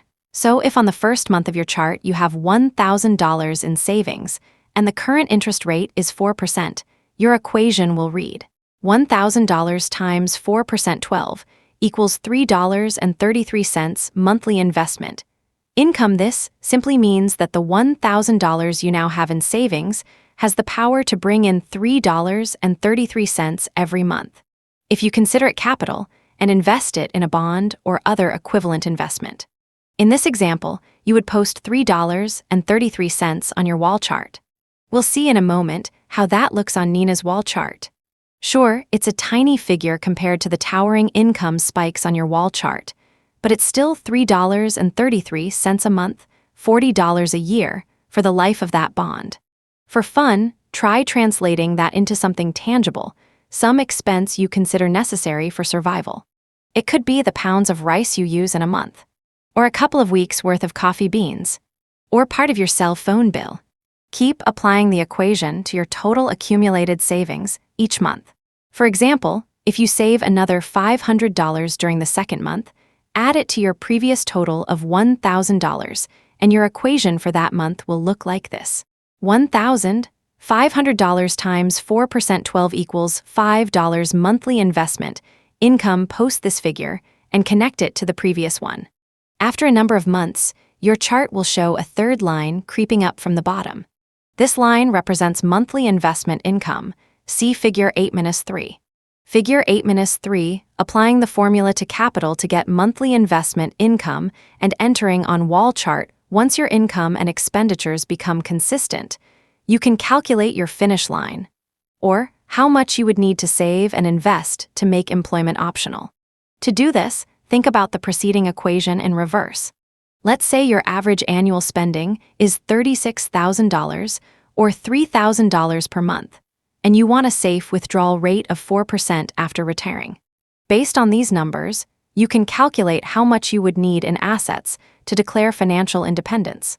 $3,000 times 12 4% equals $900,000 total assets. Mr. Money Mustache summarizes this rule of thumb as follows. Your crossover point comes when you have 25 times your annual expenses, which functionally gives you a 4% withdrawal rate indefinitely. For example, an annual expense of $36,000 requires $900,000 in total assets, $36,000 times 25, for becoming financially independent. In Chapter 9, we'll help you decide when to make the leap from savings to investing. When you're finally comfortable, let's say you begin by investing $5,000 in a long-term bond. The income from that investment will become part of your monthly investment income figure. The next $5,000 you accumulate will be invested in a similar way, and the next and the next and the next. Let's go back to Nina's chart and see how that looks. See Figure 8-4. Figure 8-4 Nina's wall chart. With monthly investment income, since she started out with some debt, Nina's monthly investment income line didn't even show up until about a year after she took the hotel maid job. Once she started accumulating savings and converting them to capital, however, her monthly investment income kept going up. In January of year 4, for example, Nina has a monthly investment income of $215, while her expenses are $845. By the next January, her monthly investment income is $350, and her expenses are still less than $1,000. Now look at February of year 5. Her monthly investment income is $545, and her expenses are still within the $950 range. What you are seeing at work here is not only Nina's increasing investment income, but also what's known as the magic of compound interest. Even if the amount added to your capital each month is a constant increment, e.g., your monthly savings are always $500. Compound interest makes sure that the monthly investment income line on your chart curves upward rather than remaining straight. This is the magic of compound interest your relatives would have talked to you about. Compound interest means you add your interest income to your capital and apply the percent return to the combined total, not just to the original capital. For example, year 1 you earn 4% on $100, adding $4 to your capital. Year 2 apply 4% to your capital, now $104, and you earn $4.16. Add it to your capital. Year 3 apply 4% to $108.16, and you earn $4.33. Add it to your capital. Year 4 apply 4% to $112.49, and you earn $4.50. Add it to your capital. Year 5 apply 4% to $116.99, and you earn $4.68. Apply it to your capital. And on and on. This exponential growth applies to any system in which there is an annual increase. The rule of thumb is that anything will double in 10 years if it grows at a 7% rate. Money you've invested. Human population. Your debt. Cards today range from 12% to 24% interest if you carry a balance. You do the compound interest math. Given our more conservative 4% rate, your $100 will become $200 in 18 years. You can see this upward trend developing in Nina's wall chart. That modest yet ever-increasing monthly investment income line is steadily gaining on the fairly stable monthly expenses line. We'll see the significance of this in a moment. But for now, all we need to notice is that simply doing the steps, month in and month out, has caused Nina's investment income to head up. This will also happen to you. Where do you actually put your savings? During your wealth accumulation years, you'll first want to build up liquid, readily available cash in a bank account. Common wisdom says you should have 3, ideally 6, months of expenses in liquid cash stashed in your bank. It is risk-free because federal deposit insurance means that Uncle Sam has you covered up to $250,000 per account if the bank fails. But even the bank isn't as simple as it was a few decades ago. You have choices. Do you consider your bank's track record in bankrolling companies that pollute or discriminate? Do you choose the one closest to your house? Do you choose a credit union, a local member-owned financial cooperative? Do you choose an online bank accessible anywhere in the world to eke out a fraction more interest? We call this liquid cash your cushion. Many call it an emergency fund because it's there if you have to fly home to see a sick parent or buy a new, to you, car if your old Volvo blows a head gasket. It's where you store your daily life money, depositing income and paying bills. If you're currently living paycheck to paycheck, the thought of saving up a half year of expenses may seem impossible, but don't fear. Following this program will prepare you to do that and then some. Beyond your cushion in Chapter 9, you'll learn about investment vehicles that are most likely to conserve capital while generating income. Joe Dominguez recommended U.S. Treasury bonds for this purpose, but as we will see, the golden opportunity of Treasury bonds is long gone, and we don't know when or if it's coming back. Because of that, Chapter 9 will also discuss other strategies FEers have used in the years since Your Money or Your Life was first published in 1992. For now, focus on increasing your liquid cash and then purchasing laddered CDS, certificates of deposit with staggered maturity dates. Or, if you follow current FIRE, financial independence, retire early, theory, index funds, explained in Chapter 9. Some of you may be lucky enough to already have savings opportunities at your fingertips. If your company offers a retirement plan such as a 401(k) or similar, take advantage of it because many employers will match your contributions, essentially giving you free money for investing at an average of 6% of each paycheck. Receiving this match instantly doubles your money and is, by far, one of the best returns on your investment. Plus, it grows tax-free. Most 401(k)s now are managed by large brokerage houses that offer you a variety of options, from mutual funds to bond funds. For those self-employed readers, you too can open a 401(k) or an SAP and contribute through your business. If your employer doesn't offer such a plan, consider an individual retirement account, or IRA. Anyone can open one, and much like an employer-provided retirement account, an IRA also provides tax advantages and grows tax-free. Both a 401(k) and an IRA are excellent accounts that all working people can take advantage of in some way. There are plenty of other options. This is simply an overview of some of the common places people choose to turn their savings into income-producing investments. It may seem strange, but for now, your monthly investment income line is not influenced by where or how you currently save your money, as long as you keep saving it. Later, when you are FI and investing for passive income, this will no longer be needed. As we mentioned before, this is a way you can project the income you will have from your FI portfolio. Whether it's in a checking account, CDS, or retirement account, you apply the 4% formula to your capital to generate the projection of returns. The crossover point one day. While you're looking at your wall chart, you will realize that you can project your monthly investment income line into the future.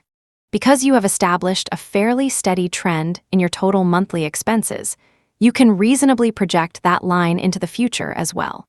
If your expenses stabilize in a range, like $2,800 to $3,200 a month, pick the higher number just so you feel very safe projecting what your post-FI expenses will be. That will quiet the fears some might have about unforeseen expenses. You will notice that at some time in the not-too-distant future, those two lines, total monthly expenses and monthly investment income, will cross. We call that the crossover point, figure 8-5. Beyond the crossover point, income from your investment capital will be higher than your monthly expenses, and your employment officially becomes optional. Figure 8-5. The crossover point provides us with our final definition of financial independence. At the crossover point, where monthly investment income exceeds your monthly expenses, you will be financially independent in the traditional sense of that term. You will have passive income from a source other than a job. The power of a visible time horizon, this realization, has had a powerful impact on many people. Think about it. If you see your life as bigger than your job and can conceive of having to work for money for only a finite and foreseeable period of time, then you are likely to be an even more highly motivated, high-integrity worker. The qualities of self-assurance, high motivation, dedication, integrity, joyful pride of workmanship, and responsibility that you adopt as you learn to value your life energy are squared when you realize that you need to work for money for a finite period of time. When Larry D., a human resources employee in a big corporation, was able to calculate, from years of tracking, evaluating, and charting, see figure 8-6, that he would reach the crossover point within a finite period of time, he went through a metamorphosis at work that astounded even him. Finally, I saw financial independence was going to happen. We were right on schedule for it. I stopped worrying about whether anybody was going to fire me or whether I would get laid off, or whether I stepped on toes, and it was extremely empowering.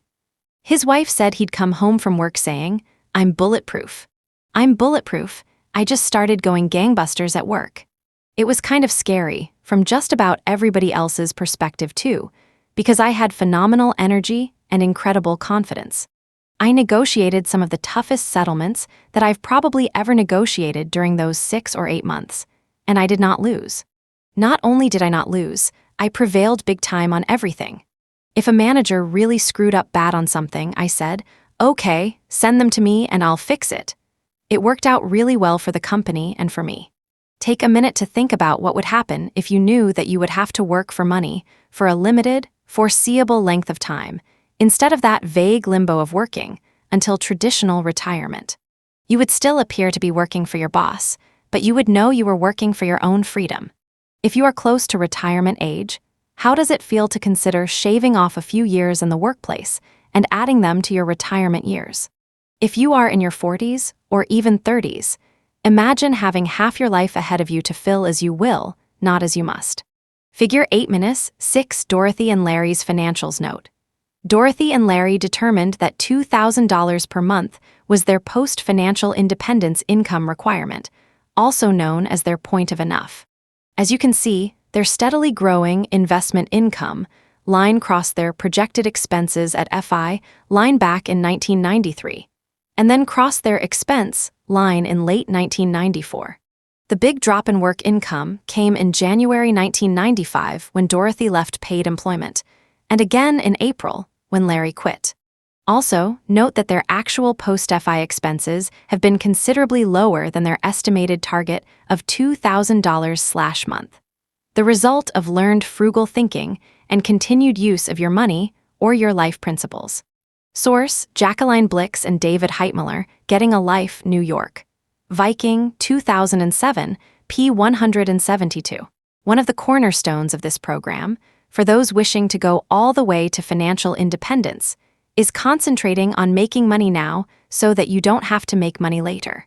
You are thus committing yourself to intensively and intentionally earning money, without selling out your integrity or endangering your health, for a limited period of time.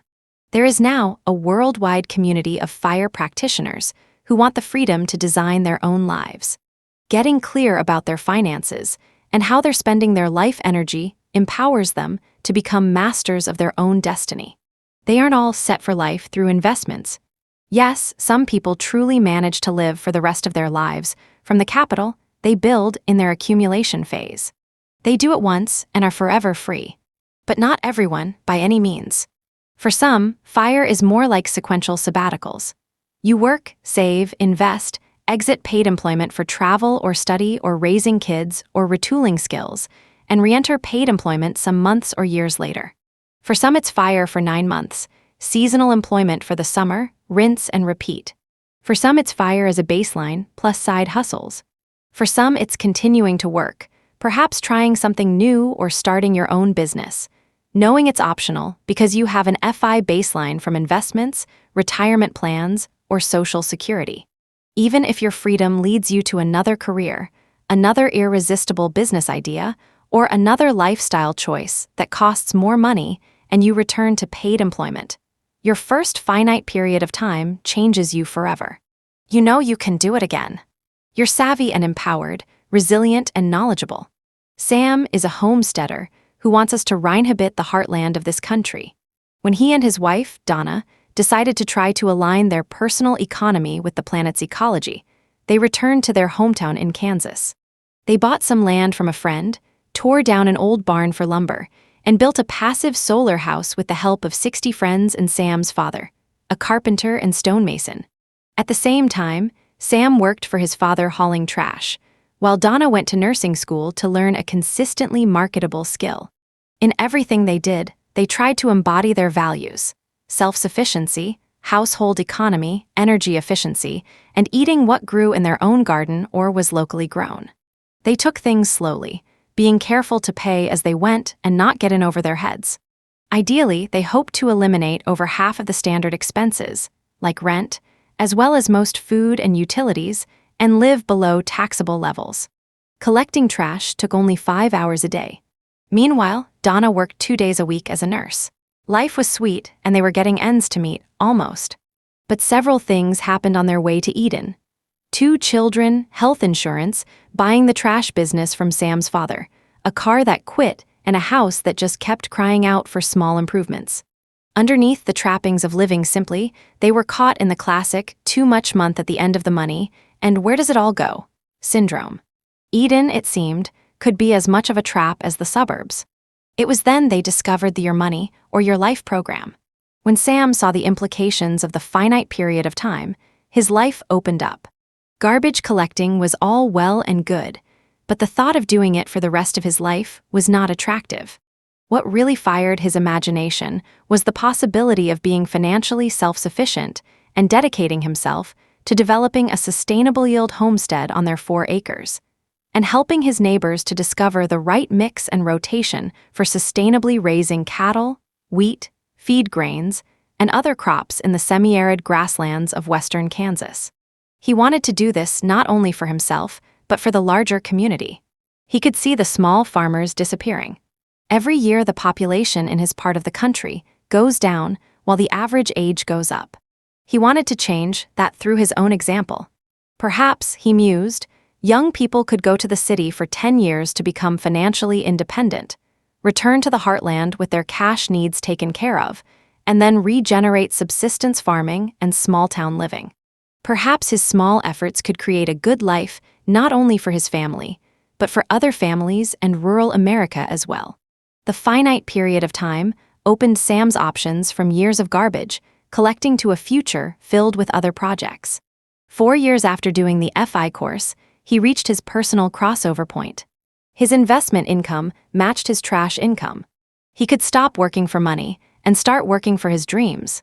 Cash. Looking at that crossover point, you might wonder if you could really be financially secure on passive income for the rest of your life. That's a very long time. The what-ifs and what-abouts will start scratching at the back door of your mind, looking to get in. This is where a third element of your financial security comes in: your cash. Cash, pronounced cash, is savings in addition to core capital or cushion. In pioneer days, a cache was a hole in the ground where travelers buried provisions for later use that were too heavy to carry. In your FI program, your cache is a store of extra money, beyond your capital or your cushion, that builds up for future use. Rosemary I found herself getting increasingly uneasy as her projected crossover point approached. She was used to her job, and the thought of turning off that trusty faucet and depending on bond income alone was scary. Rationally, she knew her bond income was enough and then some, but she still had irrational fears of not being able to re-enter the job market if FI somehow didn't work. Maybe this is what trapeze artists feel when they are assessing when to let go of their bar so they can swing over to the other one, she thought. Her safety net cushion was in place, but it felt very far away. She decided to bring the net closer and beef it up by building up her cash. With those extra thousands in the bank, she found it easy to face down the inner worry-wart who kept asking, "But what if you total your car and have a major illness and your house burns down all in the same year? But if you no longer work for income, where does cash come from?" Most people find that their expenses go down significantly when they leave paid employment. No more commuting expenses, no more dress for success expenses, no more restaurant lunch expenses, and many more such reductions. So since the crossover point is based on your total expenses while you are engaged in paid employment, you might find investment income piling up post-FI. This is what we referred to in the definition of FI as having enough and then some. In addition, your FI habits don't end. What you learned during your money transformation will stay with you for life. Your expenses go down through careful, conscious, and creative spending. Finally, many things you bought during your accumulation phase, like your sturdy car or ultimate camping gear or off-the-grid house, will never need to be replaced. They were part of your pre-FI expenses. Further savings, further cash.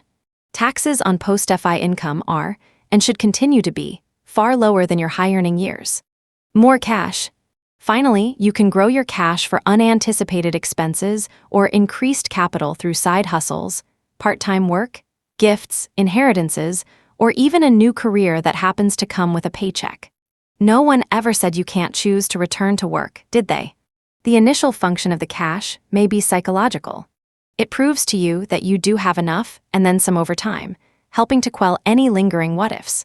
It is from cash that you can replace major items necessary to your chosen lifestyle when they finally do wear out.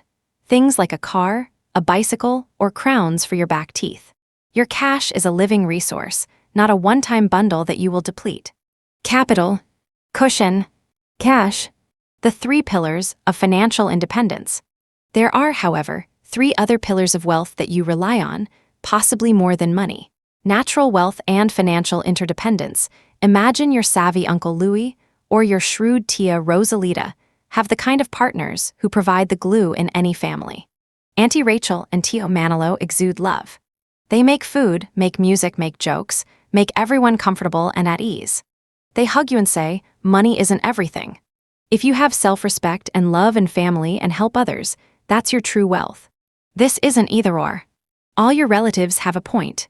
This program works because it walks on two legs, your dollars and cents life and your love in the widest sense life. One is national currency, the money we all use to trade and invest. The other is natural currency, the endless shuttling of giving and receiving between people and all living things who recognize one another as kin. National currency is a relatively recent human invention, controlled by financial institutions like banks, doled out by people and institutions we don't control. Natural currency came into being with the first living organism, which created a mutually beneficial exchange with other organisms. For any life form to continue, it needs to provide some benefit for the life forms around it. The more we weave our lives beneficially with others, the less money we need to have access to everything we could possibly want. You know this because you've done steps 1 through 7 and discovered that spending less is both possible and pleasurable once you enter the sharing economy. Whether it's using public services like the library or using the secondary market of peer-to-peer exchange like Craigslist, or the DIY economy, in which saving is the byproduct of empowerment. You spend less not just because you are a tightwad. You spend less because you become a more skillful, loving, sharing, caring, giving, receiving human, and simply need less of your own stuff to get by. Whittling down your expenses and piling up money isn't an end in itself. It's a byproduct of doing the steps. This is natural currency. This is the relational, rather than transactional economy. This is financial interdependence, which in fact is the wealth most of us depend on. It is the wealth we all share when we coexist together. You don't have to believe in this for it to be true. Clean oxygen will still flow into your lungs. The endless roads and bridges and institutions of civilization will still be there for you. Those who learn how to prosper in this interdependent love economy, though, will also be more financially independent. That is, less dependent on finances to meet their needs.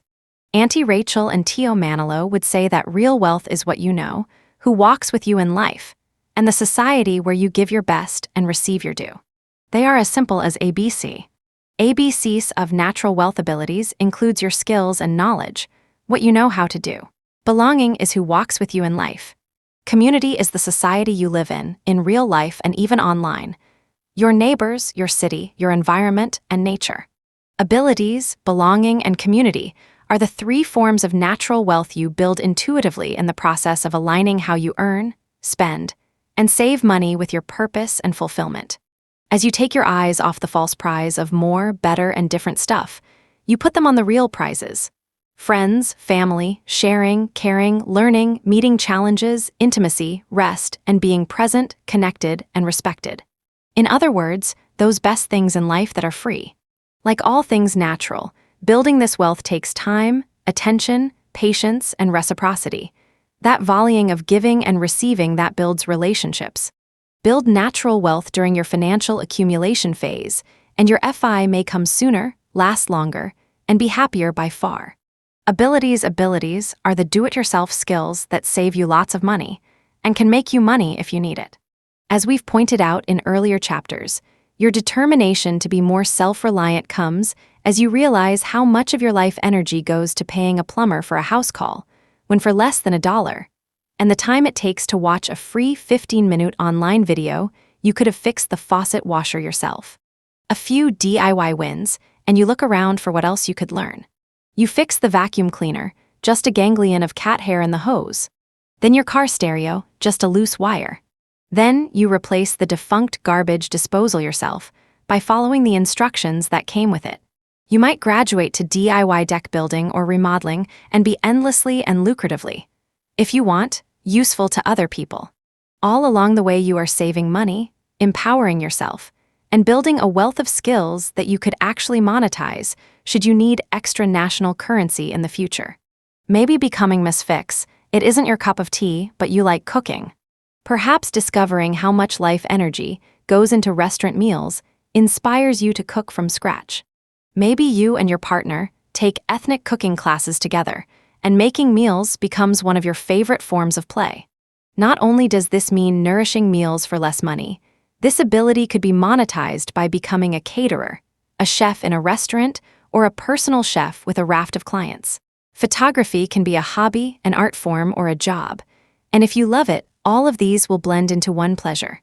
Bicycle repair, house painting, website building, social media marketing, accounting, and on all save you money and make you valuable to others.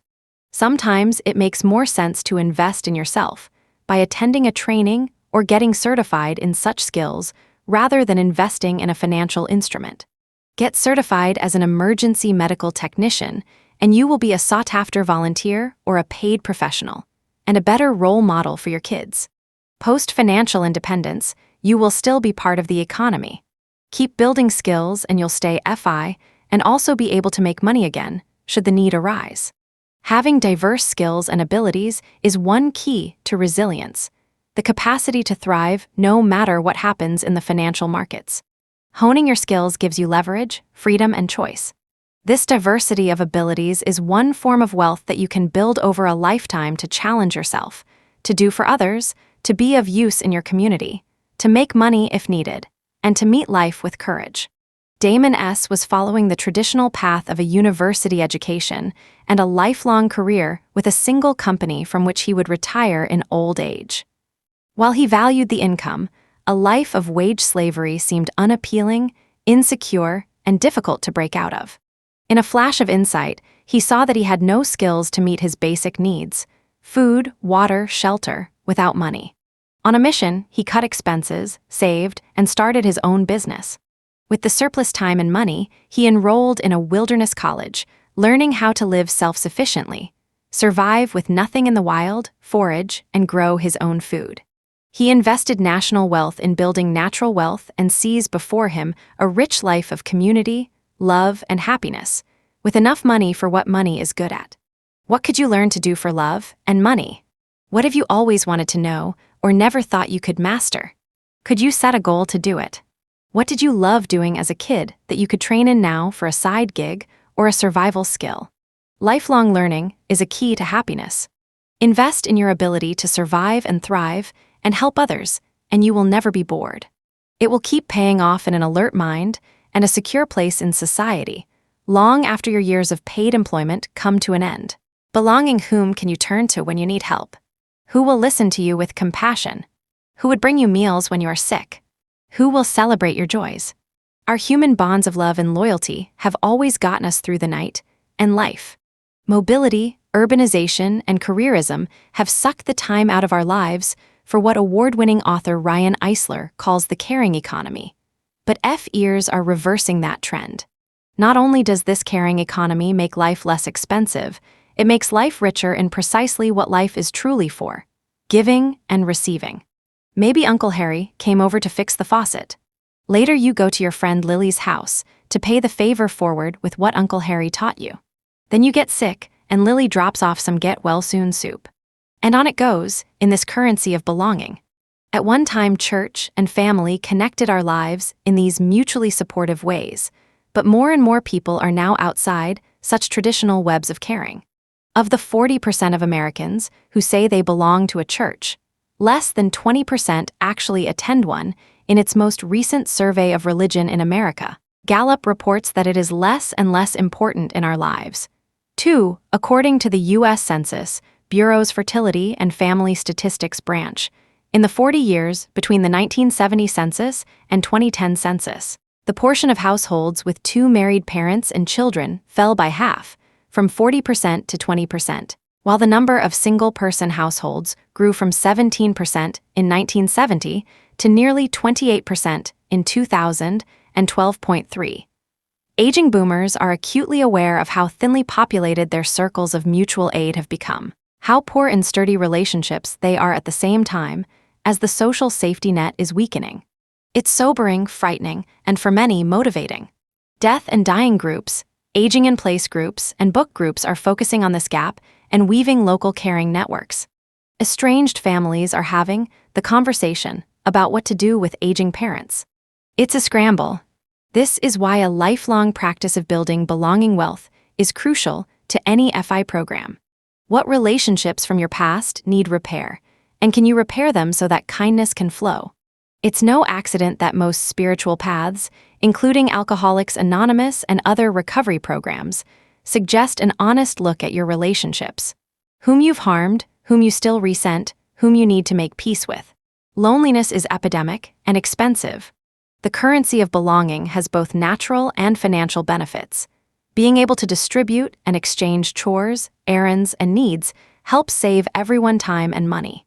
Those with strong relationships will always have someone to cook dinner with, drive them to the airport, help them move across town, or introduce them to future employment opportunities.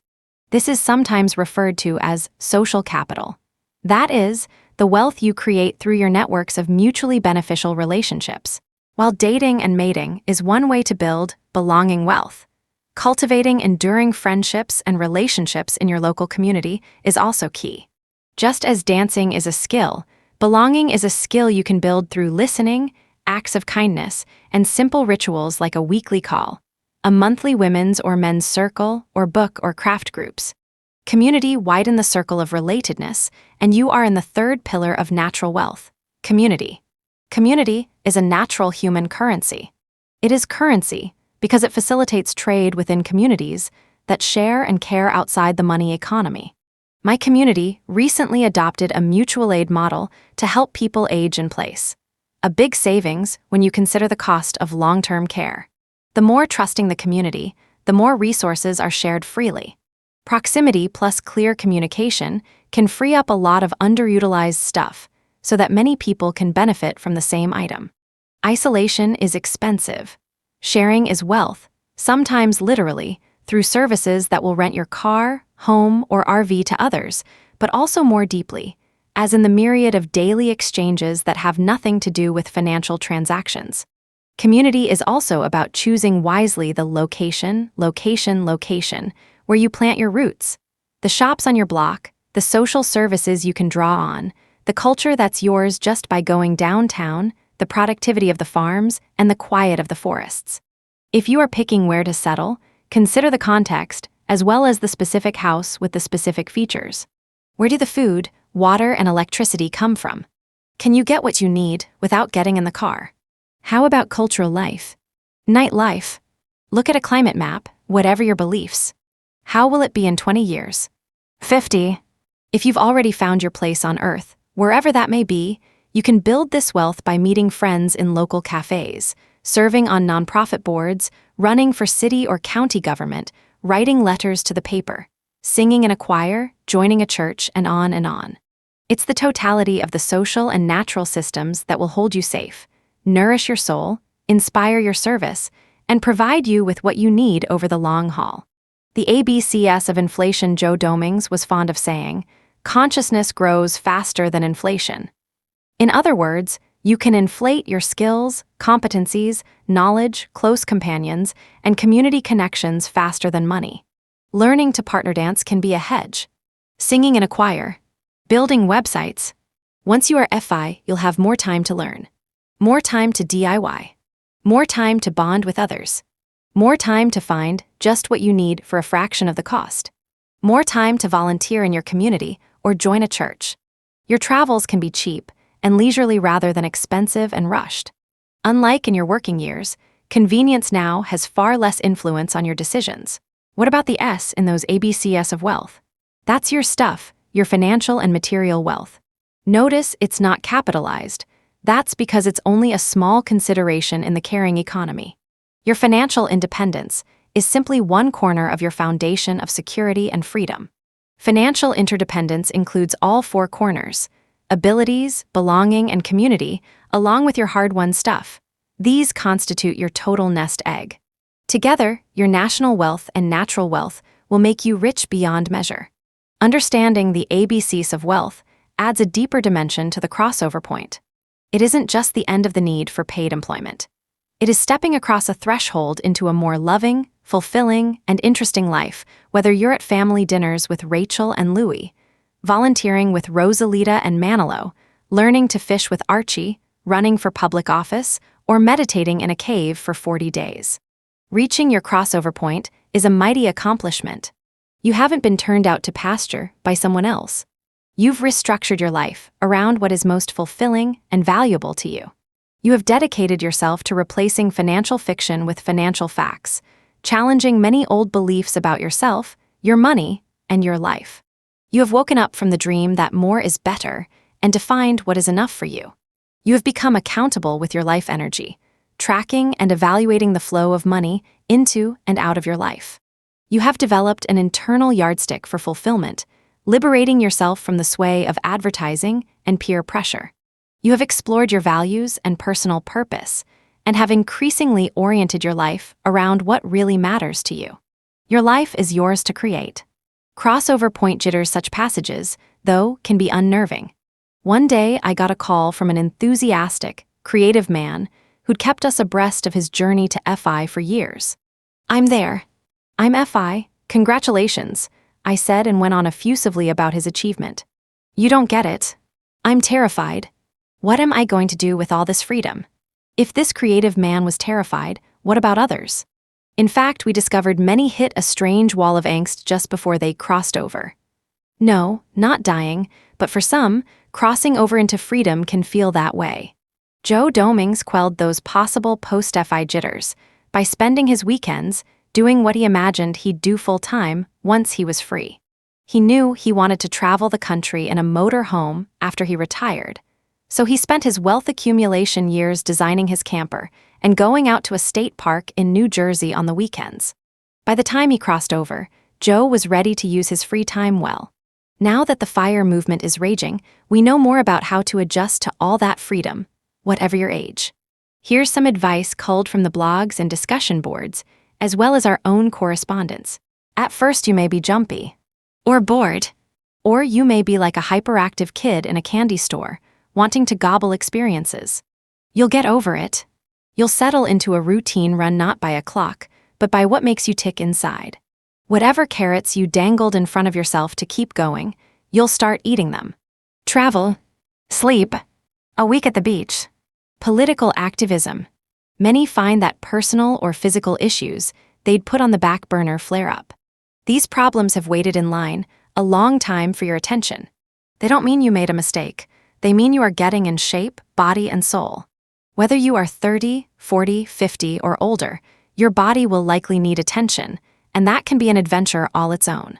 You may learn to play a musical instrument, paint, sing in a choir, tap dance, or fish, join an ultimate frisbee team, get hooked on community theater, go conference hopping, get lost in multiplayer online fantasy games, get in better shape than you've ever been, meditate, or serve meals on wheels. You might even tinker in your shop or at your computer and come up with some amazing solution to a gnarly problem. And spread it, giving you more influence than you ever imagined possible. Nonprofit organizations will offer you seats on their boards. You'll have a chance to ask, how many boards or committees are enough? F-ears have done all of these and more. And if you're like such F-ears, you will find you have no idea how you had time for a job. Breaking the link between work and money in actual fact will exponentially expand the possibility of discovering your true work, of reintegrating the disparate pieces of your life, and of being truly whole. Your days will be brimming, even those days you just putter, tidy, cook, or wander. One activity folds into another without pressure, unless you like pressure. Nothing is trivial because you put your full attention on it, from meditating to folding laundry to making an important speech to a packed auditorium. It's what economist Juliet Score calls plenitude. You will be free to work for fun, for giving back, for inspiration or aspiration or self-transformation or whatever you choose. Choice is the true heart of financial independence. It's not about the money. It's about the choice of where you direct your most precious resources, your time, your attention, and your life. There is no formula for how you live after the crossover point. And that's the point. You are free to invent your life.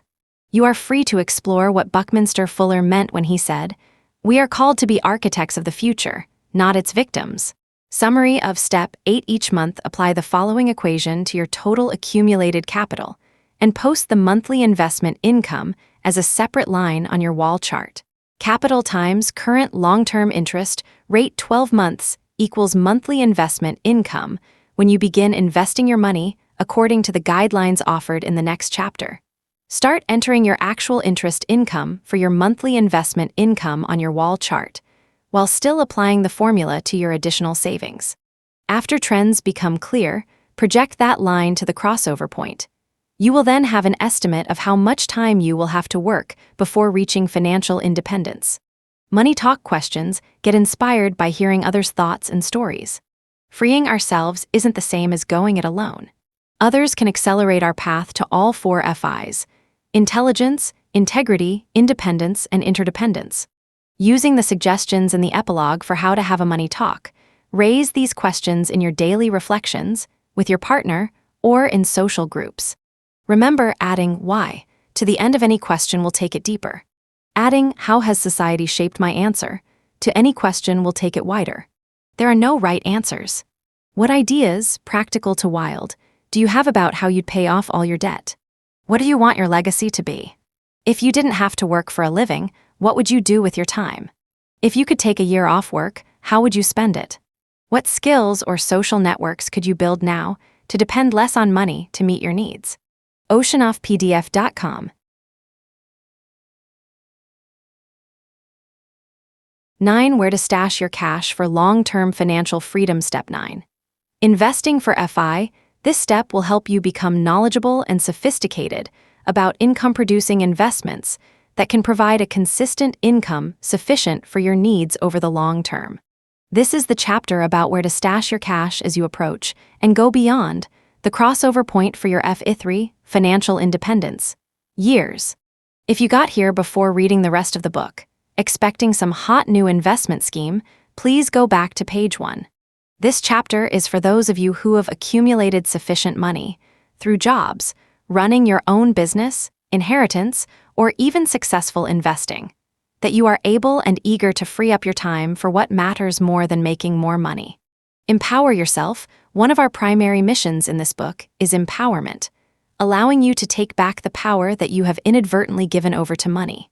In the previous chapter, we made it clear that your capital produces monthly investment income, and in doing so effectively frees you from working for a dime.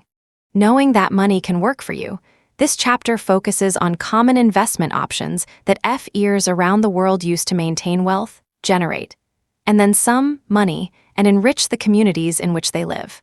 An investment is simply somewhere you put your money hoping to make more money. FIers typically turn to one or more of these.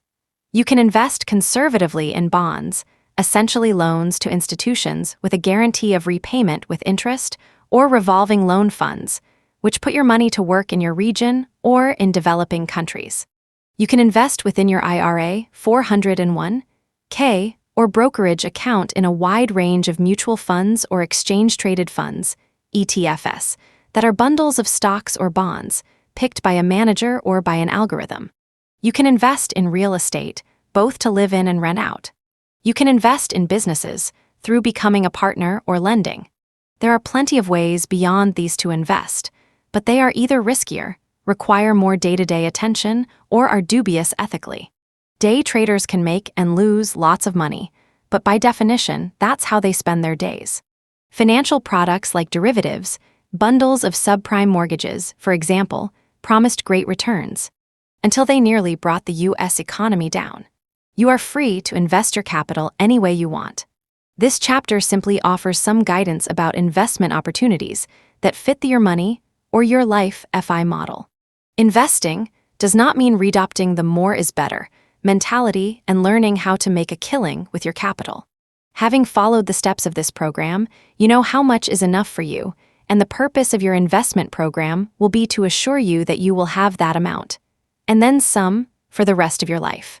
This is about becoming knowledgeable and sophisticated about investment instruments that can provide sufficient income over time to assure that your basics are covered.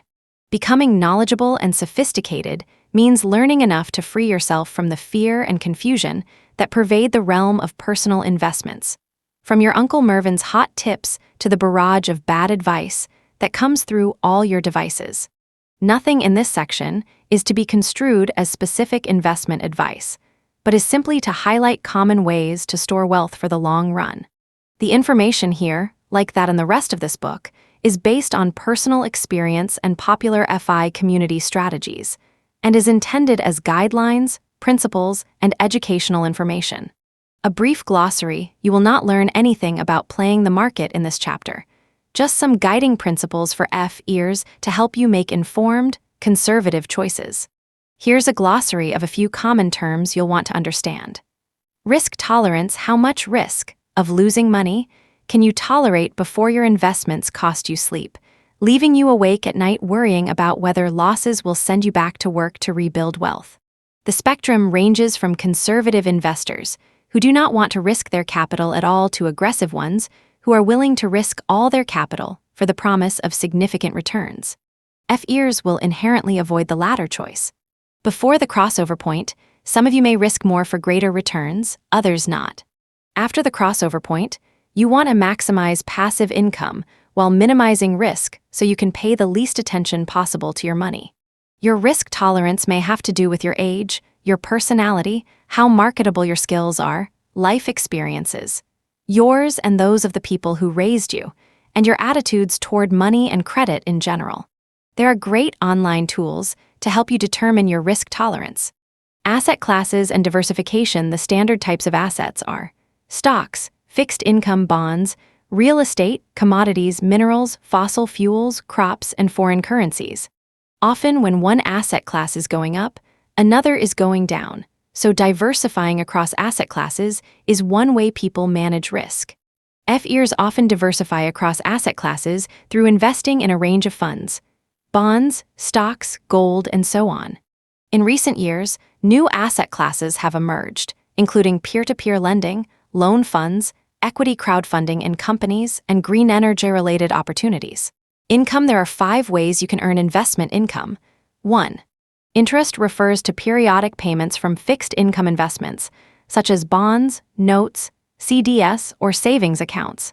Dividends are a share of profits paid out to owners of stocks, mutual funds, ETFs, or private corporations. Capital gains are the proceeds from the sale of investments or real estate beyond the amount originally invested. Capital losses happen when proceeds from a sale are less than the amount originally invested, reducing your passive income. Rents are from owned real estate, minus expenses like taxes, insurance, mortgage, repairs, etc.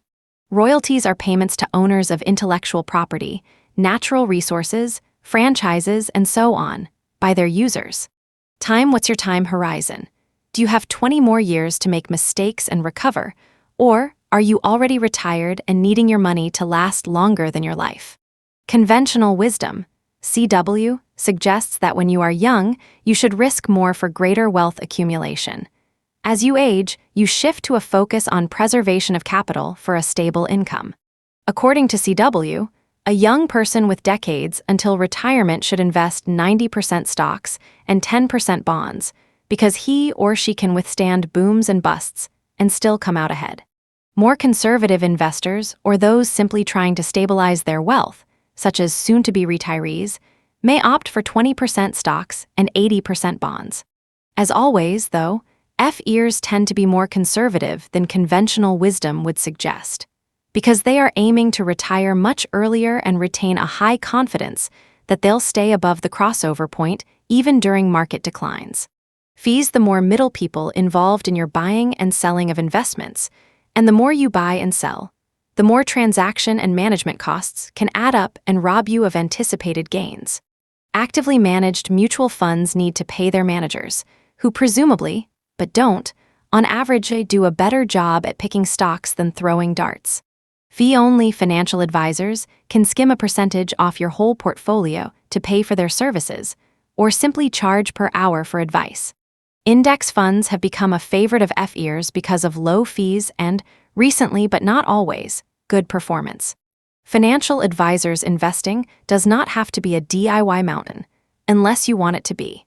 You can hire an advisor to help, or even use one of the online services or brokerage houses where they survey your goals, risk tolerance, values, and so on, and put together a portfolio for you.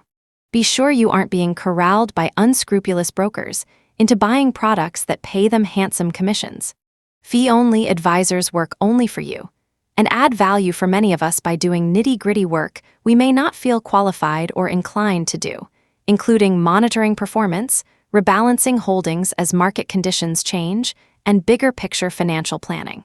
Be sure to shop around. Socially responsible investing. Are some of your values so important to you that investing in funds that include companies whose policies or products you abhor would cost you sleep? You're not alone, but fortunately, there's a growing sector of investment offerings that screen out companies with objectionable, to some, practices like pollution, weapons manufacturing, or gender bias, to name a few. Over time, socially responsible investments have generally matched or beaten the performance of unscreened investments. One, however, it typically costs slightly more in fees to tack on this extra layer of social and environmental research. A good FI response to this could be to examine the fee differential and ask yourself if, over the years, it will be worth paying the difference to support, and be supported by, investments that have all passed social, environmental, and governance checks.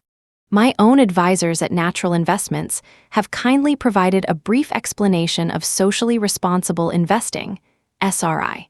Because aligning money with values is a core of the FI program, SRI deserves serious consideration by FEers.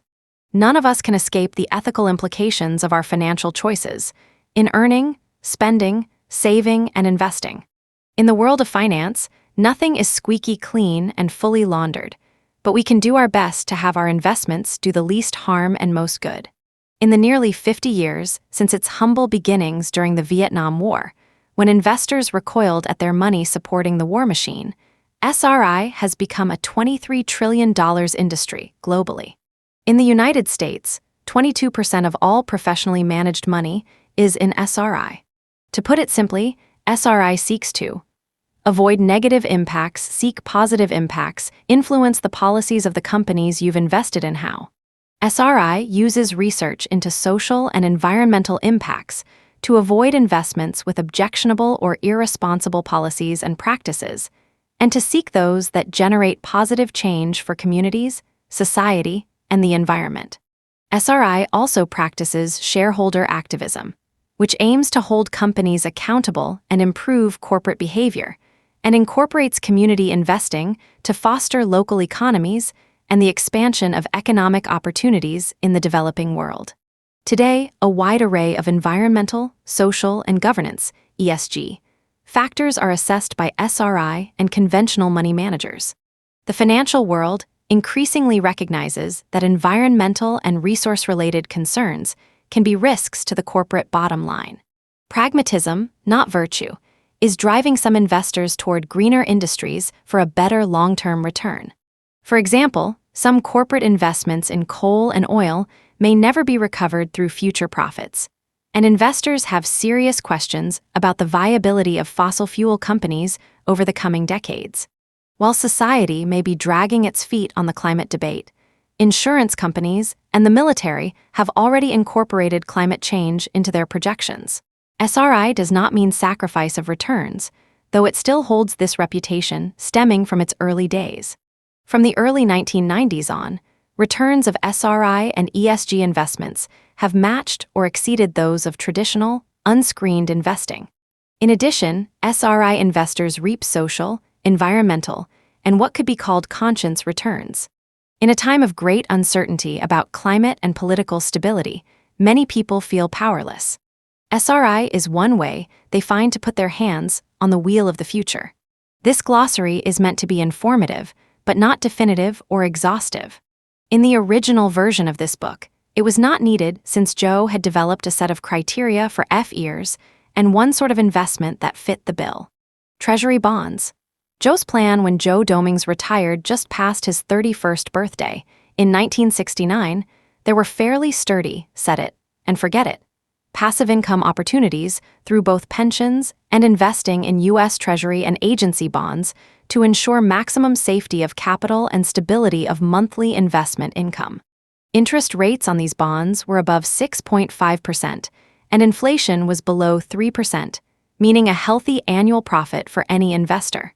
The next 30 years were the halcyon days of high interest rates, which spiked to nearly 15% during the recession of 1981 and floated back down to 6.5% in 1997, the year Joe died.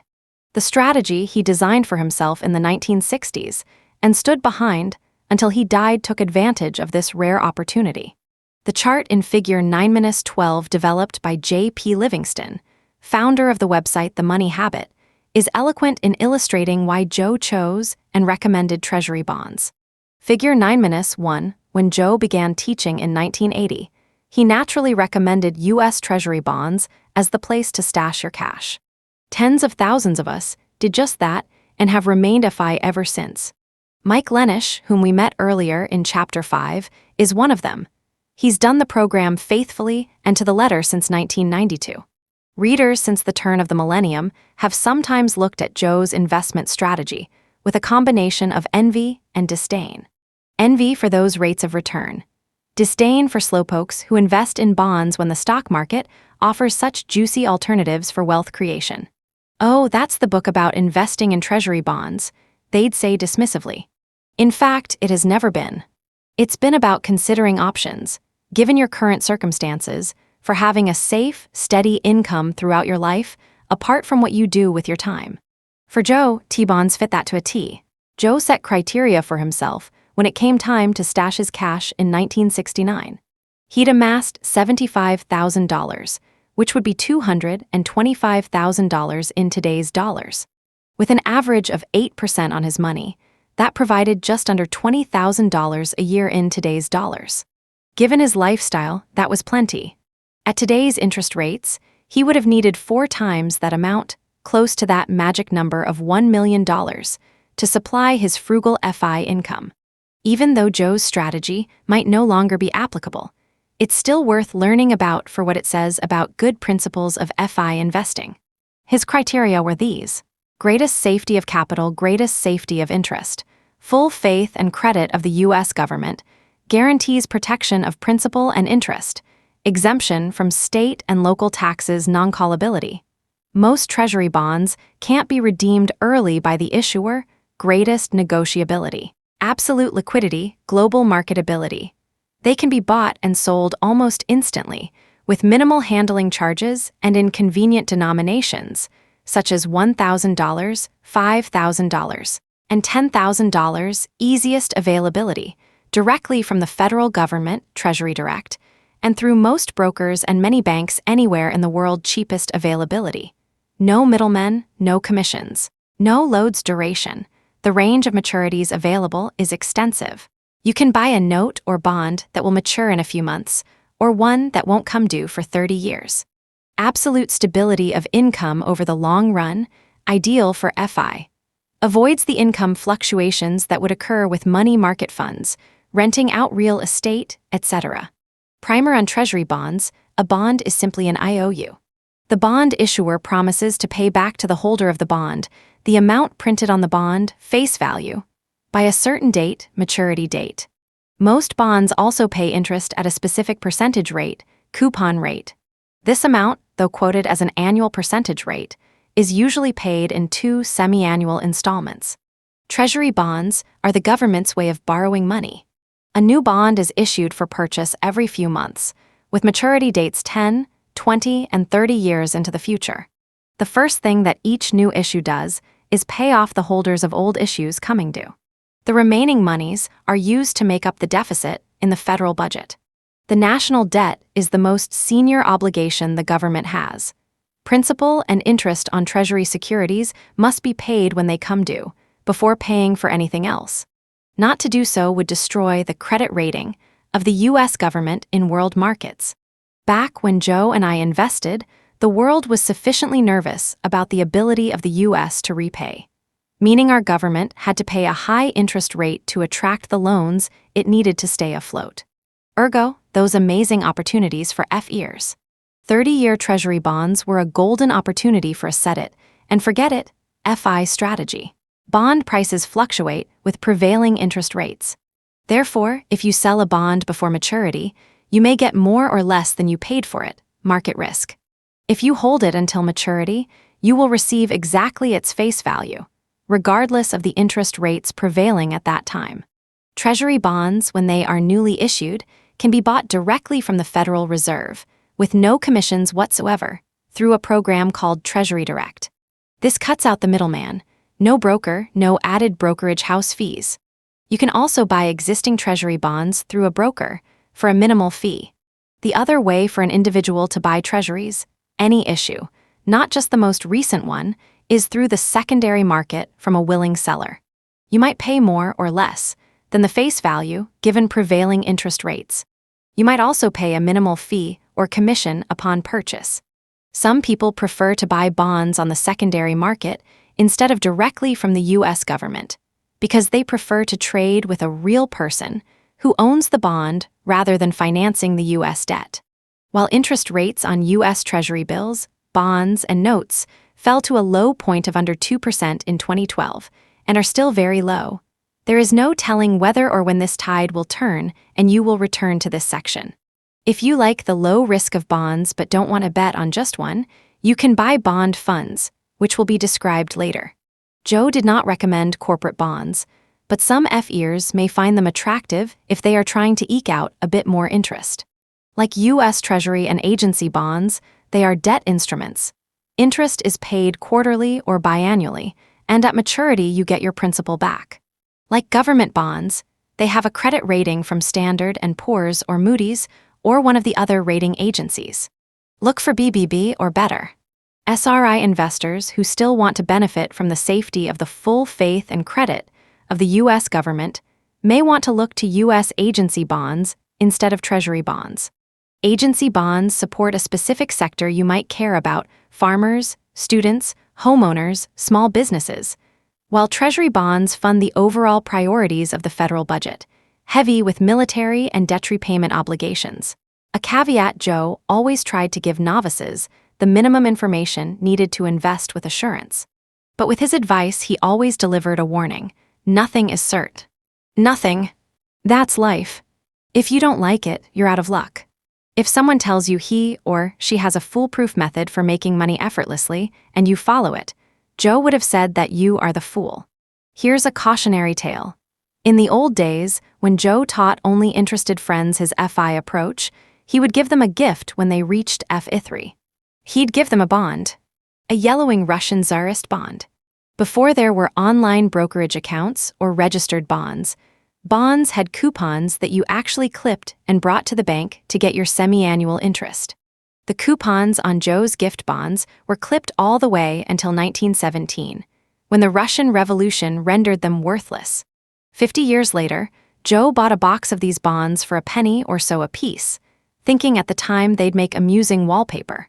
Giving them to newly minted F-ears was his reminder that no investment you make guarantees that geopolitical or economic conditions will not shift or protects you from finding that the nest egg you thought would give you a comfortable income for life.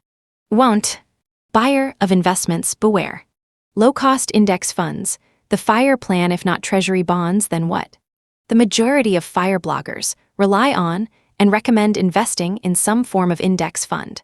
John Bogle, who founded investment management company Vanguard in 1975, struck on a revolutionary principle that made investing accessible and simple, returning net profits to its shareholders in the form of lower costs.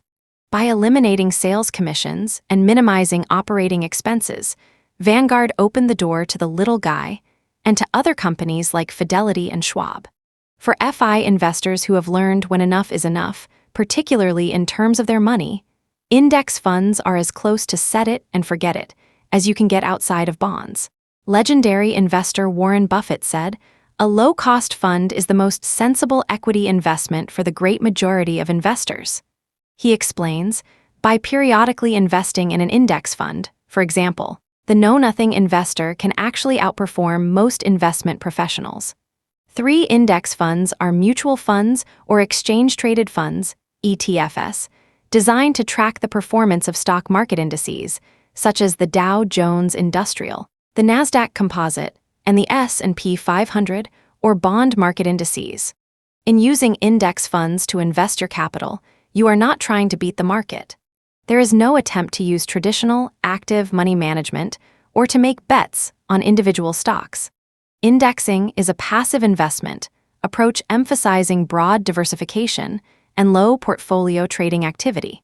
Instead, you are looking for enough of a return to meet your short-term as well as long-term goals while taking as little risk as possible. This is why index funds, with their low fees and potential for diversification, can work well for the FI investment program.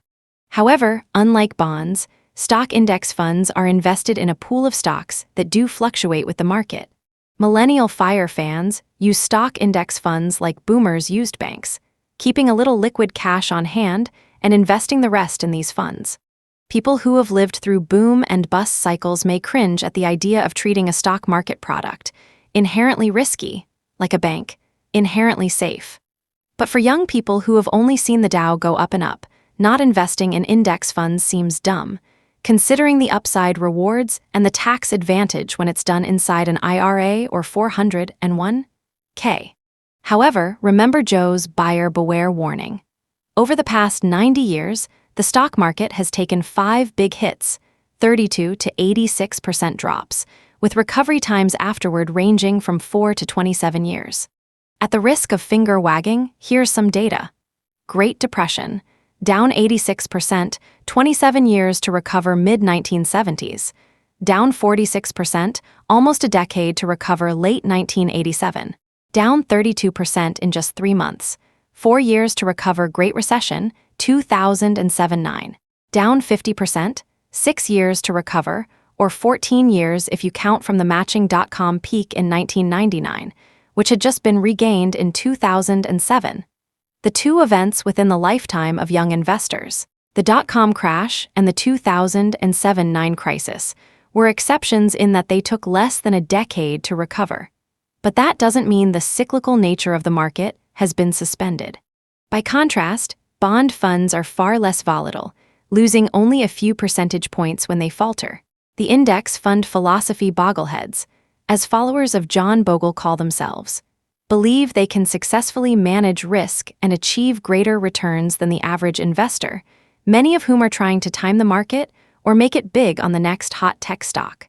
Their advice boils down to the following philosophy. Invest in low-fee index funds diversified over a few asset classes and hold them for many years. So how do people ensure the funds are low-fee? Index funds, by their very nature, are passively managed, as opposed to more expensive, actively managed investments. With index funds, there's no picking and choosing. For managed funds, like mutual funds, a manager picks the investments, trying to outperform the market index. Because there is less administrative management for index funds, fees are lower and more attractive to investors. These fees, or expense ratios, are charged as a percentage of your wealth. Note that there are SRI options in the index fund realm as well. The fees 0.22 to 0.5% are much lower than those of mutual funds, but higher than non-SRI index funds. The last element you should consider is diversifying your index funds across asset classes. While many index funds are low-cost and simple, investors still have a few choices to make. For example, there are stocks and bonds, domestic and international, large, medium, and small capital funds, and any combination of the above. It can be a U.S. bond index fund or international stock index fund. These combinations allow you to expose yourself to various parts of the world market and reduce your overall risk. Take every advantage of company plans for those in their earning years, Many employer retirement plans or individual IRAs will offer low-cost index funds. If your employer offers a retirement plan, review your options for passively managed, low-cost index funds. Always be sure to get the full employer match if you can. It's worth it. By contributing to retirement accounts during your working years, recall that you're reducing your overall taxes while saving for your future. If you don't have an employer plan, you can still invest in an IRA through a brokerage house. This is similar to opening a checking or savings account, but with the potential for long-term growth. As you'll soon find out, following the aforementioned advice will narrow your fund choices down to only a few options. If this is starting to sound boring, then you're doing it right. Long-term investing is not a get-rich-quick scheme or something to micromanage. Companies like Vanguard pioneered the way with simple, no-strings-attached investing. What was once more expensive and convoluted is now accessible to anyone. Nevertheless, there are now many other companies to choose from. The most important thing is understanding that no one, and we mean no one, can time the market or predict the future. Understand your risk tolerance and diversify into stocks, bonds, and domestic and international index funds to reduce your overall risk. Since landing the perfect mix of asset classes is impossible, the most important thing is reducing exposure to one single government or company. Review the expense ratios or fee of each fund. As with most long-term investments, stay the course and tune out 24-hour financial media. The only days you care about an investment's value are the day you buy it and the day you sell it. Do people really do this? Many popular FI luminaries have rocketed to the forefront of mainstream media with flashy headlines. Want to retire early? How about your early 30s? And saving 50% of your income will lead to early retirement. It's no surprise these links get so many clicks. But when you dig right down, you find that many people popularizing the FI movement are following some form of the strategy we've outlined. J.L. Collins, author of The Simple Path to Wealth, writes about this financial approach in a series of letters to his daughter. Through those conversations, he is smacked with the reality that people like money, but they also like it simple. He boils his fatherly advice down to short bullet points, including sensible policies like avoid fiscally irresponsible people and save a portion of every dollar you get. More pointedly, he advises her to spend far less than she makes and invest the remainder in Vanguard's Total Stock Market Index Fund, VTSAX, one account, one fund. Can it really be that easy? Possibly the biggest star in the FI blogger heavens, and the author of the foreword to this book, is Mr. Money Mustache. He has touted his relationship with index funds for years, even calling individual stocks a sucker's bet. On his blog, he advises his readers to spend 10 to 15 years working and living the good life off less than 50% of their income, while also shoveling money into index funds and long-term, low-cost investments. Contrary to most, he thinks of market crashes as a blowout sale on stocks. While acknowledging real estate and other income sources, he encourages readers to continue making money work for them through index funds. The minimalists, Joshua Fields Milburn and Ryan Nicodemus, are bloggers and authors of a popular book, Minimalism. Live a meaningful life. They walk the walk when it comes to simple investing. They document their financial tool of choice, as you guessed it, index funds, flexible, low-cost, and reliable. They highlight huge savings in switching to low-cost money management brokers, such as Vanguard and Betterment, another investment management firm offering strong competition to the world of simple investing in the form of automated investing. And finally, Mr. and Mrs. Frugalwoods identify their low-cost, no-fuss money management system as investing excess cash in index funds. Sure sounds familiar. In a post describing their strategy, they hit the nail on the head with this one. Our culture has a shroud of mystery surrounding investing, which is completely uncalled for.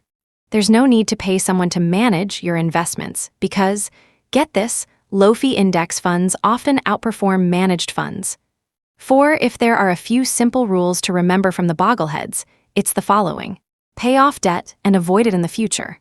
Live below your means by spending less than you earn. Invest the rest in low-cost index funds. Hold on to funds for many years. Puzzling through these options, through the risks and rewards of different paths, Tammy I decided to split her investment portfolio using the enough and then some description of the nest egg you have at crossover. She invests the bulk of her money in treasury bonds, so she knows that no matter what the world throws her way, she has enough income to cover her basics. But the and then some is her cash, which she invests in mutual and index funds, much like the strategies we've outlined. More risk, but potentially more reward. And more cash. Should she lose it all, she's still FI, and she can slowly, over time, build her cash back up. Real estate, the next strategy we'll explore, is investing in real estate. After putting down roots in your favorite community, purchasing an income-producing asset such as a duplex or quad can be an excellent FI plan. Not only do you manage property for people in your community, but tenants pay your mortgage and provide a steady stream of income for years. Scott Trench, author of Set for Life, is a real estate advisor, broker, and blogger. He says, folks all over the country are learning that if they can buy a home, they can buy an investment property.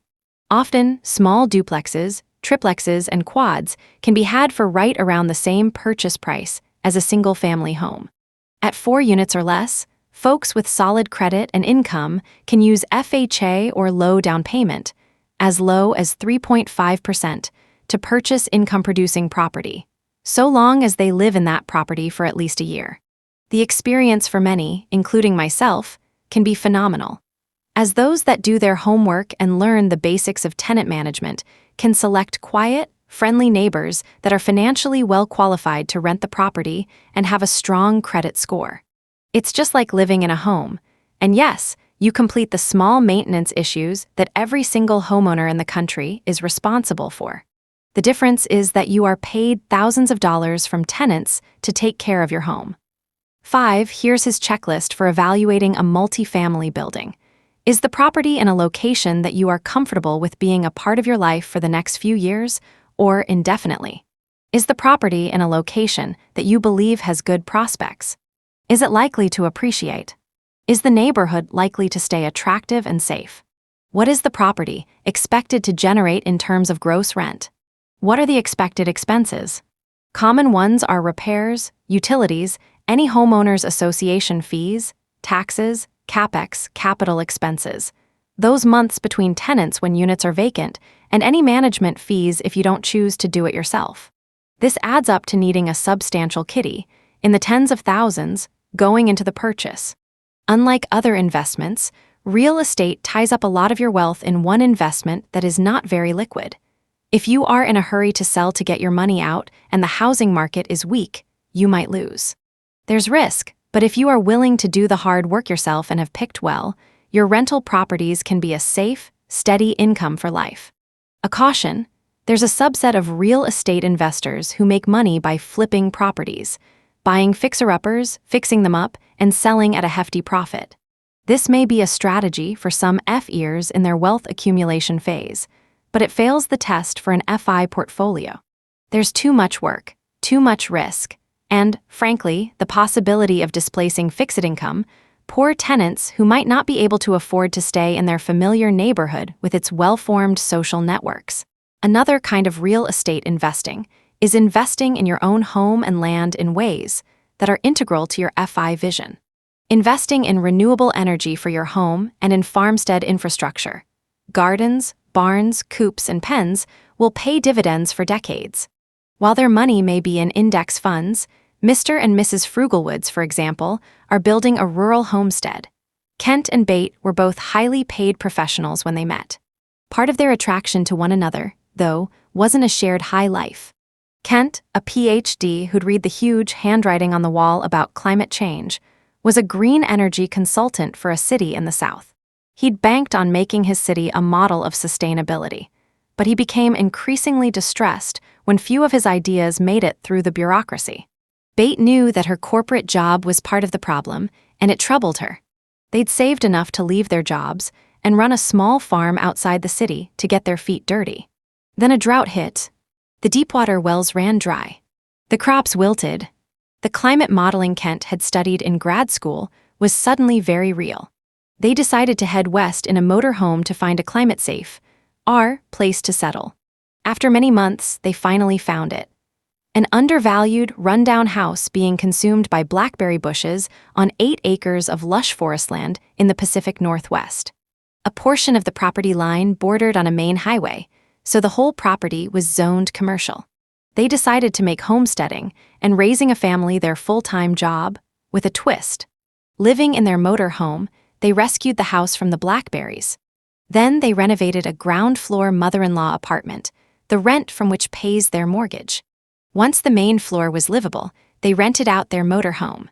Then they fixed up an outbuilding for another rental. The income from that will go into a building closer to the highway for commercial use. They'll flatten their mortgage in 6 years rather than 20 or 30 and consider their fertile soil, plentiful water, and rentals their natural and enduring wealth. They had one child when they bought the property, another when they'd settled in.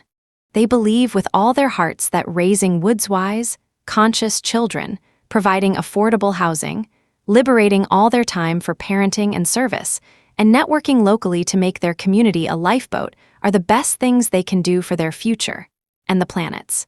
In another vein, real estate doesn't have to mean a place to live. It can, as George Carlin once said, be a place for your stuff. Todd T. did his own version of real estate investing by purchasing a self-storage facility and having on-site and off-site managers run the project on a daily basis. Yes, of course, this is in part profiting from consumer excess, having more stuff than house to put it in. Irony aside, Todd and his family collect enough per month that they've been able to live and save enough to buy a second facility. He's chosen a life of community service, occupying roles of significant responsibility, the school board, for example. He is able to be bold in his service because he has that passive income to actively support his life. Real estate can also be part of a larger investment strategy. Dorothy E. and her husband, Larry D., whose story encompasses the full range of this program's values, crossed over in 1995 with $400,000 in assets. They had on and off up to 3 rental properties, leveraging the value of their house. They also rented out part of their main residence as a mother-in-law apartment. Beyond their stable real estate investments and income, they made a hobby with their, and then some, money of investing in individual companies as well as mutual funds. To become knowledgeable and sophisticated about equity investments, they educated themselves through NAIC, National Association of Investors Corporation, and helped found several different investment clubs over the years. These are the principles they follow. 1. Invest a set amount regularly. 2. Reinvest earnings, dividends, and profits. 3. Invest in quality growth stocks and equity mutual funds. And 4. Diversify your investments. Larry said, joining an investment club was a safe and fun way to educate ourselves about investing in individual stocks. The point of investment clubs is learning about investments, not getting rich. We took the insights and knowledge gained at club meetings and applied them to our own investments. The next profit area was plugging the drain in their nest egg caused by taxes. Having learned the ins and outs of the tax code, Larry notes, more than half of our investments are in tax-deferred vehicles era, 401(k)s, etc. As a way to keep more of what we earn and have earned. To that end, we keep a spreadsheet that forecasts our cash flow through the next 10 years or more, and that's when we can access the tax-deferred accounts without penalty. And if hard times hit before then, we still have access to our money if we're willing to accept the penalties. Their final cash stream is pure your money or your life. They always live below their means. The upshot, they've tripled their nest egg. Larry has worked on volunteer projects that have sometimes produced income, and Dorothy has chosen to work part-time at a job she enjoys, doing it not so much for money as for love. MY choices. Multiple socially responsible income, SDREAMS. Luckily, I bought the majority of my bonds from 1981 through 1997. I had one bond with a coupon rate of 15%. My lowest rate was 8%. All but the last have matured. I hated to see them go. The 30-year term was up, and the U.S. government returned my money for me to invest again at 5% and under. Until the turn of the millennium, bonds were my only investments. Since then, I've diversified without compromising my values. Even if your values aren't exactly the same as mine, I hope my example will help you make your investments reflect your own. For me to be happy and free, my investing has to align with my values. I have worked to end overconsumption in North America for 30 years, in light of what I know about the toxicity, pollution, and climate cost of our industrial growth economy. I'm not such a purist that I eschew making money on my money, but I try to invest with my values. I drive an electric car and invest in solar industries. I buy from local farm stands and invest in local farms. I work to build a more diverse local economy, and I invest in local businesses. I see my community graying and want to reverse that trend, so I often will trade with younger people for partial rent in apartments I own. Where I put my money reflects who I am, as it will for you, whatever your choices. This is inescapable. Real estate in 1986. Joe and I and some friends bought a sprawling house in Seattle for $137,000. For 20 years, it housed our nonprofit, the New Road Map Foundation, and over a half dozen people. I owned a portion of the house, and by the time we sold it, I'd lived rent-free for 20 years and tripled my money when we sold. This way of investing, while accidental, we needed a stable place to live in Seattle, impressed me. Had we rented, my portion over 20 years would have been easily $75,000. Plus, I collected rent from other housemates along the way. Plus, I had something tangible and tradable, a house with 7 bedrooms. Plus, I provided a home to dozens of people over the years. Plus, I lived in a great part of the world. Plus, I had community, one of the pillars of wealth, where a lot of internal horse trading went on, haircuts for health advice for tax help. For me, this constitutes socially responsible investing. After the sale, I was able to buy a house in the community where I live on Whidbey Island, a story worth telling. With that Seattle house money sitting in the bank at 1% interest. At best, I considered whether buying more treasury bonds was a good choice, given the 3% coupon rate at the time. Thinking about my Seattle house, I searched for an equivalent, perhaps a duplex where I could live in one side and rent the other. One snowy winter day, when my village was at a standstill, I saw a reasonably priced house listed online just half a mile up the hill from the apartment I was renting. I trudged up in my sorrel boots to find a conventional people box, a split-entry, light green 3-bedroom house, looking quite large and ugly. Circling around back, I found a deck, climbed the stairs, and looked through a sliding glass door to a view of Mount Baker, the North Cascades, and the waters of Puget Sound. A view home in a village that often ranks among the top seaside towns. My mind started to whir. Still, I'd need to take on debt to buy it. I'd paid cash my whole life and wasn't eager to break my no-debt track record. This place would need to be a site of production rather than a site of consumption. It needed to be a money source, not a money sink, to fill my coffers, not empty them. I thought of the possibilities. I could rent the garage to a woodworker or to a boat or motorhome owner. I could rent the large family room with a bathroom on the ground floor to someone, without losing privacy on the main floor. My mind, like a cash register, ka-chinged away, figuring out how I'd swing it while I trudged back home. I was already mentally dickering, shaving $5,000 at a time off the price of the house, and rehearsing how I'd make my pitch to the real estate agent. In short order, 2 things happened. First, I called an acquaintance who'd just taken a job on Whidbey to ask if she'd like to rent the family room. "Why don't I buy the house with you instead?" she responded. We each, it turned out, had enough cash from the sale of our prior homes to pay for half. Second, the bank decided the house had been on its books too long and dropped the price by $40,000, making it a bargain. The inspection revealed some maintenance problems, but it was still doable, and we nabbed it. 9 years later, my co-owner first converted the family room to a private apartment. And then, because she had to move back home to take care of her mother, I bought her out. I've converted the garage to another studio apartment. Each fetches a rent that is more than fair to both tenants and landlady. I have a big garden in the backyard that gets full southern sun, and I rent my guest room in the summer on Airbnb. Living in a tourist town helps.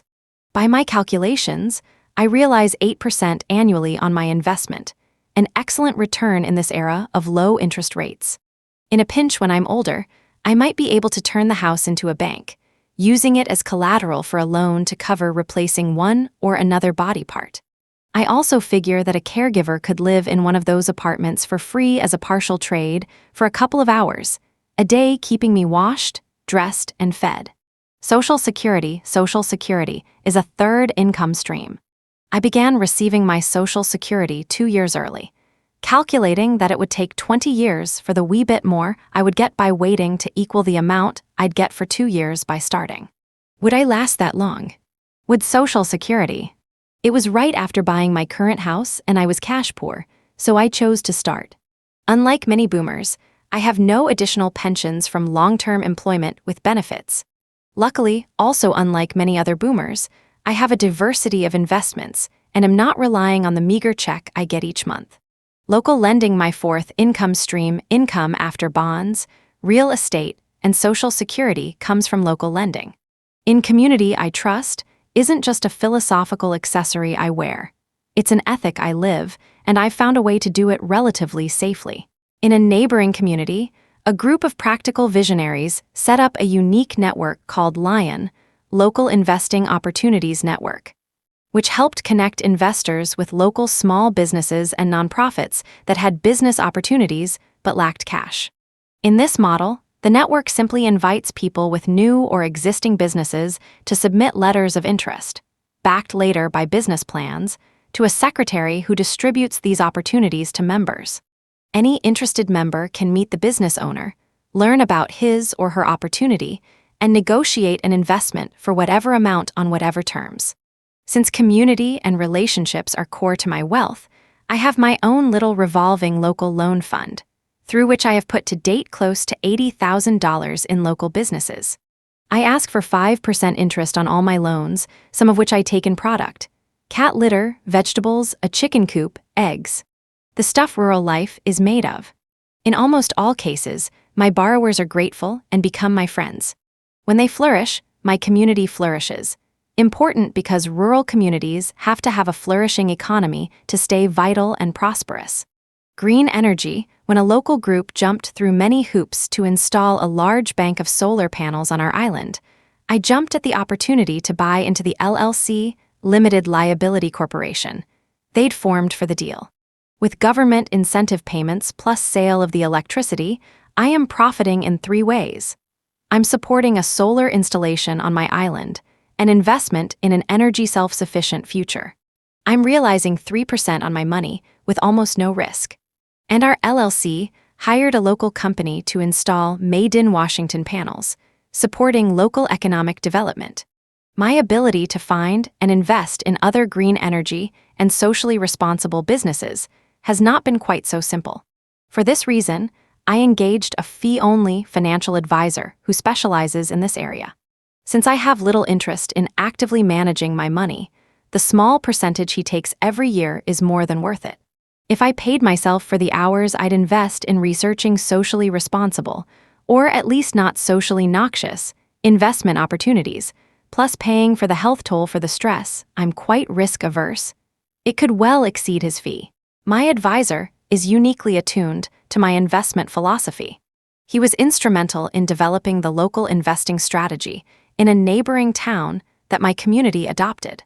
Also, his company, Natural Investments, has a roadmap for investing that matches my approach. With part of my money, what's come back to me from those deliciously high coupon bonds, I've decided to take more risk than normal to invest in companies he's identified that will sell shares to small investors. I own a stake in 2 solar companies and a coffee cooperative. For the rest, my money is in socially responsible stocks and bond funds. If you decide to hire a financial advisor, make sure he or she's not only high integrity, but also has values that match yours.